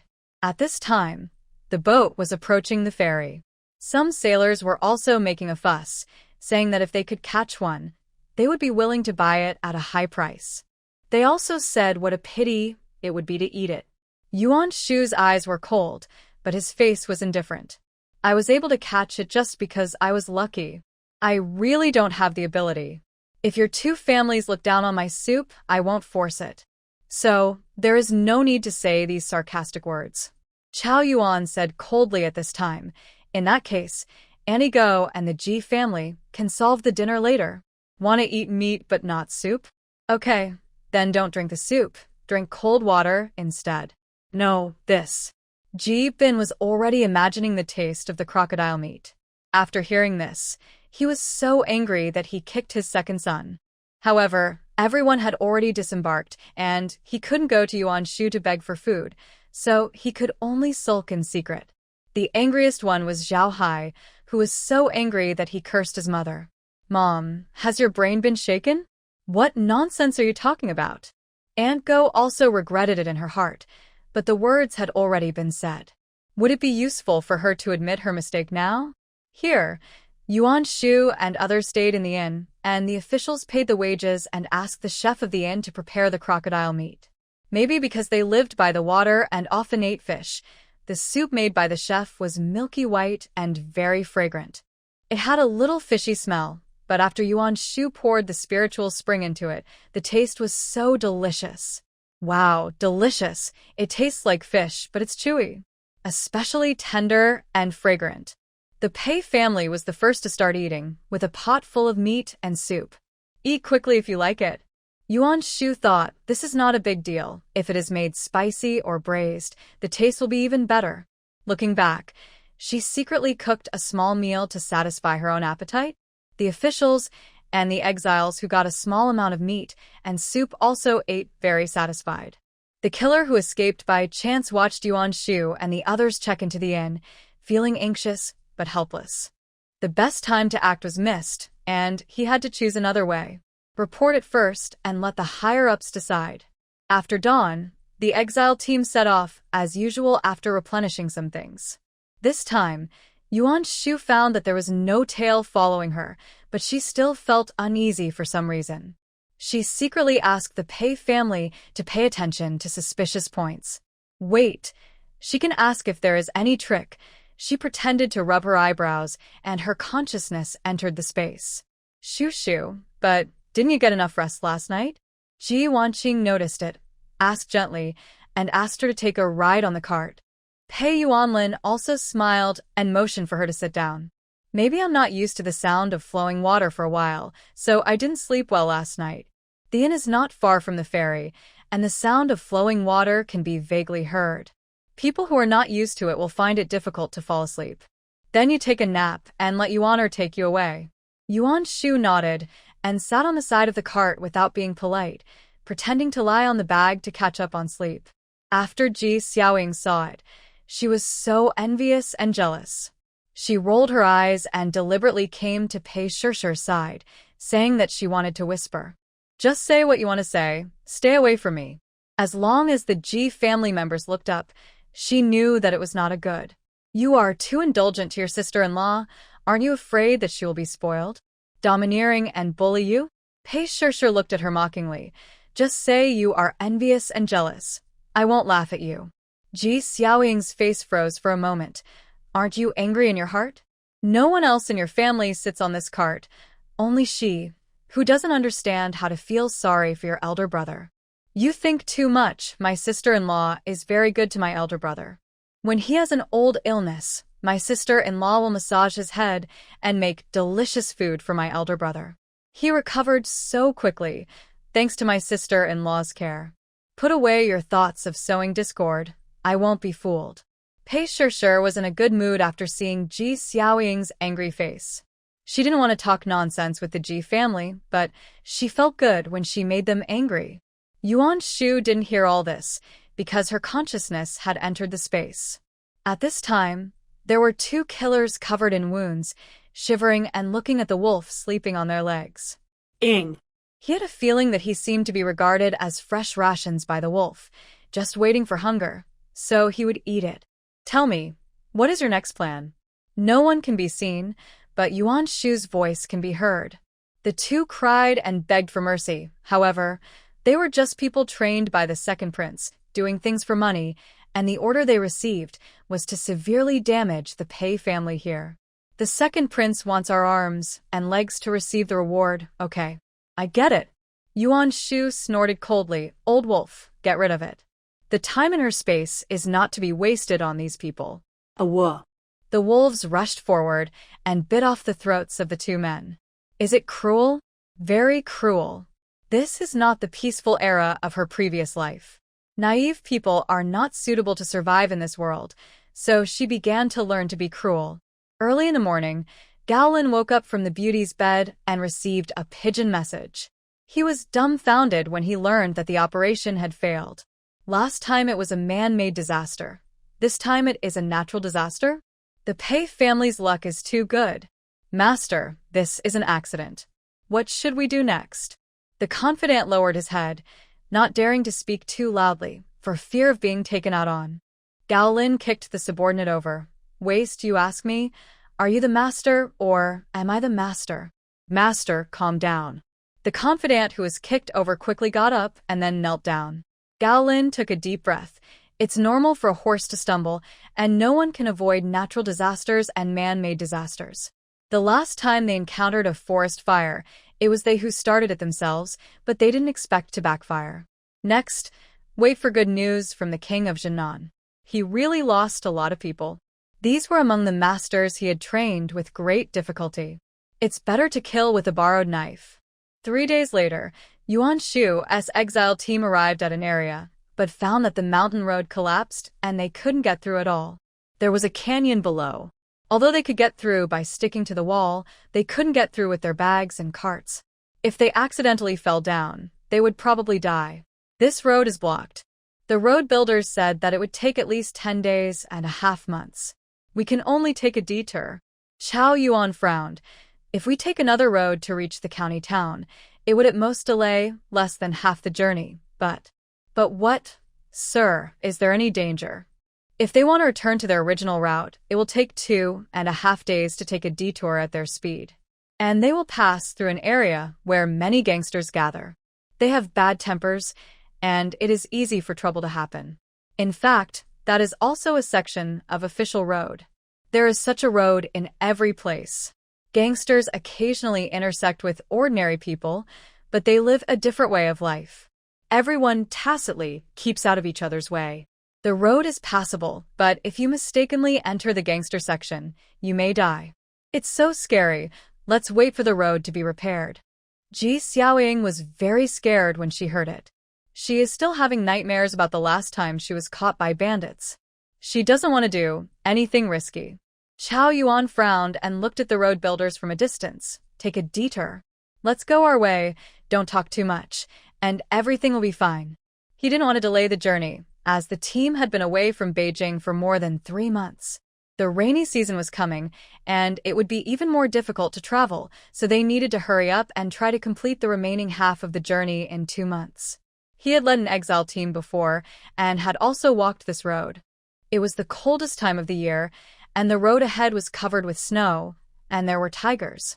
They took a detour and got through peacefully. They were free in the rivers and lakes, but where they were was still part of the country, and they would not easily have conflicts with the officials. Wang De, you explore the way, and I'll cover you. Chao Yuan had already decided that the exiles had no room to speak, and they walked forward obediently under the of the officials. The officials who were responsible for supervising the road construction workers turned around and watched from afar in the direction where the exile team left. Yuan Shu frowned slightly. She had a hunch. It was not a coincidence that this section of the road was broken, but someone deliberately wanted to guide them to take this road. If they don't go over, this road will never be repaired, and there will even be other means, which should be the work of the long-lost princess. After another 3 days of walking, they will be out of the fiefdom of the king of Janan. I tell you again, just walk. If someone fights or asks for help, don't meddle in other people's business. Entering Jianghu Road, Chao Yuan ordered Wang De to give instructions and warn everyone. If you provoke a master and are killed, we will never help collect the bodies. In fact, this was just to scare them. Jianghu people also have Jianghu rules, and they will not kill people without any grudges. Sister-in-law, I suddenly felt very uneasy. Pei Shishir quietly found Yuan Shu and told him how she felt. Don't be afraid. We have people. I've already told them. Pei's assassins were disguised as gangsters. They have a backup plan, so there's no need to be afraid. Hearing this, Ji Wanqing's tangled expression calmed down a lot, and she followed the team silently. As the sun set, they arrived at a place that looked like a village, and there was also a market. They were different from the vendors in normal villages and towns, and their expressions were much more fierce. Please be kind, everyone. Have mercy on us. We haven't eaten for 3 days. Suddenly, 5 beggars appeared and began to beg for food. They ran straight to the exile team. Chao Yuan frowned. We are officials of the court. You are not allowed to approach the prisoners. Otherwise, you will be killed. The beggars who had rushed to the front seemed to be frightened. They apologized repeatedly, and then ran away. That speed didn't seem like people who had been hungry for 3 days at all. It feels not right. Yuan Shu sniffed the air and felt a faint smell of medicine. However, the stench of the beggars masked it. Husband, mother, are you thirsty? Come and drink some water. Noticing Yuan Shu blinking, Ji Wanqing picked up the water bag and drank without saying a word, and then went to Pei Shishir. Pei Yuanlin also took a few big sips, and the exile team continued to move forward. They planned to stay away from this town and find a suitable place to stay. After walking for less than half a minute, Pei Yunyi suddenly said that he was dizzy. I don't know if he was too close to the beggars. After drinking the spiritual spring water, he still lay limp on the cart. Then the other officials and some exiles were the same. Madam Yuan, come and see my brothers. What's wrong with them? Wang De saw this and couldn't help shouting at Yuan Shu. TSK, you have offended people and let them serve you. But you are lucky. Gigu is not far ahead. You can go there to buy medicine. The 2 men came towards them and suggested after taking a glance. Gigu, it turned out that Zhuang Jiyu had dug a trap for them. What revenge by beggars? This was obviously directed and acted by her people. Here it comes. Yuan Shu shouted and continued to feed Pei Yunyi the most concentrated spiritual spring water. This is an antidote similar to softening powder, which can make people sleepy. Just now, a page of Shinong Sutra actually lit up. After the upgrade, the medicine field space can automatically identify various poisons and display the corresponding antidote prescriptions. However, it is only responsible for display, not antidote. Yuan Shu needs to study and prepare it himself. This poison is not fatal. My grandmother's notes happen to have the antidote for this medicine. I also have medicine on the road. I will prepare a few doses later, enough for them to drink. Yuan Shu quietly fed some spiritual spring water into their mouths while checking. Then I'll have to trouble Madam Yuan. She is a doctor, so it's not surprising that she would carry medicinal herbs on the road. After all, they have a lot of things on their cart. Seeing that Yuan Shu and the others did not go to the Ghost Doctor Valley, the 2 people who proposed it were puzzled. It seems that we can only change our strategy. As they walked, several people suddenly screamed and stopped the exile team. Don't move. We are from the Ghost Doctor Valley, and the poisonous centipede cultivated by the Valley Master has escaped. One of them found the centipede that was trampled to death at the feet of Pei Shir and the official. They said that the centipede was precious and the price was inestimable, and asked them to negotiate with the ghost doctor in person. Shu Shu, you are here with bad intentions, how about you?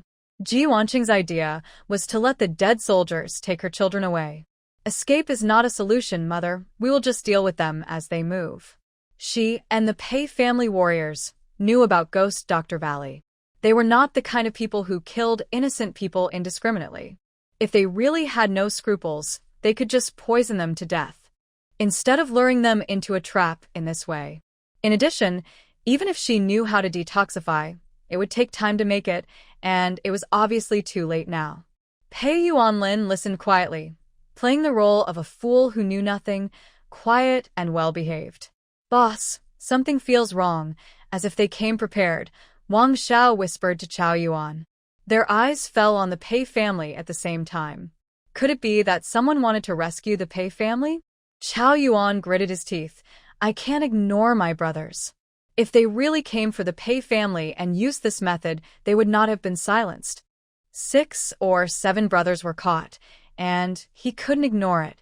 We didn't mean it, but since we have to wait for the ghost doctor to judge, you just lead the way. There are so many officials here. If this group of people from the underworld kill them, they will be courting death. When they arrived at the Ghost Doctor Valley, it was better to say that it was a mountain villa with masters standing guard inside. These 2 centipedes have been carefully cultivated by me for more than 10 years. They are extremely precious. How can they be measured by money? Chao Yuan had a headache.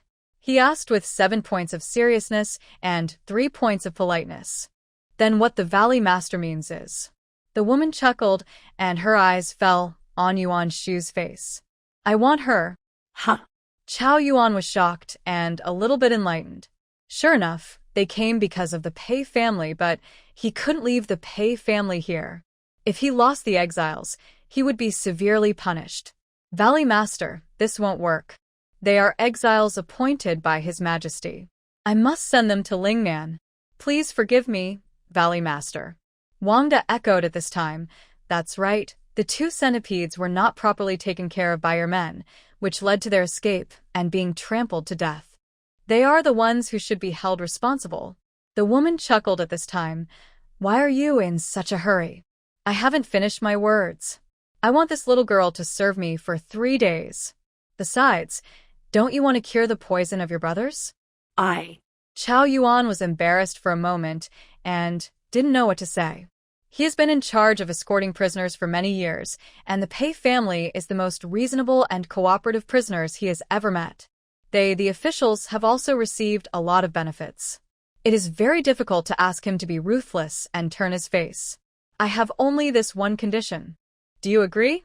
I will give you 1 night to consider it. When the people from Gigu left the yard, and Go started shouting, Go and serve this old woman for 3 days, not to serve the old man. You'd better agree quickly, otherwise our journey will be delayed by you. Yuan Shu laughed angrily. You are born to like serving people, but I am not. At this time, anyone with a discerning eye could see that this series of things were deliberately done by someone. Aunt Go was choked, and she yelled at Chao Yuan. It's worth sacrificing her life to save a few officials. What's more, the master of the Ghost Doctor Valley doesn't want to kill anyone. Chao Yuan said coldly, Shut up, we don't need you to interfere in our business. The Ji family members were afraid of being affected by the anger of the officials, so they just watched with gloating and said nothing. Everything will be discussed tomorrow. Yuan Shu said she would treat it. If she could cure the brothers tonight, they could argue about the poisonous centipede matter. After all, the road is where people walk, and if the centipedes they raised ran over and were trampled to death, wouldn't that be courting death? With their status as officials, they should be able to make a big deal out of this. Go and have a rest, don't run around. If you break something, you're responsible. While speaking, Wangda also deliberately glanced at the Ji family. They have been very well behaved recently. In Ghost Valley, Zhuang Jieyu was very happy when she knew that the Pei family had arrived. You are worthy of being the master. with your help, your disciple has got what he wanted. Hey, I will definitely say a few good words for you to my father later. Let senior brother get better soon. The ghost doctor was holding the arm of Zhuang Jieyu, but her mood was very cold. My ghost Dr. Valley has principles. I can help you, but you have to follow my rules. That girl looked like a person with an open mind and a kind heart. She really couldn't bear to pick her skin. But for the sake of her son, she could only go against her ancestors' teachings and the principles of Ghost Dr. Valley. Yuan Shu, who used the excuse of going to the toilet and actually used his supernatural powers to burrow outside the wall, heard all this. A hint of surprise flashed across her eyes. She didn't expect that this ghost doctor was resistant to cooperating with Zhuang Jiyu. It seems that her plan to mess up the ghost Dr. Valley can be changed. I know, Master. I'll go back and wait for your good news. Zhuang Jiyu suppressed her unhappiness and left with a smile. When she thought that Yuan Shu would serve her as if for 3 days and that she would have to take off his skin, she was extremely excited. Thinking of Pei Yuanlin's handsome face, Zhuang Jiayu's face suddenly turned red. Go, find 2 people to serve this princess. Zhuang Jiayu's trusted maid nodded silently and called 2 handsome men into her room. In order to maintain her youth and beauty, she used a special medicine, so she had a high demand for it. Zhuang Jiayu believed in folk remedies. The more handsome the man she touched, the younger she would be. Valley Master, can we trust what the prince said? Can we really get what we want by helping him this time? Inside the house, after Zhuang Jiayu left, the ghost doctor's confidant came in with tea. She couldn't help complaining and doubting. The news I found with great effort said that the thing is in the palace. It is precious and can help the royal family conceive offspring. It must be strictly guarded. With our ability, we can't get it. The palace is heavily guarded. It's easy for them, the Jianghu people, to be noticed when they enter the capital, so it's difficult to take action. I can't take risks. What if I alert the enemy? I'm afraid. The ghost doctor looked haggard and helpless, and she kept pinching her brows. This ghost doctor was not much different in age from Ji Wanqing and was well maintained. Even if her full appearance could not be seen clearly, the half of her face that was exposed could already make people think of her beauty. To be on the safe side, the Jianghu will also offer a reward. You must find the lithospermum red fruit. It is an indispensable ingredient for making eye-brightening water. Whether my son can stand up depends on it. A year ago, her son's eyes gradually became blind, and he needed to make this medicine to fumigate his eyes to restore them. Finding the lithospermum red fruit is urgent. The king of Janan promised her that he would find it for her within half a year, so she has been helping Zhuangnan in the past few months. Make medicine, make poison, and use it as a trump card for him. Valley Master, you have saved countless people, and the young master will be fine. The ghost doctor didn't want to listen. She waved her hand to signal her confidant to leave. At this time, she suddenly caught a glimpse of a person standing at the window, and she suddenly used her sleeve arrow. Yuan Shu dodged. Ghost doctor, wait a minute, I'm not here to cause trouble, but to discuss cooperation with you. Cooperation? I have red pursed fruit of lithospermum officinale. Yuan Shu didn't waste any words, and went straight to the point. Since it was because of this thing that she cooperated with Zhuang Jiayu, she took out this thing which was equivalent to interrupting the cooperation between Ghost Dr. Valley and King Janan. In fact, she only had the seeds of this medicinal material, and the red pursed fruit of lithospermum officinale needed to be cultivated and used as medicine when it matured. You? The ghost doctor obviously didn't believe it. Yuan Shu pursed his lips and smiled. Valley Master can check. My grandmother used to be a female doctor in the palace. She accidentally got a seed and cultivated 2 plants privately. I have the seeds. In addition, I accidentally found one when I went to Lingnan this time. As she spoke, she took out a palm-sized plant with soil and wrapped in taro leaves. The leaves were light purple and the fruit was light green. When mature, it will become red-violet fruit. It really is. The ghost doctor approached excitedly, but Yuan Shu took back the things. The thing he had worked so hard for was right in front of him, and the ghost doctor couldn't take his eyes off it. But he still tried to calm himself down. How do you want to cooperate? I can let you go. Go? No, no, no. Zhuang Jieyu took great pains to invite them here, and it was a bit rude to just leave like that. Valley Master, please invite me over for tea later. Yuan Shu smiled and closed the window, and before the Valley Master could react, he burrowed into the ground and left. Where are the people? When the Valley Master opened the window, there was no one outside. The secret guards in her yard couldn't even see how she came in and how she went out. What does the Valley Master want? The secret guard quickly came to one side and asked respectfully. The Valley Master's expression suddenly became cold. What a hidden master. She didn't want to make an enemy of such a person. I heard that Madame Yuan from the Pei family knows medicine. I admire people who know medicine the most. Please invite her over for a cup of herbal tea. Also, prepare good wine and delicious food. Yuan Shu returned to his place of residence as if nothing had happened.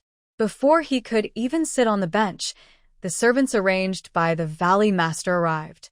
Knowing that the Ghost Valley Master personally invited her, Ji Wanqing became even more uneasy. Shu, your mother will accompany you. Mother, it's okay.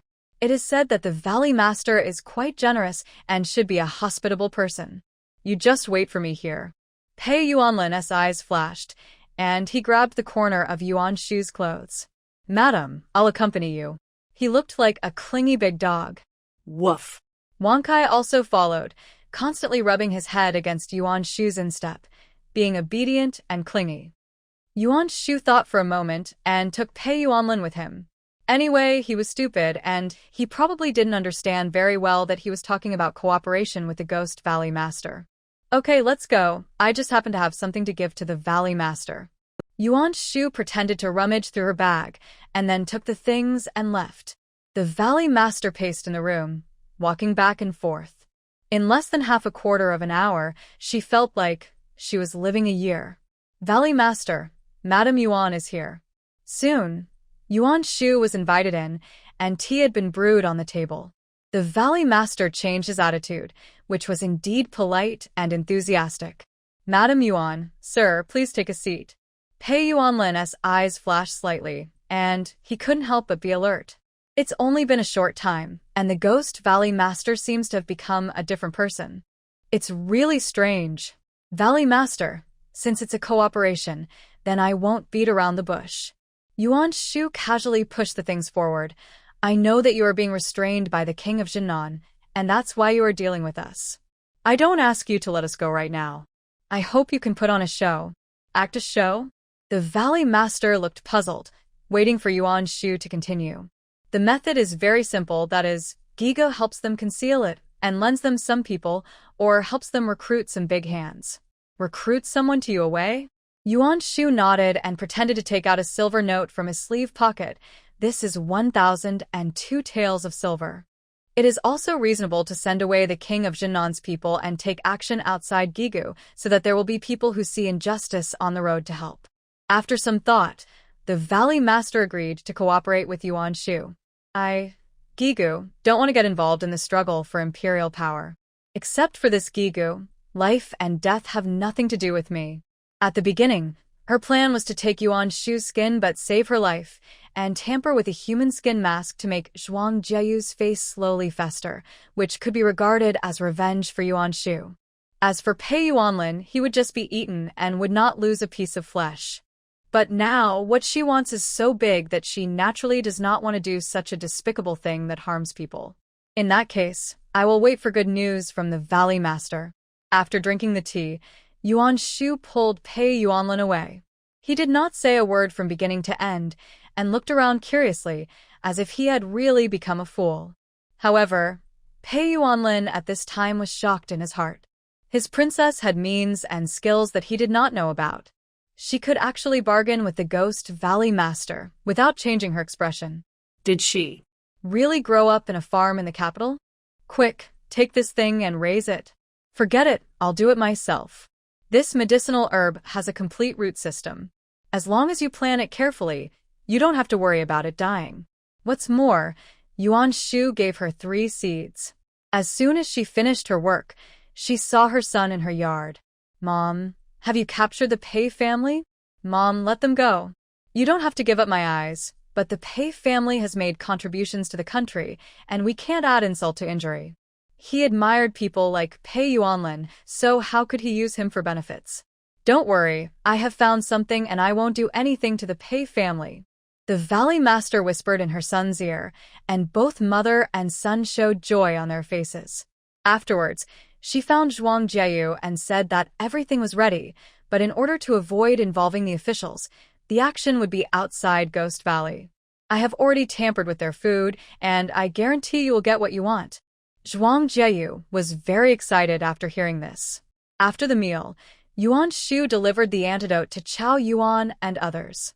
There was no need for Giga to take action, and everyone got better. The next morning, they left Giga safely. You're not staying? Mom was puzzled when she saw Yuan Shu following him. Why do you want to stay? Why don't I go and discuss with the master of the valley and arrange a job for you to clean the toilet? Yuan Shu smiled. The Ji family was really evil to the core and couldn't stand seeing others doing well. Wang smiled awkwardly. No. Don't get me wrong, I just care about you. Afterwards, the exile team set off as usual, but suddenly, Yuan Shu and Pei Yuan had abdominal pain at the side. Let's go forward, and you guys catch up quickly. Chao Yuan and the others did not find it strange, and continued on their way with the rest of the Pei family, and soon they pulled away. A quarter of an hour later, Yuan Shu and Pei Yuanlin stood up from the bushes. She skillfully knocked Pei Yuanlin unconscious, and he pretended to faint and lay down, cooperating very well. Take them back. The people were lost, and the escorting officials would look for them after they found them, but it didn't matter. She would get rid of them in a day at most. An arm, and then return the person. It's just for fun. She won't save anyone. She just didn't want to accept it. Pei Yuanlin used to ignore her. Today, she not only wants to get his person, but also use his hands and feet to show her loyalty. As for Yuan Shu, she only wants this face. Take me away? Why don't you stay? Yuan Shu smiled, and then the Pei family's assassins appeared and started fighting. Who are you? Do you want to go against us? Ing Jiao and others sneered. The Pei family once did a favor to our master, and today we help you to repay the favor. These killers snorted coldly, a group of rabble, not to be feared. Kill. Just keep the woman alive. Don't hurt her face. As for Pei Yuanlin, who fainted, they didn't worry about running away. Zhuang Jieyu didn't want to wait, and approached after hearing the sound of fighting. However, she found that her people fell one by one, and she felt something was wrong. Princess, retreat quickly. Unfortunately, it was too late. Ing Jiao and Ing Shi attacked and killed her guards. Zhuang Jieyu was kicked to the ground with blood oozing from the corner of her mouth. She fell very close to Pei Yuanlin. She suddenly pulled out the hairpin on her head like crazy and stabbed him hard. Pei Yuanlin woke up slowly and saw him kicking. Zhuang Jieyu's hand was twisted, and she scratched her face hard. The pain made her scream instantly. My face. It's over. Her face is ruined. My lady, there's an ugly monster. Pei Yuanlin screamed at this time, looking frightened. He knew how to hurt someone's heart. Zhuang Jieyu almost vomited blood in anger. She picked up her hairpin and continued to attack Pei Yuanlin. She had lost her mind at this moment. I'm going to kill you. The other assassins also joined in, but they all wanted to persuade her to escape. Since you're here, do and leave alone. Yuan Shu spoke quietly. Ing Jiao and others nodded silently and immediately went to protect Pei Yuanlin. Unexpectedly, he kicked Zhuang Jieyu with a whirlwind kick, and she was kicked away again. It was not known whether it was a coincidence or intentional. She fell on a sharp stone not far away and landed on her face.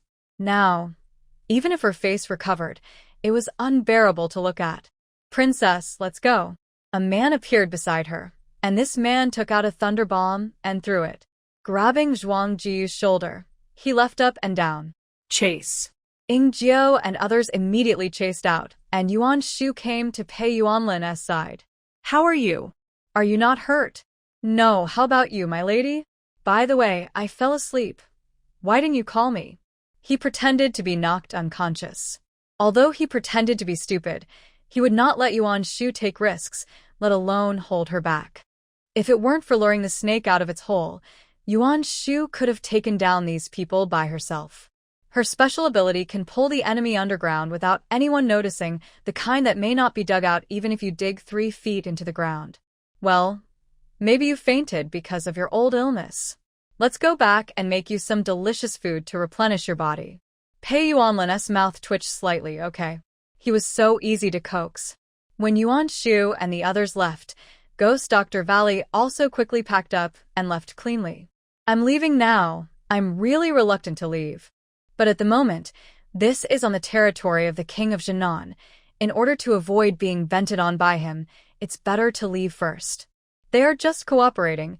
There is no reason for them to shed their blood for Zhuangnan. When Yuan Shu and his team came back, they heard the Ji family start to gossip, saying nothing more than that the two of them ran away quietly. Sir, they have been gone for so long. Either they ran away and we are still waiting for them. It's unreasonable. It's a waste of everyone's time. But in fact, this was just a time for the team to take a breath and drink water, and it was not a delay. Yuan Shu's hands were itching, and she didn't do much after the Pei family's death warriors took action. After hearing what Wang said, she rushed up in a hurry. You said bad things about me. You deserve a beating. Pregnant women are naturally emotional, and they feel uncomfortable when they hear bad words. They will feel much better after beating people. You dead girl, you actually hit me. Wang is really mean. She forgot the pain after the scar healed, and she was obviously beaten countless times, but she just wouldn't stop. You actually want to hit my daughter-in-law? I'll fight you. Ji Wanqing lifted her sleeves and started to fight, and Wang's hair was soon pulled into a mess. Stop fighting. Seeing that the fight was almost over, the officials tried to stop it, not giving the Ji family any chance to help. Chao Yuan glared at the Ji family. He couldn't understand. Knowing that they wouldn't easily believe the Pei family's words of fleeing, why did she still say that? This woman, maybe she couldn't understand human words. Humph. You wait for me. Wang couldn't beat them, so she could only say harsh words. The two families had already torn their faces apart. If she didn't add insult to injury, she would be sorry for the Pei family's ruthlessness. The lips will be bitten by the teeth. The Pei family said they would break off the relationship, and now that he has the ability, he doesn't help them. It's really selfish. Are you two okay? Wang De greeted them. The two of them didn't come back for a long time. He couldn't help but wonder if Gigo had secretly made some moves to take the opportunity to deal with them. Thank you for your concern, sir. The food in Gigo was delicious yesterday. I ate a little too much and had a stomachache. It's not a problem. Gigu asked the officials to leave. He didn't care about the centipede being stepped on to death. He claimed to the outside world that it was a misunderstanding and the grudges were written off. It is normal to have some minor frictions when traveling in the martial arts world. Okay, you guys take a break and continue on your way. Yuan Shu, who returned to the team, did not say much as usual. Pei Shi and the others were curious, but they were tactful and did not ask. They knew that if Yuan Shu wanted to say something, he would tell them later. On the other side, the Pei family assassins chased Zhuang Jieyu and the others away. Why can't we get rid of them? The two assassins were already covered in wounds, and Zhuang Jieyu, with a haggard look, was very annoyed. The willful young lady has really hit a wall this time. These martial arts people are the most principled. Once they start, it's really a matter of life and death. Princess, why don't you run by yourself? Zhuang Jieyu ran without saying a word, but after a few steps, she saw Ying Jiao blocking her way. She had a hideous and terrifying face and a pitiful expression. No, don't kill me. I'm a princess. My father is the king of Janan. No matter how much money you want, I will. Before she could finish the rest of the words, Ying Shi's sleeve arrow fired a hidden weapon, hitting her right in the middle of her eyebrows. The other two warriors who were struggling to hold on were also killed at this time. I really don't know where the princess found this thing. It's really useful. The workmanship quality is impeccable. Ying Shi looked at the sleeve with great curiosity. Then he picked up the steel needle that pierced Zhuang Jieyu. It can still be used after grinding, it's not that blunt. Ying Jiao. Okay, let the brothers deal with these things. These people's clothes, burn them to ashes, and pour some liquid on them. After that, they watched from a distance until they saw a group of wild dogs and wolves swarming in. It was wonderful for them to destroy the bodies. This method of cutting the grass and eradicating the roots is cruel, but who asked them to start first? Go. Retreat. The hidden weapon was given by Yuan Shu, and the so-called poison was actually Lingquan water. She found that this thing has a scent that ordinary people can't feel, but it is extremely attractive to animals. How to deal with the enemy is not important. The goal can be achieved by any means. As for Zhuang Jieyu's loss of contact, no one can see her alive or dead. Who can know whether she is alive or dead? When she left Gigu, everyone saw it. And Gigu left from top to bottom overnight. When the king of Janan came to his senses and wanted to find her, I'm afraid there was no clue. On the other side, Gaolin was still waiting for good news from the king of Janan, and then he received a secret letter from the court. My brother asked me to go to the disaster area on his behalf. Gaolin's expression was full of resistance, and he was unwilling to go.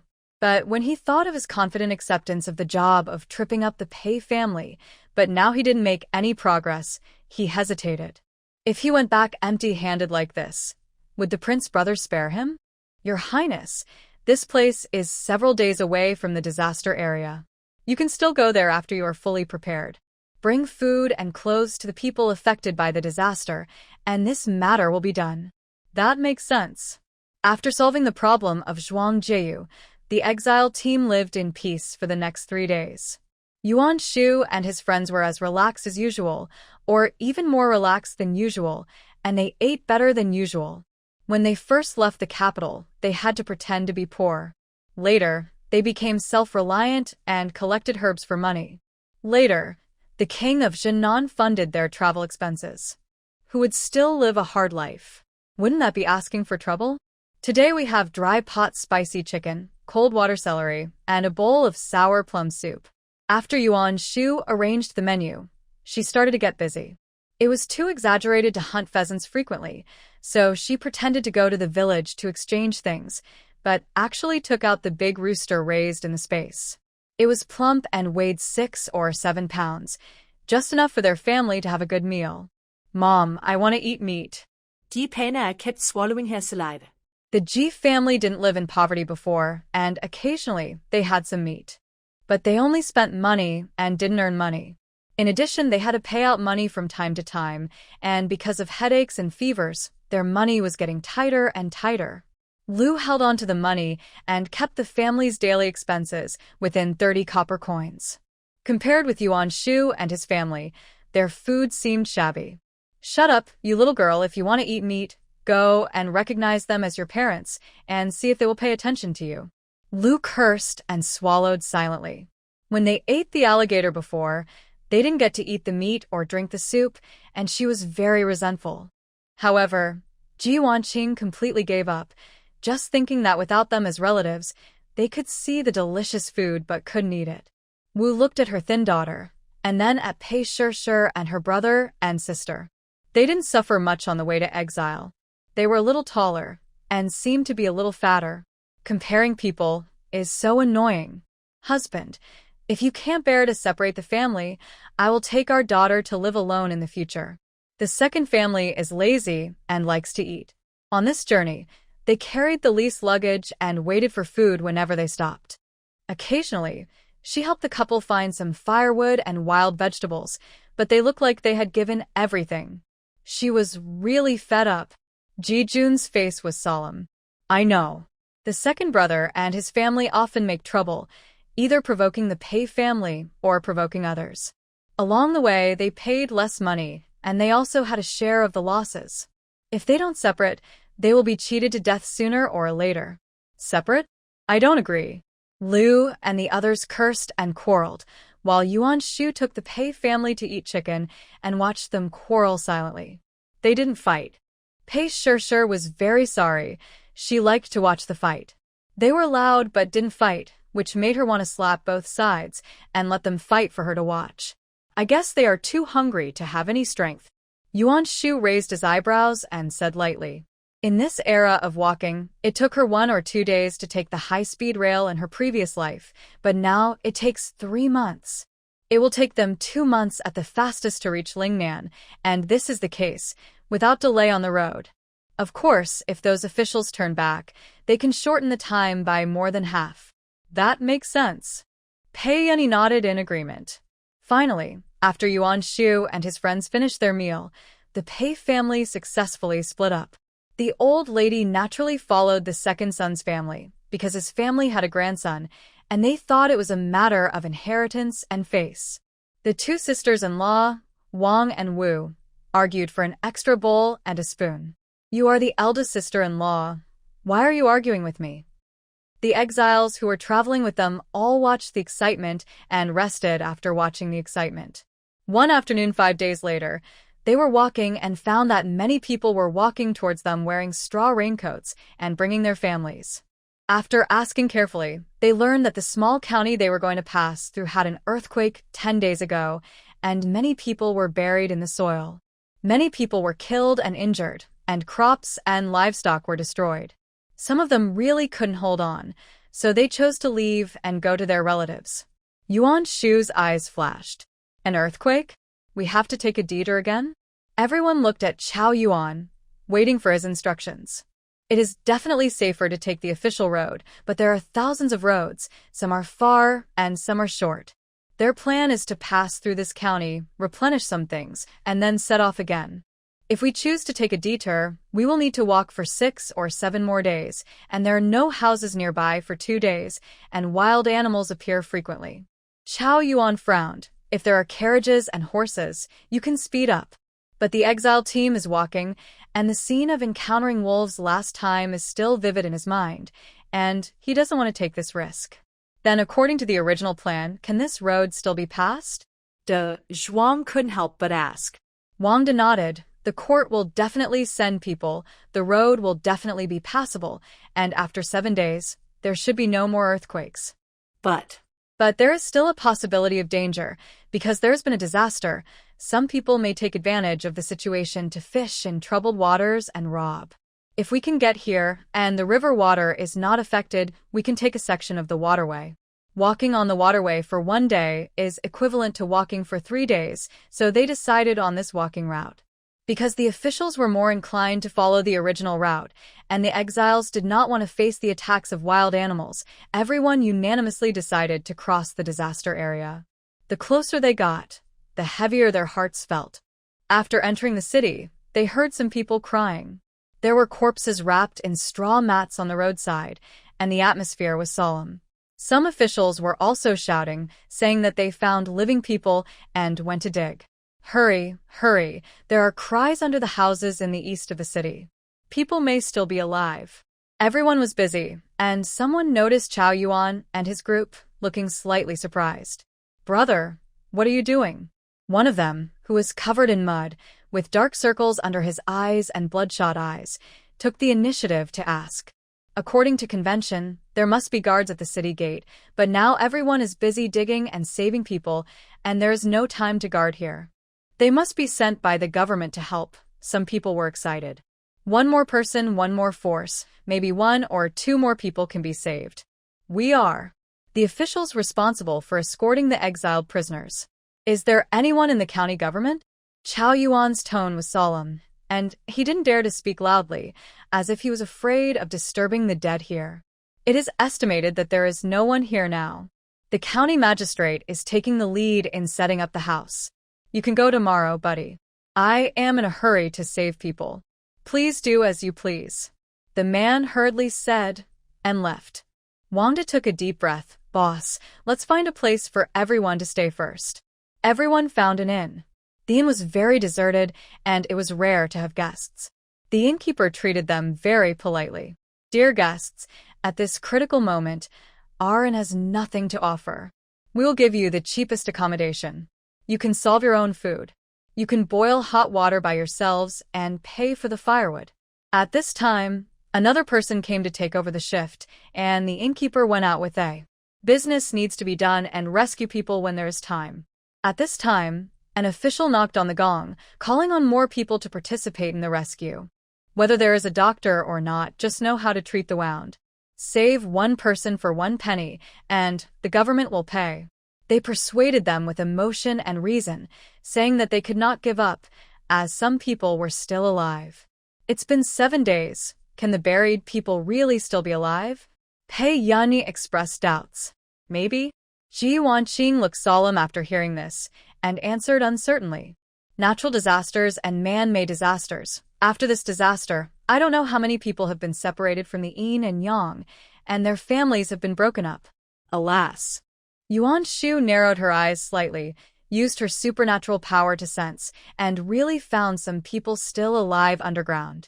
Save people. This thought came to her mind without even thinking about it. At this time, an official entered the inn and left quickly. Then, Chao Yuan ordered the officials to gather the exiles and put forward his own suggestions. What? We help save people. The Ji family was very reluctant when they heard it. From entering the city to the inn, even under the eaves outside the inn, there were corpses, which was very unlucky. Now they had to rescue people. What kind of people should they rescue? Digging up corpses is more like it, too unlucky. That's right. There are limited manpower in the city now. The county magistrate sent people to discuss, and hoped that we could lend a hand. Chao Yuan said in a serious tone, "Of course, I will give credit to those who helped me in this matter. It will be a good thing to get half an acre of land in Lingnan, isn't it? The premise is that there is a commendation document from the county magistrate here. Of course, I won't force those who don't want to help. We will only stay for 3 days. Tomorrow he will help for 1 day, stamp the official document, and then he will continue to set off with the exile team. Mother, I want to help. They are all citizens of this dynasty. They are all family members. When one side is in trouble, they should support it, not to mention that they are now in the disaster area." In principle, Chao Yuan and his men directly ordered the exiles to do things, and everyone had to obey. Yuan Shu was a little anxious and couldn't wait any longer. She felt that the breath of life was getting weaker and weaker. Ji Wanqing nodded. "Okay, half of our family will provide a hand to the people here. Even if it's just to move the corpse, someone has to do it, right?" In this way, half of the officials and exiles went out to help rescue people. "Brother, this Lady Yuan is a doctor. She can help." After General Wang introduced Yuan Shu, the officials here thanked her profusely and immediately led her to a built house. As he walked along, Yuan Shu felt that there were people alive on the ground, and he secretly dug them out. Help, help. When this man felt that he was about to die, he suddenly felt a force pushing him. He stretched out his hand slightly and then emerged from the dirt road. "Hurry, there are people here." Those who were rescued were not worried about their lives. After Yuan Shu left the medicinal materials he brought, he left the team while others were not paying attention. It's okay to deal with the wounded later, but if you can save the people underground, save them one by one. Looking at the collapsed houses, some of them seem to have been burned, and they are devastated, which makes people feel desperate for some reason. Fortunately, the houses in ancient times were not very high, and not many were buried, but not a few. Because of the heavy rain, the ground was full of mud, and Yuan Shu's embroidered shoes were quickly soaked. She didn't care about the entanglement, and under the perception of supernatural powers, she dug people everywhere. Yuan Shu did this kind of thing secretly, and she didn't expect any reward. She was not a saint, but her thoughts at the moment were very simple. With great ability comes great responsibility. She wanted to save more people without harming her own interests and without danger. Only in this way can she be worthy of her supernatural powers and live a new life. God, please, bless my daughter to live. Some people cried while digging, and their hands holding them were bleeding because of the wear and tear. They seemed tireless. Yuan Shu could hear the clanging sound of the digging wood and stones everywhere. She pursed her lips and secretly pushed the person who was barely breathing underground up. He struggled to stretch out a hand. "We dug it up. Hurry up and save him. Be careful not to dig up his head. He's breathing, he's still breathing. Send him to the doctor." Seeing them pull the man out, Yuan Shu felt warm in her heart. "I'm a doctor. I boiled some qi replenishing potion. Give him a sip." She did this every time she dug someone up. These people had been in a state of hypoxia and hunger for a long time, and their bodies had irreversible damage. Her spiritual spring water came in handy at this time. Thank you, doctor. Thank you. They didn't know Yuan Shu, but they were already refreshed when they smelled the faint smell of medicine, so they allowed her to feed the medicine without any doubt. In this way, she rescued people while walking and unknowingly had saved several large and small villages around the county. At the same time, the Pei family found that she was missing. Brother, don't worry. Sister-in-law may be saving people somewhere. I'll let our people look for her. Pei Yunyi was afraid that his silly brother would lose control and run away, so he hurried to come for him. Okay, go quickly. Pei Yuanlin was stunned, and the Pei family's death warriors also followed and joined the rescue team. However, 10 people were still left to protect them at any time. At this time, Yuan Shu was in a village. She dug out 3 people who were breathing in and out less and fed them spiritual spring water. Huh? Dr. Yuan. At this time, a young man with a backpack noticed her and greeted her in surprise. Yuan Shu was confused. You are? She didn't know this person either. How could the other party recognize him? I am the disciple of the ghost doctor. Why are you here, Madam Yuan? It turned out that after Yuan Shu and his friends left, the ghost doctor and the Ghost Valley people also packed up their things as soon as possible, and the building was empty.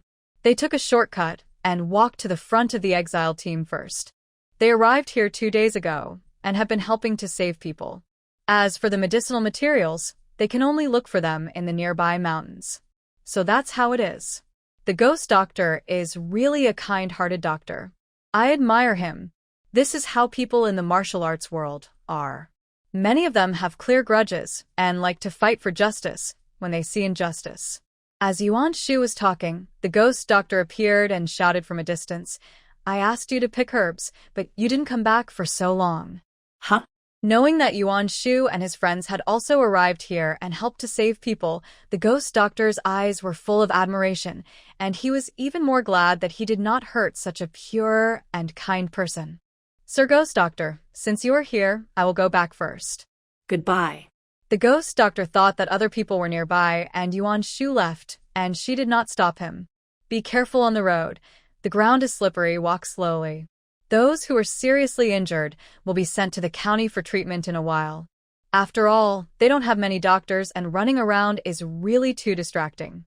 Yuan Shu secretly rescued the people who were affected nearby and still alive. She used Earth Escape to return to the city. Huh. She didn't have time to eat dinner, and she was starving at the moment. Just as Yuan Shu was thinking about whether to hide in a secluded place and eat something to fill her stomach, an anxious and familiar voice sounded in her ears. Madam, is that you? At this time, the sun had set, the sky became dim, and people's faces could not be seen clearly 10 meters away. Yuan Shu raised her head and looked at the person standing not far away. She recognized it as Pei Yuanlin at a glance. Husband, it's me. The next second, Pei Yuanlin strode towards him and hugged her in his arms. At this moment, Yuan Shu's heart skipped a beat. Not only that, she even felt the fetal movement of the baby in her belly. For more than 3 months, she didn't show any pregnancy at all. But she was sensitive, and sometimes she could feel the baby in her belly swimming in her belly, like a little fish blowing bubbles. What's wrong? I feel your hands shaking. Pei Yuanlin took a deep breath and lowered his head with some resentment. I can't find you anywhere. I'm afraid you're lost. I'm panicking. Yuan Shu listened to the voice coming from someone's chest and felt his cheeks burning inexplicably. He seemed a little clingy. Ahem, I'm not a child. How could I get lost? Pei Yuanlin had no strength in his hands, but he had strength in his body. He didn't want to wait in the inn and help carry the corpse. At this time, he might have realized this problem and pushed Yuan Shu away and took 3 steps back. What's wrong with you? My wife, don't come over, I'm dirty. Some corpses were injured, and blood stains inevitably fell on him, and there was a faint corpse odor. His wife loves cleanliness. What if she dislikes his odor and vomits because of disgust? It's okay, just wash it, and we'll all go back to eat. Yuan Shu didn't dislike it. She had lived 2 lives, and she wouldn't be hypocritical at this time. As she said that, she stretched out her hand to pay Yuan Lin.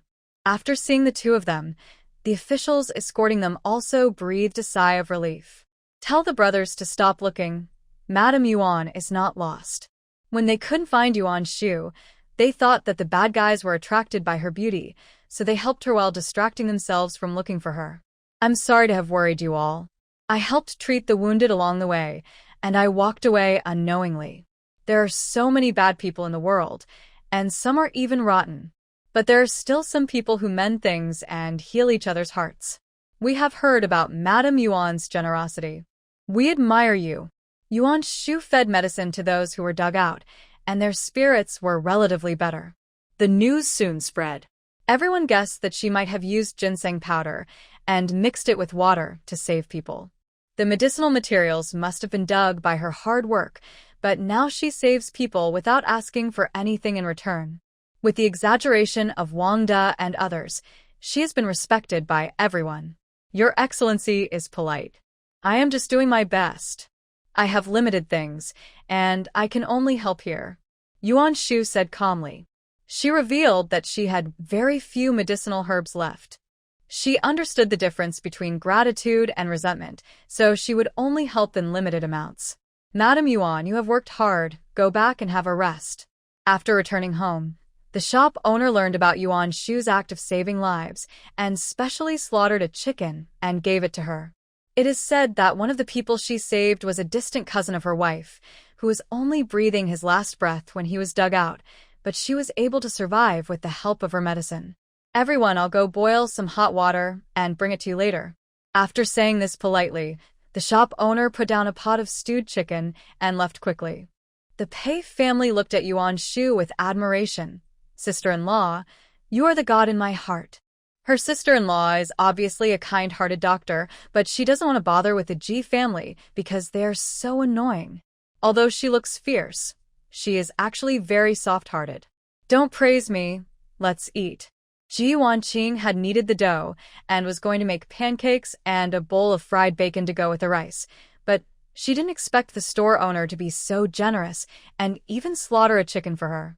By the way, Mother, pay for the chicken when we leave. The people in the disaster area suffered heavy losses. At this critical juncture, there are some advantages that she cannot take advantage of. Ji Wanqing smiled and nodded. Don't worry, I know what I'm doing. The next day, Yuan Shu and her friends continued to help treat the wounded. She sold the herbs she brought on the cart to the government at a low price. This was not a war profit. After all, some of the herbs were dug hard by Pei Shishir and her friends, and they couldn't be given away for free. The exiles kept some of the herbs and exchanged them for money at this time, and they sold them at the usual price. With these herbs, everyone can hold on for a while until the support from the government arrives. The officials were very grateful. Fortunately, the doctor from Gigu passed by and stayed to help, otherwise the consequences would be disastrous. With the medicine they brought and the people they led to find herbs, the condition of the injured did not worsen. County magistrate, the medicine is barely enough, but what everyone can eat is not much. Because of the collapsed houses and the rain, some of the rice and flour are simply inedible, not to mention those that were buried in the ground. The granary of the county government was also buried underground due to the subsidence, and it has not been dug out yet. After so many days, we don't know if it can be eaten after it is dug out. Dig out the granary as soon as possible and open it to release grain to the people. Yuan Shu on the side listened quietly. The granary was sunken deep underground and difficult to dig. Maybe she could help. Early this morning, she found that her space had been upgraded.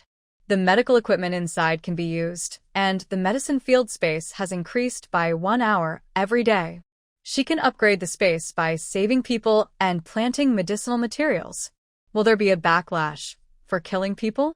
At present, she is dealing with her own enemies, and it is not easy to affect the space. This may be good people get good rewards. County magistrate, the ghost doctor, and the doctors from the Ghost Doctor Valley are here, and they have brought some wounded people. Please come and see me. The county magistrate was excited and hurried to greet them. Yuan Shu and Pei Shishir helped take care of the wounded, changing the dressings on their wounds and so on, and they were busy until almost noon. When they had time to rest, the ghost doctor ordered his men to invite Yuan Shu over. Dr. Yuan, how did you treat those wounded? They recovered so well. The wounded who received Yuan Shu's help did not show any symptoms such as worsening of their wounds or fever. The ghost doctor was very perceptive and knew it was Yuan Shu's ability after analysis and judgment. I was in a hurry a few days ago and didn't have time to see your medical skills. What a pity. Medical skills? In terms of medical skills, she is really not as good as the ghost doctor. She has the ability only because of the spiritual spring in the space and the Shunnong Sutra. However, facing someone who once wanted to harm her, she didn't want to show weakness. Ghost doctor, you are too kind. It's just a little secret. Then, Yuan Shu briefly talked about some issues that need to be paid attention to when treating wounds, using boiled, clean water. Wash your hands frequently before treating the patient's wounds. These are often overlooked by many doctors, leading to cross-infection. So that's it. The ghost doctor looked at Yuan Shu deeply and seemed to have made a decision in his heart. Dr. Yuan, can you please talk to me? After a brief chat, the ghost doctor suddenly grabbed her hand. Madam Yuan, do you want to quickly gain a foothold and rise after arriving in Lingnan? Yuan Shu looked at her suspiciously. Help us. What are your conditions? When the Pei family arrived in Lingnan, they were just ordinary farmers. It was so difficult for them to rise. Valley Master, I hope you can lead our ghost Dr. Valley to dominate the world in the future. The ghost doctor suddenly knelt on one knee, speaking sincerely and with expectation. What? Yuan Shu couldn't believe her ears. Is this world a fantasy? Why did she suddenly feel like a master told her that she had excellent bones and wanted to teach her what he had learned all his life? The ghost doctor cupped his hands. My ghost valley has an ancestral precept that only people with extraordinary medical skills and a kind heart can inherit my ghost valley lineage. I have a hunch that your medical skills are better than mine. Therefore, the position of the Ghost Valley Master, if you are willing, is yours. They are people in the martial arts world, and they have always admired people with abilities. As for the position of the Ghost Valley Master, it is naturally for the capable. Yuan Shu simply treated those people, and they were able to recover better than if she treated them seriously. If she treated people seriously, she would be only one step away from bringing the dead back to life. No, Valley Master, you are too kind. My abilities are nowhere near yours. I dare not take the position of Valley Master. Just kidding, the Valley Master said it nicely, but if you look into it, it is a responsibility. Why did she take on such a thing? Her medical skills are not that high, and she relies on the Shunnong Sutra and the spiritual spring of space. Dr. Yuan is too modest. I am sincere. I hope that you can be the new ghost Dr. Valley Master and lead us to carry forward and pass on the medical skills. The ghost doctor said with a serious tone, Dr. Yuan, don't you want to change your destiny? Gigu, I can stand behind you. Although we are not many in number, we can invite a lot of help. Even the emperor of the current dynasty has to respect us. Yuan Shu understood the sentence. Gigu is good at mobilizing people. Those who she has cured and helped are willing to lend a helping hand. People in the martial arts world value loyalty the most. Or maybe Gigu also has his own means. Seeing Yuan Shu's hesitation, the ghost doctor continued to persuade her earnestly. Sister, what do you think? Isn't this the best of both worlds? This condition is indeed very tempting. When she came to this world, she had all these trump cards. When it comes to calling for help, she is useless. Her children will also have a foothold in the future, and she is really reluctant to give up this opportunity that has been delivered to her door. But if she accepts it, her responsibility will be huge. I appreciate the kindness of Sister Ghost Doctor. I really don't know how to be the master of a valley, but if we discuss medical skills, I will definitely tell you everything I know. She didn't want to become the leader of Ghost Valley, but she was willing to cooperate with them. As for medicinal materials and medical skills, if Ghost Valley was willing to help, she would naturally teach them everything she knew. Everyone was smart, and the ghost doctor understood it immediately. He immediately became sworn brothers with Yuan Shu and told the other people in Ghost Valley about it. They were surprised that their own leader would be so polite to an exile. But the decision of the Valley Master has always been based on the people, so they didn't ask too much, not to mention that what Yuan Shu showed made them curious. At this time, a man hurried to find the ghost doctor. Sir Ghost Doctor, more than a dozen patients have come from the next village, 2 of whom are in particularly serious conditions. Please move aside, Sir Ghost Doctor. Carry the people over here. The ghost doctor regained his cold attitude in a second. Soon the person was carried over. His legs were a little swollen and blue-black, as if he had been pressed by a heavy object for too long, and the wound would not bleed. The man saw the ghost doctor and kept begging, "Doctor, please save me, help me, please." After the diagnosis and treatment, the ghost doctor looked very bad. "This leg has been pressed for too long. I am not completely sure. You should be mentally prepared." Yuan Shu carefully felt it and found that the blood vessels were still flowing, but there were some venous thrombosis. As long as it is relieved, it can be avoided. The patient was very weak and burst into tears, hoping that the ghost doctor could do his best to treat her. "In that case, then save my daughter first. It doesn't matter if I lost my leg. She is still young and can't." Ask the ghost doctor for help. The other person's condition was more serious. And now the ghost doctor can save 1, not 2. She hesitated for a moment. Her leg, "I'm sorry that my medical skills are not good enough. I can't do anything." After hearing this, Yuan Shu discussed with the ghost doctor and decided to try acupuncture herself. After hearing this, the woman was also willing to give it a try. "Bring a set of silver needles over here," the ghost doctor said without hesitation, and asked his men to give Yuan Shu a set. After the patient's legs were cleaned, she and the ghost doctor began to give the needles. At that time, Yuan Shu's eyes, through her own special abilities, seemed to see the acupuncture points accurately, like a CT scan instrument. She put one in and then another, like planting rice seedlings. Not only that, she also secretly let the most concentrated spiritual spring water mist flow into the patient's body through the needle eye. Because it was only a wisp, no one could see it with the eye. "Okay, how do you feel?" The woman paused, as if she was a little numb and a little warm. When the ghost doctor who was giving the needles heard this, a look of horror flashed across his eyes. He felt it, proving that the silver needles were in place. "Sister, I'm here. You come." Yuan Shu did not hesitate. Seeing that the ghost doctor really wanted her to give her acupuncture, she took her place and began to give acupuncture. After a while, both of them said that they felt something in their legs. Now, everyone looked at her with shock and admiration. "Dr. Yuan, you are really a god." These people immediately praised her. Yuan Shu smiled modestly. "You are too kind. It's not that my medical skills are so great, but the silver needles of Your Excellency the Ghost Doctor are soaked in the finest exotic medicine. When the needles are inserted, these medicines can also enter the body. Uncle will have no problem. As for whether this girl can get better, it depends on God's will." "Ghost Doctor?" "She didn't do that." "Thank you, Ghost Doctor, and thank you all for your kind hearts." The Ghost Doctor smiled and did not point it out. He accepted the thanks. At the same time, he was more determined to get Yuan Shu to join. Next, when she treated the wounded, she was with Yuan Shu.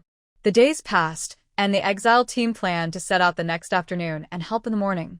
After sunset, the sound of horse hooves came hurriedly, and officials entered the city with various supplies of food. It was said that it was the second Prince Gao Lin, who was ordered by the royal family to come to the disaster area for rescue in person. He was surprised to learn that the ghost doctor brought his doctors to help here, and that the Pei family and the exile team also stayed here. Since he did not ask Zhuang Nan about the specific plan in detail, he just thought that it was because Yuan Shu rescued the people here, so that he was let go by Zhuang Jieyu for dealing with Pei Yuanlin. He immediately ordered people to extend an olive branch to the ghost doctor and explained his purpose. Turning around, the ghost doctor found Yuan Shu. "Shu, this ghost doctor approaches you again and again. I'm afraid he has some purpose?" Ji Wanqing was worried. When she went to the ghost doctor valley, she felt that the other party had bad intentions, but she was safe afterwards. but the pressure and shadow they caused made her dare not believe it easily. Yes, sister-in-law, I heard that the ghost doctor has a son. Could she want to kidnap you to be her daughter-in-law? Pei Yunyi said, looking at his eldest brother. A cold light flashed across Pei Yuanlin's eyes. Stealing his woman is courting death. What are you thinking about?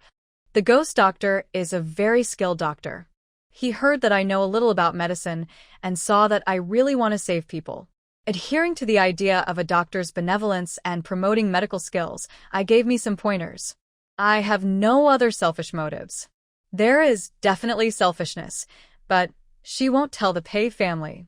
She and them are not yet at the point where they can talk about everything and have no secrets. Pei Yuanlin grinned, with a look of innocence and certainty on his face. My wife is mine, and no one can take her away. Yuan Shu glanced at him shyly and coquettishly. Mother, don't worry, I will be back soon. By the way, when I came back just now, I heard that the second prince was also here, so don't act alone. No one in the royal family is a good person. Who knows whether Gao Lin came here for disaster relief or to deal with their Pei family. It is better to be vigilant and prevent it. Ji Wanqing's face suddenly became serious. Okay, Shu Shu, we know what to do. Madam, I will go with you. Pei Yuanlin continued to play his clingy and rogue role. Yuan Shu did not hesitate, and in view of someone's previous good performance, she did not refuse. After some people recover their memories, they will not remember the memories of the period of amnesia, so she does not need to worry. What's more, it is possible for someone to recover, but what if he continues to be stupid? Valley Master, you are here. Greetings to the Valley Master. At this time, a handsome man stood up with a smile and saluted him. The man was leaning on a crutch, his eyes were covered with white cloth, and he had a hazy and mysterious feeling of illness. In an instant, Pei Yuanlin became alert. Could it be that his brother was right? Don't call me Valley Master. I'm not your Valley Master. Yuan Shu's mouth twitched. What did the ghost doctor say to her stupid son? He didn't even change the title. She didn't agree. At this moment, the ghost doctor came into the room from one side with steaming hot medicine. Okay, if you don't want to call me Valley Master, you can call me Aunt. Shu Shu and I have become sworn brothers, and she is my junior sister now. Mun? Pei Yuanlin. Chi saw and the man paused and saluted honestly. Yuan Shu was embarrassed. Well, Don't be polite. by the way, Valley Master, what is the matter with you looking for me? It feels unusual to come here, so secretly in the middle of the night. The ghost doctor pursed his lips and handed the medicine bowl to Chi. He took off the cloth and let the smell of the medicine fume his eyes. Actually, it's like this. The ghost doctor told her the purpose of Gao Lin looking for her. He saw that the ghost doctor led his doctors to treat many people and the casualties were under control, so he wanted to take advantage of this. Let her spread the word that she came to save people at his invitation. TSK. So shameless. He took the advantage without hesitation and took it so righteously. Such imperial power, no one overthrew it? The ghost doctor was furious, who said it wasn't. Who does he think he is? How can he order my ghost Dr. Valley at will? Mother, it might not be a good idea to refuse directly. The martial arts world and the imperial court have nothing to do with each other, but there is imperial power above the martial arts world, and they cannot cross it. Otherwise, they will be in trouble if they are accused of rebellion and treason. Of course I know. Let's talk to Shu Shu and see how to decide this matter. This move obviously made Yuan Shu think that it was the intention of the ghost Dr. Valley Master. At the very least, the two of them were equal. Yuan Shu must have some ability to lead the Pei family so far without any damage. As far as she knew, there were many people who attacked the Pei family in secret, and the killer organization had invited several waves of personnel, but all of them failed in their missions due to some accidents. I can't refuse, but if I accepted directly, it seems that our ghost Dr. Valley is too easy to bully. They are saving people here, all relying on the heart to save the world. But who can be happy to do this to others? Yuan Shu's eyes turned. Since he wants to cooperate, he must show a cooperative attitude. What do you think, Shuer? You have to pay for curing illnesses and saving lives. A lot of medicinal herbs have been consumed in the past few days, right? The ghost doctor actually had this in mind, but he hadn't thought about how to put forward the conditions for the time being. There are not many medicinal herbs left after taking them away from Ghost Valley. They have used up all that could be used, and they want to save the rest for seeds. So, since yesterday, they have sent people around to look for usable medicinal herbs. Yuan Shu smiled, that's right. If you want benefits, how can you be stingy? Such opportunities to gain a good reputation are rare. Master of the Valley might as well shout boldly. The ghost doctor's eyes flickered slightly. You hit the nail on the head. I have an idea. I'll reply to him tomorrow morning. Let it air out for a while and you will feel more confident. Yuan Shu and she smiled at each other. Pei Yuanlin, as a little follower, continued to act silly, but in fact, he was shocked again. What happened? Why was the ghost doctor so respectful to his wife, even more than last time? Valley Master? How did she become the Valley Master of Ghost Dr. Valley? When did it happen? Just on this day, after saving people, the Ghost Dr. Valley changed its owner? Yuan Shu didn't know Pei Yuanlin as psychological activities. Her eyes fell on Qi, who was fumigating his eyes. Let me see your medicine. Yuan Shu came to the opposite of him, waved her hand to smell the breath, and actually secretly threw a few drops of spiritual spring water into it. This medicine contains chrysanthemum, cassia seed. Yes. The ghost doctor nodded, his expression bitter. This child doesn't take good care of his eyes, and his eyes are getting more and more blurry. You kids should work harder. It won't be long before the purple grass red fruit will be ripe. Before that, you have to take good care of your eyes. Qi chuckled, I know, mother. The purple grass red fruit is a rare and good medicinal material, especially as a medicine. It is good for Qi's eyes.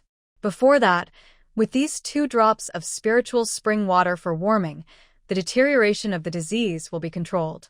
In fact, Yuan Shu can give Qi a basin of spiritual spring water and let him soak in it with his eyes open, but whether the ghost doctor and others can be regarded as her own people remains to be discussed.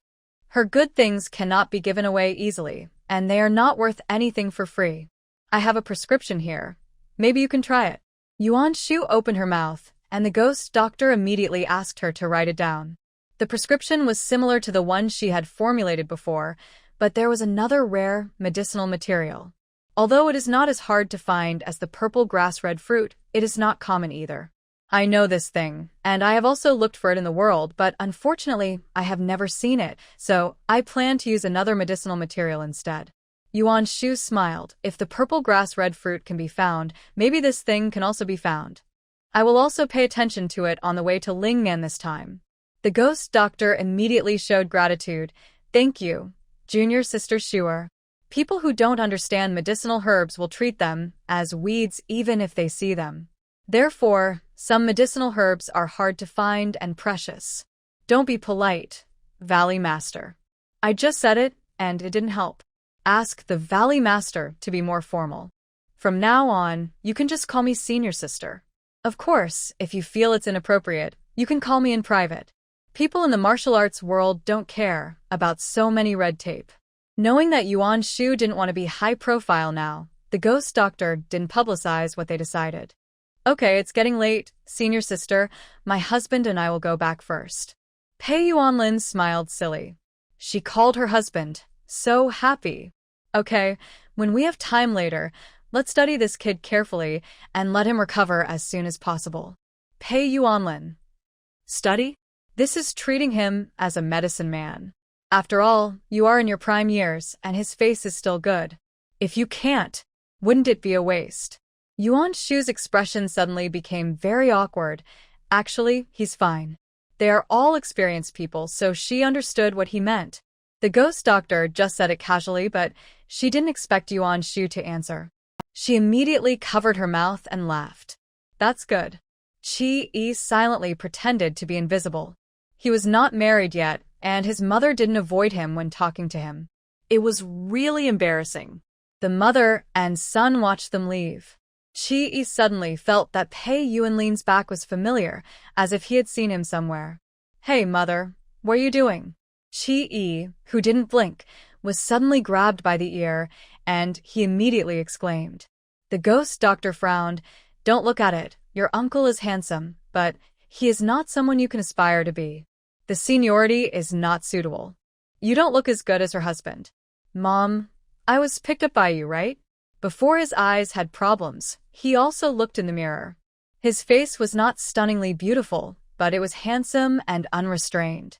When he was walking around the world, everyone called him young master, and countless women looked at him sideways. Why is he despised now? It's so easy to pick up a child. Why don't you pick one for me and try? I'll smear your eyes, and your mother is going to plot against someone. Ji. My mother feels a little free to be with this black-bellied Yuan Shu. The next day. What? So much money. Gaolin didn't expect the ghost doctor's answer to be like this. His eyes were cold, and even carried a bit of murderous and warning. The ghost doctor was unmoved. Your Highness can achieve a good reputation, so what's wrong with us asking for a little money? Her original intention was to save the world, but now Gaolin wants to talk and give them a few melons and dates. What is their contribution? Your Highness is reluctant to spend this little money, then there is nothing to say. Goodbye. Gaolin's eyes flashed. Ghost doctor, wait a minute. The mountains are high and the roads are long, and your Highness doesn't have enough silver. As fellow citizens of this dynasty, we should help each other, don't you think? That's true, but my ghost Dr. Valley also needs to eat, and I hope your Highness can understand. The ghost doctor's attitude was tough, with no sign of surrender. If you don't have enough silver, your Highness can write an IOU, and we in the ghost Dr. Valley will recognize it. Gaolin's face was gloomy, and he clenched his fists again and again. After weighing the pros and cons, he chose to spend money. Money can be earned again, but a good reputation cannot be obtained at all times. Okay, but can the money be less? Your Highness wants to help the people more. The ghost doctor knew that what he said was just, but she also gave him a way out. Okay. In the end, the ghost doctor got an IOU for 3 million taels of silver, which was stamped with Gaolin's seal, as well as the signatures of the county magistrate and several village heads. She also did what she said, and announced to the public that Gaolin asked Gigu for all their help after hearing about the incident here. Because Gaolin was low-key and didn't want to say it, but they didn't dare to take credit for it, they chose to tell the people, and Gaolin was the talk of the town for a while. Yuan Shu watched the people praise him quietly, with a sly smile on his face. Pei Yuanlin stood to one side, with a dark light in his eyes. This move of his wife was really wonderful. On the surface, it was to hand over the credit. Gaolin only needed to pay a little money to get a reputation. But some people would be jealous of this reputation, such as the prince. There is no pure brotherhood between the princes. Ghost Doctor, Dr. Yuan, save people.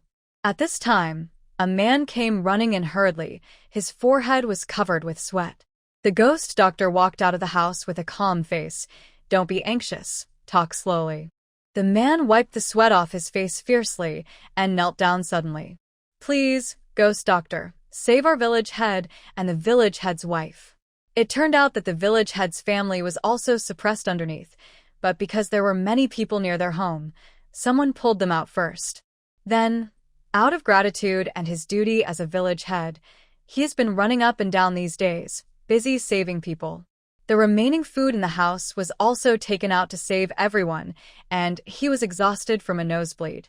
The wife of the village head was pregnant, and because she had not eaten well these days, she fainted in a hurry, and then she had heavy bleeding, and she was not strong enough for a difficult delivery. What? Take me to see it. The ghost doctor was anxious when he heard it, and hurriedly helped the man up. Yuan Shu pursed her lips and chose to go over to see. Husband, you watch here, and help if you can. Okay. After going to another courtyard with the ghost doctor, they heard a woman's weak cry and the encouraging voice of the midwife. Madam, gather your strength. You should push when I tell you to. This won't work. When Yuan Shu and the ghost doctor entered, she suddenly reacted and stopped. You haven't given birth to a child yet, or? This kind of scene would be a trauma for some women. Doctors are fearless, Yuan Shu said with a firm expression. Although she had never been to the delivery room in her previous life, she had sufficient theoretical knowledge about women's childbirth and had seen teaching videos. Upon hearing this, the ghost doctor couldn't help but mock himself for worrying too much. In that case, come on. At that time, the midwife's encouragement was useless, and the lady looked pale. Her eyes were dead. Annie, save the little one, don't worry about me. This. How can I explain to the head of the village later? Can you bear to let the child be born without a mother? Madam, hold on. Save the little one, quickly. The woman held the midwife's hand tightly, her eyes pleading. At this time, someone reminded her that the ghost doctor was here. She immediately took the pulse and checked the situation, her expression quite solemn. The child's condition is not very good. Madam is just weak. I will give you acupuncture and try my best to save both of them, but Madam may be very weak after giving birth. Encountering such a disaster and such conditions are not conducive to the woman's recovery. She can save 2 lives, but the woman will be seriously injured due to childbirth, and no one can say what will happen in the future. Thank you, ghost doctor. As long as the child is fine, just do your best. The woman's eyes were a little more hopeful. She did not miss the ghost doctor's solemn expression. These words might just be to comfort her. After seeing this, Yuan Shu couldn't help but feel distressed. Women are really strange creatures. Obviously, everyone is afraid of pain, but for the sake of their children, they are not even afraid of death. Madam, I still have a small ginseng beard here. Put it in your mouth and chew it and swallow the medicine. Yuan Shu pulled out a ginseng from the space and drained some water from it, then opened the handkerchief. Ginseng? No. It's too precious. Before she finished speaking, Yuan Shu had already stuffed the thing into her mouth. Don't talk. Eat quickly. We can't delay any longer. The ghost doctor also nodded. Don't worry, we are here. The woman chewed the food in her mouth with tears in her eyes. Come, drink a little water. Yuan Shu took the opportunity to feed her water and actually put a few drops of spiritual spring in it. Then the ghost doctor gave her another acupuncture, which reduced the woman's pain. She felt her physical strength recovering. Less than half an hour later, the child was born smoothly, but because she had been holding it in for too long, she cried very weakly. I don't know if it was because she was also a mother, but Yuan Shu couldn't help but soften her heart. While looking at the child, she also quietly fed 2 drops of spiritual spring. Some people may think she is a saint, but Yuan Shu thinks this is the meaning of having a golden finger. As human beings, there is no need to have malice towards people who have no grudges against you, and it is not a stupid act to release kindness. The head of the village has woken up. I don't know if it was because the father and son were connected. When the midwife went out to announce the good news, the head of the village, who was treated by other doctors in the Ghost Doctor Valley, also opened his eyes at this time. He smiled foolishly. That's great. God bless. The eyes of other people around also turned red, and they spontaneously went to find something for the mother to eat. After seeing this, Yuan Shu also felt warm. The reason why humans live in groups is because they help each other face hardships together and get through them. Then there was another good news. They dug out the granary in the county government office, and more than 20 dan of rice were still good. Some of them had been moldy due to being soaked in water and could not be eaten. The other losses could not be estimated now. In fact, Yuan Shu had already secretly put some food in there, and those that sprouted and were buried were planted in the space by her. Everything is moving in a good direction, and we have to prepare to leave here. Yuan Shu said goodbye to the ghost doctor. Although she was reluctant, she did not object. They had offended the king of Janan, and Gao Lin might also destroy the bridge after crossing the river. When things here are over, they might as well go to Lingnan. That place is mountainous, and many herbal medicine merchants purchase herbs from here. It seems that it is not a bad place for the Ghost Doctor Valley to settle down. Take care. The ghost doctor didn't say much. On the surface, she admired Yuan Shu's medical skills, but except for the people in the Ghost Doctor Valley, no one knew about their relationship with Yuan Shu. Before leaving, Yuan Shu also taught the head of the village and others how to filter and drink clean water. The earthquake came suddenly, and some people and animals died. Rotting human and animal corpses will breed bacteria, and because of the continuous heavy rain, if you drink unclean water, you may get sick. As for animals, Maybe you can't care so much, so deal with the people first. Cremation is the best, but they pay attention to burying the dead in peace and may not agree. The simplest and most effective way to prevent serious symptoms is to bury them in a centralized manner. And choose a place that is not in the direction of the water source. The ghost doctor nodded. Dr. Yuan's reminder makes sense. We almost overlooked this problem. I will discuss the suggestion with the county magistrate and the second prince later. Before making the suggestion, the ghost doctor donated a lot of quilts and rice and flour in the name of the Ghost Doctor Valley. When Gao Lin reacted after being fainted to the east and attacked in the west, the exile team had already walked for half a day. Gao Lin frowned. He also said that he would deal with the Pei family after he was done with the work, but he didn't expect them to leave so quickly. Your Highness, how about I send someone to chase them? The confidant asked tentatively, and Gao Lin jumped up and hit him on the head the next second. Shut up. Send someone to chase them? You don't even need to think about it, can you just do it directly? Moreover, Yuan Shu and the doctors of Ghost Doctor Valley worked together to rescue the people in the disaster area. If something happened to her and the Pei family right after that, wouldn't the people be more concerned about their situation? The scolded confidant lowered his head silently, then don't do anything, and go back to His Royal Highness the Crown Prince. Humph, first of all, the timing is not right, and secondly, I didn't mess it up. Didn't I do another thing? Therefore, the matter of killing the Pei family can be done later, as they are weak and not to be feared. How much trouble can a fool war king with both hands disabled cause? On the other side, here in Ghost Doctor Valley Master, who actually gave these things and was willing to hand over the good name. What they have are the medicinal herbs they brought with them when they left Ghost Doctor Valley. Here, it is difficult to buy food even if you have money. Food is ridiculously expensive in the nearby counties and towns. But now there are 10 loads of brown rice, several bags of cornmeal and flour, and even several large cans of oil. On weekdays, these things are not very valuable, but they are extremely precious here. He is a kind-hearted person. The ghost doctor could not have thought of it, but he still donated these things according to the requirements left on the note. Fame is, of course, not only for Gao Lin. If Ghost Valley wants to gain a foothold, it can only win the hearts of the people and do good deeds. They are like the court, but the officials and the people in the world will not be easily manipulated. In fact, Yuan Shu thought of the natural disasters that would occur in the future, so she wanted to train her own people. Although there are still people in the Pei family, they are loyal to the Pei family, and she does not want to change them, not to mention that she wants to have a relationship with Pei Yuanlin that can break up at any time. Wow. In the evening, Yuan Shu felt that her space had been upgraded again, and all floors of the clinic were open. Not only that, the farming space has been expanded. It was originally just a football field, and then expanded to 2, and now there are more than 5. Yuan Shu is very satisfied. The things she gave out can be renewable. Food can be planted, and as for oil and other things, there is no need to worry about vegetable oil and animal oil.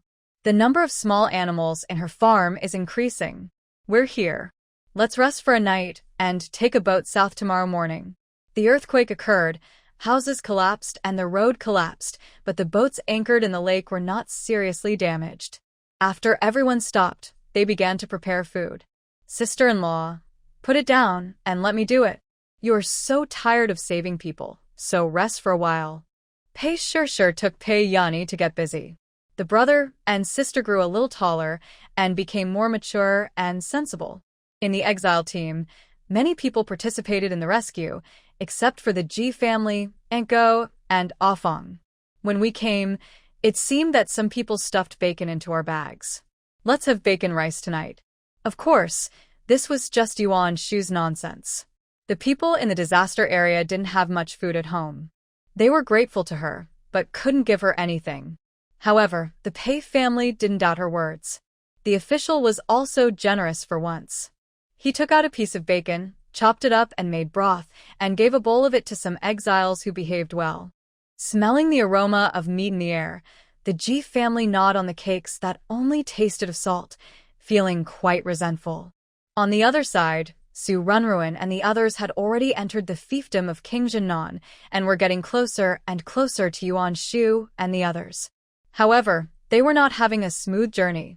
After being attacked by wild boars, Su Runruin took the lead in digging wild yams and accidentally dug up wasps. Buzz, buzz, buzz. What's that sound? Hey, did you hear any sound? Chun Xiangmei felt inexplicably uneasy. She always felt that she was being stared at by something, so she muttered to Su Runruin. No, I didn't hear it. There's still one section of yam left. Let's dig it quickly. Su Runruin continued to dig in the mud, feeling warm in her heart. What a big yam. Enough for the whole family to have a meal, and she saved a lot of money, which would be the basis for her comeback when she arrived in Lingnan. Ah! At this time, Qin Xiangmei screamed suddenly, and she subconsciously slapped her arm, and a bee as thick as a finger was killed by her. At that moment, she felt that her arm was not her own, and it hurt as if she was cut by a knife. Oh no, this is a wasp. Su Runruin looked at a black and yellow thing squirming and flying out from in the stone in front of her, and her expression changed drastically. She didn't care about the yam that had not been dug up on the ground, and dragged Qin Xiangmei and ran. Hurry up. The two men ran away desperately, and one thing came to their mind. That was when digging yam, Qin Xiangmei threw away the stones she dug out casually. It happened to be thrown at the door of the hive, which alarmed them and attacked them. This thing can chase people for hundreds of meters when it catches fire, and soon many of them chased Su Runruin and the others into the camp. What's wrong with you? Looking at the two men constantly slapping and screaming, Chen Haojie didn't know what happened. After seeing the things surrounding them, everyone's expressions changed drastically, and they all distanced themselves. Are you crazy? Why did you provoke this thing? The other exiles all kept their distance, fearing that they would be affected. The Qin family couldn't just ignore the two of them, so they waved their clothes to drive them away. After a while, they finally got rid of the hornets, but Su Runruin and Qin Xiangmei were stung in several places. The stung places began to become red and swollen at a speed visible to the eye. Su Runruin was stung on the cheek, which immediately swelled up, and even her eyes were squinted. Actually, these hornets are good things, a rare tonic. Su Runruin said weakly. I heard that at night, you can drive them away with torches and eat the bee pupae inside, which is a great tonic. In her previous life, before she left the Pei family, Pei Yanni and Pei Shishir, brother and sister, risked their lives to find her so that she and Pei Yuanlin could replenish their bodies. It looks scary, but it is really delicious. After hearing this, Chun Haojie was a little tempted. Some of their travel expenses were stolen, but with the rest, they could still get to Lingnan as long as they saved a little. The reason they were so stingy was that they wanted to spend the money wisely. Erling, this thing is very poisonous. If you get stung, it can be life-threatening in serious cases. At worst, the wound will hurt for 3 to 5 days. It's better not to go. Su showed a worried and concerned expression, and Chun Haojie gave her a gentle smile in return. Don't worry, sister-in-law. This thing shouldn't be so powerful at night, not to mention that you can use fire attack. Su Runruin felt inexplicably uncomfortable when she saw the looks in the two men's eyes. How come her husband looked at this widow with more gentle eyes than when he looked at her? Husband, my face hurts so much. She deliberately said that she felt uncomfortable to divert Chun Haojie's attention. After dark, Chun Haojie took a torch and put on all his clothes, and then dug up the beehive. The beehive was not small, and there were nearly 10 plates of bee pupae. Seeing the officials staring at him, Chun Haojie suppressed his dissatisfaction and took 2 large and 1 small bee plates to honor them. After that, they returned to the camp. It was inconvenient to carry, so the Chun family unanimously decided to eat it first. What a terrible bug, do we have to eat it? Chun Xiangmei showed resistance. She was a lady from a noble family in the capital and had never eaten such a horrible thing. Okay, we'll roast it slowly over low heat, and it will be very delicious when it's cooked. Su Runruin stared at her red and swollen face and began to operate. Chun Haojie just looked at her and then looked away. Her face was swollen like a pig's head, and there was crushed pupil liquid on her face. He said that this would make it less swollen. He didn't think it was useful, but he couldn't bear to look at it. Huh? It smells a bit. Second, and is so awesome. Sue's children swallowed their saliva and praised. Zhao, the always tricky mother-in-law, also spoke at this moment and asked for one to try. Su Runruin felt that her waist was straightened a lot, and then the Chen family followed her operation and roasted pupi. After resisting the nausea of the first bite, she could accept it after eating it. In the middle of the night, except for Su Runruin and Su and Zhao, everyone else in the Chen family felt uncomfortable, scratching themselves constantly, and red spots began to appear. Not only that, but they also vomited and had diarrhea, which made everyone else unable to sleep well. My stomach hurts so much. This thing must be poisonous. Chun Xiangmei glared at Su Runruin hatefully. She was helpless and innocent. If it was poisonous, I would have eaten it too. So how come I'm fine? Son, don't panic. I'll go get a doctor. After the doctor came to see them, he sighed. This pupa is a nutritious food, but it is not suitable for everyone to eat. Some people will itch all over their body and have diarrhea after eating it. This situation is considered mild. If it is serious, you can't even breathe, and the only thing you can do is die. As soon as these words came out, the Qin family immediately felt that the god of death was waving at them. The doctor didn't have a good treatment method either. He could only help them induce vomiting. After vomiting all day long, Chen Haojie and the others felt like they had lost half their lives. Su Runrun, who suggested that they try this thing, was blamed again, this time by the whole family. You have such a vicious heart. Are you trying to harm our 2 children just because I'm unhappy? Su cursed with red eyes, feeling aggrieved as if she was about to die.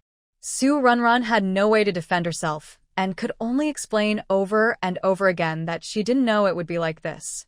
However, even though he knew she had no intention, he still secretly made a note of her. 3 days passed in a flash. Yuan Shu and his party used the water route to go south, saving a lot of distance. The original small hillside now gradually showed layers of mountains, and because it was a series of mountains, the road was actually winding. It felt like I had been walking for a long time before I realized that I was going from one side of the mountain to the other. And gradually, there was a drizzle of rain, and it was getting heavier and heavier. It's raining too hard. Let's find a place to take shelter first. After Chao Yuan gave the order, the team found a flat place to stay. Some people didn't have raincoats, such as the Ji family. They didn't have enough raincoats, so they squeezed into a tattered oil paper umbrella for 2 or 3 days and got soaked like drowned rats. Yuan Shu and his family each wore a raincoat. Although they were soaked below the ankles, their situation was much better. The world in the book is a reflection of the author's reality. According to the situation in Lingnan, there is either less rain or more rain during the rainy season. Raincoats and oilcloth are a good thing. My wife, are you cold? Let me warm your hands. Pei Yuanlin held Yuan Shu's hand with a gentle look. Thinking of something, he lifted the oilcloth and took out dry food from his bag. You must be hungry. Eat something to fill your stomach first. Yuan Shu was a little warm-hearted. He shared the cakes with the Pei family and gave Wang Kai a small piece. The little guy squatted on the stone under the cart to avoid the rain, looking very smart. Just after eating the dry food, Wang Kai suddenly roared. Woof woof woof. The little guy rushed out suddenly. It came to Yuan Shu's side, pulled her trouser legs twice, and then it was Pei Yuanlin. It yelled and ripped the trouser legs of everyone in the Pei family. Then it ran 10 steps and turned back, wagging its tail anxiously. Your dog is crazy. Ji Xiaoying was quite gloating. This stupid dog, usually when she wanted to trip him up, it would stare at her and bark, which was really hateful. What kind of master is what kind of dog? Disgusting. It won't go crazy even if you are crazy. After Yuan Shu said coldly, he couldn't help thinking. There must be a reason why the little guy suddenly became so abnormal. The perception of animals is sometimes more sensitive than that of humans. Thunder rumbled, rain poured, and no one wanted to leave their feet. But at this moment, Yuan Shu felt uneasy. She magnified her ability and began to perceive. Suddenly, a certain sound was discovered, coming from far away. This feeling. What's wrong, my lady? Are you cold? How about I add some clothes for you? Pei Yuanlin saw her staring at the rain absent-mindedly and asked with concern. Something's wrong. Wang Kai is very wrong. Do you want to tell us something? Yuan Shu lifted his pocket slightly and bent down. Woof woof woof. Wang Kai repeated the action and was so anxious that he scratched the ground with his claws. At this moment, Yuan Shu believed what she felt and believed that Wang Kai was warning, and she walked quickly towards the team of officials. Master Chow, the rain is too heavy. I have heard in various gossips that mountainous areas will have flash floods. My Wang Kai just acted very strangely, and I am worried. Chow Yuan saw that the dog kept barking, as if to alert everyone, and he suddenly became uneasy. The rain is too heavy. The streams on the mountain are like small rivers. Someone shouted at this time, looking at the water column rushing down the mountain on one side. There were also some fallen rocks, and all kinds of signs made people feel inexplicably cold. Madame Yuan is considering the problem. It is indeed not suitable for us to hide from the rain here. Quick, leave here, and go to the open space ahead. The terrain here is concave. If it collapses due to heavy rain, flash floods may easily occur. Let's go quickly. There are sounds coming from far away. A flash flood may be coming. An older official covered his other ear and lay on the ground with mud on his face. When he looked up, he looked terrified. Mother, let's go quickly. As soon as Yuan Shu opened his mouth, the Pei family set off without any hesitation. Pei Yuanlin dragged the cart, and the others supported and pushed it on both sides. The wheels were stuck with mud, and the ground was slippery. There were potholes and small stones blocked it, making it difficult to walk. Seeing Chow Yuan so panicked, the exile team began to move, and they found that the rain rushing down the mountain was getting heavier and heavier. Don't panic, don't fall. Walk steadily and look clearly at the road ahead. Chow Yuan beat the gong and shouted at the top of his voice. A group of people rushed forward, as if they were fighting for their lives. The Pei family members were walking in the middle and back, and none of them spoke. Wang Kai was running wildly in the mud, shouting as he ran, and his voice seemed to be filled with fear. Take care of yourselves for a while, and don't worry about me if I fall behind. Ji Wanqing pursed her lips. Every time she felt that she might become a burden, she would start brainwashing Pei Yanyi and the others. Mountain torrents are fierce, and the degree of damage they cause is similar to that of an earthquake. An earthquake can still find people, but if you are washed away by a mountain torrent, you don't know where you'll be. There are sharp sticks, stones, and mud everywhere. Once you are caught in it, the chance of survival is very small. Mom, don't say discouraging words. Let's walk faster and get to a safe place. Pei Shishir suppressed her uneasiness and gritted her teeth to comfort them. Ji Wanqing didn't say anything and continued to walk forward with energy. Many people fell down, but they didn't care about the pain and got up quickly. Mom, I'm so tired. I can't run anymore. Ji Panner and her sister were carrying wet bags, and they felt 1,000 pounds on their backs. Ji Jun gritted his teeth, took off a part of it, and carried it on his head. Hurry up, don't stop. At this time, Lu shouted, Boss, help me. I can't run anymore. The Ji family's cart overturned, and Ji Xiaoying and Ji Hao fell down. Because they were holding on, the team stopped for a while, which delayed a lot.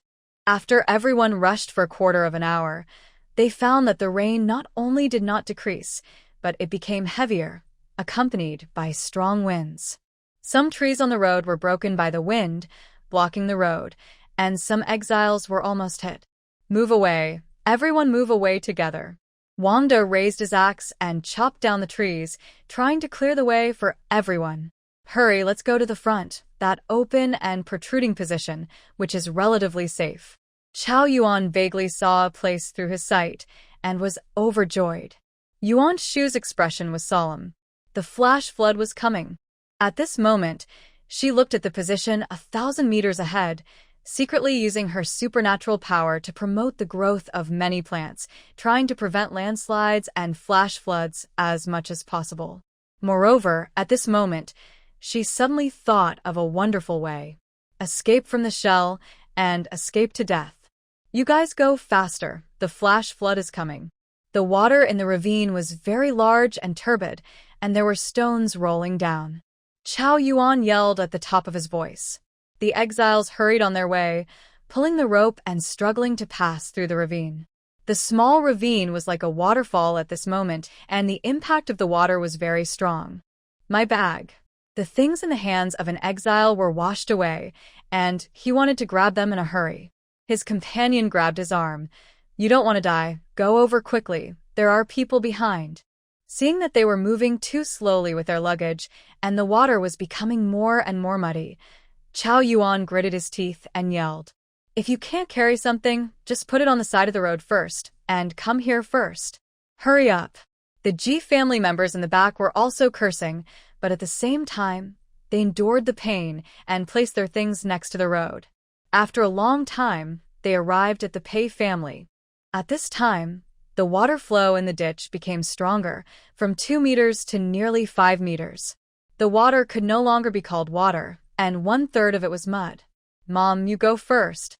Yuan and Yunny, you and Shushu go first, I'll be the last." Yuan Shu stood up. "Don't argue, mother.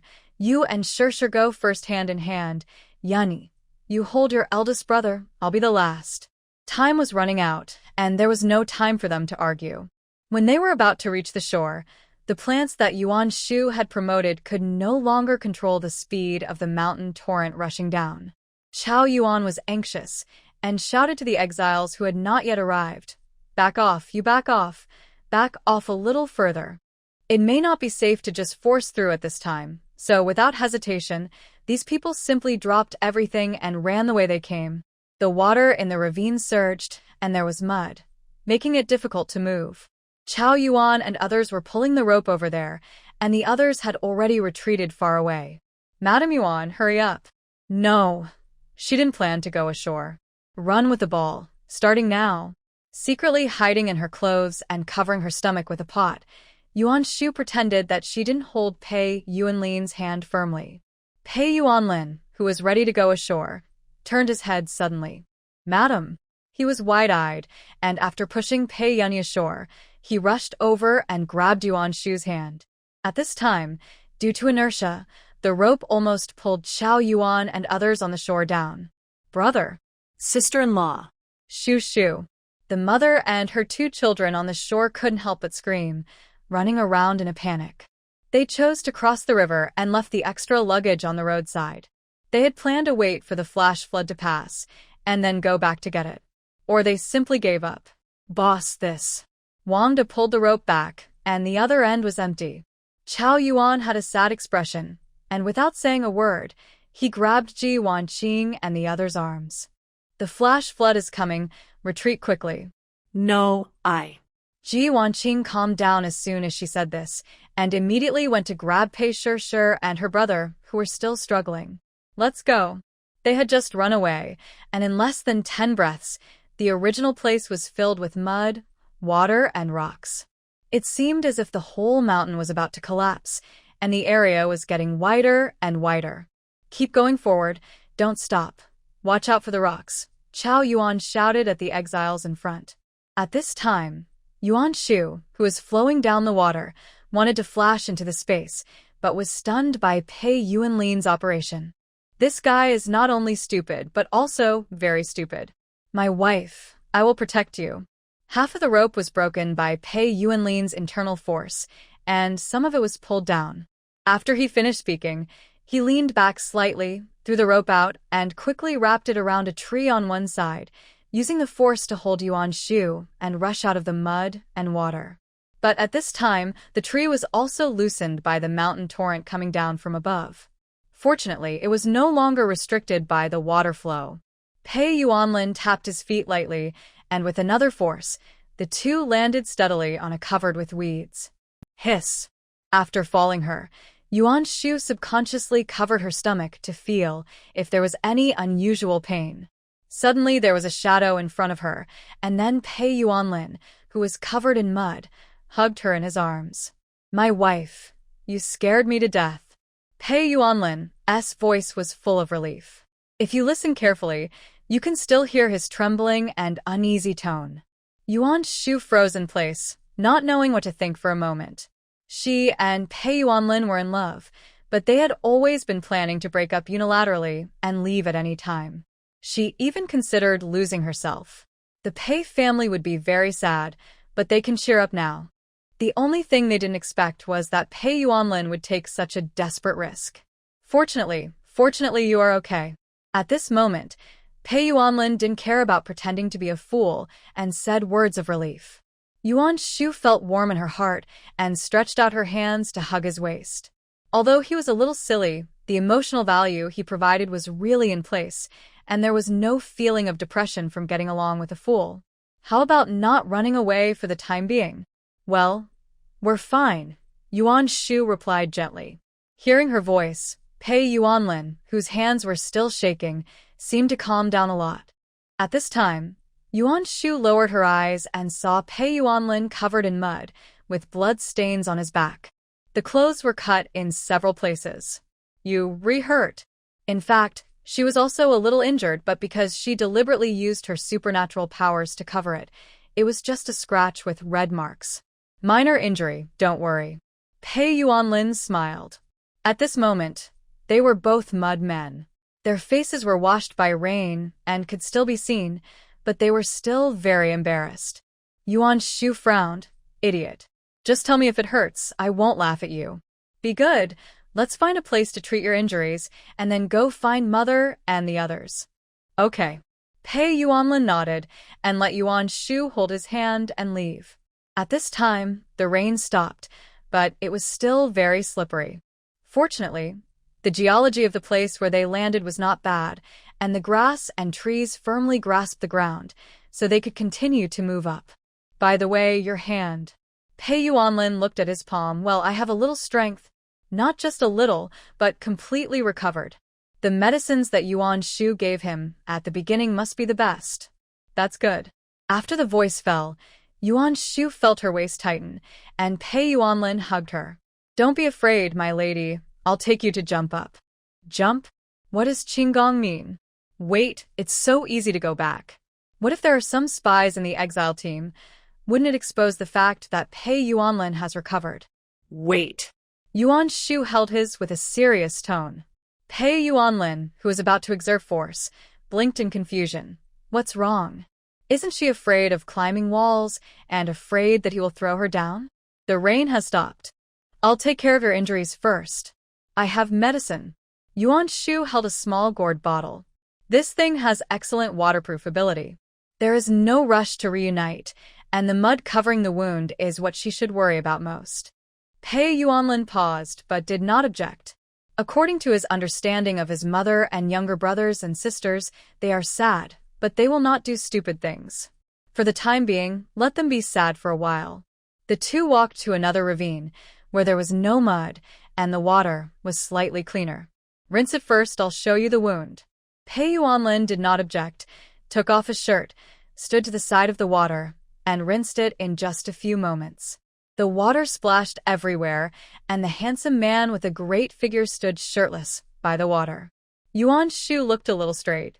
There is no need to move the camera. Her cheap husband is more handsome than those handsome guys on Dugwa. Wash together?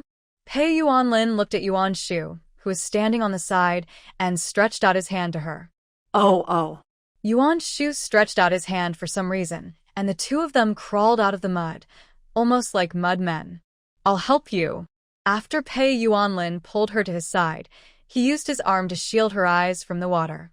The water flow was strong enough, and soon both of them were washed clean and wet. "I'll wring out your clothes and apply medicine to you." After hesitating for a moment, Yuan Shu stopped hesitating and undressed with her back to Pei Yuanlin. Clean, wet clothes are always better than dirty clothes. Pei Yuanlin didn't expect her to be so chic. After being stunned for a moment, a blush climbed up his cheeks and his ears turned red. In order to hide his gaffe, He turned his back silently and quickly wrung out his pants and put them on. He was so shameless that he actually held his head high at this time. "Husband, come here." After twisting his hair a little, Yuan Shu shouted at Pei Yuanlin. He tugged at his pants, fearing that he would be noticed. Fortunately, Yuan Shu's attention was all on his injuries at the moment. "Turn around and let me take a look." "There are not many wounds, only 3 large ones. I'll apply some golden wound medicine on you." After Yuan Shu quickly poured the medicine, she hesitated for a moment and did not use the patch. Now her hands were empty, and she had to explain this thing. "Madam, what about you? Where are you hurt?"